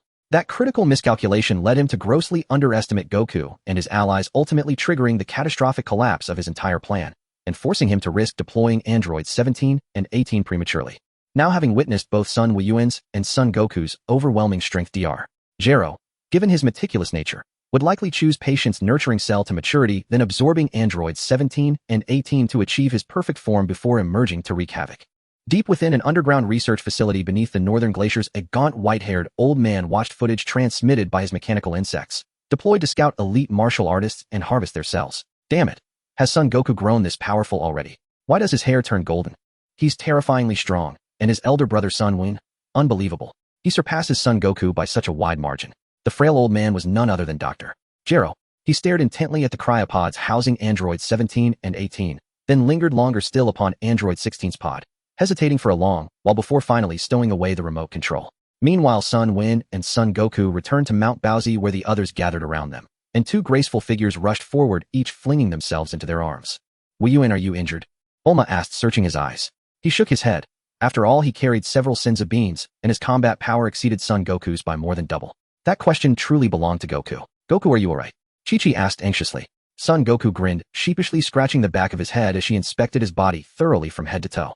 Chi-Chi, we're fine. Brother gave me, Goku began, but Sun Wuyuan cut in loudly, addressing Grandpa Sun direct. Rest assured, Grandpa, I always exercise impeccable restraint. Look how radiant Goku's spirit is. Does he appear mentally drained or weakened by injury? He's the very picture of vibrant youth. Grandpa Sun, stroking his white handlebar mustache, smiled warmly. Wuyuan, you've been remarkably intelligent since childhood and always looked after Goku. I trust you implicitly. We've encountered a rather serious complication, Sun Wuyuan declared gravely, as if facing an imminent foe. Wuyuan, what trouble have you run into? Krillin and the others tensed instantly. If even Sun Wuyuan, who possessed such staggering might, called it a complication, could an enemy stronger than him possibly be on the horizon? The Earth Warriors' hearts leapt into their throats. Even Grandpa Sun asked quietly, is the situation truly? Sun Wuyuan nodded solemnly, gesturing toward the ruined villa with utter seriousness. Grandpa, the nest is gone. It seems our great-grandson's arrival will have to be postponed. Krillin and the others nearly stumbled in disbelief. Grandpa Sun chuckled wryly. You're teasing again. Still, it is a genuine issue. You see only the surface, dismissing it as trivial. Yet the timing of the child's birth profoundly influences Son Goku's future ascension to Super Saiyan God. Sun Wuyuan already had a viable plan: urge Goku to father 5 children, nephews and nieces, within 5 years. 1 per year would suffice, twins would accelerate the timeline. And now that Goku was fully Saiyan, his offspring would find attaining Super Saiyan forms far simpler. Could 5 possibly be too few? More would certainly increase reliability. Yes, that's settled. Bulma stepped forward confidently. Leave the villa to me. I'll have my company dispatch several capsules containing prefabricated mansions. Wuyuan, how many would be appropriate? Accepting multiple mansions outright, especially under the watchful eyes of so many, might carry the unseemly whiff of dependence. He was no freeloader. So he replied coolly, handle the details as you see fit, Bulma. I know little about architectural layouts, interior design, or furniture arrangements, so you decide. Krillin muttered under his breath. Truly, senior brother Wuyuan, you once vowed, with no woman in heart cultivation flows divine. Now you've put me in an impossible position. With the villa destroyed, no one felt sleepy. Krillin, Yamcha Tian, Shinhan Kairatsu, Master Roshi, and the turtle all departed for their respective homes. Son Goku escorted Ox King back to his former abode at Flame Mountain, while Bulma prepared to fly her parents home to West City. Sun Wuyuan had offered to accompany them via flight technique, but they preferred the airplane. Bulma, I have a small device for you to examine, Sun Wuyuan said, producing the mechanical insect he'd captured earlier. As he opened his palm, the tiny machine attempted to take flight. Sun Wuyuan pinched one of its legs between his fingers. The insect fluttered its wings, sending a faint, cool breeze. At first glance, Bulma saw only an ordinary insect, then paused. Wuyuan would never waste her time on something so trivial. Peering closer, she realized it was an artificial mechanical insect. What is this? Trace its origin, or disable every unit simultaneously. Either solution suffices. Seeing Bulma's lingering confusion, he elaborated, there may be countless such devices. Conceivably at any moment, even during private moments, we could be live-streamed by some shadowy old man lurking in some forgotten corner. Tell me, is that not a grave concern? Then, were there such insects watching me bathe before? Who in the name of shamelessness engineered this monstrosity? Bulma instinctively crossed her arms, her voice rising with outrage. Sun Wuyuan couldn't confirm whether Dr. Gero shared Master Roshi's particular proclivities. Perhaps during long stretches of solitary research, the old scientist had succumbed to boredom and resorted to clandestine surveillance. The implications were worse than he'd imagined. Dr. Gero's threat level demanded immediate reassessment, multiple tiers higher. As for Android 18, best not dwell on that line of thought, lest everything begin to feel deeply unsettlingly askew. It's possible, though not certain. In any case, Bulma, please prioritize your analysis and be extra vigilant. Bulma instantly grasped the severity. Though still unaware that Dr. Gero was the insect's creator, she had already equated him with a deranged voyeur. Wuyuan, I will expose this pervert no matter what. Regrettably, I won't have time to keep you company. Bulma seized the insect, but either gripped too tightly or inadvertently triggered its failsafe, causing it to detonate violently in her palm. This Sun Wuyuan is not only incredibly powerful, but also possesses a style of action that is markedly different from other martial artists. His keen insight makes it extremely difficult to obtain his cells. Dr. Gallo spoke in a grave tone, simultaneously issuing a self-destruct command to the mechanical insects should they be captured. Next to Sun Wuyuan, he recognized Bulma, the daughter of the brilliant Dr. Briefs. It is said that her technological talent surpasses even that of her father. Aware of his own disadvantages, he could not afford to be careless. No amount of caution would be excessive. However, successfully acquiring Sun Wukong cells would be quite remarkable, as it would propel my ultimate android project. The cells of the strongest martial artists on Earth have been mostly collected, with the only regret being that Sun Wuyuan's cells remain uncollected. Dr. Gallo chose not to create androids like Android 17 and 18. Instead, he aimed to manufacture an android capable of continuous evolution, fusing the cells of strong fighters to create an embryo and then nurturing it step by step with growth potential far surpassing that of other types of androids. He also recognized that the downside of this plan is that it is extremely time-consuming. Not to mention the mere fusion of the cells from strong fighters is a significant challenge that requires lengthy periods of gradual merging. Moreover, there is also a high probability of fusion failure during the process. Additionally, the cultivation of the embryo poses challenges on how to further modify it, ensuring its growth and development align with expected trajectories. Even he had little confidence in creating the ultimate android, Cell. However, Sun Wuyuan and Sun Wukong's powers were too formidable, and none of his strongest androids 16, 17, or 18 obeyed his commands. Android 16, a modeled after his deceased son, is a purely mechanical android currently much stronger than androids 17 and 18. He is gentle, peaceful, loves nature and small animals, but despises combat, and will not aid in his conquest of the world. Androids 17 and 18 are also extremely powerful, yet they do not obey his commands and harbor animosity towards him, ready to eliminate him at the slightest opportunity. This placed him in a rather awkward position. The obedient androids lacked strength, while those strong enough either loved peace or sought to kill him. It was quite distressing. All were failures. It is a pity that he could only create 2 permanent energy cores, otherwise he could continue to research, improve, and develop successful permanent androids. The cores within androids 17 and 18 cannot be extracted now. The core material for creating energy cores is a rare substance he found after searching the entire Earth, capable of infinitely absorbing and converting energy. Due to failures during the manufacturing process, a portion was wasted. Ultimately, he successfully created only 2, and during the live transplant after experimenting on a large group of people, Dr. Gallo concluded the 2 reasons for failure: first, a robust shell is necessary to withstand the minimum energy value of the permanent energy core; second, a compatible physique with the energy core is needed. The higher the compatibility, the lower the physical strength requirement, and crucially, it can continue to grow stronger through the energy core. He spent a long time selecting a group of humans with a certain level of compatibility, then secretly observing and testing their approximate compatibility, before finally choosing this pair of siblings who had the highest compatibility as the carriers for the permanent energy cores. Even so, merging the permanent energy cores remained exceedingly difficult. Dr. Gallo modified and implanted the permanent energy cores, bombs, control devices, etc. when they were 8 years old. Subsequently, to accelerate the fusion of the permanent energy cores with their cells, he placed them into deep sleep for over a decade. Even the nutrients needed for 17 and 18, who were still children, were administered via intravenous injection. The fusion of the permanent energy cores was completed a few years after the destruction of the Red Ribbon Army. However, when Dr. Gallo attempted to release Android 17, he found that it did not obey commands and tried to attack him. He had no choice but to press the remote control first.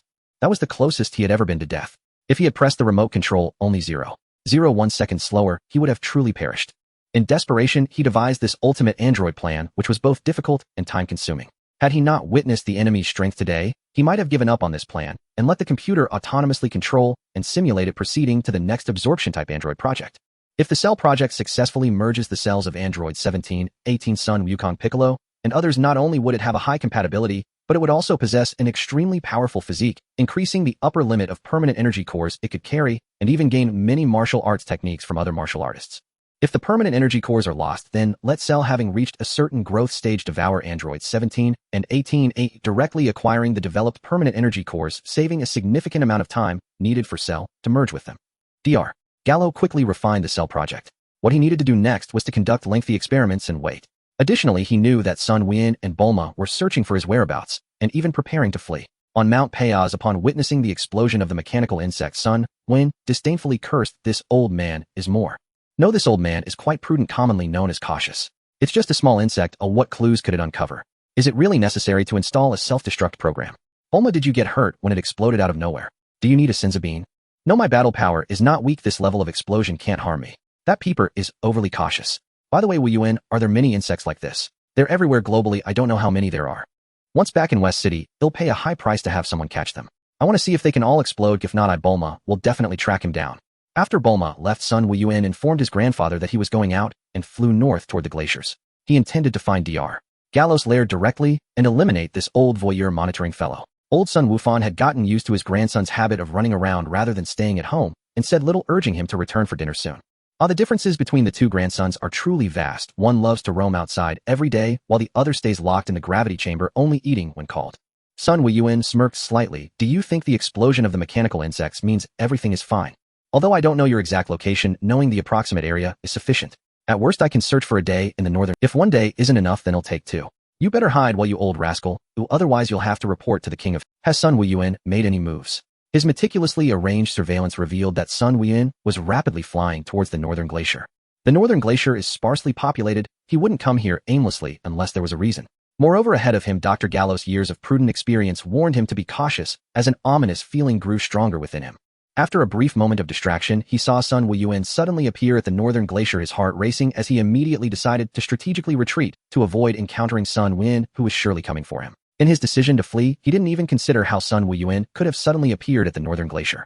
He quickly packed important documents into a universal capsule, taking away the precious cells he had painstakingly collected.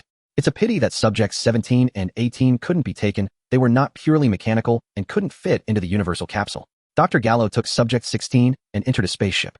After a flurry of operations, he glanced back at the cryogenic chambers labeled 17 and 18, saying, "Wait for me. Dr. Gallo will definitely return." Dr. Gallo closed his eyes inside the spaceship, falling into a state of suspended animation, sealing off. He had deeply studied the techniques of martial artists, even developing devices capable of absorbing their energy. However, he hadn't had the chance to apply them to androids yet, so he was aware that skilled martial artists could sense him through their energy. To completely avoid detection by Sun Wuyuan, he not only suppressed his presence, but also navigated the spaceship along the safest, most concealed route away from him, only ascending into space once he was at a sufficiently safe distance.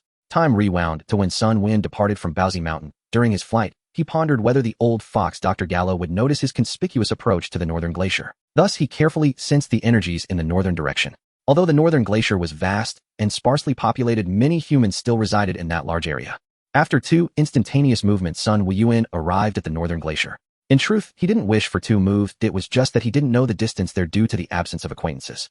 Even in the desolate north, there were small towns where humans gathered. Sun Wuyuan prioritized avoiding areas with dense energy, searching for places with solitary presences to teleport to. He teleported over 100 times without spotting the old man, inadvertently frightening the ordinary people instead. Was it just his bad luck? Could it be that in such a sparsely populated area, he had just teleported next to a woman soaking in a hot spring? Oh, it seemed his luck was indeed a bit lacking. Was there a possibility that Dr. Gallo had transformed into a soulless android? It seems I need to take out the Dragon Balls I've cherished for many years. They have been idle since I began my training on King Kai's planet, and later I stored them in a place that could block the Dragon Ball detection radar. Sun Wuyuan pondered, where did I stash the Dragon Balls? That's right, once while hunting in the mountains, I fed the 7 Dragon Balls to a large carnivorous dinosaur. He had only used the Earth's dragon once in all these years. Carrying the Dragon Balls was quite inconvenient. The universal capsule compressed and restored items through particle compression, but it seemed the Dragon Balls were either too hard for the capsule to compress or their energy was too unique. In any case, they couldn't fit inside. Keeping them at home seemed like an invitation for theft. It was fine when he and Wukong were home, but who knew if one day someone would bomb Paozu Mountain without warning. Moreover, even if he stayed at home, missiles themselves had no presence, making them impossible to guard against. What if one came while he was sleeping?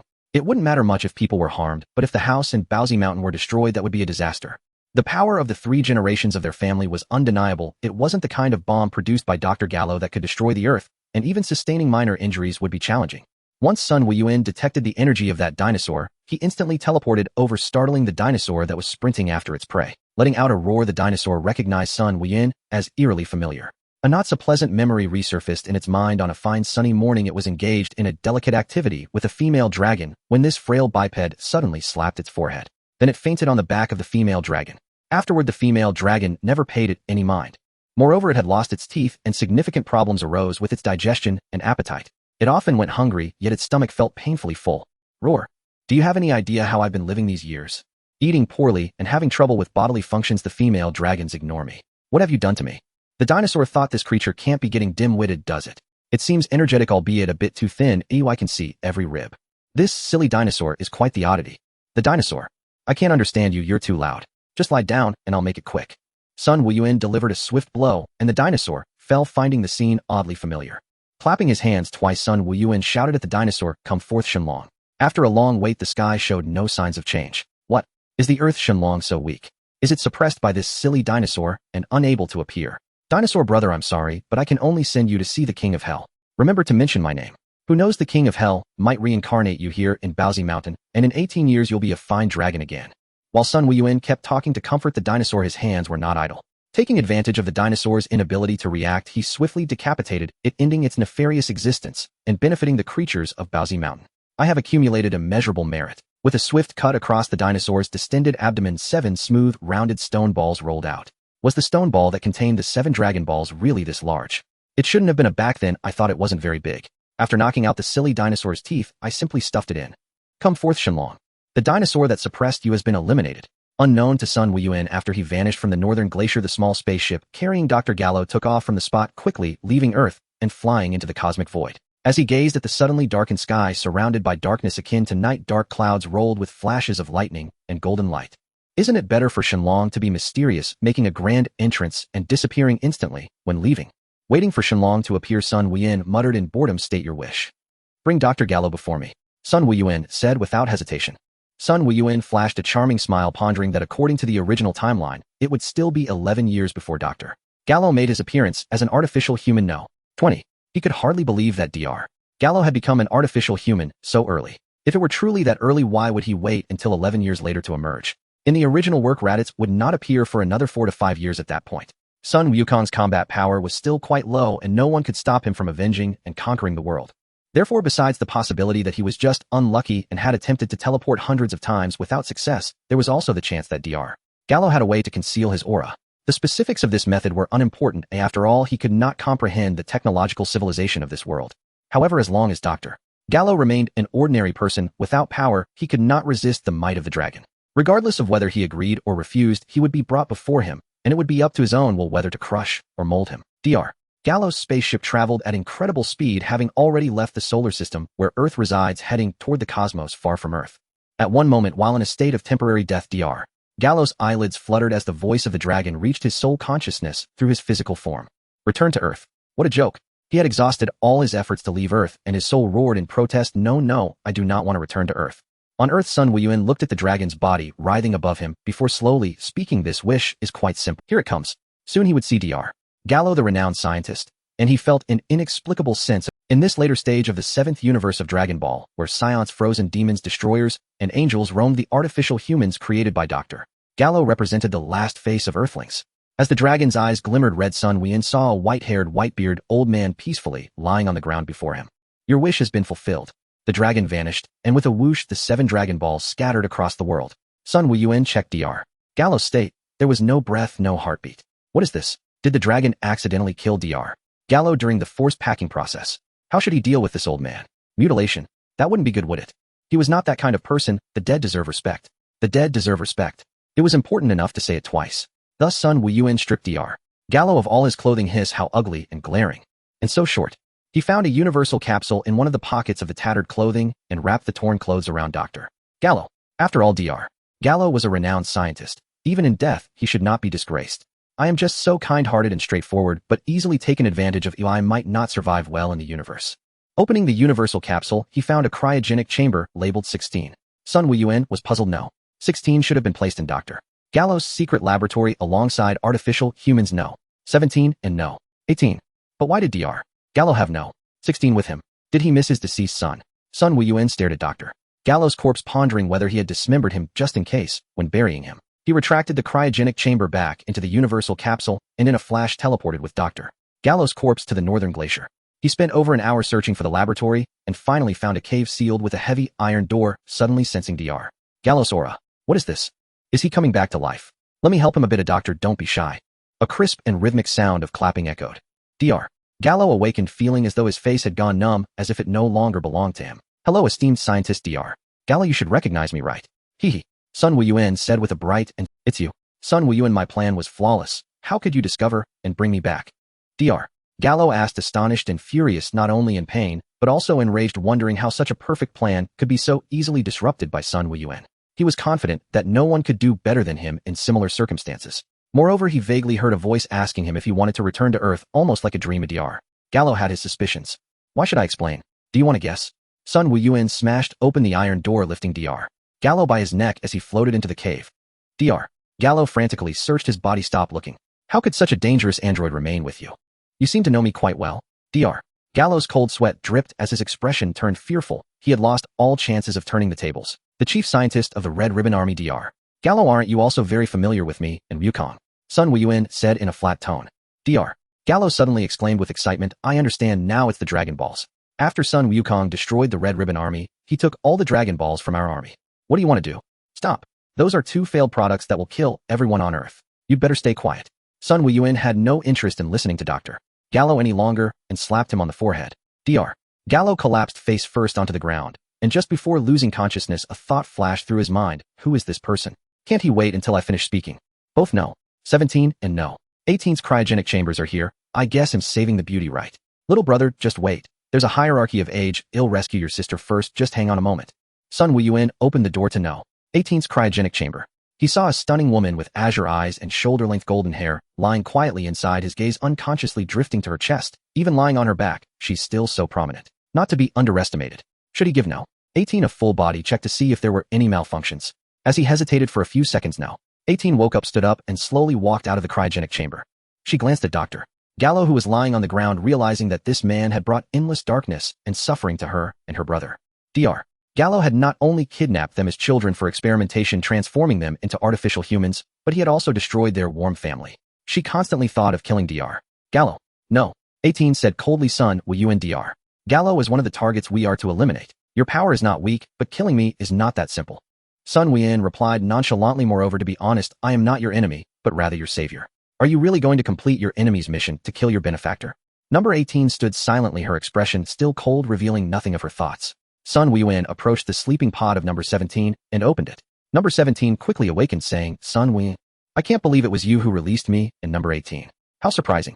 Number 17 noticed Dr. Gallo motionless on the ground and swiftly moved to his side, unhesitatingly stomping down hard on Dr. Gallo's head. In an instant, Dr. Gallo's head was crushed, producing a chilling crunching sound. He didn't utter a single groan before meeting his demise. Sun Wuyuan, witnessing this, silently thought, Old Gallo, your death is so gruesome and unsightly. My bad, I'll mourn for you for 3 seconds. No need to thank me. Then turning to Sun Wuyuan, he said, We were created with the purpose of defeating you and Sun Wukong. Since you freed us from Dr. Gallo, will only kill Sun Wukong. Sun Wukong is my brother. You must know that. Number 17. Of course you are the most wanted targets of Dr. Gallo. Our data contains much information about you, including battle records, interpersonal relationships, and power growth rates. Defeating you is our mission and purpose. Number 17 continued, Your calculations are flawed. I saved both you and number 18 and even handed Dr. Gallo over to you. Then there's nothing we can do. The power I possess exceeds your imagination. You won't be able to stop me from killing Sun Wukong. Number 17 spoke with unwavering confidence, as if stating a fact. A slight smirk appeared on Sun Wuyuan's lips as he replied, If you don't try, how will you know I'm not your match? There can't exist anyone in this world more powerful than us. The scene fell silent, so quiet that a pin drop could be heard, the atmosphere growing tense as a sense of impending doom spread. Number 18 saw the two men on the verge of conflict and spoke in a calm, steady tone. Number 17, he saved our lives. I only said to defeat him, not to kill him. Number 17 said as he approached Sun Wuyuan. 1 step, 2 steps, 3 steps. He stopped 2 fist distances away from Sun Wuyuan, a strange smile on his face. His right hand suddenly clenched into a fist, and with speed and urgency, he punched directly at Sun Wuyuan's abdomen. A muffled, painful sound involuntarily escaped his lips as number 17's waist bent, his right fist pressed against Sun Wuyuan's belly, but he could not advance further, frozen in midair. Actually, I quite enjoy asserting dominance through strength. Sun Wuyuan said with a smile. That being said, if he were facing a god of destruction from Universe 7, culinary dominance would also work well, depending on the situation. Number 18 was utterly astonished. Sun Wuyuan's strength far exceeded what Dr. Gallo's data had indicated. Number 17 grasped the fist that had struck his abdomen. It seems I should take you seriously. Your strength is indeed beyond my expectations, but you are still not my match. You have no idea how terrifying my power is. I look forward to witnessing it. Though I have watched quite a bit of Dragon Ball in my past life, the power levels are all over the place, each more exaggerated than the last. I remember when Frieza first aired, the total power of his final form on Namek was only 1 million, but later it somehow got revised to 120 million. Now what could the power level of this living number 17 be? It was unclear how much strength number 17 was using, but he threw a punch at Sun Wuyuan's abdomen again, which Sun Wuyuan accurately caught. What? You can actually catch it? Number 17 and Sun Wuyuan appeared to be in a contest, both steadily increasing their strength. A white aura gradually intensified, growing more violent, as the cave shook and stones fell from the ceiling. Sun Wuyuan felt the full force of number 17's power, stronger than 2.75 billion, yet slightly weaker than his own strength, probably around 3 billion. After all, battle power is not fixed, it has a certain range of fluctuation. Even if your power matches mine, you will still not be my opponent. My stamina is infinite, while you will weaken as the battle. He was astonished by Sun Wuyuan's formidable strength, but remained confident in his ability to defeat him. Sun Wuyuan nodded in agreement with number 17's words, but in battle who could truly predict the outcome? I may not be able to compete with you and number 18 in stamina, but why would I compete in stamina with you, number 17? Can't I just defeat you with 1 strike? If it were an enemy like Frieza, I wouldn't bother putting in so much effort. Either let Wukong accumulate battle experience, or unleash my power and finish him in 1 move. Ha ha ha. Number 17 clearly did not believe that Sun Wuyuan could defeat him in 1 hit. Don't believe it. Want to place a bet? Betting on this is a common trick, but Sun Wuyuan didn't care if it was a cliché. If the other party fell for it, that was enough. With Dr. Gallo who controlled them, dead number 17 felt quite good and didn't mind spending time playing with Sun Wuyuan. Let's hear it. What shall we bet on? Number 17 raised an eyebrow and asked. If we're betting, it should be something big. If I lose, I will arrange a complete service for your food, clothing, and housing. What a sin. I, Sun Wuyuan, am deeply ensnared in this gamble for the first time, and I absolutely won't commit such a mistake again. If I do, let my good buddy Krillin remain single for another 30 years. Then what will my price be? How about your sister? Number 18 belongs to me. What a calamity, as the old saying goes, beauties bring disaster. Let me bear this pain alone and not involve the innocent Krillin. At this moment, Sun Wuyuan's mind was racing. He certainly did not expect number 17 to agree. That was not his intention. What did you say, Sun Wuyuan? Before number 17 could respond, number 18 interjected. You can bet, but what does it have to do with me? Yes, I was just testing my luck. If by any chance I succeed, then I will have made a fortune. Ha ha ha. Number 18, did you see? Sun Wuyuan is already trying to make a move on you the first time we meet. Is he blind? Your temper is so volatile. Number 17, say that again. Number 18 shot a fierce glare, warning sternly. See, she is that volatile, you'll have to change your bet. Number 17's expression did not change much. How about this? I'll take a loss. If I lose, I'll prepare a villa for you and find a way to defuse the bomb inside you. But if you lose, you can't harm anyone other than yourselves, excluding extraterrestrials. Upon hearing the word bomb, number 17 and number 18 lost the calmness they had moments ago. Sun Wuyuan, no. The two stared intensely at Sun Wuyuan, as if leopards ready to pounce on their prey, poised to attack at any moment. Why be so tense? If I wanted to kill you, would I have let you out? Sun Wuyuan glanced at them, speaking logically. On Earth there are 7 Dragon Balls that can grant wishes. While they can't turn you back into humans, defusing a bomb is no problem. You wouldn't want a time bomb inside you, would you? Number 17 and number 18 exchanged glances and nodded in agreement to the wager. Winning would resolve a significant hidden danger for them, while losing would not be too much of a loss. After all, they were not obligated to kill, nor did they have a penchant for murder. At the headquarters of the Frisia army, a lizard man hurriedly rushed in front of Frisia to report. Bad news, Lord Frisia. What is it?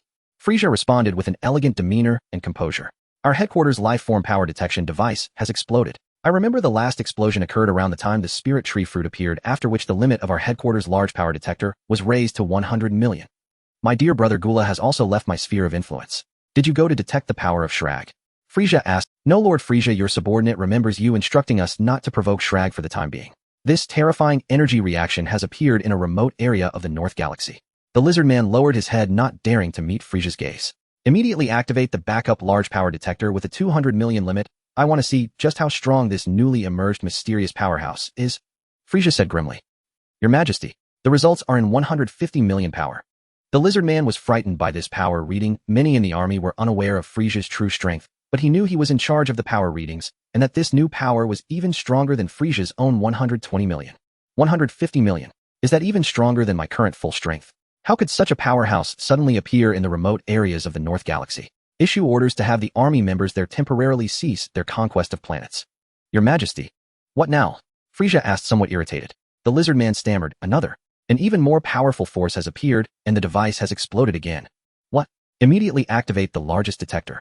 Frisia's tone began to grow urgent. Yes. The results are in 310 million, my lord. The newly emerged energy is at 310 million. Frisia's forehead began to sweat. This force was far too powerful compared to him. But why did they all appear in the remote areas of the North Galaxy? What treasures could possibly be there? Keep a close watch on those two forces. Meanwhile, Shrag also received reports from his subordinates.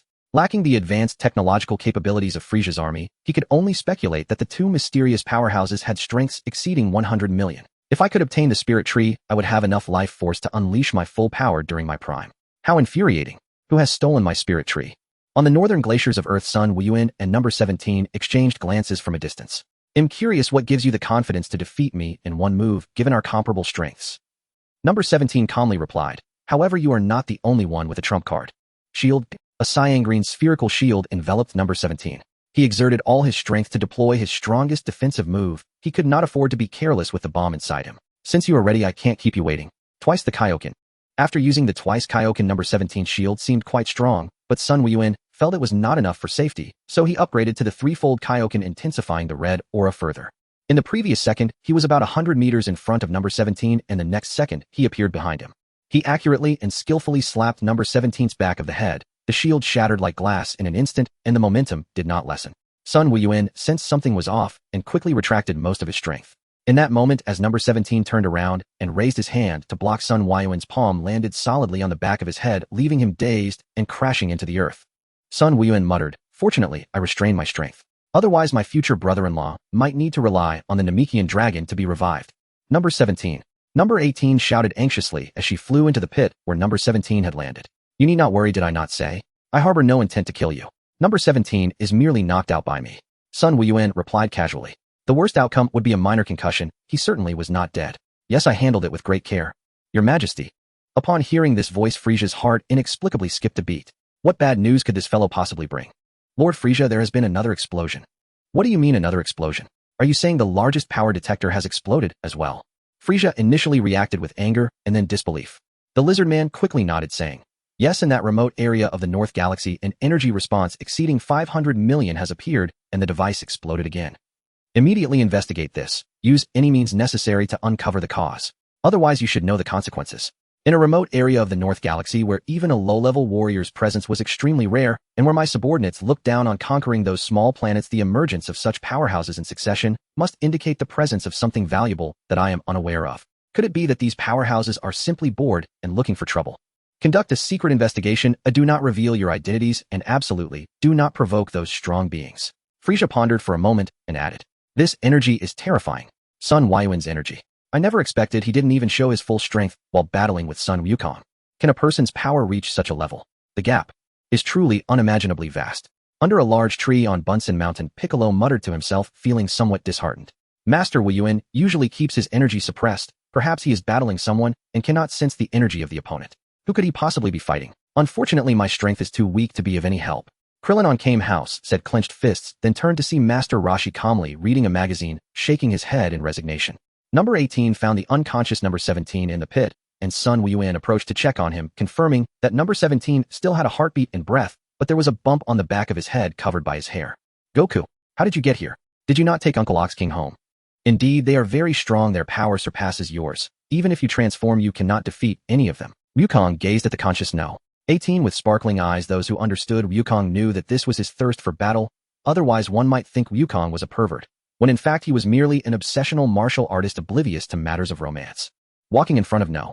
18, Wukong first bowed and said with his hands together, let's have a fight. No. 18 glanced at No. 17, who was lying on the ground, and then coolly said, all right. Sun Wuyuan also noticed that No. 18 had looked at him. Oh, why did she glance at me before agreeing? No. 18 and Wukong flew into the air, maintaining a silent gaze for a few seconds before Wukong shouted and launched the first attack. Only when his fist was in front of No.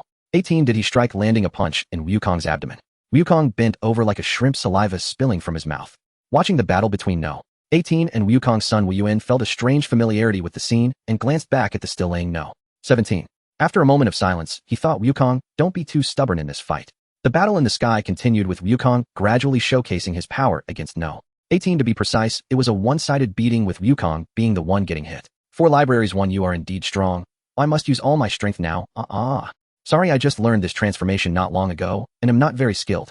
Wukong scratched the back of his head and smiled. Is this really your full strength? No. 18 suddenly asked. The situation was becoming increasingly dire. Sun Wuyuan tentatively suggested. Wukong, isn't it about time to wrap up your sparring? How about we end it here? Wukong has grown up and no longer listens to advice. Let him be, after all. With him watching No. 18 is unlikely to kill him. It's just a beating, no big deal. Big brother, it's not easy to find such a powerful opponent. I want to fight with all my might. After saying that, Wukong instantly teleported behind No. 18 and threw a straight punch, but No. 18 turned and firmly grasped his wrist. With a powerful yank, Sun Wukong lost control and leaned forward. No. 18 sidestepped and raised her leg, driving her knee into Wukong's abdomen, then followed up with an elbow strike, sending him crashing to the ground. Wukong never admitted defeat. As time passed, his strength waned. Although he didn't have particularly serious injuries, the bumps on his head increased, and his face was bruised. Goodness, she could have knocked Wukong out with a single strike, yet she dragged the fight out for so long. No. 18 is retaliating, trying to beat Wukong to the point where I wouldn't recognize him as his brother. The battle was reaching its climax. Ha. Wukong unleashed his final energy wave with the Kamehameha, but No. 18 was too fast, dodging the attack and swiftly slapping Wukong on the back of the head. Just before losing consciousness, Wukong felt a strange familiarity, thinking of his elder brother. Sun Wuyuan was lost in thought. Is No. 18 really so vengeful? I only hit her brother No.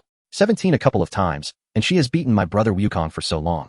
I only punched No. 17 on the back of the head and caused a bump. She battered Wukong until he was black and blue with a head full of lumps.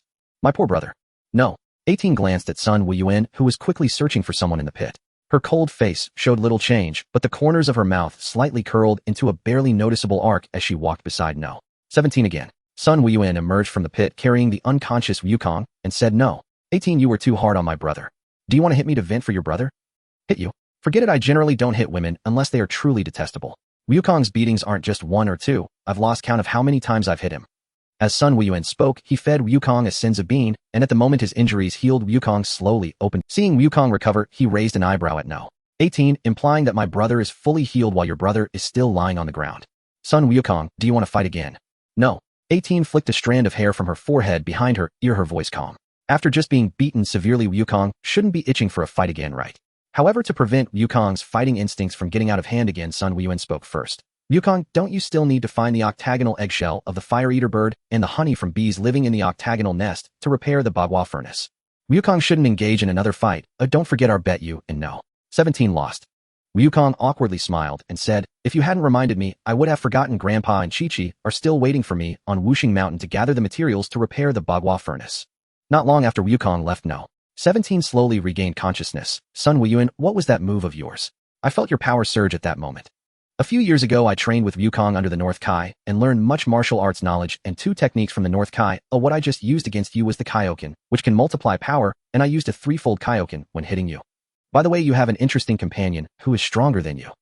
Sun Wuyuan, although I can't beat you, we have never heard of any artificial beings besides us. I know. 17, and the strongest android created by Dr.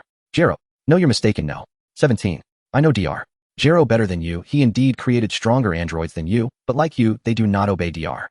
Jero's commands. Sun Wuyuan took out a universal capsule, pressed it, and threw it onto the nearby empty ground. Boom. A stasis pod appeared and No. 17 was slightly surprised. So there really are other androids, this is, No. 16. He is an android, even more powerful than you, but unlike you, he is not a half-human, half-machine transformation, but a purely mechanical creation. No. 17 stepped forward to open the pod and release No. 16, but Sun Wuyuan grabbed his hand and said calmly, I'm just showing you. I never said I would hand him over to you. At least not now. What exactly do you want to do? No. 17 asked. Just handling some potential hazards, although No. 16 was deemed a failure by Dr. Jero. He was truly created to kill me and Wukong. Alright, I've said enough to you. I have important matters to attend to. With that, Sun Wuyuan stored No. 16 away and entered a cave, searching and discovering a passage leading deep underground. Without a second thought, he unleashed a wave of energy, then dashed out of the cave. The next second, a mushroom cloud appeared behind him, completely destroying the sight of the cave. Now, regardless of whether Dr. Jero has cultivated the embryo of cell, this mission can be considered a successful conclusion. Yet he felt something was off. What seemed he had forgotten something. Number 16 is an artificial human possessing formidable power, just like you. He is your kin. Keeping him with me is inappropriate. Once repaired, he shall be returned to your side. Farewell, both of you. Until we meet again. After Sun Wuyuan vanished, number 18 asked, shall we return to our old village? Return? That sounds reasonable. Our enemies are dead and neither Sun Wuyuan nor Sun Wukong require our intervention. We truly need a place to settle. Number 17 joked, if you have nowhere else to go, why not seek out Sun Wing? Perhaps he's the only one on Earth bold enough. Do you wish to fight? Number 17.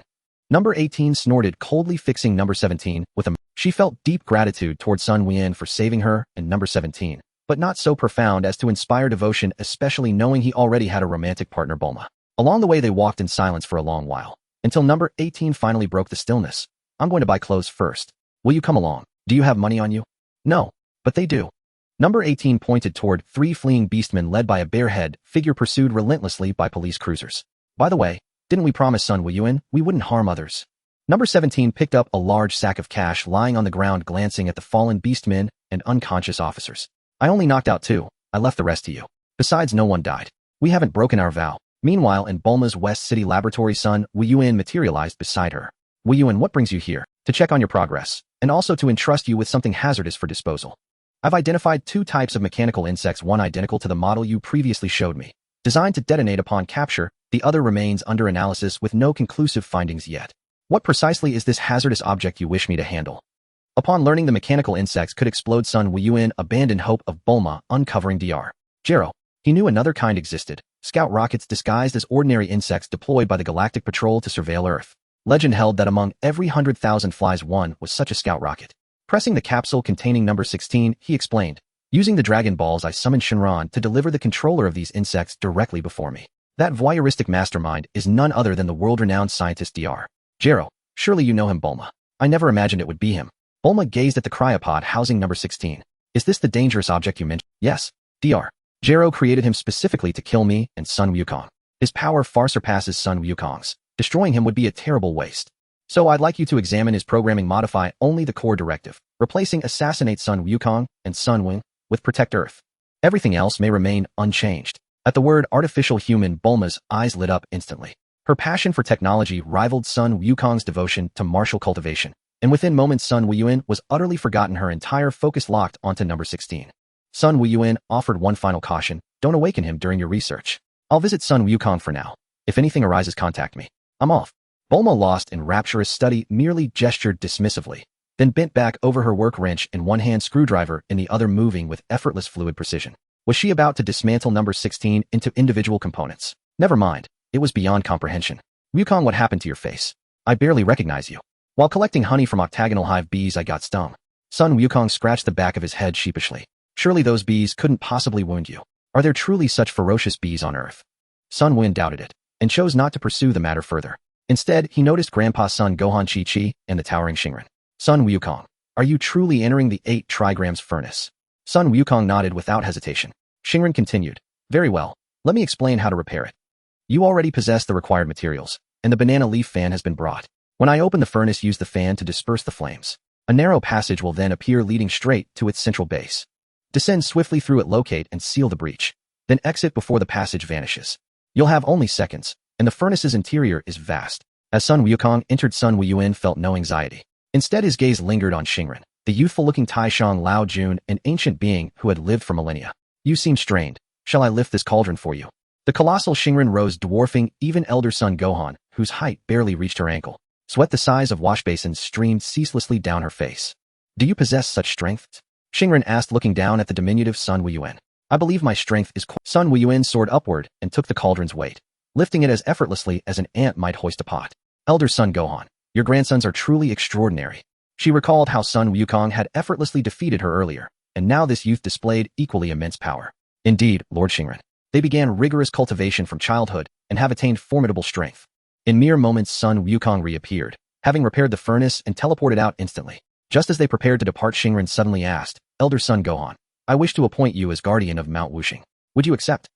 So it begins, Sun Wuyuan mused, intrigued. Grandpa, will you accept? I accept. This scene felt oddly reminiscent of a marriage proposal. No negotiation, no terms, just immediate acceptance of employment. Grandpa certainly wasn't playing hard to get. Sun Wuyuan understood Grandpa harbored no ulterior motives.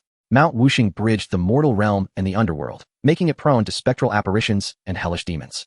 Accepting the post was simply his quiet vow to safeguard humanity.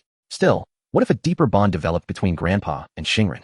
Who precisely would be the younger partner? By appearance and stature alone, Grandpa stood to gain immensely. But in age, Shinran had overseen Mount Wuxing for nearly 5,000 years, while Grandpa was but 98. After brief farewells to his grandsons, elder Sun Gohan settled permanently at Mount Wuxing. Sun Wuyuan honored his grandfather's choice without reservation. Sun Wukong and Shishi returned to Paozu Mountain. Sun Wuyuan, however, had no intention of returning just yet. His younger brother had newly wed, and as the elder brother, he felt obliged to grant them space. It also spared him the ordeal of enduring excessive romantic displays. First, he would visit Master Roshi's turtle school to find Krillin, then Yamcha, Tien, Shinin, Kaiatsu, and Piccolo. These 5 Earth warriors were ready for their next stage of cultivation. Sun Wuyuan, where are you taking us to train? Krillin asked in puzzlement. Like you did not know. Senior brother Wuyuan once trained with Lord Beijia Wang of the North Boundary, though he never explained who Beijia Wang truly. Like felt a jolt. Shortly after emerging into the world, he had followed the great elder to study and had learned that Beijia Wang was a deity of very high rank. Seeing Krillin and the others, it was obvious they did not grasp the weight of the words Jia Wang, yet they said nothing, standing with arms crossed. Sun Wuyuan cast a glance at the slightly proud bike. He had not yet attained the sagacity and composure that come from merging with a deity, and he still bore heavy burdens. Promising indeed. Hold on tight. We are bound for Jiangxing. In an instant, the 6 of them were high above Jiangxing. Krillin, Yamcha, Tianjin, Fan, and Jiaozi felt their bodies drop and plummeted, but recovered quickly and landed steadily. Bike was less fortunate. The weighted gear on him suddenly intensified tenfold, and he slammed into the ground like a meteor, making the whole Jiangxing shudder. Ouch! It hurts just to watch. Bike looks like he cannot get up. His headscarf is no light burden. Fortunately, he did not suffer serious injury. Sun Wuyuan hovered and watched Bike tumble face down, rump up. Bike struggled to remove all the weights, then sprang out of the crater, breathing hard. Sun Wuyuan, why did you bring so many people this time? I could not have you languishing alone on Jiangxing. I brought them to enliven the place and to let them pick up some martial tricks. Besides, I believe they can pass the Shidao trial without trouble. Should I deposit them at the start of Shidao? Passing through Shidao grants the chance to receive my instruction. That is my rule. But I am not entirely without mercy. If each of them tells me one joke that makes me laugh, I will deem them to have passed the test, Beijia, Wang said sluggishly. You heard him. Beijia Wang is a deity steeped in martial knowledge, possessed of many fearsome techniques. Take the test seriously. They exchanged bewildered looks. They had come to cultivate, not to tell jokes. Krillin leaned close to Sun Wuyuan and whispered, did you and Wukong really train here? And why do I feel so heavy? Of course. Learn well from Lord Beijia Wang, and you will profit. As for the heaviness, Jiangxing's gravity is 10 times that of Earth. Krillin, Tianjin Fan, and Bike felt embarrassed. They were not adept at jokes. Only Yamcha strode forward, brimming with confidence. Carry the quilt on your back. Beijia Wang's mouth slowly widened. His pudgy hands could not conceal his mirth. Yamcha delivered 2 jokes without difficulty. Sun Wuyuan felt nothing, but Beijia Wang laughed uncontrollably. There was no arguing with such amusement. Krillin and Jiaozi managed adequately. Bike and Tianjin Fan struggled for a long time to think of anything funny. It was only with Yamcha's suggestions that they finally passed. Bike more than once wanted to turn and train alone, but having felt Sun Wuyuan's terrifying aura, he could not bear being so weak. Beijia Wang folded his hands and, unhurried, said, we shall begin training. I warn you, my training is severe. Then he chuckled, an odd sudden laughter, and the 5 stood stunned at the unexpected mirth of Beijia Wang. The laughter tapered into awkwardness, and he went on, return now. No talent, no sense of humor. Yamcha clutched his belly and laughed heartily, tears gathering at the corners of his eyes, lending his mirth a curious off. Krillin, Tianjin Fan, and Jiaozi could only offer strained smiles. Sweat dotted Tianjin Fan's bald head. Bike forced a grin, but could not summon a sound. Beijia Wang proceeded with his regimen, first seizing Babulus, then hammering Jelij Li with a mallet. Because Bike was both strong and accustomed to weighted training, Beijia Wang fitted his limbs with gear that made each step an ordeal. Sun Wuyuan meanwhile retired to the quiet side of the planet to cultivate a more powerful technique. Jiwang Quan. He did not employ a double or greater multiplier of Jiwang Quan. This was a method of consummate control of qi throughout the body, effectively a single multiplier Jiwang Quan. The single multiplier Jiwang Quan did not cause an instantaneous surge of qi, but it elevated his mastery of qi to an apex. The Guipai Qigong wave gathers and compresses qi into the palm. After a period of condensation, it is released, and the delay greatly amplifies its force. Its merit is clear, and so is its flaw. Charging qi takes time, leaving one vulnerable to a preemptive strike. Another tactic is to combine it with instantaneous movement, dodge early then close, and unleash a magnified finisher. Sun Wuyuan's innate control over qi was already formidable, with the single Jiwang Quan releasing a Guipai Qigong wave of equal power should be almost instantaneous. In theory, he ought to be able to produce 2 or 3 times the usual Guipai wave with ease. Yet he could not. The ordinary Jiwang Quan compresses qi within the body to multiply its potency, but multiplying qi also intensifies the strain on the flesh and can harm the body if mishandled. The brilliance of Jiwang Quan lies in its ability not only to heighten qi, but also to augment speed, offense, and defense. But as its multiplier climbs, qi leaks away faster and in greater volume, suiting short bursts of combat. His constitution was stronger than Krillin's, but not as ideally suited as Wukong's for cultivating Jiwang Quan. In short, he sought by Jiwang Quan's peculiar qi control to make externalized techniques multiply in power. At the Frisia Corps headquarters, Felicia listened with boredom to reports from subordinates about the planets they had conquered. Sabo, what is the situation with Vegeta and those scions now? Reporting Lord Felicia, for 3 years I have assigned them tasks of a higher tier. They were grievously wounded several times, but completed each mission and their strength has increased considerably. Sabo replied with deference. Send them to that remote region where we detected a powerful energy reaction. If they die, so much the better. Mere scion monkeys and I am spared the trouble of dealing with them. If they survive, even better, they may yield the intelligence I most desire. Felicia said with a sinister smile. He smiled with cruelty, the sort of smile that promised both indifference and calculation. On an unknown planet, Raditz handed over the charred meat to Vegeta and Nappa. Nappa took a bite and said, Raditz, after such a long time your grilling skills haven't improved at all, just like your fighting ability, but still as terrible as ever. Raditz remained silent, and Vegeta remarked, Nappa, be grateful. If you were the one grilling, you wouldn't even be able to eat. Nappa rubbed his shiny bald head and shouted, Prince Vegeta, my fighting power is much higher than Raditz's. With such low battle power, he can't even grill meat properly. Isn't he just useless? Raditz was used to it, and showed little reaction as if it was expected, while Vegeta disdainfully scoffed. Vegeta, you said, Frisia. Vegeta's gaze silenced Nappa, pointing at the battle power detector on his ear before Nappa and Raditz followed suit and turned off their battle power detectors. Nappa, watch your words. The battle power detector has a listening device. If you want to die, don't drag me down with you. I know I was wrong, Vegeta, but don't you think that bastard Frisia wants to kill us? For the past 3 years, all the missions assigned to us have been above our level. Nappa grew increasingly agitated, his voice getting louder. I believe that planet Vegeta wasn't destroyed by a meteor, it was annihilated by Frisia. Nappa, shut up. Idiot, do you think I don't know these things? Our current power can't contend with Frisia. He has always feared us scions, worried about the emergence of a super scion, only by becoming Super Saiyans do we stand a chance to defeat Frieza. I will definitely become a Super Saiyan and kill Frieza, annihilating his army. After a long time, they reopened the battle power detectors and received the next combat mission from Sabo. It's strange, this mission is surprisingly simple. Could it be that they gave us an easy task as a reward for our good performance in the previous missions? Nappa said in confusion. Vegeta coldly snorted, who knows what Frieza is planning. In any case, it's definitely not good. For such low-level planets, we Saiyans used to send newborn babies there. Is he trying to humiliate us? Nappa, among those low-level planets in this mission, there's one that is very close to us. Prince Vegeta, that area is too remote. The nearest planet is planet M871, which still requires After we eat our fill, we'll set the destination for the spaceship and then sleep for 9 months. Mr. Sabo, has the mission been assigned to Vegeta and the others? We have already given them the mission. Sabo replied, placing his right hand on his chest and bowing. Very well, there have been quite a few strong ones appearing in our territory recently. I plan to train for an hour every day for the next year, which means training 1 day a month. A pig-faced man said, Your Majesty, 1 hour a day for a month totals 30 hours. There are only 24 hours in a day. You're still short by 6 hours. A death beam pierced through the pig-faced man's forehead. Did I ask you to speak? Who raised this subordinate? No sense of discipline at all. A red-skinned fatty said nervously, He is a new recruit under my subordinate. He's a bit foolish and hasn't learned the rules yet. I'm truly sorry. Mr. Doria, go kill the subordinate who recruited this idiot. Frieza's army do not accept trash. Sabo felt disdain inwardly. What a fool. King Frieza is only reducing his training time. Does he really think he miscalculated? However, he is indeed brave. I have followed King Frieza for many years and have never dared to speak like that. Even a powerful being like King Frieza feels the pressure and is starting to train to enhance his combat power. For Frieza, he never considered training before. Even in his weakest form, he could roam the galaxy. He felt that training to increase his power was unnecessary.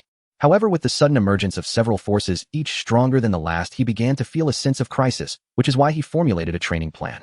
Once the plan is completed, he will still be the emperor ruling the universe. Frieza, ho ho ho ho. Frieza's eerie laughter echoed throughout the headquarters of his army. A month later, Sun Wuyuan, who was training on King Kai's planet, divided his day into 3 segments, studying the King Kai fist in the morning, developing new techniques at noon, and absorbing chi in the afternoon. During this time, he asked King Kai about the creation of the King Kai fist and the spirit bomb, inquiring in detail about when King Kai first thought of creating them, the ideas, improvements, and successes, even asking for King Kai's insights on each step. Big brother, you're so cunning. You secretly brought people to train with King Kai without inviting me. Oh Goku. After just a month, why aren't you spending time with Shishi on Paozu Mountain? Sun Wuyuan hoped Goku wouldn't cause any trouble. His nephew was still missing, and any training could wait until Shishi was pregnant. Shishi has no issues, she just wants to be on top of me every night. Sun Wuyuan quickly covered Goku's mouth. Goku, that is a very private matter between you and Shishi. You cannot speak of it to outsiders. Big brother, you're not an outsider.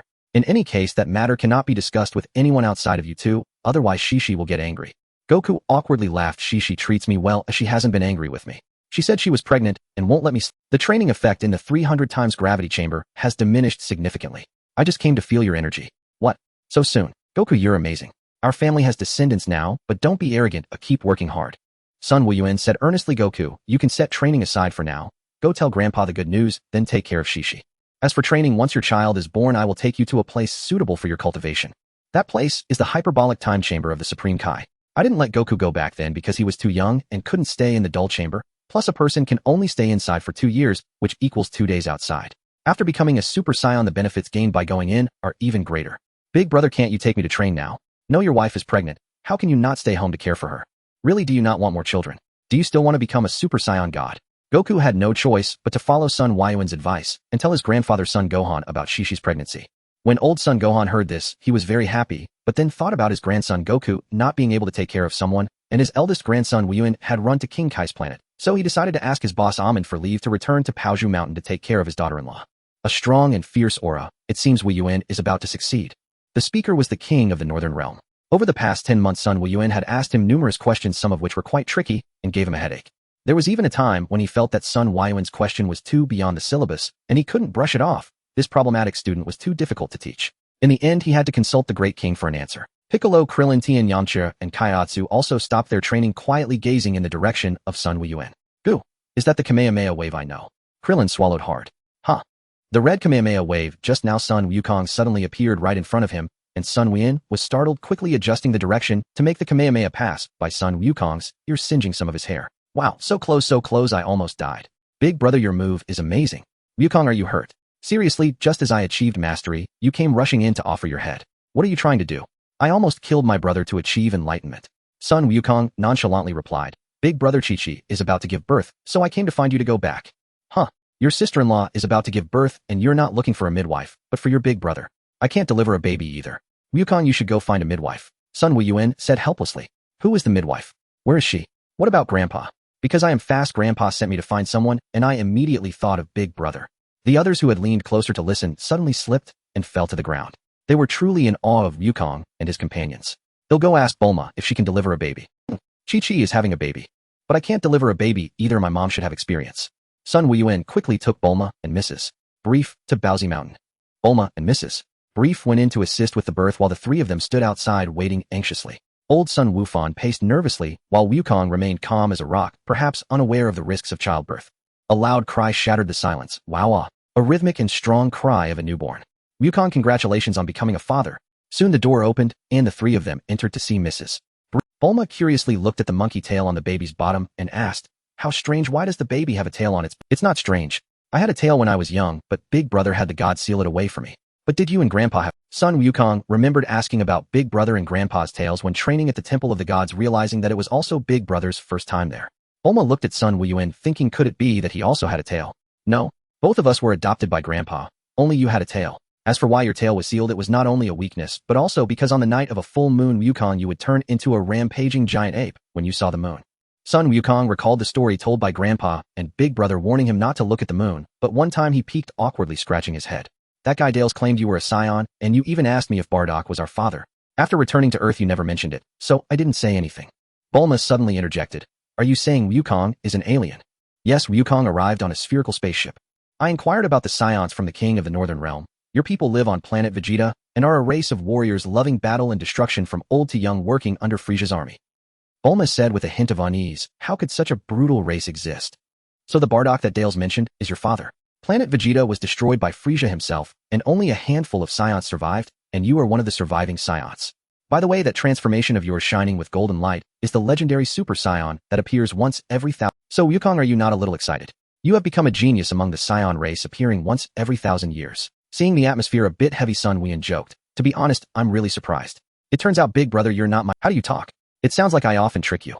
Big Brother and Grandpa raised you with great care. Sun Wuyuan slapped Wukong on the back of the head. You only have one big brother, and that is me. Even if your biological big brother comes, he can only be second best. Wukong winced in pain, feeling that over time the defense of the back of his head had improved significantly, not as pain. Looking at the baby with a slightly wrinkled face, he said, he really is so small. Is he a bit too small? After Chi-Chi gave birth, she was able to get out of bed shortly after. Sun Wuyuan marveled at the physical resilience of martial artists. They didn't even need to rest after giving birth. He sent Bulma and Mrs. Brief back to West City, and old Sun Wufan decided to visit the Five Elements Mountain after the great-grandson's full moon. Wukong, your scion race, served Frisia, yet he destroyed you. Shouldn't you go and kill him to avenge your fallen? I don't even know if I should go. Sun Wukong hesitated. He had lived on Earth since childhood, lacking a sense of belonging to the people of planet Vegeta, and he also detested the brutal actions of scions. Let me tell you, Wukong, although those scions are not good people, they are nothing compared to Frisia's insidious cruelty. His subordinates are not just your fellow scions, and countless planetary civilizations have perished at his hands. For the peace of the universe and the harmonious development of human civilization. Sun Wuyuan earnestly enlightened him, and while Wukong initially understood, he became more and more confused as he listened. Suddenly hearing the King of the Northern Realm's mental transmission, Wukong, I can hear everything you are saying. No way, Lord King, are you spying on us? Did you peek while we were in the restroom? I am the god who governs the Northern Galaxy. I am busy with work and have neither interest nor time to watch you poop. The King of the Northern Realm shouted angrily. I was just joking, Lord King. Your mental state still needs improvement. Sun Wuyuan said calmly. Oh, then let me tell you some news. Due to Frisia's constant destruction in the Northern Galaxy, I have been keeping an eye on his situation. Not long after your battle with the androids on Earth, he seems to have started training. Although he only trains once a month, over the past 10 months he has trained for 10 days, and his strength has rapidly increased. I can no longer see through his strength. Sun Wuyuan exclaimed in surprise, nearly jumping up. Wuyuan, your mental training is not adequate. One more thing. Frisia appears deeply intrigued by your region and has dispatched numerous subordinates to gather intelligence on Earth's location. Once he completes his 1-year, 12-day training regimen, I suspect he'll head straight for you. Sun Wukong eyelids twitched involuntarily. Frisia, the notorious slacker, was actually training. Fortunately, he remained true to form, a mere 1 day per month, and only 10 days completed so far. Without intense hatred as motivation, Frisia's training efficacy would likely be severely diminished.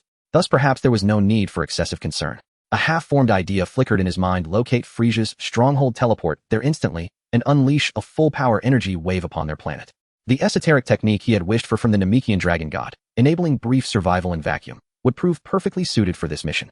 Once Frisia's command planet detonated, even if he survived, he would surely suffer grievous injury. Then Yuan could move in for the final blow. Since Frisia delighted in watching planets explode, this counterstroke would be poetic justice. Walking the path Frisia forged only to leave him with nowhere left to go. Yet something felt amiss. He ought to change attire and mask his face entirely to avoid identification. If some rogue villain ever caught wind of this tactic and secretly launched a similar assault on Earth, the consequences would be catastrophic. Lord North Kai, next time you must inform me of such critical matters without delay. Otherwise your exemplary student may well be eliminated before you know it. Youngsters lack composure. I said I couldn't fathom Frisia's true strength. Not that he is invincible. Yuan, if you don't unleash your full power, neither can I perceive your true capabilities. Huh. There I go again, telling jokes. When exactly had Lord North Kai grown so mischievous? He sensed something unusual about the Kai today. Perhaps another soul subtly led astray by Son Goku. Still, Yuan, do not grow complacent. Frisia's innate talent is terrifying, yet his overconfidence has long hindered him. Born with immense power, he neglected cultivation, leaving him unable to fully master his own strength. Before ascending further, he must first spend time mastering that raw force. Sun Wuyuan and Son Goku instantly teleported to King Kai's planet, where Frisia's aura could be sensed far more clearly. Earth's location, after all, lay too deep in the galactic periphery. At this juncture, few formidable warriors dwelled in the northern galaxy, and even fewer were both powerful and malevolent. With ease he discerned four profoundly sinister auras.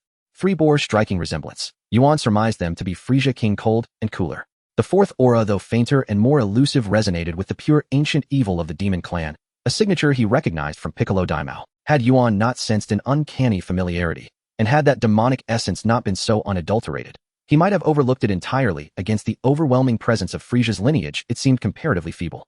Yuan frowned in bewilderment. His nephew had only just been born. Why would Slug, that heartless demon clan warrior, already be en route to Earth? One aura drifted steadily toward Namek. The other two remained motionless. Who had gone to Namek? Something was gravely wrong. Lord North Kai, I'll borrow your back for a moment. Yuan, what mischief are you plotting now? Yuan sighed inwardly. Lord North Kai was notoriously indolent. Not merely disengaged from governance, but alarmingly negligent in intelligence gathering. Were it possible, he'd file a formal complaint with the Kai's superior.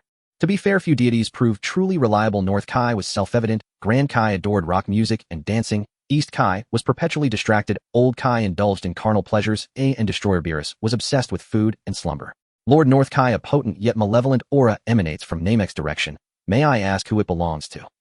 Namek's direction, you say? Let me see. Indeed, it's Cooler, Frisia's elder brother. Strange, he departed the northern galaxy long ago. When did he return? Wiping sweat from his brow, Lord North Kai admitted his oversight. Having fixated solely on Frisia, he'd neglected surveillance of other celestial bodies. Why must these wretches always descend upon the northern galaxy to wreak havoc? Yuan, Goku, this time eradicate them all, leave no trace. Lord North Kai cried, bordering. Sun Wuyuan. Yuan massaged his temples. Everything had spiraled into chaos. Bosses weren't arriving one by one to grant Goku experience. Very well then, annihilate them all at once. Whoa, brother, your perception is astonishing.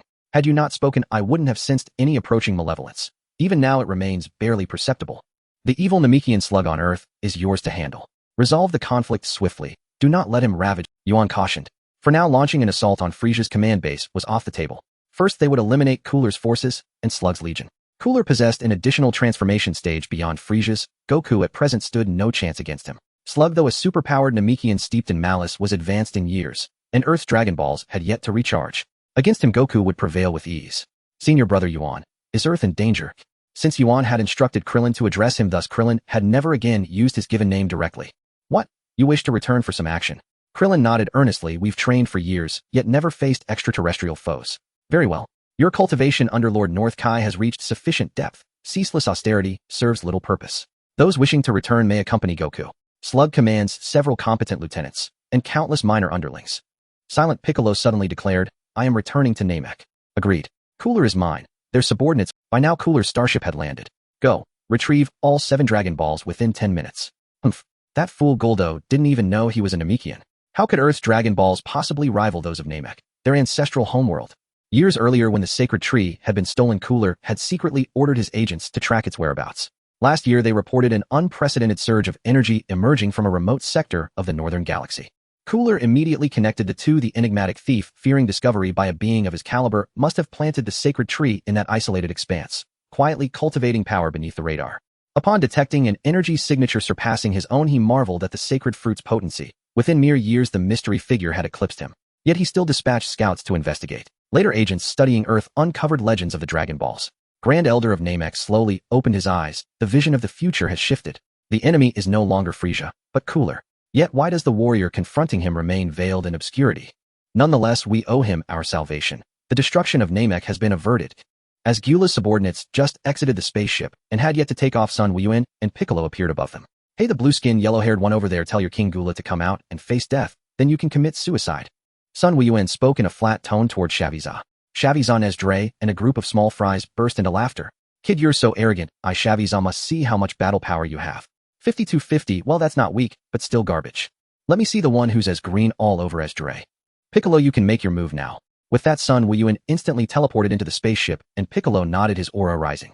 Shaviza's battle power detector exploded without hesitation, while Nesdre and the other small fries all turned to look at Piccolo as all the battle power detector shattered. Piccolo coldly stated, Namek is not a place for you, go to hell. With a swift kick, he sent Shaviza, who had a battle power of 1700 flying, and a wave of energy obliterated him into dust. Nez with a battle power of 16300 and Dre with 18500 broke into a cold sweat there. The small fries scattered in all directions like flies on a cow's backside. With a white and purple color erase without clothing, you must be Gyula, the older brother of Frisia. Who are you? Here to steal the Dragon Balls. Before Sun Wuyuan could respond, Gyula's eyes suddenly emitted two purple beams of destructive energy aimed at him. Having anticipated this, Sun Wuyuan easily dodged, secretly thinking that Gyula was indeed treacherous. Interesting, you managed to dodge, not bad. The spirit tree fruit from a few years ago was taken by you, right? Gyula warily stared at Sun Wuyuan. Sun Wuyuan teleported in front of Gyula, delivering a straight punch to his forehead. If Gyula could ambush him, he could retaliate as well. Gyula's body crashed into the spaceship, plowing a wide and long furrow in the ground, stirring up a cloud of dust obscuring Gyula's figure. What a thick skin, he plowed such a long stretch without a scratch. As the dust settled, Gyula transformed into his fourth form, his strongest state, possessing a battle power of 470 million. Although Sun Wuyuan had spent 10 months training on King Kai's planet, deepening his understanding of Ki, his power had only slightly increased from 310 million to 400 million, resulting in a battle power disparity of over 17, making it ordinarily impossible for him to win. Just in time. Sun Wuyuan flew high into the sky, intending to test Gyula with his newly developed Super Kamehameha, a triple Kamehameha equal to the full force unleashed under 3 times Kaioken. Seeing Sun Wuyuan ascend higher, Gyula followed suit, firing energy blasts at Sun Wuyuan's back. Just as Sun Wuyuan instantly teleported behind Gyula, shouting triple Kamehameha. Gyula was propelled by the Kamehameha, obliterating Namek in the process. He only flew into the air to lure Gyula, facilitating the use of the triple Kamehameha while avoiding collateral damage to Namek. Gyula was blown to pieces, not even half a head left. You won't be able to turn into Metal Gyula again, will you? The only downside is that he turned into dust instead of ashes. Sun Wuyuan clapped his hands, looking at the shattered and scattering remains of Gyula with satisfaction. Piccolo's battle was quite simple, no different from taking out a kid with a single punch. Gyula's strongest subordinate, Dre, only had a battle power of 18500. Yet Piccolo had a battle power of 4000 before his training on King Kai's planet. Although Piccolo's power increase wasn't as significant as Krillin's and other Sun Wuyuan estimated, he had at least a battle power of 1 million. Rather than saying Piccolo was fighting, it was more accurate to say he was crushing the scattered human grasshoppers without any competition. Seeing Piccolo kill the last opponent, Sun Wuyuan asked, Piccolo, do you want to stay on Namek or return to Earth? By the way, the enemies we face on Earth are Namekians. My kin. Yes, just like the situation with the Kaioshin, they are children who were sent away from Namek hundreds of years ago. They are rare super Namekians with an evil heart. Sun Wuyuan teleported away after greeting the elder, thinking to himself, I didn't expect Wuyuan to become so powerful. Piccolo has also greatly increased his strength. The North Kaioshin also witnessed the battle situation on Sun Wuyuan's side. Wonderful Gyula was defeated by Wuyuan in just a few moves, and Piccolo wiped out the mech army. However, Goku seems to be a bit slow. It looks like he wants to force out all of Slug's trump cards. Goku, along with Krillin, Yamcha Tien, and Kaiatsu, returned to Earth. Report to King Slug. It seems our whereabouts have been exposed. No excessively strong energy readings were detected. Then there's no need to hide. Full speed ahead with the planetary spaceship, crash into Earth. The scientists on Earth also detected a planet heading towards Earth, and once the information was released, the whole world fell into panic. When Goku and the others approached Earth on the planetary spaceship, they unleashed energy blasts together to forcibly alter its trajectory, allowing the planet to narrowly avoid colliding with Earth. A spaceship landed on Earth, and at that moment Yamcha laughed. I must say this guy named Slug is quite flamboyant, actually driving a planet to Earth. Slug ordered his subordinates to transform Earth into a suitable environment for the demon race using a new planetary spaceship. Then he led a group of little brothers off the spaceship, which ascended into the atmosphere with dark clouds rapidly spreading, attempting to envelop the entire Earth. Kill them. Slug's 5 subordinates, Ankila Duolutubo, Jishiojigu, and Big Eyes charged aggressively towards Sun Wukong and the others. Sun Wukong instantly killed Ankila with a punch. Slug, they're no match for me. Ooh, let's fight. Slug's 5 capable subordinates were all relatively weak, with battle powers around 10,000. Krillin and Tien fought easily while Kaiatsu struggled. Yamcha was too careless in battle. Duolutubo used his ultimate move to create 4 clone entities, seizing the opportunity to latch onto Yamcha and frantically absorb his energy. By the time Yamcha managed to break free, with great effort most of his ki had already been drained. Tien and Krillin nearly simultaneously defeated their opponents. The Big Eyes who had been pressing Kaiatsu was killed by Tien, while Duolutubo was sliced in half by Krillin's Keyblade. Only Goku and Slug were left to engage in a back-and-forth battle, forcing Slug to use his giant transformation. Then Goku transformed into a Super Saiyan, matching Slug in strength. Upon returning, Sun Wuyuan watched in astonishment, thinking, brother, you really are something. You are getting further down the road of evenly matched. The gigantic Shrag hurled punch after punch at Sun Wukong, but even with his size augmenting his strength, he was still weaker than Wukong, and all his attacks were effortlessly blocked. Shrag opened his mouth wide and unleashed a massive energy cannon, which Sun Wukong countered with a Kamehameha wave without flinching. If you don't defeat Shrag quickly, I'm going to take action. Sun Wuyuan didn't want Wukong to push their opponent too hard, causing the destruction of Earth with a Kamehameha wave.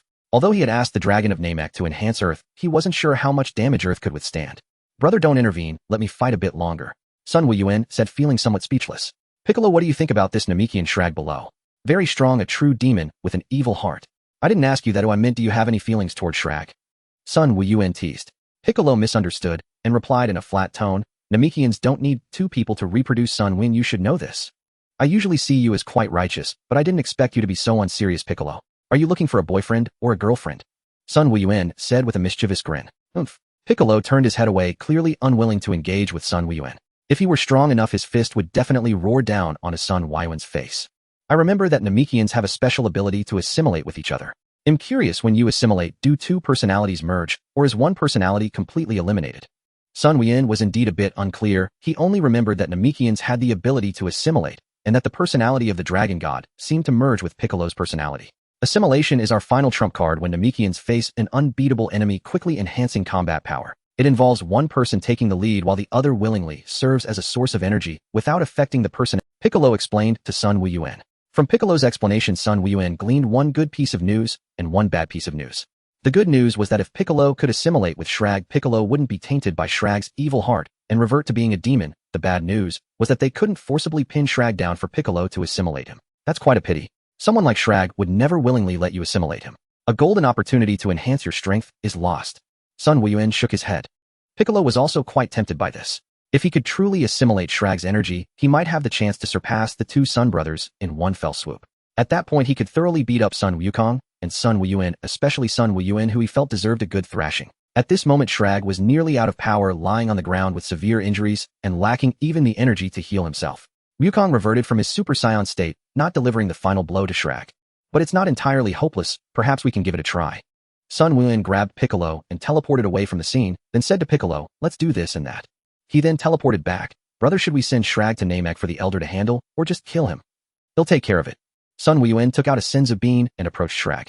Since they were going to try and see if Piccolo could assimilate him, they definitely couldn't let Shrag die like this. Krillin couldn't understand, and Yamcha whispered, Hey Krillin, is Wuyuan really planning to heal this evil and terrifying guy and let him go? Brother, are you really going to let him go?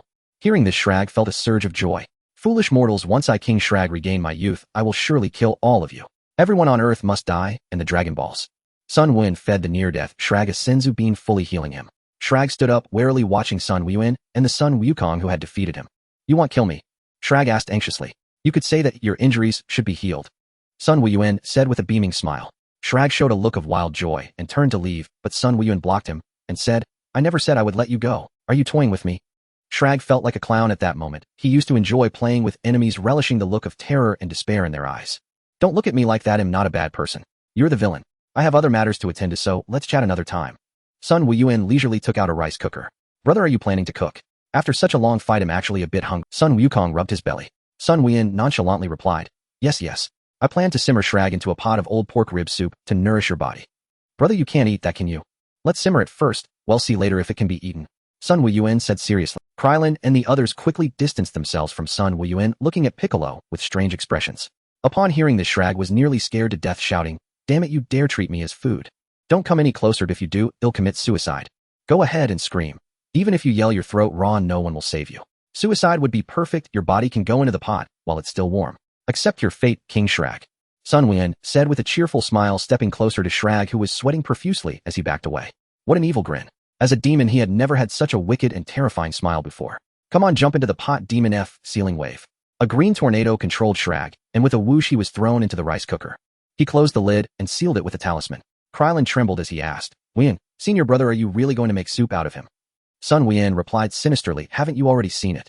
Just wait a moment while I start the fire and simmer it into soup to nourish you, since you lack nutrition and haven't grown tall. As a senior brother, I have to take care of you." "TCH, of course, I'm just joking. It's just a demon, no big deal. One day you'll stew a purple cat to see if it scares you." Krillin's courage needs to be trained. Krillin and the others sighed in relief. "Senior brother, what was that demon F sealing wave you used just now?" "I haven't seen. It's Master Wushan's top secret technique, specifically used to seal powerful enemies." "Krillin, you've been training with Master Wutian for so many years and still didn't know.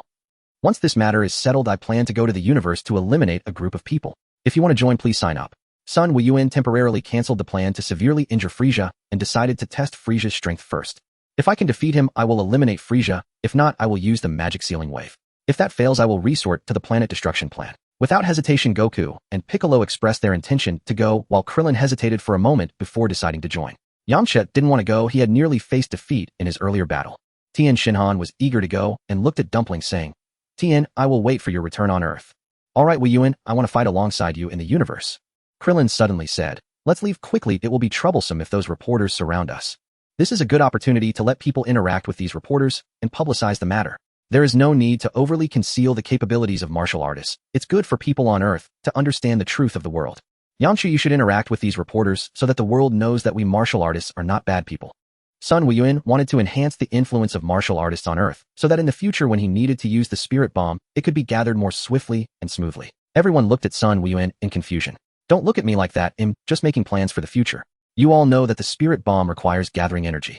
Although this technique can collect energy from plants, animals, and even planets, and suns, the time required is still the best targets for gathering energy are high-level beings like humans.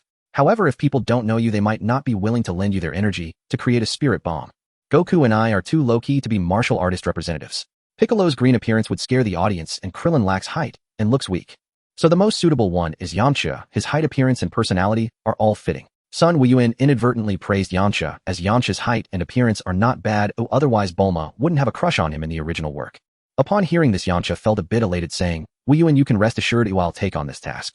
Sun Wuyuan, Goku, Piccolo, Krillin, and Tien Shinhan instantaneously teleported to Frisia's army headquarters, leaving only Yamcha behind. A crowd of police, reporters, and civilians quickly surrounded Yamcha. "Hello, I am a reporter from. May I ask how to address you, sir?" "Hello everyone, my name is Yamcha, and I am a very strong martial artist." "Mr. Yamcha, do you know what has happened? Were those who died aliens? Was it you who took action? What about the planet that was about to collide with Earth?" Sun Wuyuan and the others appeared on Frisia's army headquarters planet, the Ice Planet, and as soon as they arrived, they were spotted. "Who are you?" Before the soldier could finish speaking, he was killed by a ki blast from Sun Wuyuan. He then turned to the other soldiers and said, "I'm here to cause trouble. Don't say I didn't give you a chance. Gather all your Frisia army within 3 minutes."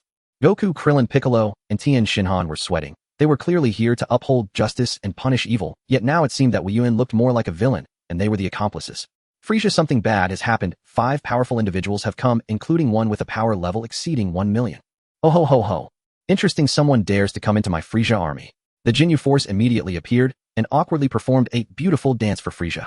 "Ho ho ho, special forces. Jinyu, what the heck, yeah." Frisia, Zarbon, and Dodoria all fell silent, their expressions extremely awkward. "Frisia, the Jinyu force requests to fight." Frisia floated in a hovering baby carriage and said, "All right, Jinyu, you lead the others into battle." Meanwhile, Sun Wuyuan told Piccolo and the others, "This planet has 2 ice demons, Frisia and King Cold. They are both powerful. I'll handle them with Goku."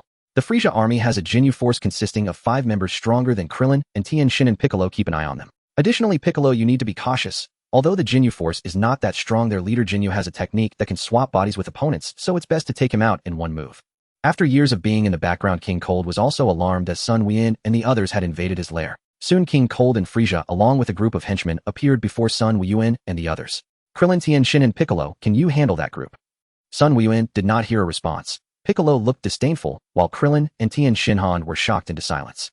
"Krillin, don't be afraid. Let me ask you, how many people are there on the opposite side?" "I can't count." There are at least 70 to 80,000 gulp. How many of you? 3. Then why beat them? If you unfortunately perish, I'll find the Dragon Balls to revive you. Piccolo snorted coldly. You only need to deal with enemies much weaker than you, I'll leave the rest to me. Did the power levels get detected? Which one has a power level exceeding 1 million? Frieza, it's the one, all covered. King Cold said, this level of power is rare. Frieza, let's see if you can recruit him as a subordinate. Got it, Dad. Goku transform into a Super Saiyan, it seems we are being overlooked. Sun Wuyuan noticed that Frieza and King Cold were staring intently at Piccolo, marveling at Piccolo's striking skin color, which easily attracted attention. Aren't you going to take a shot before transforming, big brother? Goku asked, uncertainly scratching his cheek with his fingertip. No more playing, and my nephew has just been born, and there are many things to handle at home.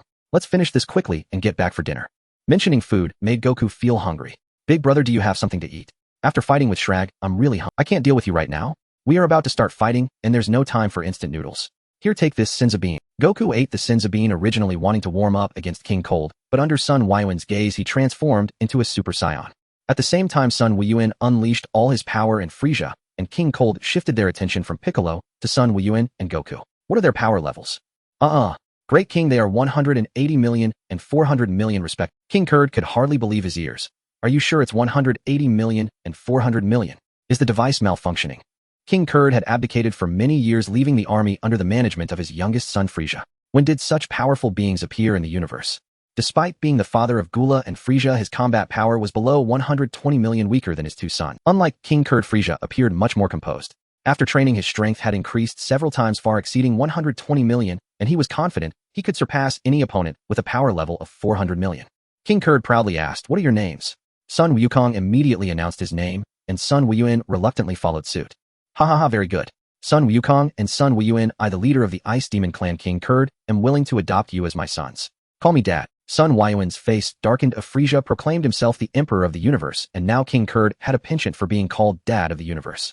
Not surprisingly, they were indeed father and son. However, King Kurd shouldn't take advantage of himself. Wukong, keep King Kurd away from me. Do whatever you want him, or I fear I might slap him to death, and then you won't have an opponent. Upon hearing this, Wukong instantly teleported behind King Kurd. Before the latter could react, Wukong placed a hand on his shoulder and teleported away from Sun Wuyuan. He was joking. If his elder brother said he would slap King Kurd to death, it was indeed possible. He had received a few slaps himself. What chance did an enemy have? Frieza spoke in a very gentlemanly manner. Mr. Sun Wuyuan, last year there were several powerful energy responses in the remote areas of the North Galaxy. You and Mr. Sun Wukong must be among them, right? What an honor. I never expected my brother and I to catch your attention, King Frieza. Since you know our power, why aren't you Ho, Mr. Sun Wuyuan, you are indeed very powerful, but with only 400 million combat power, you are still no match for me. How about joining us and becoming my subordinate? Frieza smiled eerily and extended an invitation to Sun Wuyuan.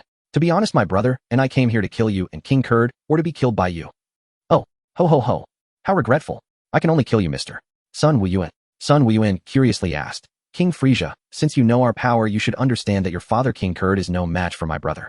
If you wait much longer, King Kurd will be defeated by my brother. Won't you care about your father? Ha. It would be better if he died. With such weak power, he constantly tries to control me. If he dies, the Frieza army will only follow my orders. After Mr. Sun Wukong kills him, I will even thank you. Otherwise, this old fool might not know how long he would keep barking orders at me. Ho, to show my gratitude, I will make your deaths especially miserable. Oh, it's for my beloved father's revenge. Ho. Frieza spoke with a cold smile. Meanwhile, the Jinyu Force showcased their perfect entrance in front of Krillin and Tianjin Fan, creating an odd atmosphere between the two sides, while the Jinyu Force diligently completed their entire entrance ceremony. Piccolo could no longer bear it. Super explosive demon wave. Before the Jinyu Force could complete their entrance ceremony, a mushroom cloud rose from their position, with dust swirling everywhere.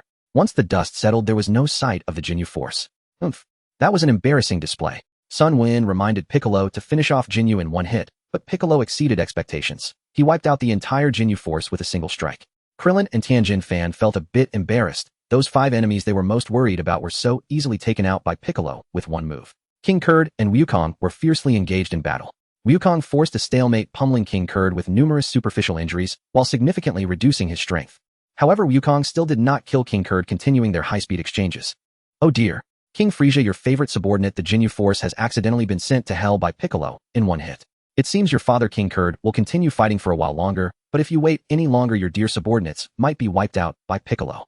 A bunch of useless fools. If they all die, I can just recruit more. Frieza was beginning to lose his composure, shooting a red beam of death from his index finger toward Piccolo's back. Sun Wuyuan glanced and judged that it was not aimed at Piccolo's head, so he did not intervene, teleporting behind Frieza and delivering a swift slap to the back of his head. King Frieza, backstabbing is not a good habit. Nanny. Frieza reacted slightly slowly, his arm unable to block in time as the slap landed on the back. Slap. A crisp and loud sound echoed as Frieza was sent flying, crashing into dozens of buildings before stabilizing himself. No wonder he is from the Ice Demon clan, his head is really hard. He crashed into so many buildings and still looks smooth and unharmed. Alright, he has no hair. Frieza was furious, gritting his teeth as the elegance faded, replaced by a grimace. How insidious, speaking against backstabbing while backstabbing me at the same time. Piccolo was pierced through the chest by the sudden death beam shot by Frieza, leaving a finger-sized hole with smoke rising from it, yet no blood flowed from the wound. Damn, Sun Wuyuan, didn't he say he would handle Frieza, and that his other subordinates were the targets for him, Krillin and Tianjin Fan? What was going on now, suddenly being shot through the chest? Couldn't Sun Wuyuan be more reliable? If it were his head that got pierced instead of his chest, Piccolo would truly be dead. Damn, Frieza, why didn't you take out Sun Wuyuan first before ambushing me? Piccolo was genuinely angry. While he could not defeat them both, he couldn't even take out those small fry. He consumed some energy to recover from his injuries, chasing after thousands of enemies, his moves bold and ruthless. The elite warriors of the Frieza army were terrified, with none daring to face Piccolo. Krillin and Tianjin Fan were confused. They had been surrounded by numerous enemies, struggling greatly, yet suddenly their opponents all fled, leaving them alone. Krillin, look over there. Krillin followed Tianjin Fan's direction. Tuning his perception of spiritual energy, he could only vaguely make out a green figure, and murmured, Bike. We agreed he would handle opponents equal to or stronger than us, while the two of us dealt with the rest. Why does this man look so furious? Which fool from Foolish's legion provoked Bike? Demonic flash. Demonic void wave. Demonic radiant. Bike crossed his arms as vast chi coalesced, and was released in a single cataclysmic burst. The energy swept outward in all directions, striking the soldiers indiscriminately. Foolish's legionaries were reduced to ash with screams. Those who survived did so only because they were at a considerable distance from Bike. Humph. Bike cast a cold glance around, standing proud with arms folded as his white cape fluttered behind him. Krillin saw the land for kilometers around Bike leveled to the ground. He slapped his chest in relief and said, Good. We were far enough away from Bike. If not, would have been doomed. From now on, he'll keep a safe distance whenever Bike fights.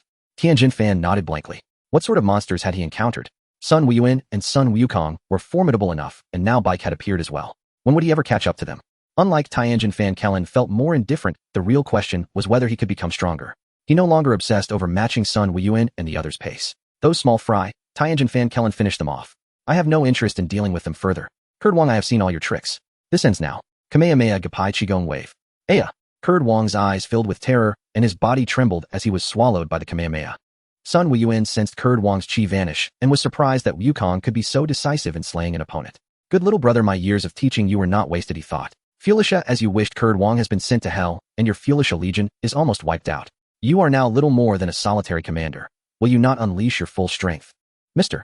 Sun Wuyuan, I had intended to toy with you.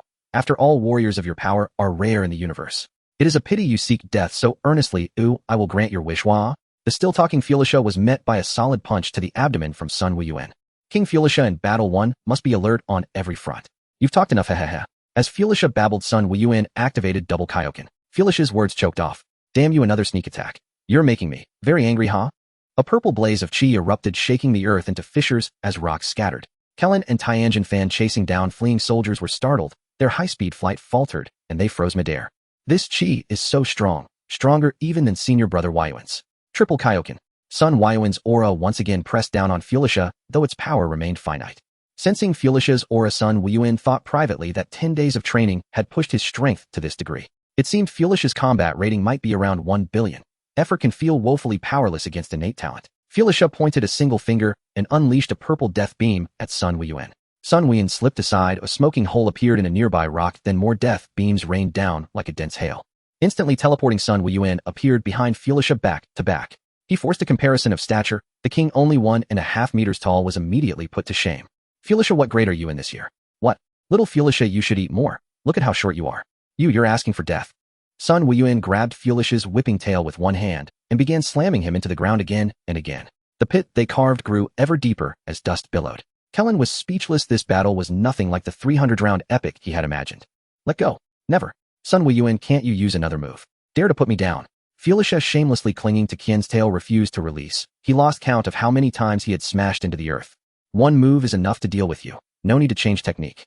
Fulisha forcibly hurled 2 cutting discs. Sun Wuyuan immediately let go and dodged.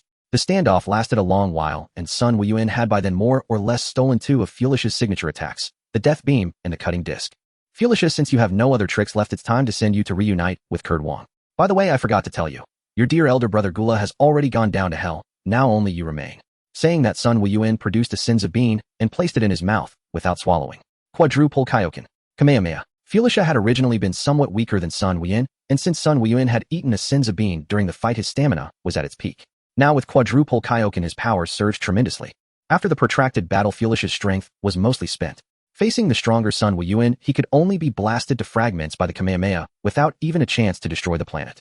After killing Fulicia, the moment Sun Wuyuan released Quadruple Kaioken, the backlash struck. He immediately swallowed the Senzu Bean in his mouth. The pain vanished, and his strength was fully restored. Fulicia is dead, and I've learned the signature moves I wanted. Next we'll deal with Shilich. Sun Wuyuan produced the rice cooker that had been holding Shilich. Kellen Tianjin Fan and Wukong gathered around, puzzled. Big brother, are you really going to stew Shilich? Just watch. Don't complain later. He opened the rice cooker lid, and Shilich soon climbed out, drenched in sweat and panting heavily. Shilich, it'll give you a swift death. Assimilation with Bike. I don't know what you mean by assimilation. Sun Wuyuan pointed at Bike and said, don't you think he looks a lot like you? Indeed, he is of your kin. It's a pity you've lived so many years without knowing you are a Namekian. Impossible. I'd rather die than assimilate with him. Shilich roared in hysterical fury. To be honest, I never expected you to agree so obediently. Sun Wuyuan whistled, and a sharp pain surged through Shiliger's head, causing Bick to clutch his own head as well. I forgot, Bick, you're also afraid of this, so let's try a different approach. Shiliger will not surrender easily. Gigantification. Gigantification won't help, it's just a bigger target. Sun Wuyuan looked disdainfully at Sherlager and turned to Wukong Klin and Tianjin Fan, saying, the next scene is a bit inappropriate for children. Wukong, take them back to Earth. Big brother, what are you going to do to Sherlager? Hurry back to take care of your younger siblings, and the nephew, why ask so much? Sun Wuyuan urged. After Wukong and the others left, screams echoed from the Ice Star. Shiliger will not yield. Oh, kill me, I beg you, for a swift end. 3 hours later, Sherlager was tormented to the point of confusion, wanting to commit suicide or self-detonate, but there was no opportunity. Wait a minute, Sun Wuyuan, is the assimilation of Namekians really the merging of two powers and souls? Of course, no one understands assimilation better than I do. When two Namekians assimilate, their power can increase several times, even tenfold. If it were merely a simple addition of their powers, such a significant enhancement wouldn't be possible. The merging of energy is just an opportunity for improvement. The fusion of your energies and mental wills is what triggers the sublimation of the soul, breaking free from physical constraints and unlocking potential. Sherlager found it hard to discern truth from deception. What he said made a lot of sense, and the fusion didn't seem like an unacceptable thing. His power was far greater than that of the young Namekian beside him. When their mental wills merged, he would surely take them. Moreover, being old merging with a young body would grant him a second youth. Better to live on even in hardship than face certain death. He had to grasp that slender chance. How is assimilation done? But I don't really want you to assimilate with Bick. You're much stronger than him. After the two of you assimilate, you might take the lead and become powerful enough to oppose me. Kill him. I can't explain that to the great elder of Namek. If I don't kill him, who knows how much trouble he might cause me. Shiliger, perhaps I should just kill you directly. Bick, speechless, thought, Sun Wuyuan, what are you trying to do? After all that effort to torment Shiliger, you finally got him to agree, but now you are having second thoughts. Is it because you're afraid he'll surpass you? Upon hearing this, Sherlager dismissed his last doubts and immediately said, I promise you, after assimilation, I will never be your enemy. Haha, even if your power increases several times after assimilation, you still won't be my opponent. Do you think I would let you assimilate? That's because I am too invincible. Even the so-called Universe Emperor Frisia has been defeated. It is so lonely at the top, you wouldn't understand my loneliness. That's why I wanted to create a rival for myself. Shiliger in a daze was taken aback, while Bick covered his face and looked up at a 45-degree angle internally, exclaiming, Sun Wuyuan, please stop talking. If Sherlager regains his senses, our plan will be ruined. Shiliger, do you want Bick's young body or your own body that's nearly buried? I want to be young. Sherlager replied without hesitation. Nice. During the assimilation, Bick needs to place his hands on you. Just lie still and leave it to Bick. It will be done soon. Bick, go ahead. Oh, I want to be young. A burst of light flashed and Sherlager completely disappeared, merging with Bick into one. Bick gasped for breath. Yes, it worked. This power is simply incredible. I am invincible. Far away on King Kai's planet, North Kai had been observing the battle situation of Sun Wuyuan and the others. This Sun Wuyuan is truly not to be underestimated. It's incredible. The spirit bomb I created requires a pure-hearted warrior to learn it. Observing how he tormented and deceived Shiliger, he didn't seem like a pure-hearted and kind person. However, his speed in learning the spirit bomb was more than 10 times faster than Wukong's. It was truly astonishing. Bick, how do you feel? Sun Wuyuan approached to check Bick's condition, tapping here and there. Bick clenched his fist, twisted his neck, and suddenly punched Sun Wuyuan in the abdomen. Caught off guard, Sun Wuyuan flew out and crashed into several mountains, his clothes torn and tattered. Bick, have you lost your mind? Why did you sneak attack me? You ungrateful Bick, I helped you become stronger, and you turn your back on me. What's the meaning of this?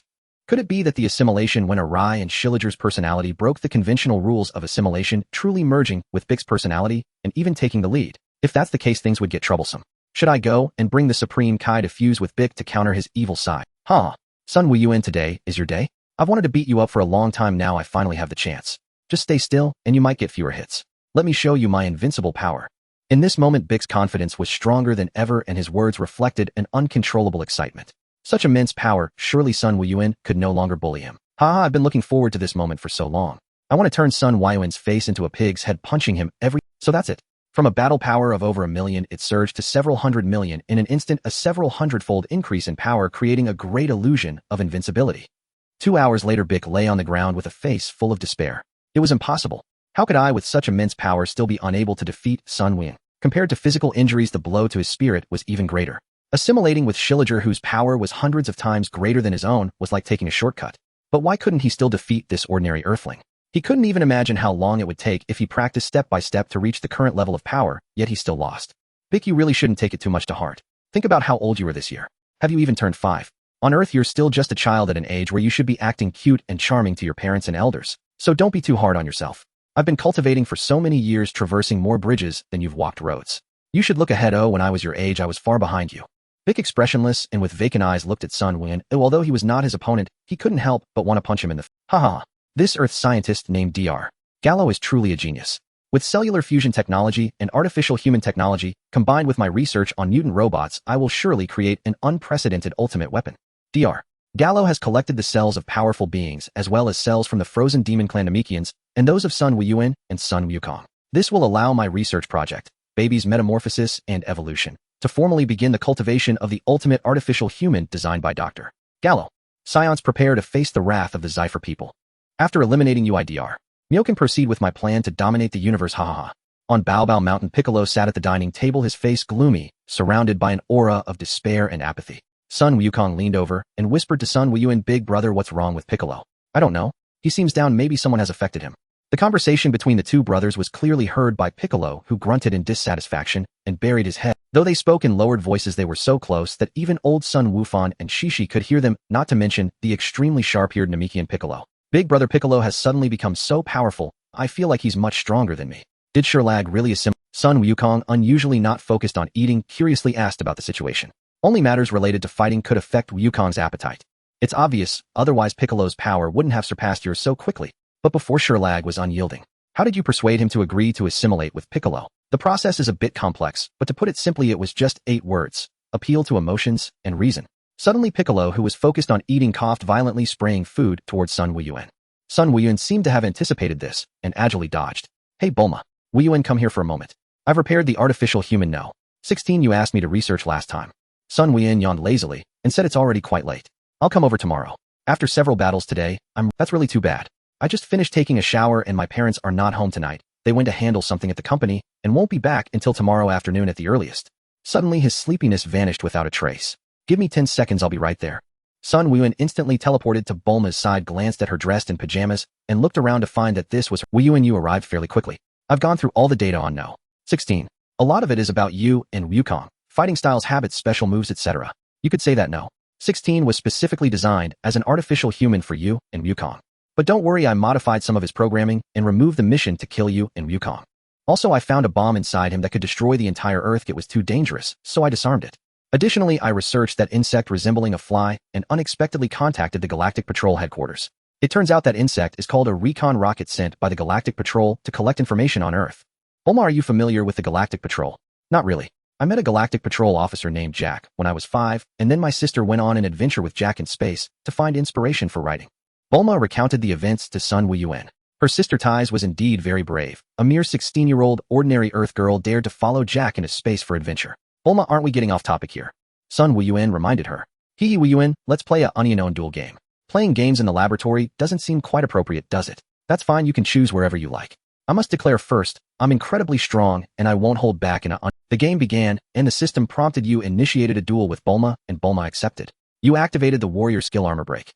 Bulma counterattacked and also activated armor break. Both sides' armor values dropped to 0. You activated the skill crane control and dragon capture, and Bulma could not resist your crane control and dragon capture, so you followed up with a weak point combo against Bulma. You unleashed your deadly ultimate move Dragon Shot on Bulma, dealing 1 to her health. Congratulations, you have achieved. Bulma, unwilling to be outdone, cast Charm on you, causing your charm resistance to decrease. You entered a berserk state. You executed Shadow Spike 66-66 combo against Bulma. Bulma once again submitted a surrender request. You decisively rejected Bulma's surrender and unleashed Shadow Spike 998 combo again. Bulma submitted a surrender request once more. You ruthlessly rejected it again and unleashed a frenzied barrage, completely overwhelming Bulma. Congratulations to player Sun Wuyuan for achieving victory. Sun Wuyuan, still not satisfied, asked Bulma, "Do you want to play another unknown duel game?" This game is addictive. Once you start playing, you can't stop. The game is fun, but don't get too immersed to pay attention to your physical and mental health. It's already dawn. Let's go back to our rooms and catch some sleep. A green leaf fluttered down and landed squarely on Vegeta's head. He impatiently removed the wide green leaf from his head. How could a green leaf suddenly fall on my head for no reason? What is the next planet? We are heading to Nappa. Vegeta, it's a low-level planet called Earth. Nappa replied truthfully. Raditz suddenly remembered he had a brother named Kakarot who was sent to a planet to conquer due to his battle power being only 2 at birth, which seemed to be Earth. Vegeta, my brother Kakarot seems to be on Earth. Perhaps he has already killed all the people there. Can he join us? Are you talking about your brother who was born with a battle power of only 2, a low-level warrior whose combat power is worse than yours? He'd only drag us down by joining us, Nappa said disdainfully. However, Vegeta nonchalantly replied, although his battle power is low, if he transforms into a great ape, he could still help us a lot. I can let him join. After all, there are only a few of us Scions left. Vegeta and the others had already wiped out the inhabitants of several planets consecutively, and at that moment they were unaware that Friesia's headquarters had already been wiped out by Sun Wuyuan and his group, diligently completing the task of conquering planets for Frisia without any notification. Or rather, those who could notify them held a certain status within Friesia's army, and now they were mostly dead, leaving only the soldiers with tasks at hand to escape unscathed. On Paozu Mountain, Sun Wukong woke up in the morning excitedly running towards Sun Wuyuan's room only to find no one in sight. Grandpa, have you seen my elder brother? Sun Wukong was still thinking about the promise Sun Wuyuan made to take him to cultivate. Due to Kiki's pregnancy, his elder brother told him to wait until the child was born before he could begin his training. However, he waited day after day and the child was slow to arrive. Finally, the child was born yesterday, and today he must go with his elder brother to cultivate. I haven't seen Wuyuan either. He might have gone out for some reason. Wukong, go find him and bring him back. Neo Wang is coming over, and we need to name the child. Okay, I'll sense my brother's aura. Found it. In a large villa in the western capital, Sun Wuyuan and Bulma had just laid down in their room, and were not yet asleep, when Sun Wukong appeared in an instant. Looking somewhat clueless at the sleeping Sun Wuyuan and Bulma, he scratched the back of his head. It was already daylight. Why wasn't his elder brother getting up? Not thinking too much, he shouted, "Elder brother, it's time to get up." Sun Wuyuan was startled awake. His eyes flew open and his heart raced, as if he had been caught doing something shameful. That was closely. Luckily, he had the habit of covering himself with a blanket while sleeping. Otherwise, he would have been in big trouble today. Sigh, this troublesome younger brother, already a father, still so dense and unaware of when to be cautious. Bulma, with her head resting on Sun Wuyuan's arm, burrowed deeper into the blanket, her warm, soft body pressed tightly against him, leaving him momentarily dazed. Wukong, you go outside first. Oh, don't forget to close the door. Bulma, you rest well. Let me ask Wukong what he wants from me. Wukong, why aren't you sleeping at this early hour? Did you come to find me for something? Also, next time don't be so reckless. You can't just use instant transmission to appear in my room while I'm sleeping, no matter how urgent the matter. Sun Wukong lowered his head like a child caught in a mistake, listening to the reprimands, and waited until Sun Wuyuan finished speaking before saying, Grandpa asked me to find you and prepare to name the child. Huh, naming my nephew. Sun Wuyuan frowned. This was a bit tricky. Grandpa Sun Wufan was still alive, and naming the child Wufan would be inappropriate. But then he thought, this isn't something I need to worry about. With Grandpa, his nephew's grandfather Neo Wang, his own father Wukong, and his mother Chi Chi around, if that's not enough, they could even call Piccolo. Naming the child certainly wouldn't fall to him as the uncle, and his frown immediately relaxed. I seem to have discovered a little problem. Grandpa and Neo Wang are of the same generation, while Chi Chi should be 1 generation higher than Wukong, so the nephew and his father are of the same generation. Wukong, you go back first. I'll be there shortly. Oh, okay. After Wukong left, Bulma slowly poked her head out from under the blanket. Has Wukong gone? Phew. Bulma breathed a sigh of relief, but at this moment she was wide awake, getting up to put on clothes, feeling as if her bones were falling apart. Seeing this, Sun Wuyuan smiled and said, Can Bulma still get out of bed? It's all your fault. Oh, I've already surrendered, and you still want to continue. Bulma's face turned red, her voice getting softer, and the last words were almost inaudible, making it hard for Sun Wuyuan to hear. This isn't my fault. Who was it before that liked to provoke my temper for no reason? Over time, it has become a volcano that could erupt at any moment beyond my control. I've noted down all your previous playing with fire incidents. You still owe me a bill, and there are dozens more to settle, but there's still plenty of time, so no need to rush. Bulma lying on the bed was not a solution either. Sun Wuyuan fed her a magic bean, and she immediately revived and pounced on him eagerly. Truly forgetful. Originally, he planned to take his time, but Bulma took the initiative to settle the debt. So he naturally accepted without hesitation, although he consumed another magic bean. On Baozi Mountain, Neo Wang arrived, and several people were waiting for Sun Wuyuan to return. Wukong, didn't you go to call Wuyuan? Why hasn't he returned yet? Elder brother said he would be back shortly. I don't know why he hasn't returned yet. Did you see Wuyuan doing anything at Bulma? No, he wasn't doing anything. When I went there I saw elder brother and Bulma sleeping. Sun Wukong answered truthfully. So it was old Sun Wufan smiled in relief at these words, realizing that Wuyuan finally got a clue. Sorry I'm late. Elder brother, you're finally back. I'm starving grandpa, let's have breakfast. Wukong was overly excited, his stomach had been rumbling for a while and mealtime had finally come. After breakfast, old Sun Wufan hugged his great-grandson and said, now we need to give this child a name. Wukong, Chi-Chi, have you thought of a name for him? Chi-Chi raised a finger, her expression serious, and said, I have already thought of a name for this child. Neo Wang circled his 2 fingers in surprise mixed with a hint of disappointment. He had prepared for a long time, but unexpectedly his granddaughter didn't need the name he thought of. You've already thought of a name. Let's call him Einstein. Einstein. X4 only Sun Wuyuan felt no surprise. Bulma curiously asked, Chi-Chi, Einstein is the name of a great scientist, and you all are outstanding martial artists. Shouldn't this child be given the name of a martial artist? Bulma, you've said it yourself, our family is full of martial artists, that's already enough. I want him to become a famous scientist in the future, and I won't stop him from practicing martial arts. Currently Chi-Chi's living standards are okay. Sun Wuyuan had given most of the pirate treasure he obtained years ago to Wukong. Wukong was uninterested in these matters and entrusted everything to Chi-Chi to manage, as she currently had no thoughts of martial artists having no future. Wow. Sun Wuyuan saw his nephew crying loudly, tears streaming down. There. Don't cry. Sun Wufan immediately flustered, comforting his great-grandson in his arms. Chi-Chi, it seems the little guy doesn't like this name. Oh, let's change it. Then let's call him Alakimi. Is that okay, Alakimi? Chi-Chi leaned closer to the little guy and said, wow. This one doesn't work either. Dad, what name? Neo Wang smiled broadly, turned around, and opened a bundle saying, I've thought of many names for him, haha. He took out a rolled-up scroll, and once it was spread out, Sun Wuyuan exclaimed. There were at least several hundred names, all starting with the words, Neo. Get ready, I'll read them. Neo Tairong, Neo Earthling, Neo Sanlang, Neo Yin, Neo Bashi. Wow, Dad, the names you've chosen don't work either. Not good. Neo Wang felt somewhat regretful. Sun Wufan could no longer keep the child calm, and Chi-Chi took the child coaxing for a while before he stopped crying. Grandpa, both my name and Wukong's name were given by you. How about you try to give this little guy a name? Sun Wuyuan suggested at this point. Then I'll give a name, let's call him Wutian. Wow, it seems that didn't work either. Wuyuan, why don't you try to give him a name? Sun Wuyuan thought hard for a long time. Naming is so difficult, let's not think about it. What about calling him Wuning? The moment he finished speaking, the little guy predictably cried again. This problem is better left to his father. Sun Wuyuan instantaneously teleported to find Piccolo. You're not doing anything anyway, oh come over and help think of a name for this little guy, yeah. Piccolo with his green face looked a bit confused. He was thinking about life peacefully, and now he was disturbed just to name this little thing. The little thing looked quite cute, he would reluctantly think of a nice name for him. Let's call him Maida Mo Wang. Sun Wuyuan couldn't help but laugh. Piccolo, how did you come up with this name? At that moment Piccolo's green face looked even greener. This, Dad, didn't work, so let's change it. Wukong, we all said it's your turn to name the little guy. Everyone's eyes turned to Sun Wukong. I'm starving, can we have lunch now? Everyone was at a loss for words, but the little guy happily smiled, giving face to his father. Chi-Chi scolded, Wukong, it's not time to eat now, besides, didn't we just finish breakfast recently? But I'm really hungry. You still need to name the child before we can eat lunch. Sun Wuyuan saw his nephew smiling brightly, and reminded, look, the little guy seems very happy at the mention of lunch. Neo Wang also noticed and tentatively said, let's eat lunch. Ha. Lunch. Ha. Chi-Chi, look, it's really true. Wukong looked at Chi-Chi. Can we call him Lunch? Chi-Chi shook her head decisively. No, that name would get teased at school, he can't be called Lunch. At this time Sun Wufan said, since this child likes this name, let's change the Lunch to Wu and call him Wufan. The big nephew stopped crying, and his name was settled as Wu Fan.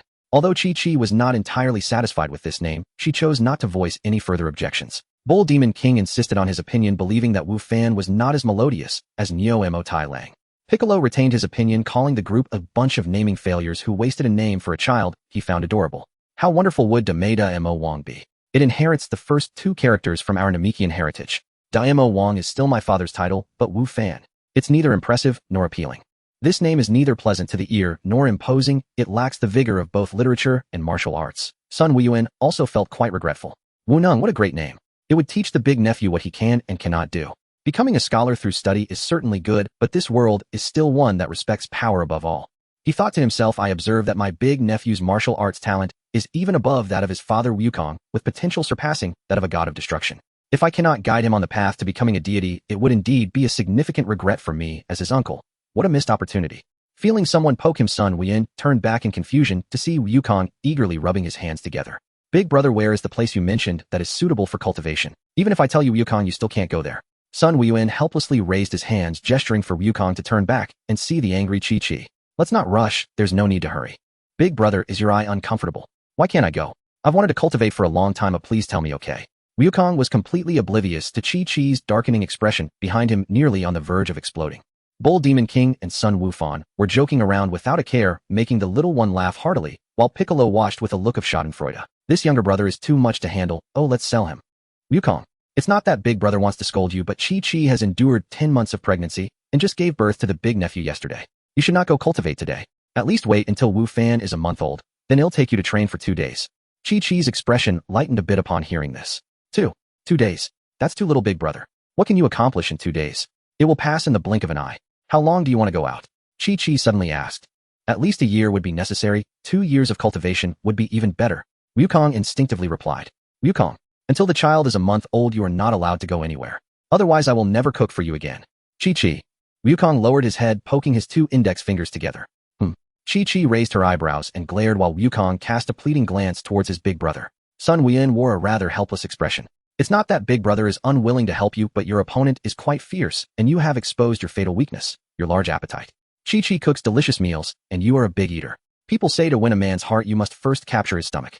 This secret weapon has already been mastered by your sister-in-law to perfection. Big brother can help you for a moment, but not for a lifetime. You should be careful.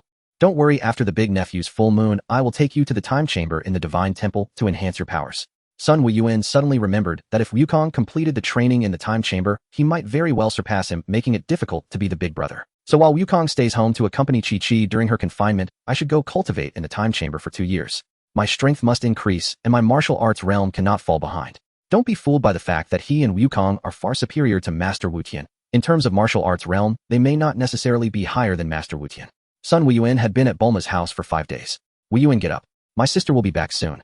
He opened his sleepy eyes, stretching his weary body. The past few days had been quite draining, and Sun Wuyuan had. The reason was not due to his young age and insufficient vitality, but rather Bulma's enthusiasm for that matter exceeded his imagination. In a fair fight, he would naturally not falter. Even with 2 Bulmas, he was confident he could manage. However, women are unpredictable. She who disregarded martial ethics allowed only herself to consume the magical beans to replenish her strength, forbidding him from doing the same. He vaguely remembered Bulma looking at him with adoring eyes, tenderly saying, Wuyuan, your body is so strong, and your combat power is so great, you don't need to eat magical beans, right? Of course, he said, without hesitation, of course. How can a man say he can't? Faced with a woman whose combat power was only 2,000 and who had barely managed to increase it through external means, he could not allow himself to appear weak. The result was that the magical beans, a strategic resource, could not be underestimated, and women should not be underestimated either. Sun Wuyuan, yawning continuously while brushing his teeth and washing his face, felt a bit more refreshed after splashing cool water on his head. At this rate, my magical beans may not be enough to appease Bulma. I should find a way to visit Namek soon to make 3 wishes for magical beans from the dragon. Or perhaps one day in the future, I can try to see if I can cultivate magical beans on a large scale in the King Kai's realm. That should be possible, right? After all, that's the King Kai's realm. A place where the tree of spirit can grow. I could plant 1,000 or 800 acres of magical beans. By then, forget about just breaking them in half for use. Opening a magical bean-themed soy milk or tofu shop would also be possible. Making Bulma drink soy milk every day, and I wouldn't have to worry about supply issues. Sun Wuyuan, Bulma, and the briefs couple waited in the courtyard for Tai Si to return. Bulma, why did your sister Tai Si suddenly want to come back? Tai Si left when Bulma was 5 years old. She has been drifting in the universe ever since. Not to mention returning, she has had little contact with the family. This story starts with the mechanical flying insect you gave me for research. Later, I discovered another type of flying insect. I researched for a long time and found out that this is a reconnaissance rocket sent by the Galactic Patrol. I improved the communication device and got in touch with one of the Galactic Patrol officers, I know Jayakaike. I told my sister about what happened on Earth. Since she was not very far from Earth, she came back to collect material for her writing. Soon a beetle-shaped spaceship landed, and Sun Wuyuan saw a figure resembling Ultraman emerge, followed by a mature blonde beauty. Sun Wuyuan recognized her as Tai Si, Bulma's 11-year-old sister, a writer who had not returned home for years in search of inspiration. Bulma stepped forward and embraced Tai, saying, Sister, it's been such a long time since we last met. I've missed you so much. She leaned closer to Tai's ear and whispered, But sister, it seems like your chest has gotten smaller. It doesn't feel the same as when I hugged you as a child. The voice was quiet, but Sun Wuyuan, with his excellent stamina, still heard it. Goodness, sisters meeting after a long time, and Bulma immediately used a ball to tackle someone. No, I mean it's a ball battle. See no evil, hear no evil, speak no evil. I am a simple and honest gentleman. A gentleman indeed. Food and love are part of human nature, so just one more look is fine, right? Is it a crime to admire a beautiful woman? All right, Bulma, you are not a child anymore. After greeting her parents, Tais turned her gaze towards Sun Wuyuan, the man her sister liked, and indeed, he was handsome. She greeted Sun Wuyuan confidently, saying, "Are you Bulma's boyfriend?" "Hello, I am Tais, Bulma's sister, and I am Sun Wuyuan. I believe Bulma has mentioned me. I am a decent martial artist, and the person next to you must..." Leaning against the spaceship, Jack heard someone mention him and performed a rather flashy move. "I am Jack, the elite of the Galactic Patrol, defending the peace of the galaxy." The briefs couple remained unfazed while Tais was already used to it. Only Sun Wuyuan and Bulma appeared quite embarrassed. "Bulma, do you feel that this is quite tacky and childish?" Bulma crossed her arms and shrank slightly, replying, "I have goosebumps all over. It's hard for me after all these years." Jack twitched his lips. "You two really have no sense of aesthetics.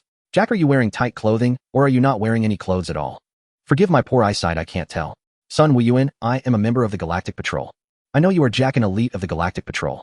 So you are not wearing clothes like Frisia, huh?" "It's Jack, not Zack." "Got it, Jack, but how come you are near Earth?" Sun Wuyuan smiled at Jack, reflecting on how peculiar it was that the Galactic Patrol chose personnel. Jack was shorter than a primary school student, yet he ranked among the top 3 in the Galactic Patrol. Jack had reviewed the information about Sun Wuyuan and believed that he was not a justice-filled warrior, but rather a somewhat cunning and violent Earthling who liked to play tricks. Though their combat strength at the Galactic Patrol headquarters was not outstanding, they were quite adept at gathering intelligence in the galaxy. Jack had witnessed several of Sun Wuyuan's battles, particularly the torment he inflicted on Slag on Ice Star, which was utterly inhumane. Not only was Slag brutally tortured, but he was also deceived into merging with Piccolo completely unaware. As an elite maintaining peace in the galaxy, Jack even felt sympathy for the villainous Slag. Thus, upon seeing Sun Wuyuan's smile, Jack felt a chill down his spine. That smile was so familiar, reminiscent of the one in the intel before Sun Wuyuan was about to play tricks. Gulp. Beads of sweat rolled down Jack's face as he grew more fearful, his body trembling like an old man nearing death. "Jack, is this question so hard to answer? Look at you, sweating and shaking. Are you feeling cold or hot?" The girl laughed. Her smile should be polite, with no teeth showing, while Sun Wuyuan's hearty laugh revealed a set of bright white teeth. "Mr. Sun Wuyuan, Earth is within my patrol area. I received news that 3 scions under Frisia are active in this area and have already wiped out several human populations on different planets. According to the timeline, they will arrive on Earth today." Jack stammered through the details. "Scions. Interesting, my brother's kind is coming, haha." Upon hearing that Sun Wuyuan's brother Sun Wukong was also a scion, Jack immediately recalled the scion he was supposed to eliminate over a decade ago. Unexpectedly, due to his mistake, that scion not only survived, but also became so powerful. If the Galactic King found out, his chances of being dismissed would be high. But he couldn't be blamed. His spaceship had broken down, and by the time he arrived at the location where Sun Wukong landed, there was no sign of anyone. He thought that Sun Wukong didn't seem as brutal as other scions. He might even be more just than Sun Wuyuan in front of him. He should have a chance to make amends. Sun Wuyuan sensed that indeed 3 auras were rapidly approaching Earth. They should be Vegeta, Nappa, and Raditz. They arrived a bit early. His grandnephew had only been born for a few days and was not yet 4 years old. They probably didn't know that Frisia's headquarters had been destroyed. However, the pressing question now was whether to eliminate the 3 or let them be. Eliminating them was the safest choice, but what if in the future Wukong turned out to be ineffective and the number of nephews and nieces was insufficient? The emergence of the Super Saiyan God would become challenging. Who else in the universe could be a better brother to Sun Wuyuan than him? The term good big brother is tailor-made for him. Currently, Vegeta and the others had low combat power and wouldn't cause much trouble. He could slowly temper their violent personalities. Besides, he wanted to witness Nappa's Super Saiyan transformation and see if Raditz transformed into a Super Saiyan 3. "Bulma, are you interested in going to see those 3 scions?" "Me? Is it okay to go together?" "Not a big problem. One of the scions might not be able to defeat you, and besides, with me around, they won't be able to harm you." Bulma, upon hearing this, pecked Sun Wuyuan on the left cheek, saying, "Bulma, you snuck an attack on me again. What about the right side? Only kissing the left is not symmetrical." Before Sun Wuyuan could receive a kiss on the right, he was instead met with a flurry of playful punches on his chest. "I want to go too, is that okay?" Tais suddenly asked. "Sure, we will first head to Paozu Mountain to find Wukong. The scions are coming. How can we not include the Super Saiyan? Jack, maintaining peace on Earth needs elite Galactic Patrol members like you. After the arrival of those 3 scions, you will take the lead, and I believe you won't refuse, right?" Jack was left speechless. "If possible, I would definitely refuse. Not to mention Vegeta, I can't handle Nappa either. If it's 3 Raditz, then I wouldn't have a problem at all." "Mr. Wuyuan, I can only handle 1, is that okay?" Jack felt apprehensive, and the one he wanted to deal with was sure. Upon hearing Sun Wuyuan's words, Jack instantly felt a lot more reassured. "You can choose either Vegeta or Nappa. If you can handle both, that would be even better." Jack confirmed that the information regarding Sun Wuyuan's assessment was true and reliable. He was clearly one of their own, while the 3 incoming scions were the enemies. If Sun Wuyuan could betray even him, that was certainly a cause for alarm. He resolved to maintain a safe distance from Sun Wuyuan, equivalent to the distance between 2 stars. Sun Wuyuan, Bulma ties, and Jack appeared at Paozu, where Goku was busy taking care of the child. Observing Goku's way of handling the child, Sun Wuyuan felt that Goku was more like playing with the kid, carelessly tossing the child into the air, and surprisingly his nephew didn't cry at all. It was rather strange. Nephew uncle is back. Without caring whether the child could understand, Sun Wuyuan shouted out loud. Ha ha ha. Accompanied by the unique cooing of an infant, pure laughter floated down, and Bulma and the others were astonished that Wu Fan had learned to fly just days after his birth. Jack spotted the monkey tail behind little Wu Fan and instinctively drew his gun, aiming it. Jack, he is my nephew. Put your gun away. If you harm a single hair on him, you will be in big trouble. Sun Wuyuan said in a nonchalant tone as Jack's occupational habits kicked in. Sun Wuyuan noted that Jack had two professional quirks. One was his tendency to pull out his gun, and the other was to strike those flashy poses. Jack, realizing the situation, was sweating profusely. Wait, when did Jack's face turn the same color as Piccolo's? I never threatened him. In just a few days, my nephew can already fly. What terrifying martial arts talent. Goku, your genes are impressive. You should have a few more kids with Shishi. Sun Wuyuan said cheerfully while holding little Wu Fan. Big brother, I want to train. Training is not as fun. The two brothers glared at each other for a while, and Sun Wuyuan sensed the presence of Vegeta and the others arriving on Earth, so he spoke up. Goku, come with me to meet some people. What about Wu Fan? Take him with us. In a livestock area, 3 spheres pierced through Earth's atmosphere, crashing into the ground. A middle-aged man grabbed a hunting rifle to investigate the situation. Vegeta, I didn't expect this trashy low-level planet Earth to have such a good environment. The gravity is only 1/10 that of planet Vegeta. It seems we can sell it for a good price. Nappa, stroking his shiny bald head and shouting loudly, startled the middle-aged man. Who are you? Why are you? The middle-aged man trembled as he held his rifle. Vegeta was not tall, so he didn't appear very threatening, but seeing Nappa and Raditz, who were both tall and muscular, was quite intimidating. I didn't notice there was a little ant nearby. Nappa glanced dismissively, and then lost interest, finding the target too weak even to consider killing. Raditz checked the battle power detector and declared a combat power of only 5. It's simply garbage. The middle-aged man, frightened, squeezed the trigger, and bang! The bullet flew out. Raditz reached out, catching the bullet. Die! Just then Sun Wuyuan and his group appeared. Raditz flicked the bullet he had caught towards Sun Wuyuan, who caught it effortlessly. Don't be afraid, uncle. Even a weakling has its value for survival. Oh, why did he faint? At his age, how can he still wet his pants? Vegeta and his companions were equally stunned. Where did these people come from? They appeared in the blink of an eye. Are our eyes playing tricks on us? Vegeta, do you know what's going on? Nappa habitually asked, as Vegeta was not only the strongest among them, but also the smartest. Vegeta remained silent, using the power detector to assess Sun Wuyuan's battle power, and 3 synchronized explosions sounded together. What is happening? The detector, capable of measuring over 20,000 in battle power, suddenly exploded. Does that handsome guy exceed the detection limit? Impossible. Absolutely impossible. No way such a powerful being could exist on a low-level planet. Big brother, are you bringing me to meet them? That's right, just look at their tails. Tails? What's so interesting about tails? Goku, filled with confusion, sought answers. Those are tails. All 3 have tails, just like me. They're scions. At that moment, Raditz's gaze shifted from Sun Wuyuan to Sun Wukong, disregarding the cause of the detector's explosion. After so many years, it was normal for it to wear out and explode. He looks just like my father Bardock. Saying they look identical would not be an exaggeration. So he's my brother Kakarot. Kakarot, you are indeed Kakarot. Even though I haven't seen you in many years, I recognized you at a glance. Raditz exclaimed excitedly. Goku pointed at himself and asked, are you talking to me? Kakarot, stop playing dumb. I am your elder brother Raditz. Why are there still so many people alive on this planet? Raditz said a bit angrily. Kakarot was too disappointing. After so many years, he still hadn't wiped out all the Earth's inhabitants. He was far more useless than himself. Nappa and Vegeta looked at Sun Wukong as Nappa shouted loudly, he is your brother Kakarot. He looks a lot like Lord Bardock, but like Raditz, he is just as useless. A planet where the native residents have a combat power of only 5. After all these years, they still haven't conquered it. Even if he joins us, he can only be a lackey like Raditz. Goku, do you also have a name called Kakarot? Bulma asked. Sun Wukong was filled with questions at this moment. I've never heard of it. Did Big Brother not tell me? What does it mean that they say my battle power is weak? Aren't they all much? Big Brother, do I have the name Kakarot? It's fine to ask Big Brother about things I don't understand, but if Big Brother doesn't know either, then there's no need to think too much about it. It's too mentally taxing. Feigning deep thought, Sun Wuyuan said, Goku, Kakarot should be the scion name given to you by your biological father Bardock. That guy named Raditz is probably truly your brother. Sun Wukong pondered for a moment. Hey, I don't know what you mean by killing all the Earthlings, but I will never do such a cruel thing. If you plan to harm the Earthlings, I will stop you. And am not Kakarot. My name is Sun Wukong. Nanny. 3. Kakarot, has your mind gone haywire? How could you forget your own identity and mission? No worries, I'll remind you, remember this. We are a warrior race, the scions responsible for finding planets suitable for human habitation and annihilating the native inhabitants before selling the planets to other extraterrestrial beings. Your mission on Earth is to kill all the Earthlings, and I am your elder brother Raditz. Sun Wukong clenched his fists. Those scions were indeed as brutal as he had previously learned. Hey, that guy named Raditz, are you looking for a fight? Who is your elder brother? Goku only has one elder brother, and that is me, Sun Wuyuan.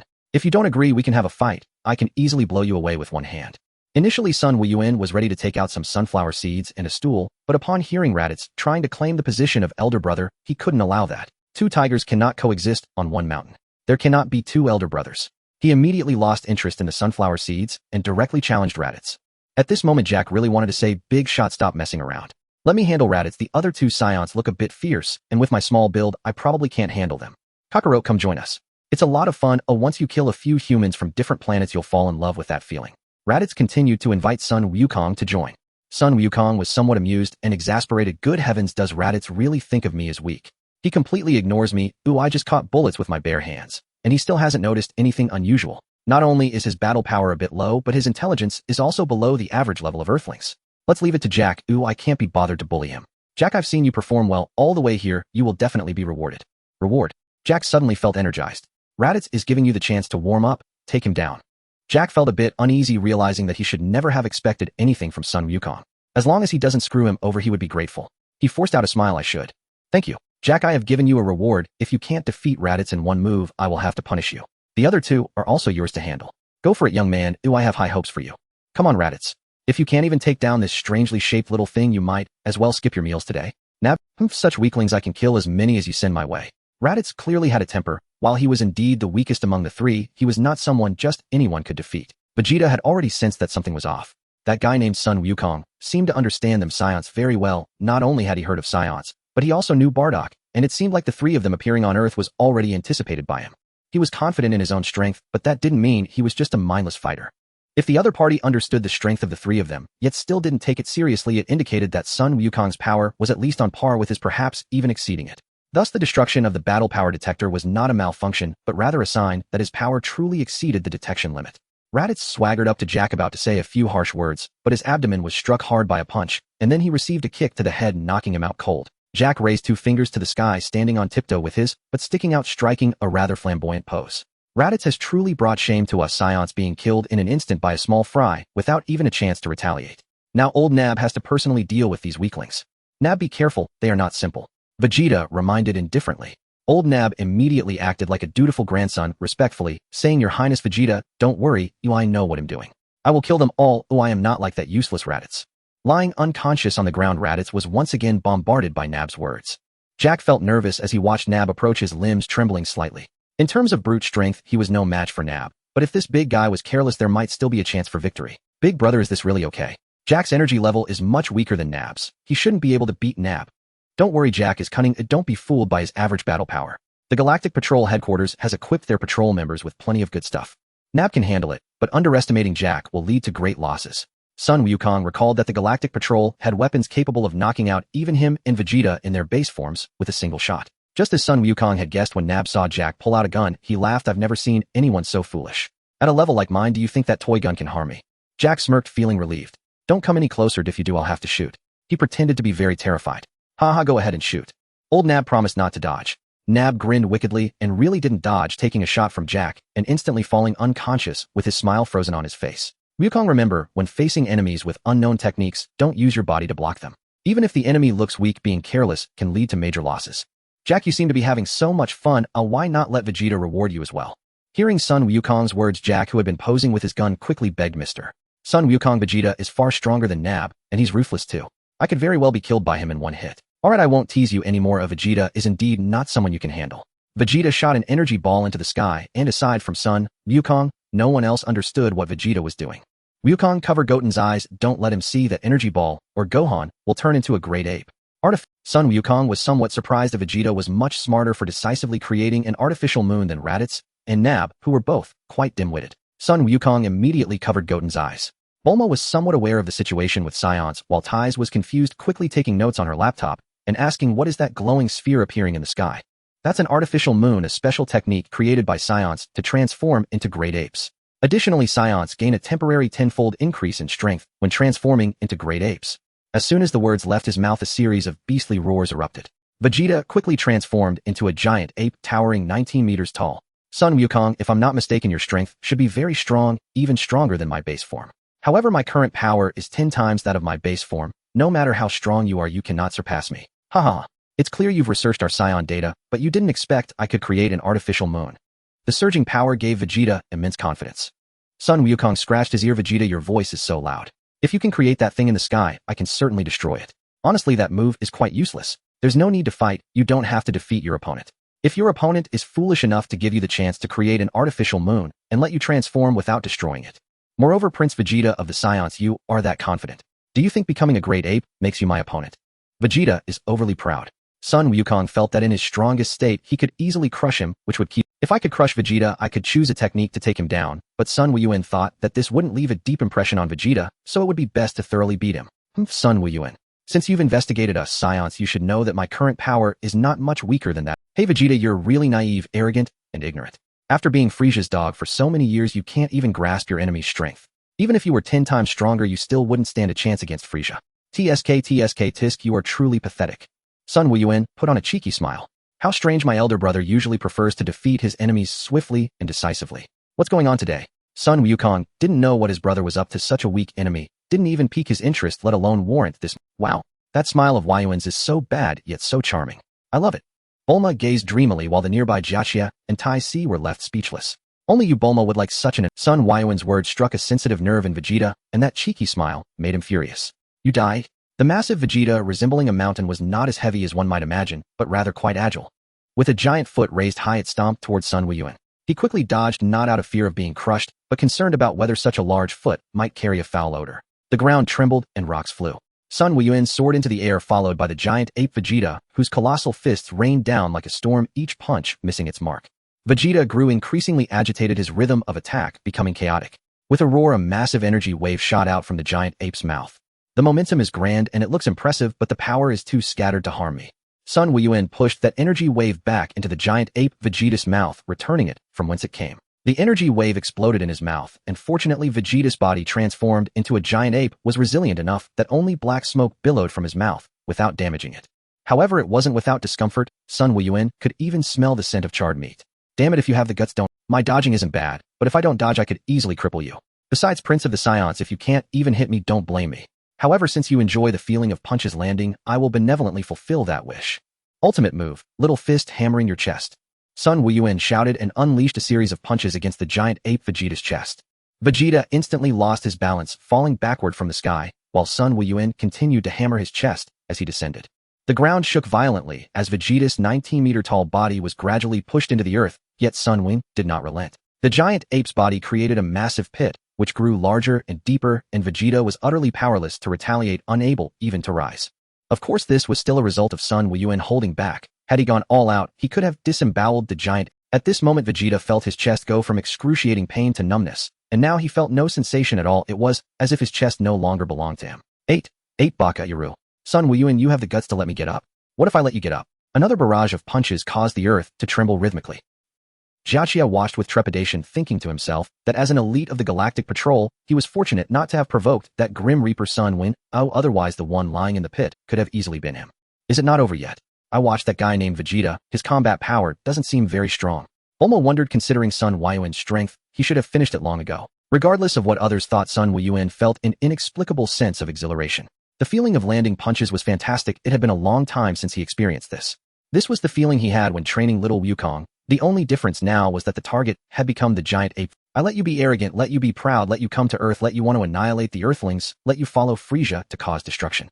With each statement, Sun Wuyuan punched Vegeta for a minute. He didn't even know how long it had been. Jiaxia curiously leaned over the edge of the pit to look down. Only darkness awaited, unable to see the bottom, where Sun Wuyuan and Vegeta were. It's a bit dark and the pit seems quite deep. Let's change position. Sun Wuyuan tossed the giant ape Vegeta out of the pit. When he came up, he noticed he was unmoving. It was pitch black in the pit just now. He didn't accidentally get hammered to death, did he yet? Sun Wuyuan approached to check. Vegeta had reverted from his giant ape form back to his normal human appearance. Looks like he's about to lose consciousness, but there's nothing serious. Out of 24 ribs, only 20 are broken. If I give him a Senzu Bean, he won't die, and might even gain strength from this misfortune. After feeding him a Senzu Bean, the nearly unconscious Vegeta's injuries healed, and Sun Wuyuan felt his energy surge more than double. When Vegeta opened his eyes, he warily looked at Sun Wuyuan. Soon after, Raditz and Nappa, who had also fainted, quickly woke up. Sun Wuyuan grinned and said, all three of you are awake. So how about exterminating us Earthlings? Vegeta was somewhat furious. Sun Wuyuan, what exactly do you want? If you intend to kill us, Vegeta will never sit back and wait. Even if I can't defeat you, I'll self-destruct to destroy this planet. Can I take that as a threat from the prince? Good idea. But even if you self-destruct, I can instantly teleport to another planet before the Earth explodes. The power of you three scions is simply too weak. You bastard, no one can insult our proud scion race. Nappa was always reckless. Even knowing he wasn't a match for Sun Wuyuan, he still took the stance to charge in. However, he followed Vegeta's orders without question. If Vegeta commanded him to attack Frieza, he would dare to engage. Nappa, stay put. I am indeed not his opponent right now. Even in giant ape form, I can't match him. Sun Wuyuan, you are indeed formidable. I even feel that you are stronger than the Cosmic Emperor Frieza. However, if I can transform into a Super Saiyan, you will definitely not be my opponent. At this point, Vegeta remained as proud and stubborn as ever, refusing to admit defeat. Vegeta, it's not that I look down on you, but with your current strength, dreaming of becoming a Super Saiyan is a fantasy for the next lifetime. At best, I can see you becoming a Sub Saiyan. Vegeta's forehead bulged with veins, his fists clenched tightly, but just like when he faced Frieza, he chose to endure, though his face practically screamed unconvinced. Sun Wukong continued nonchalantly, you don't even know the conditions to become a Super Saiyan. Thinking you can one day transform is like a dreamer chasing shadows. Do you know how to become a Super Saiyan? Vegeta said, his voice trembling with excitement. I do, but why should I tell you? Also, Vegeta, I not only know how you can become a Super Saiyan, but I also know the transformations that follow. Nanny. For not only Vegeta, but also Nappa and Raditz were shocked. Sun Wukong was surprised as well, recalling his own transformation and suddenly realizing that his transformation that day was not an accident. He remembered that day when he clearly saw his brother die tragically, but it turned out to be just an illusion. Reflecting on the wish his brother had made for him on Namek, everything became clear. Impossible, how could you know the secret that we Scions do not? Nappa said, doubtfully, whether I say it or not is my business, whether you believe it or not is yours. Isn't there already a Super Saiyan present? Sun Wukong pointed at Sun Wukong, saying, what do you mean? Kakarot has transformed into a Super Saiyan. That is absolutely impossible. He is just a low-level warrior with a battle power of only 2, unable to become a Super Saiyan.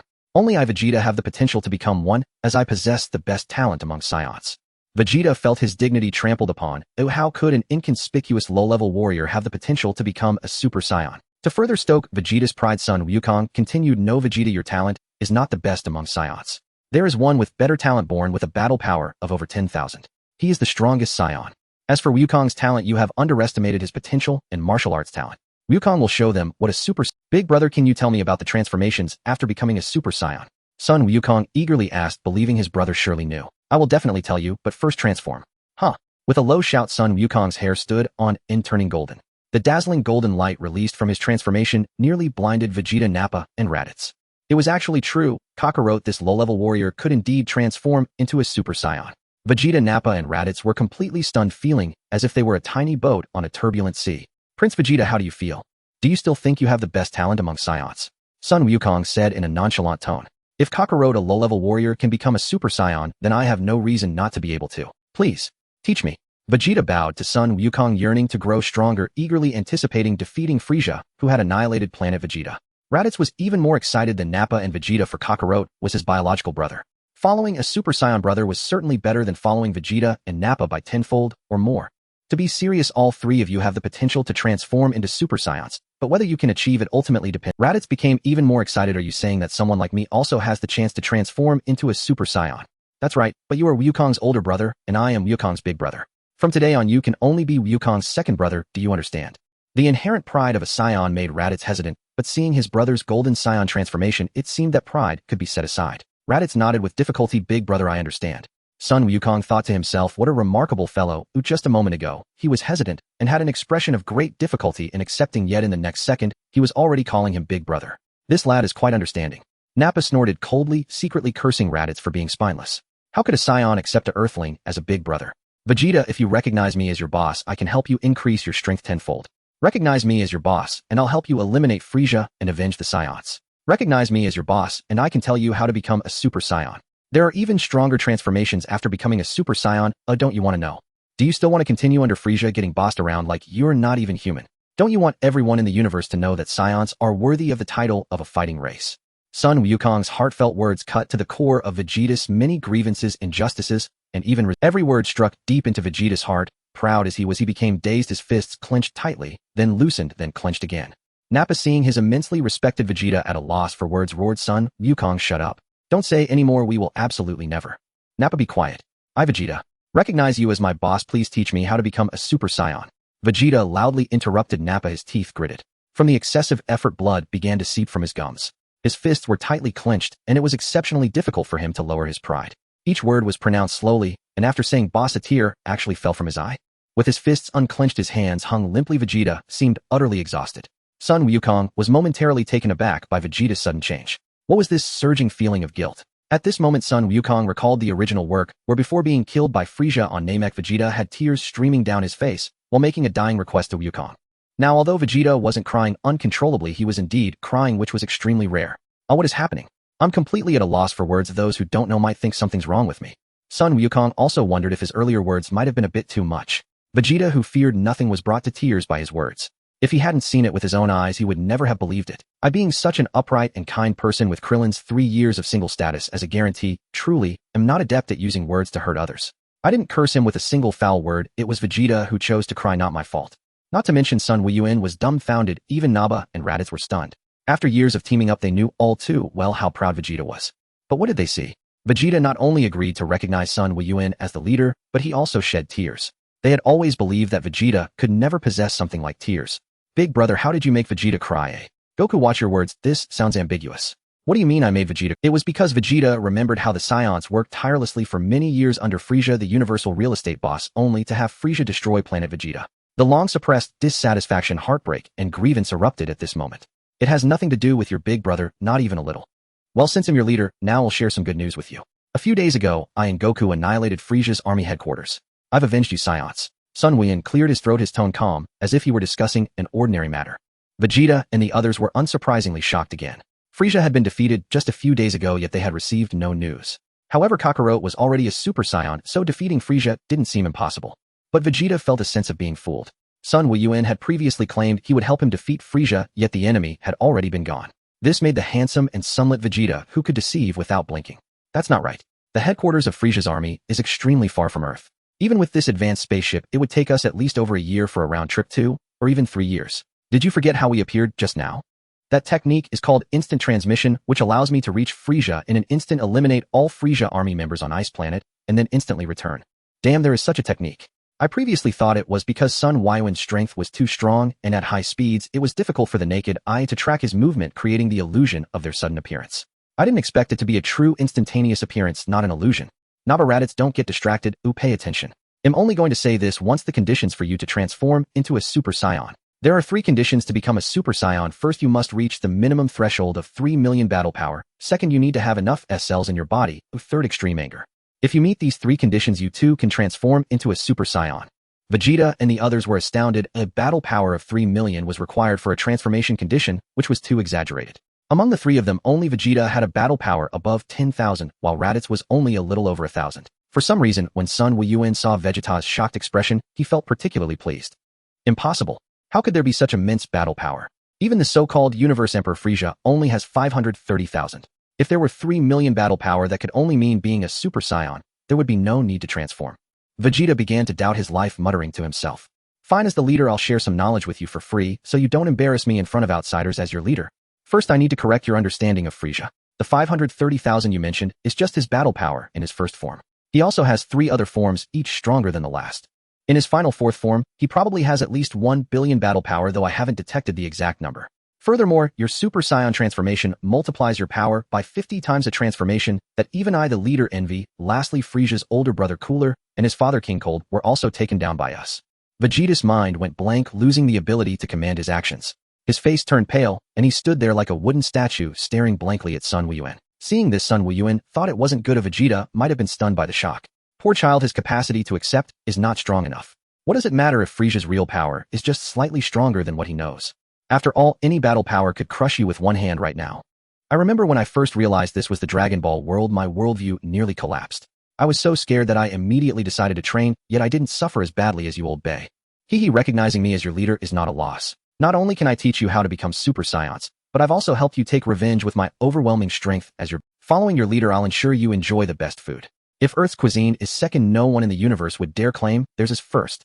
Realizing he had lost his composure, Vegeta snorted and said nothing, automatically filtering out Sun Wuyuan's endless talking, only remembering the word food.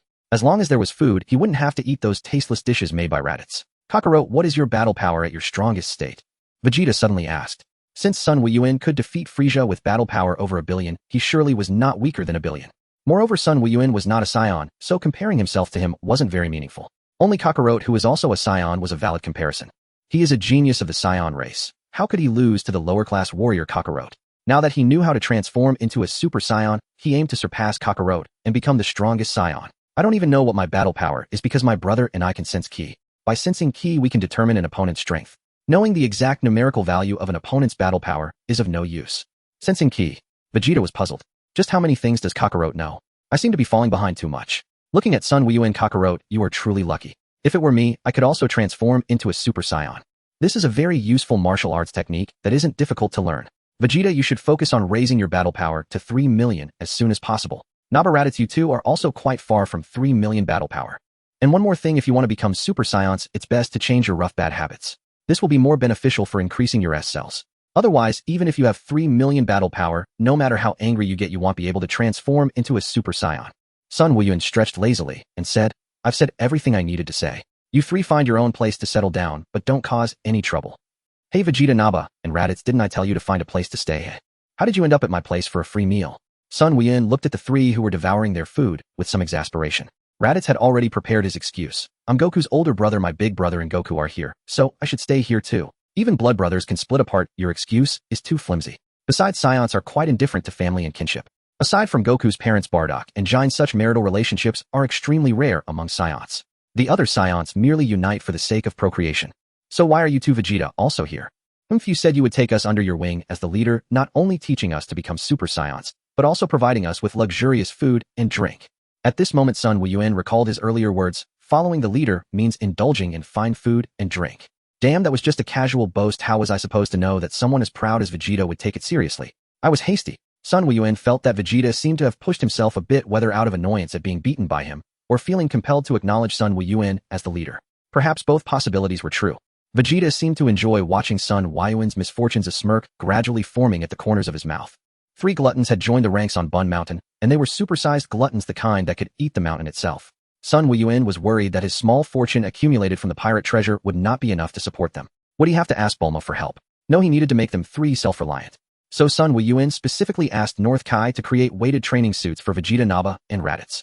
He had them train daily. In reality, it meant wearing the weighted suits to catch fish in the sea, prohibiting the use of energy blasts to catch fish, only allowing them to catch fish by hand. Why not let them hunt on Bun Mountain? Sun Wuyuan was genuinely worried that the animals on the mountain might be wiped out, making it difficult to find a dinosaur for spicy snacks when cravings hit. This method not only solved their food problem, but also provided effective training. Sun Wuyuan even managed to make a small profit by contacting the seafood market. Vegeta, I think Sun Wuyuan just wants us to earn money for him. He doesn't actually care about improving our strength. Naba said indignantly, it's bad enough that he doesn't treat us to good food, but why is it that the money from the fish we catch goes into Sun Wuyuan's pocket? It's too unfair. Naba, you fool, can't you see that your power is improving? This method of weighted training is quite effective. I just didn't expect you fool to embarrass us scions by not knowing how to swim.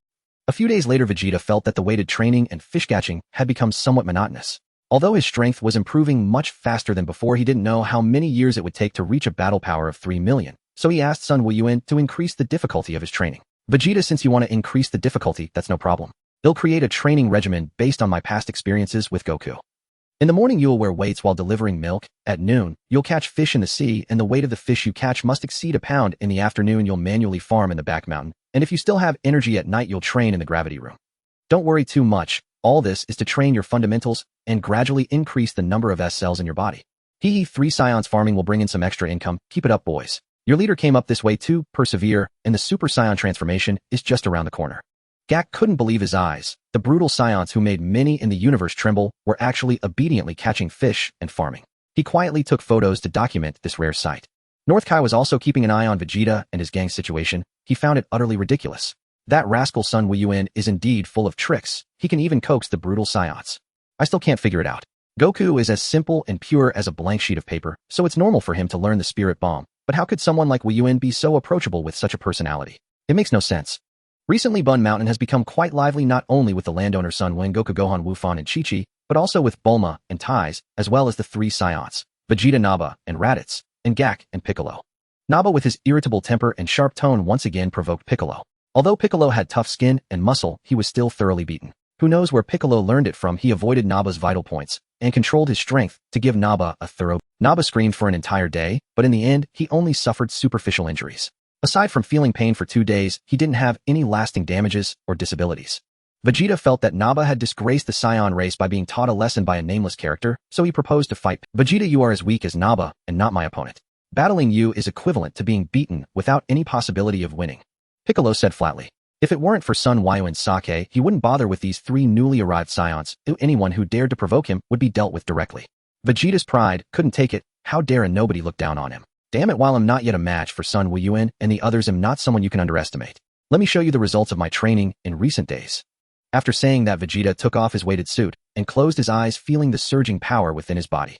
However, at that moment, Piccolo merely said 2 words, boring, and released his aura. While Vegeta was still feeling the power within him, he was once again shocked that aura. It was so powerful, even stronger than Kakarot in his Super Saiyan form. What the hell? Didn't the Frisia Force rate Earth as a low-level planet of little value? Aside from the freak Sun Wuyuan, he discovered that there were several martial artists on Earth with battle powers exceeding 10,000. This one in front of him was even more outrageous. At first, he judged Piccolo to be just an average martial artist based on his aura. Who would have thought that when the opponent suppressed his aura, it would be so terrifying when released? Damn it, how many strong beings like Piccolo are hiding on this Earth?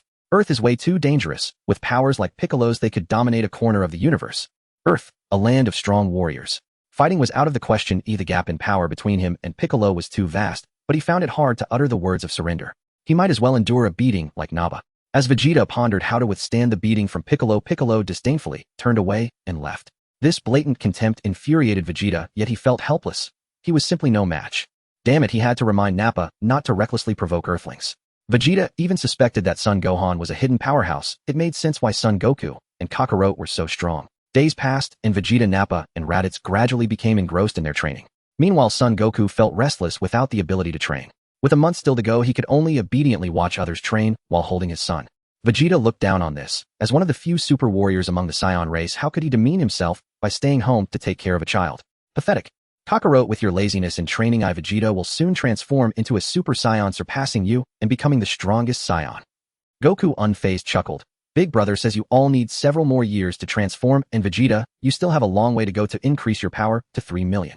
However, I'm looking forward to your transformation into a Super Saiyan. For our battle, you need to step up. Vegeta felt belittled again, veins popping on his forehead, and his spiky hair seemed to stiffen even more. Son Gohan was teasing little Goten, making the little guy giggle. Vegeta, it's actually not difficult to raise the battle power of the 3 of you to 3 million, it's just that the method might cause a bit of pain. The challenge lies in increasing the number of S cells you use to transform. You guys need to work hard. Don't underestimate my little nephew. Even though he's still small, he possesses innate advantages that you all lack, making it much easier for him to become a Super Saiyan. Especially you, Raditz, you are little Goten's second uncle. If he transforms into a Super Saiyan before you, you'll be utterly humiliated. What? Is Kakarot's hybrid child with an Earthling that gifted? We 3 are pure-blooded Saiyans. It makes no sense to lose to a hybrid. Vegeta looked at Son Gohan, skeptically thinking, keep boasting. I begrudgingly recognized you as my superior, but you won't fool me again. Son Gohan felt helpless. When he was joking, you'd believe anything he said, but now that he was speaking the truth, you doubted him. Vegeta, you really are something. You Saiyans are inherently filled with violent genetic traits, while Earthlings are more peaceful by nature. The children born from the mix tend to lean towards Earthling characteristics, which is beneficial for increasing the number of S cells. Moreover, Goten was born after Goku became a Super Saiyan, inheriting a vast legacy while you all are just starting your journey. The difficulty gap between the two is evident. Of course, if you 3 are keen on increasing the Saiyan population, Earthlings are undoubtedly a prime choice. Son Gohan hoped to see this. He felt that relying solely on Goku would take a long time to gather enough participants for the Super Saiyan God ceremony. Vegeta was strongly opposed. Raditz seemed indifferent, but Nappa's eyes showed deep interest. He was genuinely tempted. Son Gohan went to trade for Senzu Beans with Krillin, then instantly moved to the Kai's palace. Hello, Mr. Bobo, I would like to see the Supreme Kai. Please tell him I'm here. The Supreme Kai soon came out, asking Son Gohan, is there something you need? Oh, come on, if there wasn't anything, I wouldn't visit you. However, today, I genuinely have a matter. I would like to borrow the hyperbolic time chamber for 2 days, please, Supreme Kai. The old Supreme Kai understands me. I really wouldn't bother you without a reason. After all, the Kai's palace lacks charm. If I wanted to enjoy the scenery, there are only 2 aging bachelors here, one being an alien who has lived for hundreds of years without a gender, and the other, Bobo, is even more ancient, having served multiple Supreme Kais. The Supreme Kai remembered that he had not mentioned the hyperbolic time chamber to Son Gohan, and didn't ask how he knew about it. Knowing the past and future in dreams is one thing, knowing the existence of the hyperbolic time chamber isn't. Borrowing the hyperbolic time chamber for training is no problem at all. A while ago, the Shrag invaded Earth, and now the Saiyans are coming fiercely. Thanks to you all, Earth has avoided 2 major crises. Bobo, please take Son Gohan into the hyperbolic time chamber and provide him with meals on a timely basis. Thank you so much. The Supreme Kai was considerate, so he wouldn't have to eat bland food every day inside, and could save time on cooking. Sun Gohan followed Bobo to the entrance of the hyperbolic time chamber, and Bobo began, I'm not sure how much you know about the hyperbolic time chamber, so I will tell you everything you need to pay attention to. There is food, water, and restrooms inside the chamber, but the air is thin. The temperature fluctuates between 50 degrees Celsius and minus 40 degrees Celsius, so you might sometimes feel extremely hot, and other times very cold. Be warned, you only have 2 days of time inside. It equates to 2 years. Exceeding this time will cause the exit to disappear, and you will never be able to get out. Following the Supreme Kai's orders, Bobo will deliver meals to you on schedule. Thank you, Mr. Bobo. Sun Gohan expressed his gratitude and stepped into the hyperbolic time chamber. The door closed and silence enveloped the surroundings. A white expanse greeted him with nothing in sight. Is this really the esteemed training ground of the Dragon Ball world? It was indeed quite desolate, with no sounds except for his own footsteps and breathing. The origins of the hyperbolic time chamber are unclear even to the Supreme Kai, but Sun Gohan knew a bit more. This is a time dimension world. If one possesses sufficient strength, spending more than 2 days inside is no issue, as they could forcefully break through dimensions to exit. However, whether this time dimension world is artificially created or naturally formed and discovered by the Earth Supreme Kai's entrance remains unknown to Sun Gohan. Creating such a time dimension world should be beyond the Supreme Kai's capabilities. Even the Angel Whis can only slightly interfere with time. He likely lacks the ability to create it. Thus Sun Gohan speculated that perhaps only Zeno possesses such power, or it could be naturally formed, found by a certain Supreme Kai, who then established the hyperbolic time chamber based on the entrance. The tenfold gravity of the Spirit Time House did not aid Sun Wuyuan's training, and for Wukong, who was accustomed to training under 300 times gravity, it was of little consequence. If it only had the advantage of a time difference of 1 day outside equating to 1 year inside, it could hardly be deemed a problem, because a year spent inside truly equated to a year of physical experience, reducing one's lifespan by a year rather than a day. Unless there was an urgent need to enhance strength, it would not differ significantly from training outside.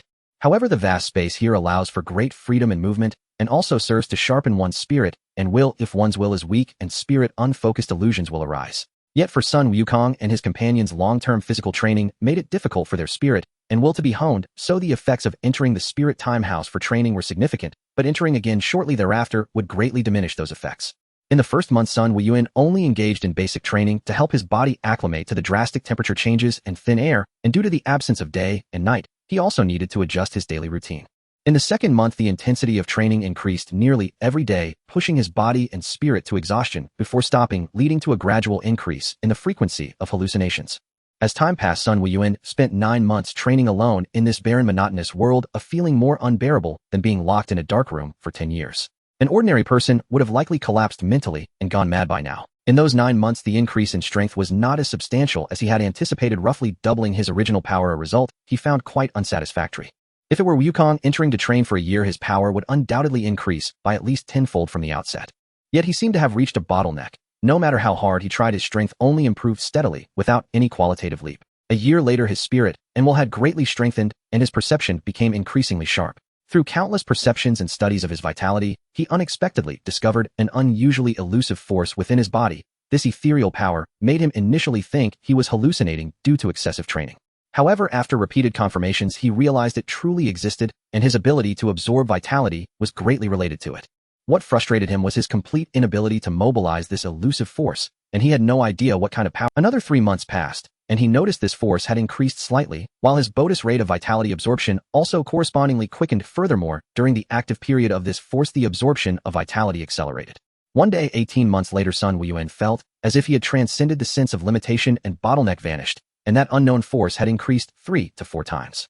Yet the speed of absorbing vitality had increased by more than tenfold. He had no means to measure exactly how many times, but the speed of strength enhancement was astonishingly rapid, and the vitality in this alternate dimension was gradually insufficient for his needs. His gains did not stop there. His physical condition had also improved significantly, now able to endure the strain from 5 times the Kaioken, and with great effort, he could use 7 times the Kaioken for 1 minute and 30 seconds, and with Senzu Beans as a supplement, he could greatly extend his combat duration.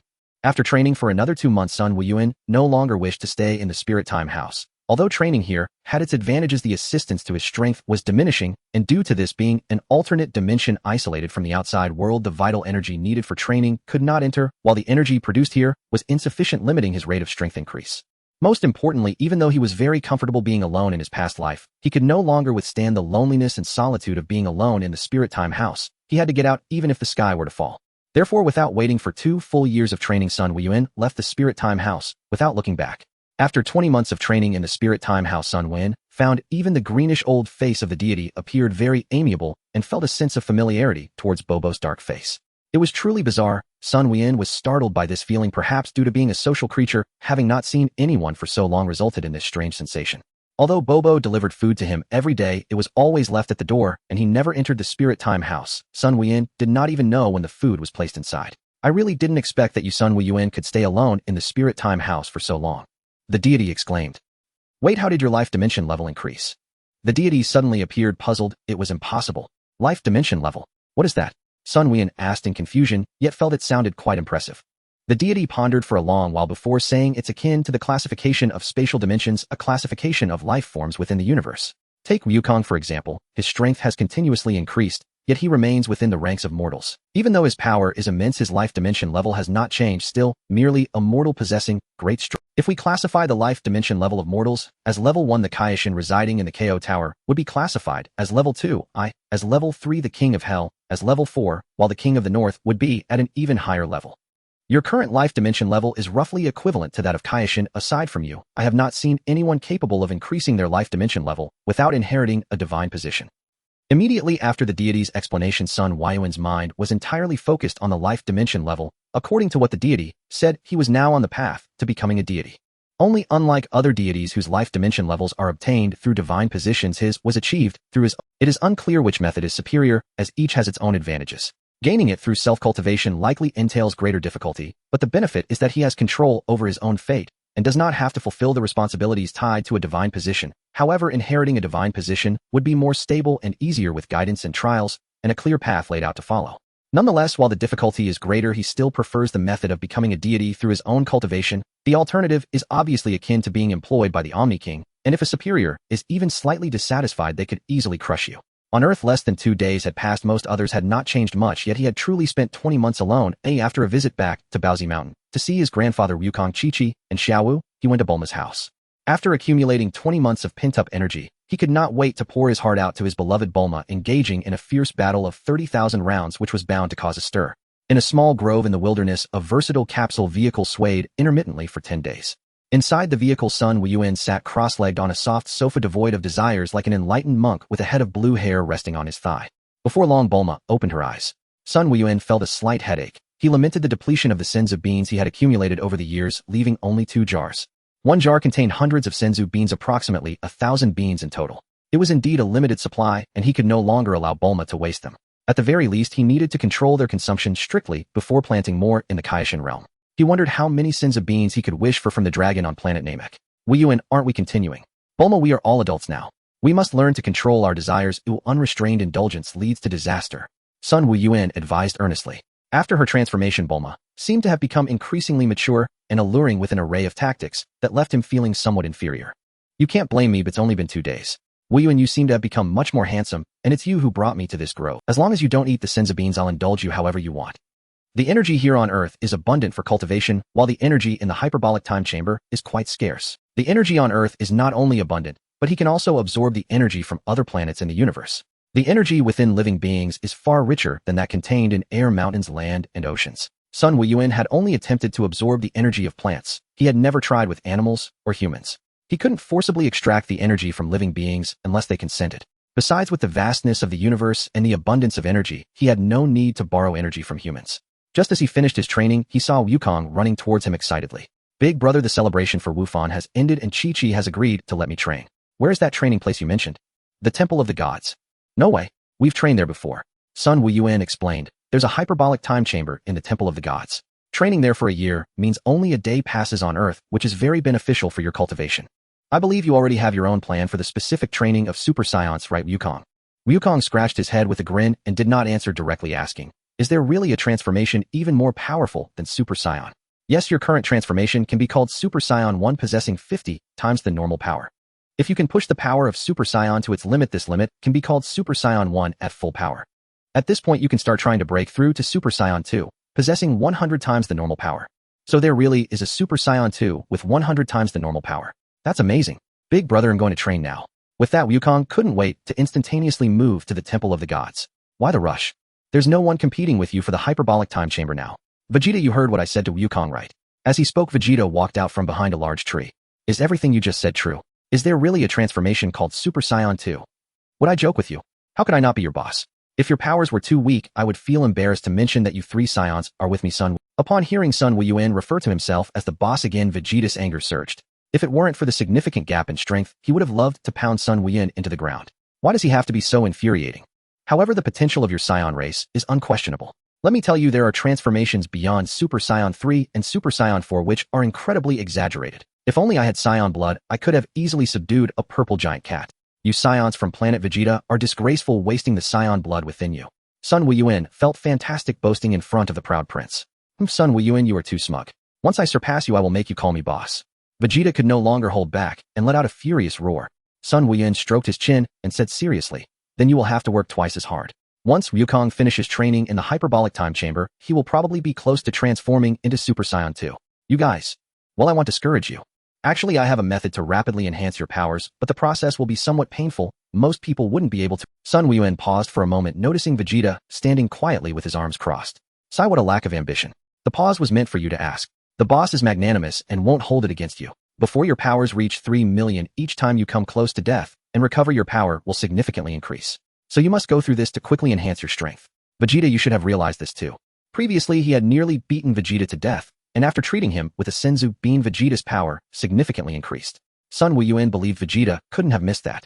Vegeta nodded in agreement and spoke. It is true that Saiyans can enhance their power after recovering from near death, but there is a greater chance of dying directly. It's not easy to recover from such a state unless you have that medicine Senzu Bean you previously gave me.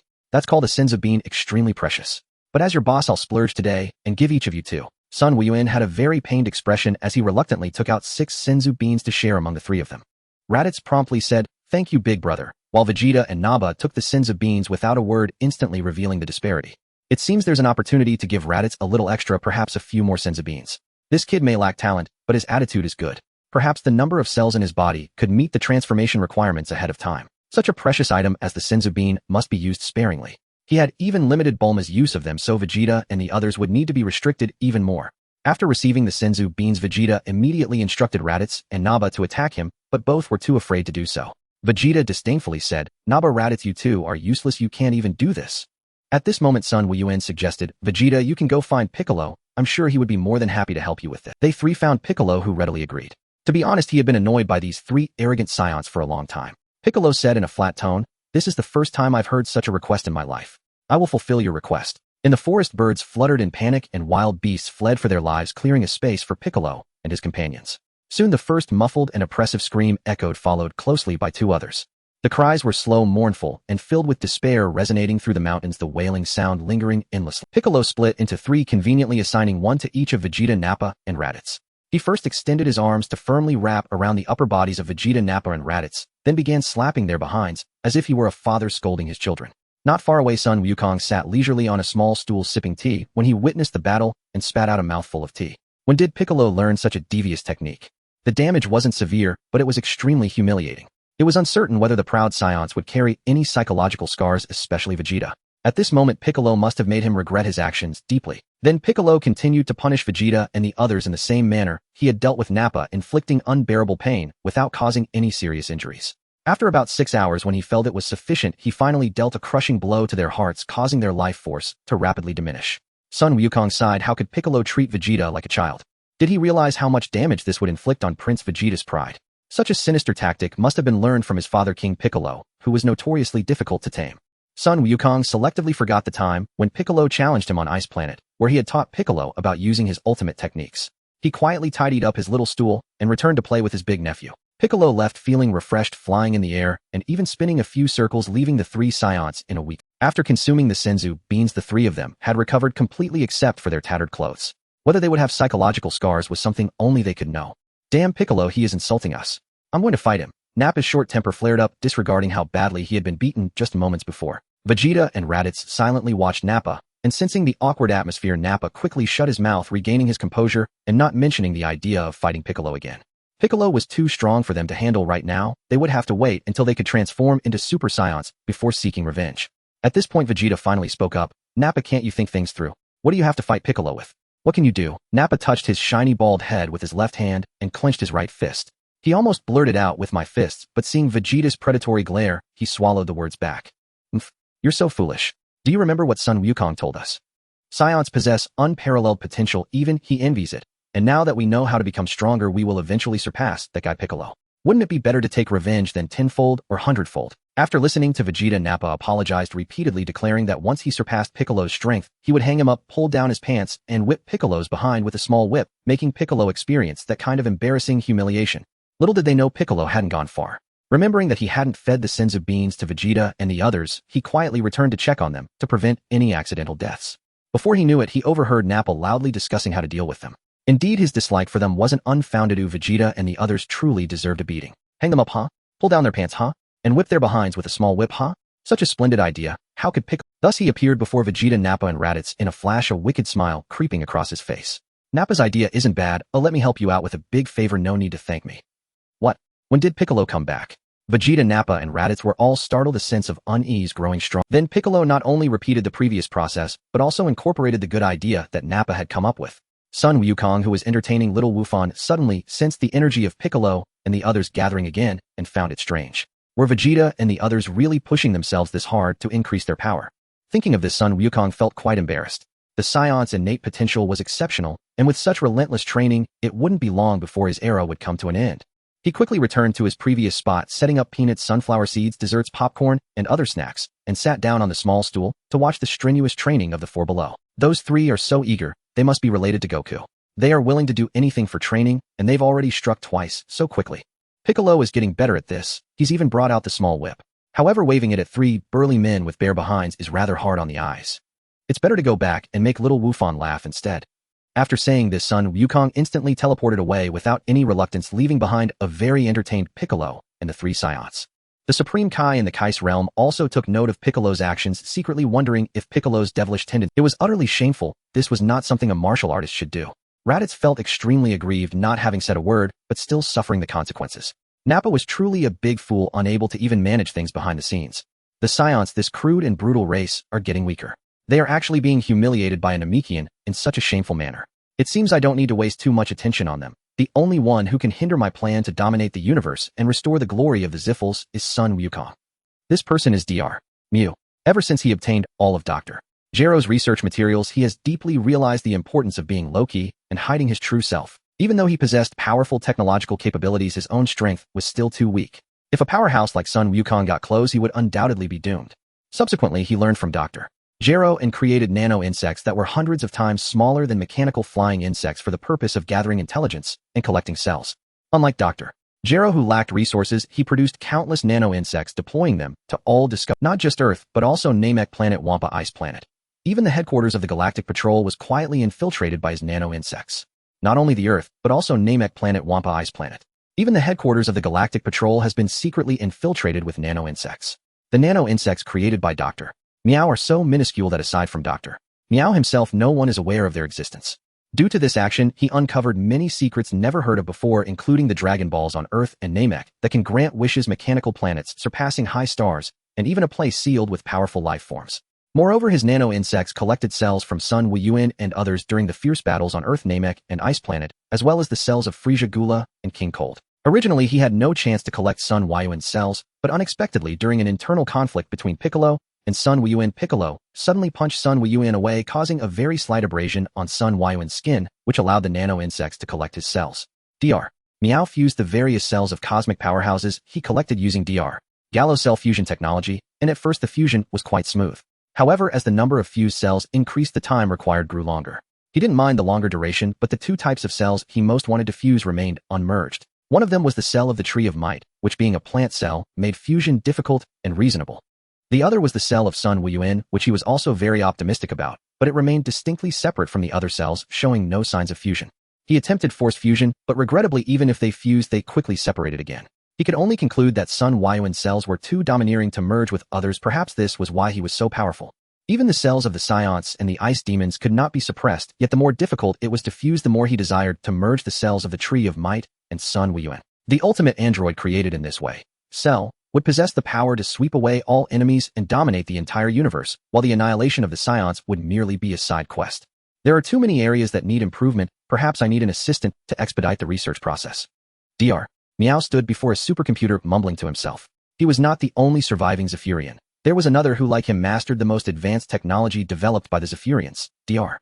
Likey. However, he and Dr. Likey had parted ways due to their differing philosophies, each pursuing their own methods to research powerful revenge tools. He had been dedicated to perfecting the super warrior he created, Baby, constantly collecting warriors' energy from the universe to pass on to Baby. But after obtaining Dr. Gallo's research results, he had a new idea, focusing on the ultimate android, slowing down the plan for Baby, and intending to perfect Baby after the ultimate android was completed, ultimately merging Baby with Cell. However, he had not yet decided whether to let Baby occupy Cell's body or to have the latter devour the former. If Cell has created, his potential will certainly far exceed that of Baby. However, Baby also has its merits, being able to absorb warriors' energy and control a large number of people through live eggs. Dr. Meow pondered for a long time, honestly wanting both. The planet where Dr. Likey's research base was located had long been discovered by him. He just hadn't established contact yet, but now he could reach out to the other party at any time. Dr. Likey, long time no see. The sudden voice startled Dr. Likey. This was his stronghold, who could bypass the surveillance to appear beside him. Dr. Likey was short and thin, appearing older than Dr. Meow, with sparse hair in front and an exceptional. Soon a super high-performance robot passed through thick metal walls and appeared before him, projecting Dr. Meow's image. Likey, it's been years. Have you even forgotten about me? Meow, speak up. What do you want from me? Dr. Likey was busy planning to collect grievances and had no time to banter with Dr. Meow. Likey, I have a grand plan and invite you to implement it together. If it succeeds, we can not only avenge the Scions for exterminating our Zephyrian clan, but also dominate the universe with tremendous power. Dr. Meow spoke with great excitement. Meow, I'm not interested in dominating the universe. I just want to eliminate the evil Scions as soon as possible. I can wipe them out without your help. Dr. Likey replied confidently. His grievance-amplifying device had already been completed when he fled planet Vegeta, and for all these years he had been collecting grievances. Once the grievances reached their maximum value, he could create powerful undead warriors. At that time, it would not be difficult to annihilate the Scion race. Dr. Meow calmly said, the situation of the Scions has long been investigated. Likey, your information is... The current Scion race is not much better off than our Zephyrian clan. They exterminated our Zephyrian clan and occupied our planet, renaming it Planet Vegeta. Then they submitted to the Cosmic Emperor Frieza, engaging in slaughter and destruction. The evil Scions should be exterminated. This brutal race knows nothing but killing and remains so brainless. You are not wrong. They have no wisdom beyond sheer brute force. Frieza, along with Planet Vegeta, has destroyed the Scion race. Now the number of Scions still surviving is quite small, not many more than our Zephyrians. So there are still remnants of the Scions. That's good. My years of effort have not been in vain. If they all died out, we Zephyrians would have nowhere to take our revenge. Likey, although the number of Scions has decreased, the power they possess has grown stronger.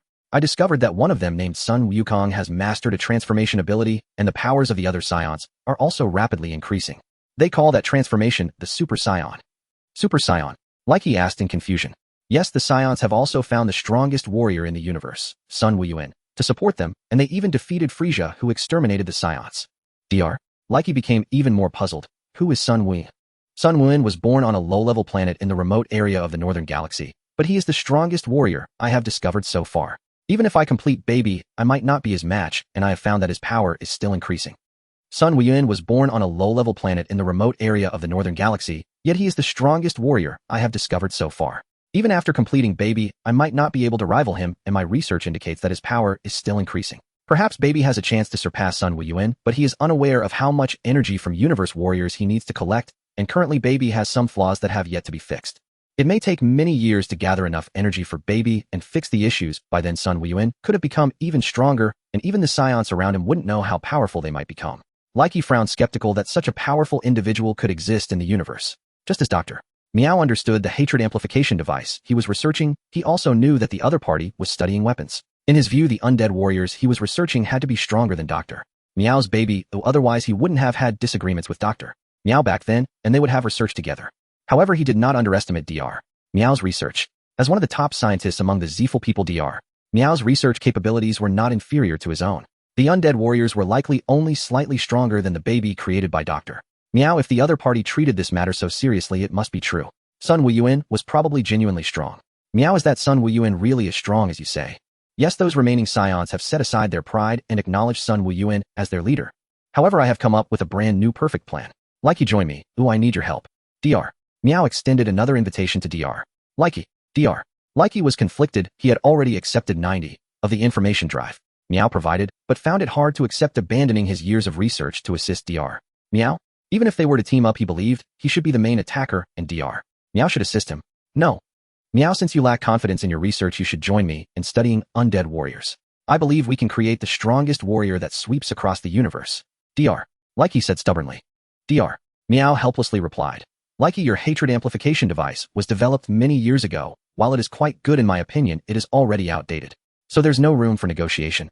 Not at all, Likey. Your path has narrowed. Hatred is indeed a powerful energy, but it is merely a branch of negative energy. No matter how strong it is limited. This is one of the reasons you have been unable to gather enough hatred after so many years. Dr. Meow did not look down on Dr. Likey's hatred amplification device. He merely believed that Dr. Likey's research direction was wrong from the start. That hatred amplification device has been under research for many years, and the collection of hatred has not yet been completed. The time spent collecting hatred has already surpassed that of developing the device. Dr. Likey trembled at the words. What Meow said made a lot of sense. Since collecting hatred was so difficult, could he shift his focus to researching a negative energy amplification device? After all, hatred is also a form of negative energy. With the case of hatred amplification devices in front of him, there was no reason not to research negative energy amplification devices. Meow, thank you for enlightening me. I sincerely invite you to join me. We can definitely research a negative energy amplification device, and the undead warriors we create will be truly unmatched. Dr. Meow was momentarily stunned. How did Likey end up encouraging me to join his research? What did I just say? I merely belittled his research, urging him to abandon his hatred amplification device and assist me, yet Likey had the audacity to directly quote my earlier suggestion. However, if a negative energy amplification device could indeed be developed, it might turn out to be a very promising research direction. I admit that your plan is very promising and highly feasible, and the warriors that can be produced will surely be powerful, but my ongoing ultimate android project will be even better. Dr. Meow and Dr. Likey were at an impasse, each believing their research to be superior and neither willing to yield. They almost had a falling out. In the end, Dr. Meow came up with a compromise. The two would join forces without a hierarchy, since neither of their research could proceed smoothly without encountering material and technical problems. During this blank period, they could choose to help each other with their research. Likey, overall, in this collaboration, you've gained a lot. I not only know many useful pieces of information, but can also monitor Sun Wuyuan and the science at any time. Moreover, I control the resources of many planets and possess a large number of high-performance robots. In terms of manpower, materials, and information, you cannot compare to me. Dr. Meow said proudly. Dr. Likey ignored his words and asked in confusion, Meow, haven't you been repairing baby and collecting energy from universe warriors? When did you come up with an ultimate android project? Mutant robots should be your successful research. About a year ago, a mutant robot under my command unexpectedly captured a spaceship. I obtained many shocking technologies from it, not just android technology. I'll send a mutant robot to fetch you. Recently, I planned to conquer the mechanical planet Bigao. Sun Wuyuan returned to Paozu Mountain after training in the time chamber for 2 days, no longer needing to maintain his Super Saiyan transformation in an angry state, yet no lightning surrounded him. Wukong, it seems you gained a lot from training in the time chamber. Just a little further, and you can break through from Super Saiyan 1 to Super Saiyan 2. Impressive, my brother. Wukong, unleash your full power and show your true strength to your elder brother. Piccolo, Vegeta, Nappa, and Raditz also approached, eager to know how strong Sun Wukong was at that moment. A vast aura surged forth in waves, cracking the ground beneath Sun Wukong's feet like a gigantic spider web. Vegeta and the others were blown away by the aura, while Piccolo managed to stand straight with his arms crossed, his white cape billowing loudly as Sun Wuyuan calmly watched Wukong. He was powerful. If strength were to be measured by combat power, Sun Wuyuan estimated it to be in the tens of billions. Without using the Kaioken, he could no longer defeat this younger brother he had watched grow up. However, if he used the Kaioken, he was confident he could easily crush Wukong. About 2 times the Kaioken would equate to comparable strength. Thus, to fight Wukong, he only needed to use 3 times the Kaioken. Moreover, he must not forget that after coming out of the time chamber, he could use 5 times the Kaioken, and in desperate situations could briefly use 7 times the Kaioken. When fighting his younger brother, wouldn't it be a piece of cake?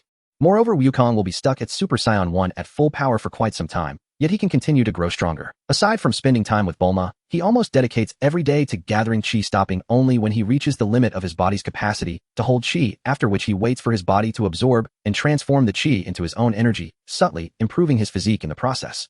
Gathering chi, the limit of chi capacity, and absorption and transformation all relate to his own strength, the intensity of his physique, and the mysterious power hidden within his body. The training in the room of spirit and time has greatly enhanced his power, significantly accelerating the speed at which he gathers chi. The transformation of his physique has also greatly increased his body's limit for absorbing chi, to the point where a single gathering of chi is enough for his body to absorb and transform energy for an entire day, even if his absorption speed is more than 10 times what it was before entering the room of spirit and time. At the current rate of training, he estimates that in 6 months, he will possess the power of Super Saiyan 1 at full capacity, and using the Kaioken times 2 will give him the strength of a newly transformed Super Saiyan 2. However, to be honest, having a brother like Wukong is increasing his pressure. One day, he might find himself surpassed and left far behind. He increasingly agrees with the saying, strike your brother while he's young, or one day you'll find yourself unable to defeat him. The North KO, who was telling jokes to his pet gorilla Babaloo's, suddenly sensed a powerful force emerging from Earth, feeling familiar, yet unable to recall who could possess such immense power. The two antennae on his head twitched, and he saw Sun Wukong unleashing his power. What's going on here? It hasn't even been 2 months since he last checked on Earth. How could Wukong's power have increased so much? The other fighters on Earth also sensed Wukong's powerful aura. Kin, training under a waterfall, abruptly stopped and shot into the air as the massive amount of river water he had blocked came crashing down from the waterfall. This seems like Sun Wukong's aura. His strength has become so formidable, and his rate of increase hasn't slowed down, but rather accelerated. Does he have no limits? Tien muttered to himself, feeling somewhat numb after being shocked so many times by Sun Wuyuan and Sun Wukong. Krillin on Came House said with a dazed gaze, since I've known them, I've gradually gotten used to their rate of power increase, but this overwhelming aura still leaves me unable to face it calmly. Of course, Yamcha also felt this aura, but it seems he has started to slack off in his martial arts training, becoming increasingly lax in his practice. He might have learned a bit of Master Rose's martial arts philosophy, but it's no longer as simple as having mastered it completely. He has fallen behind and is now being surpassed. Since Sun Wuyuan suggested he act as the representative of Earth's martial artists and the hero protecting Earth, he has fallen into debauchery. He only needs to show his face to receive substantial rewards, with beautiful women lining up to swarm him, pure, charming, mature, innocent, and even the types like the cool older sister or younger lowly. In short, he lacks nothing in terms of fame, status, wealth, and women, and he has become so content that he's forgotten about martial arts training. Sun Wuyuan saw Piccolo's green face seem to darken, or perhaps just become a deeper shade of green. Green plus black equals dark green. Yes, Piccolo's face has turned dark green. It must feel horrible to be surpassed and left behind. The change in Piccolo's green and dark green face isn't very significant, but Vegeta's expression is truly grim. He was just blown away by Sun Wukong's aura. Damn it, Kakarot, this low-class warrior has become even stronger, while I still don't know when I'll be able to transform into a Super Saiyan. Big brother, let's have a fight. At his maximum power, Sun Wukong suddenly spoke. I've been looking forward to catching up to you and having a match. Sun Wuyuan thought this was bad. His brother's mindset is off. I see you don't want to spar with your big brother. You just want to avenge all the times I've hit your head. No way I might be surpassed by Wukong one day, and as the older brother, I could end up being beaten down to the ground just like I used to beat him. Don't be fooled by Wukong's innocence and kindness. He has an inexplicable vendetta in certain aspects. First, let's dismiss any options related to himself. The most likely reason is that he learned bad habits from Piccolo. After all, Piccolo hails from a demonic race, and even if he's purified by the Namekian elder, his demonic nature is hard to eradicate. This speculation is quite reasonable. What should I do in the face of my brother's challenge? Of course, I must give it my all to quickly defeat Wukong, both to educate him and to uphold the dignity that a big brother should not be challenged. Alright, let's go to the sky, or we'll destroy the Earth's environment. We'll have a fair match. The two brothers flew high into the sky, gazing at each other from a distance. In the next moment, they both increased their auras from weak to strong, their energies clashing. Soon Wukong's aura reached its maximum state, while Sun Wuyuan also activated the Kaioken ×2. Just as Wukong charged in to start the fight, Kaioken ×5. The charging Wukong was slapped away, flying like a shooting star across the sky. Sun Wukong quickly stabilized himself. Wow. Big brother, you're cheating. Didn't we agree to have a fair match? Wukong, didn't I tell you that giving your opponent the greatest respect means using all your strength to defeat them? Big brother is expressing respect for you, acknowledging your hard-earned results. How can this be considered cheating? Sun Wuyuan argued logically. Kaioken ×2. Before Sun Wuyuan could finish his sentence, he witnessed a jaw-dropping scene. Wukong, in Super Saiyan form, was actually using the Kaioken. Is he out of his mind? Without undergoing the baptism of the power of Super Saiyan God, Wukong's current physical strength cannot withstand the backlash of using Kaioken in Super Saiyan form, even if it's only Kaioken ×2. Wukong, stop. Your body can't handle the backlash of the Kaioken. Big brother, I can probably hold on for 5 seconds in this state. Let's settle it with one move. Kamehameha. Sai, I really can't deal with you. Sun Wuyuan countered with the same technique. The Kamehameha, which was clearly stronger, gradually pressing forward. He needed to control his strength. After all, Wukong could only last 5 seconds. If he used too much power, he might accidentally take his brother out. He certainly didn't want to eat Wukong's wrath.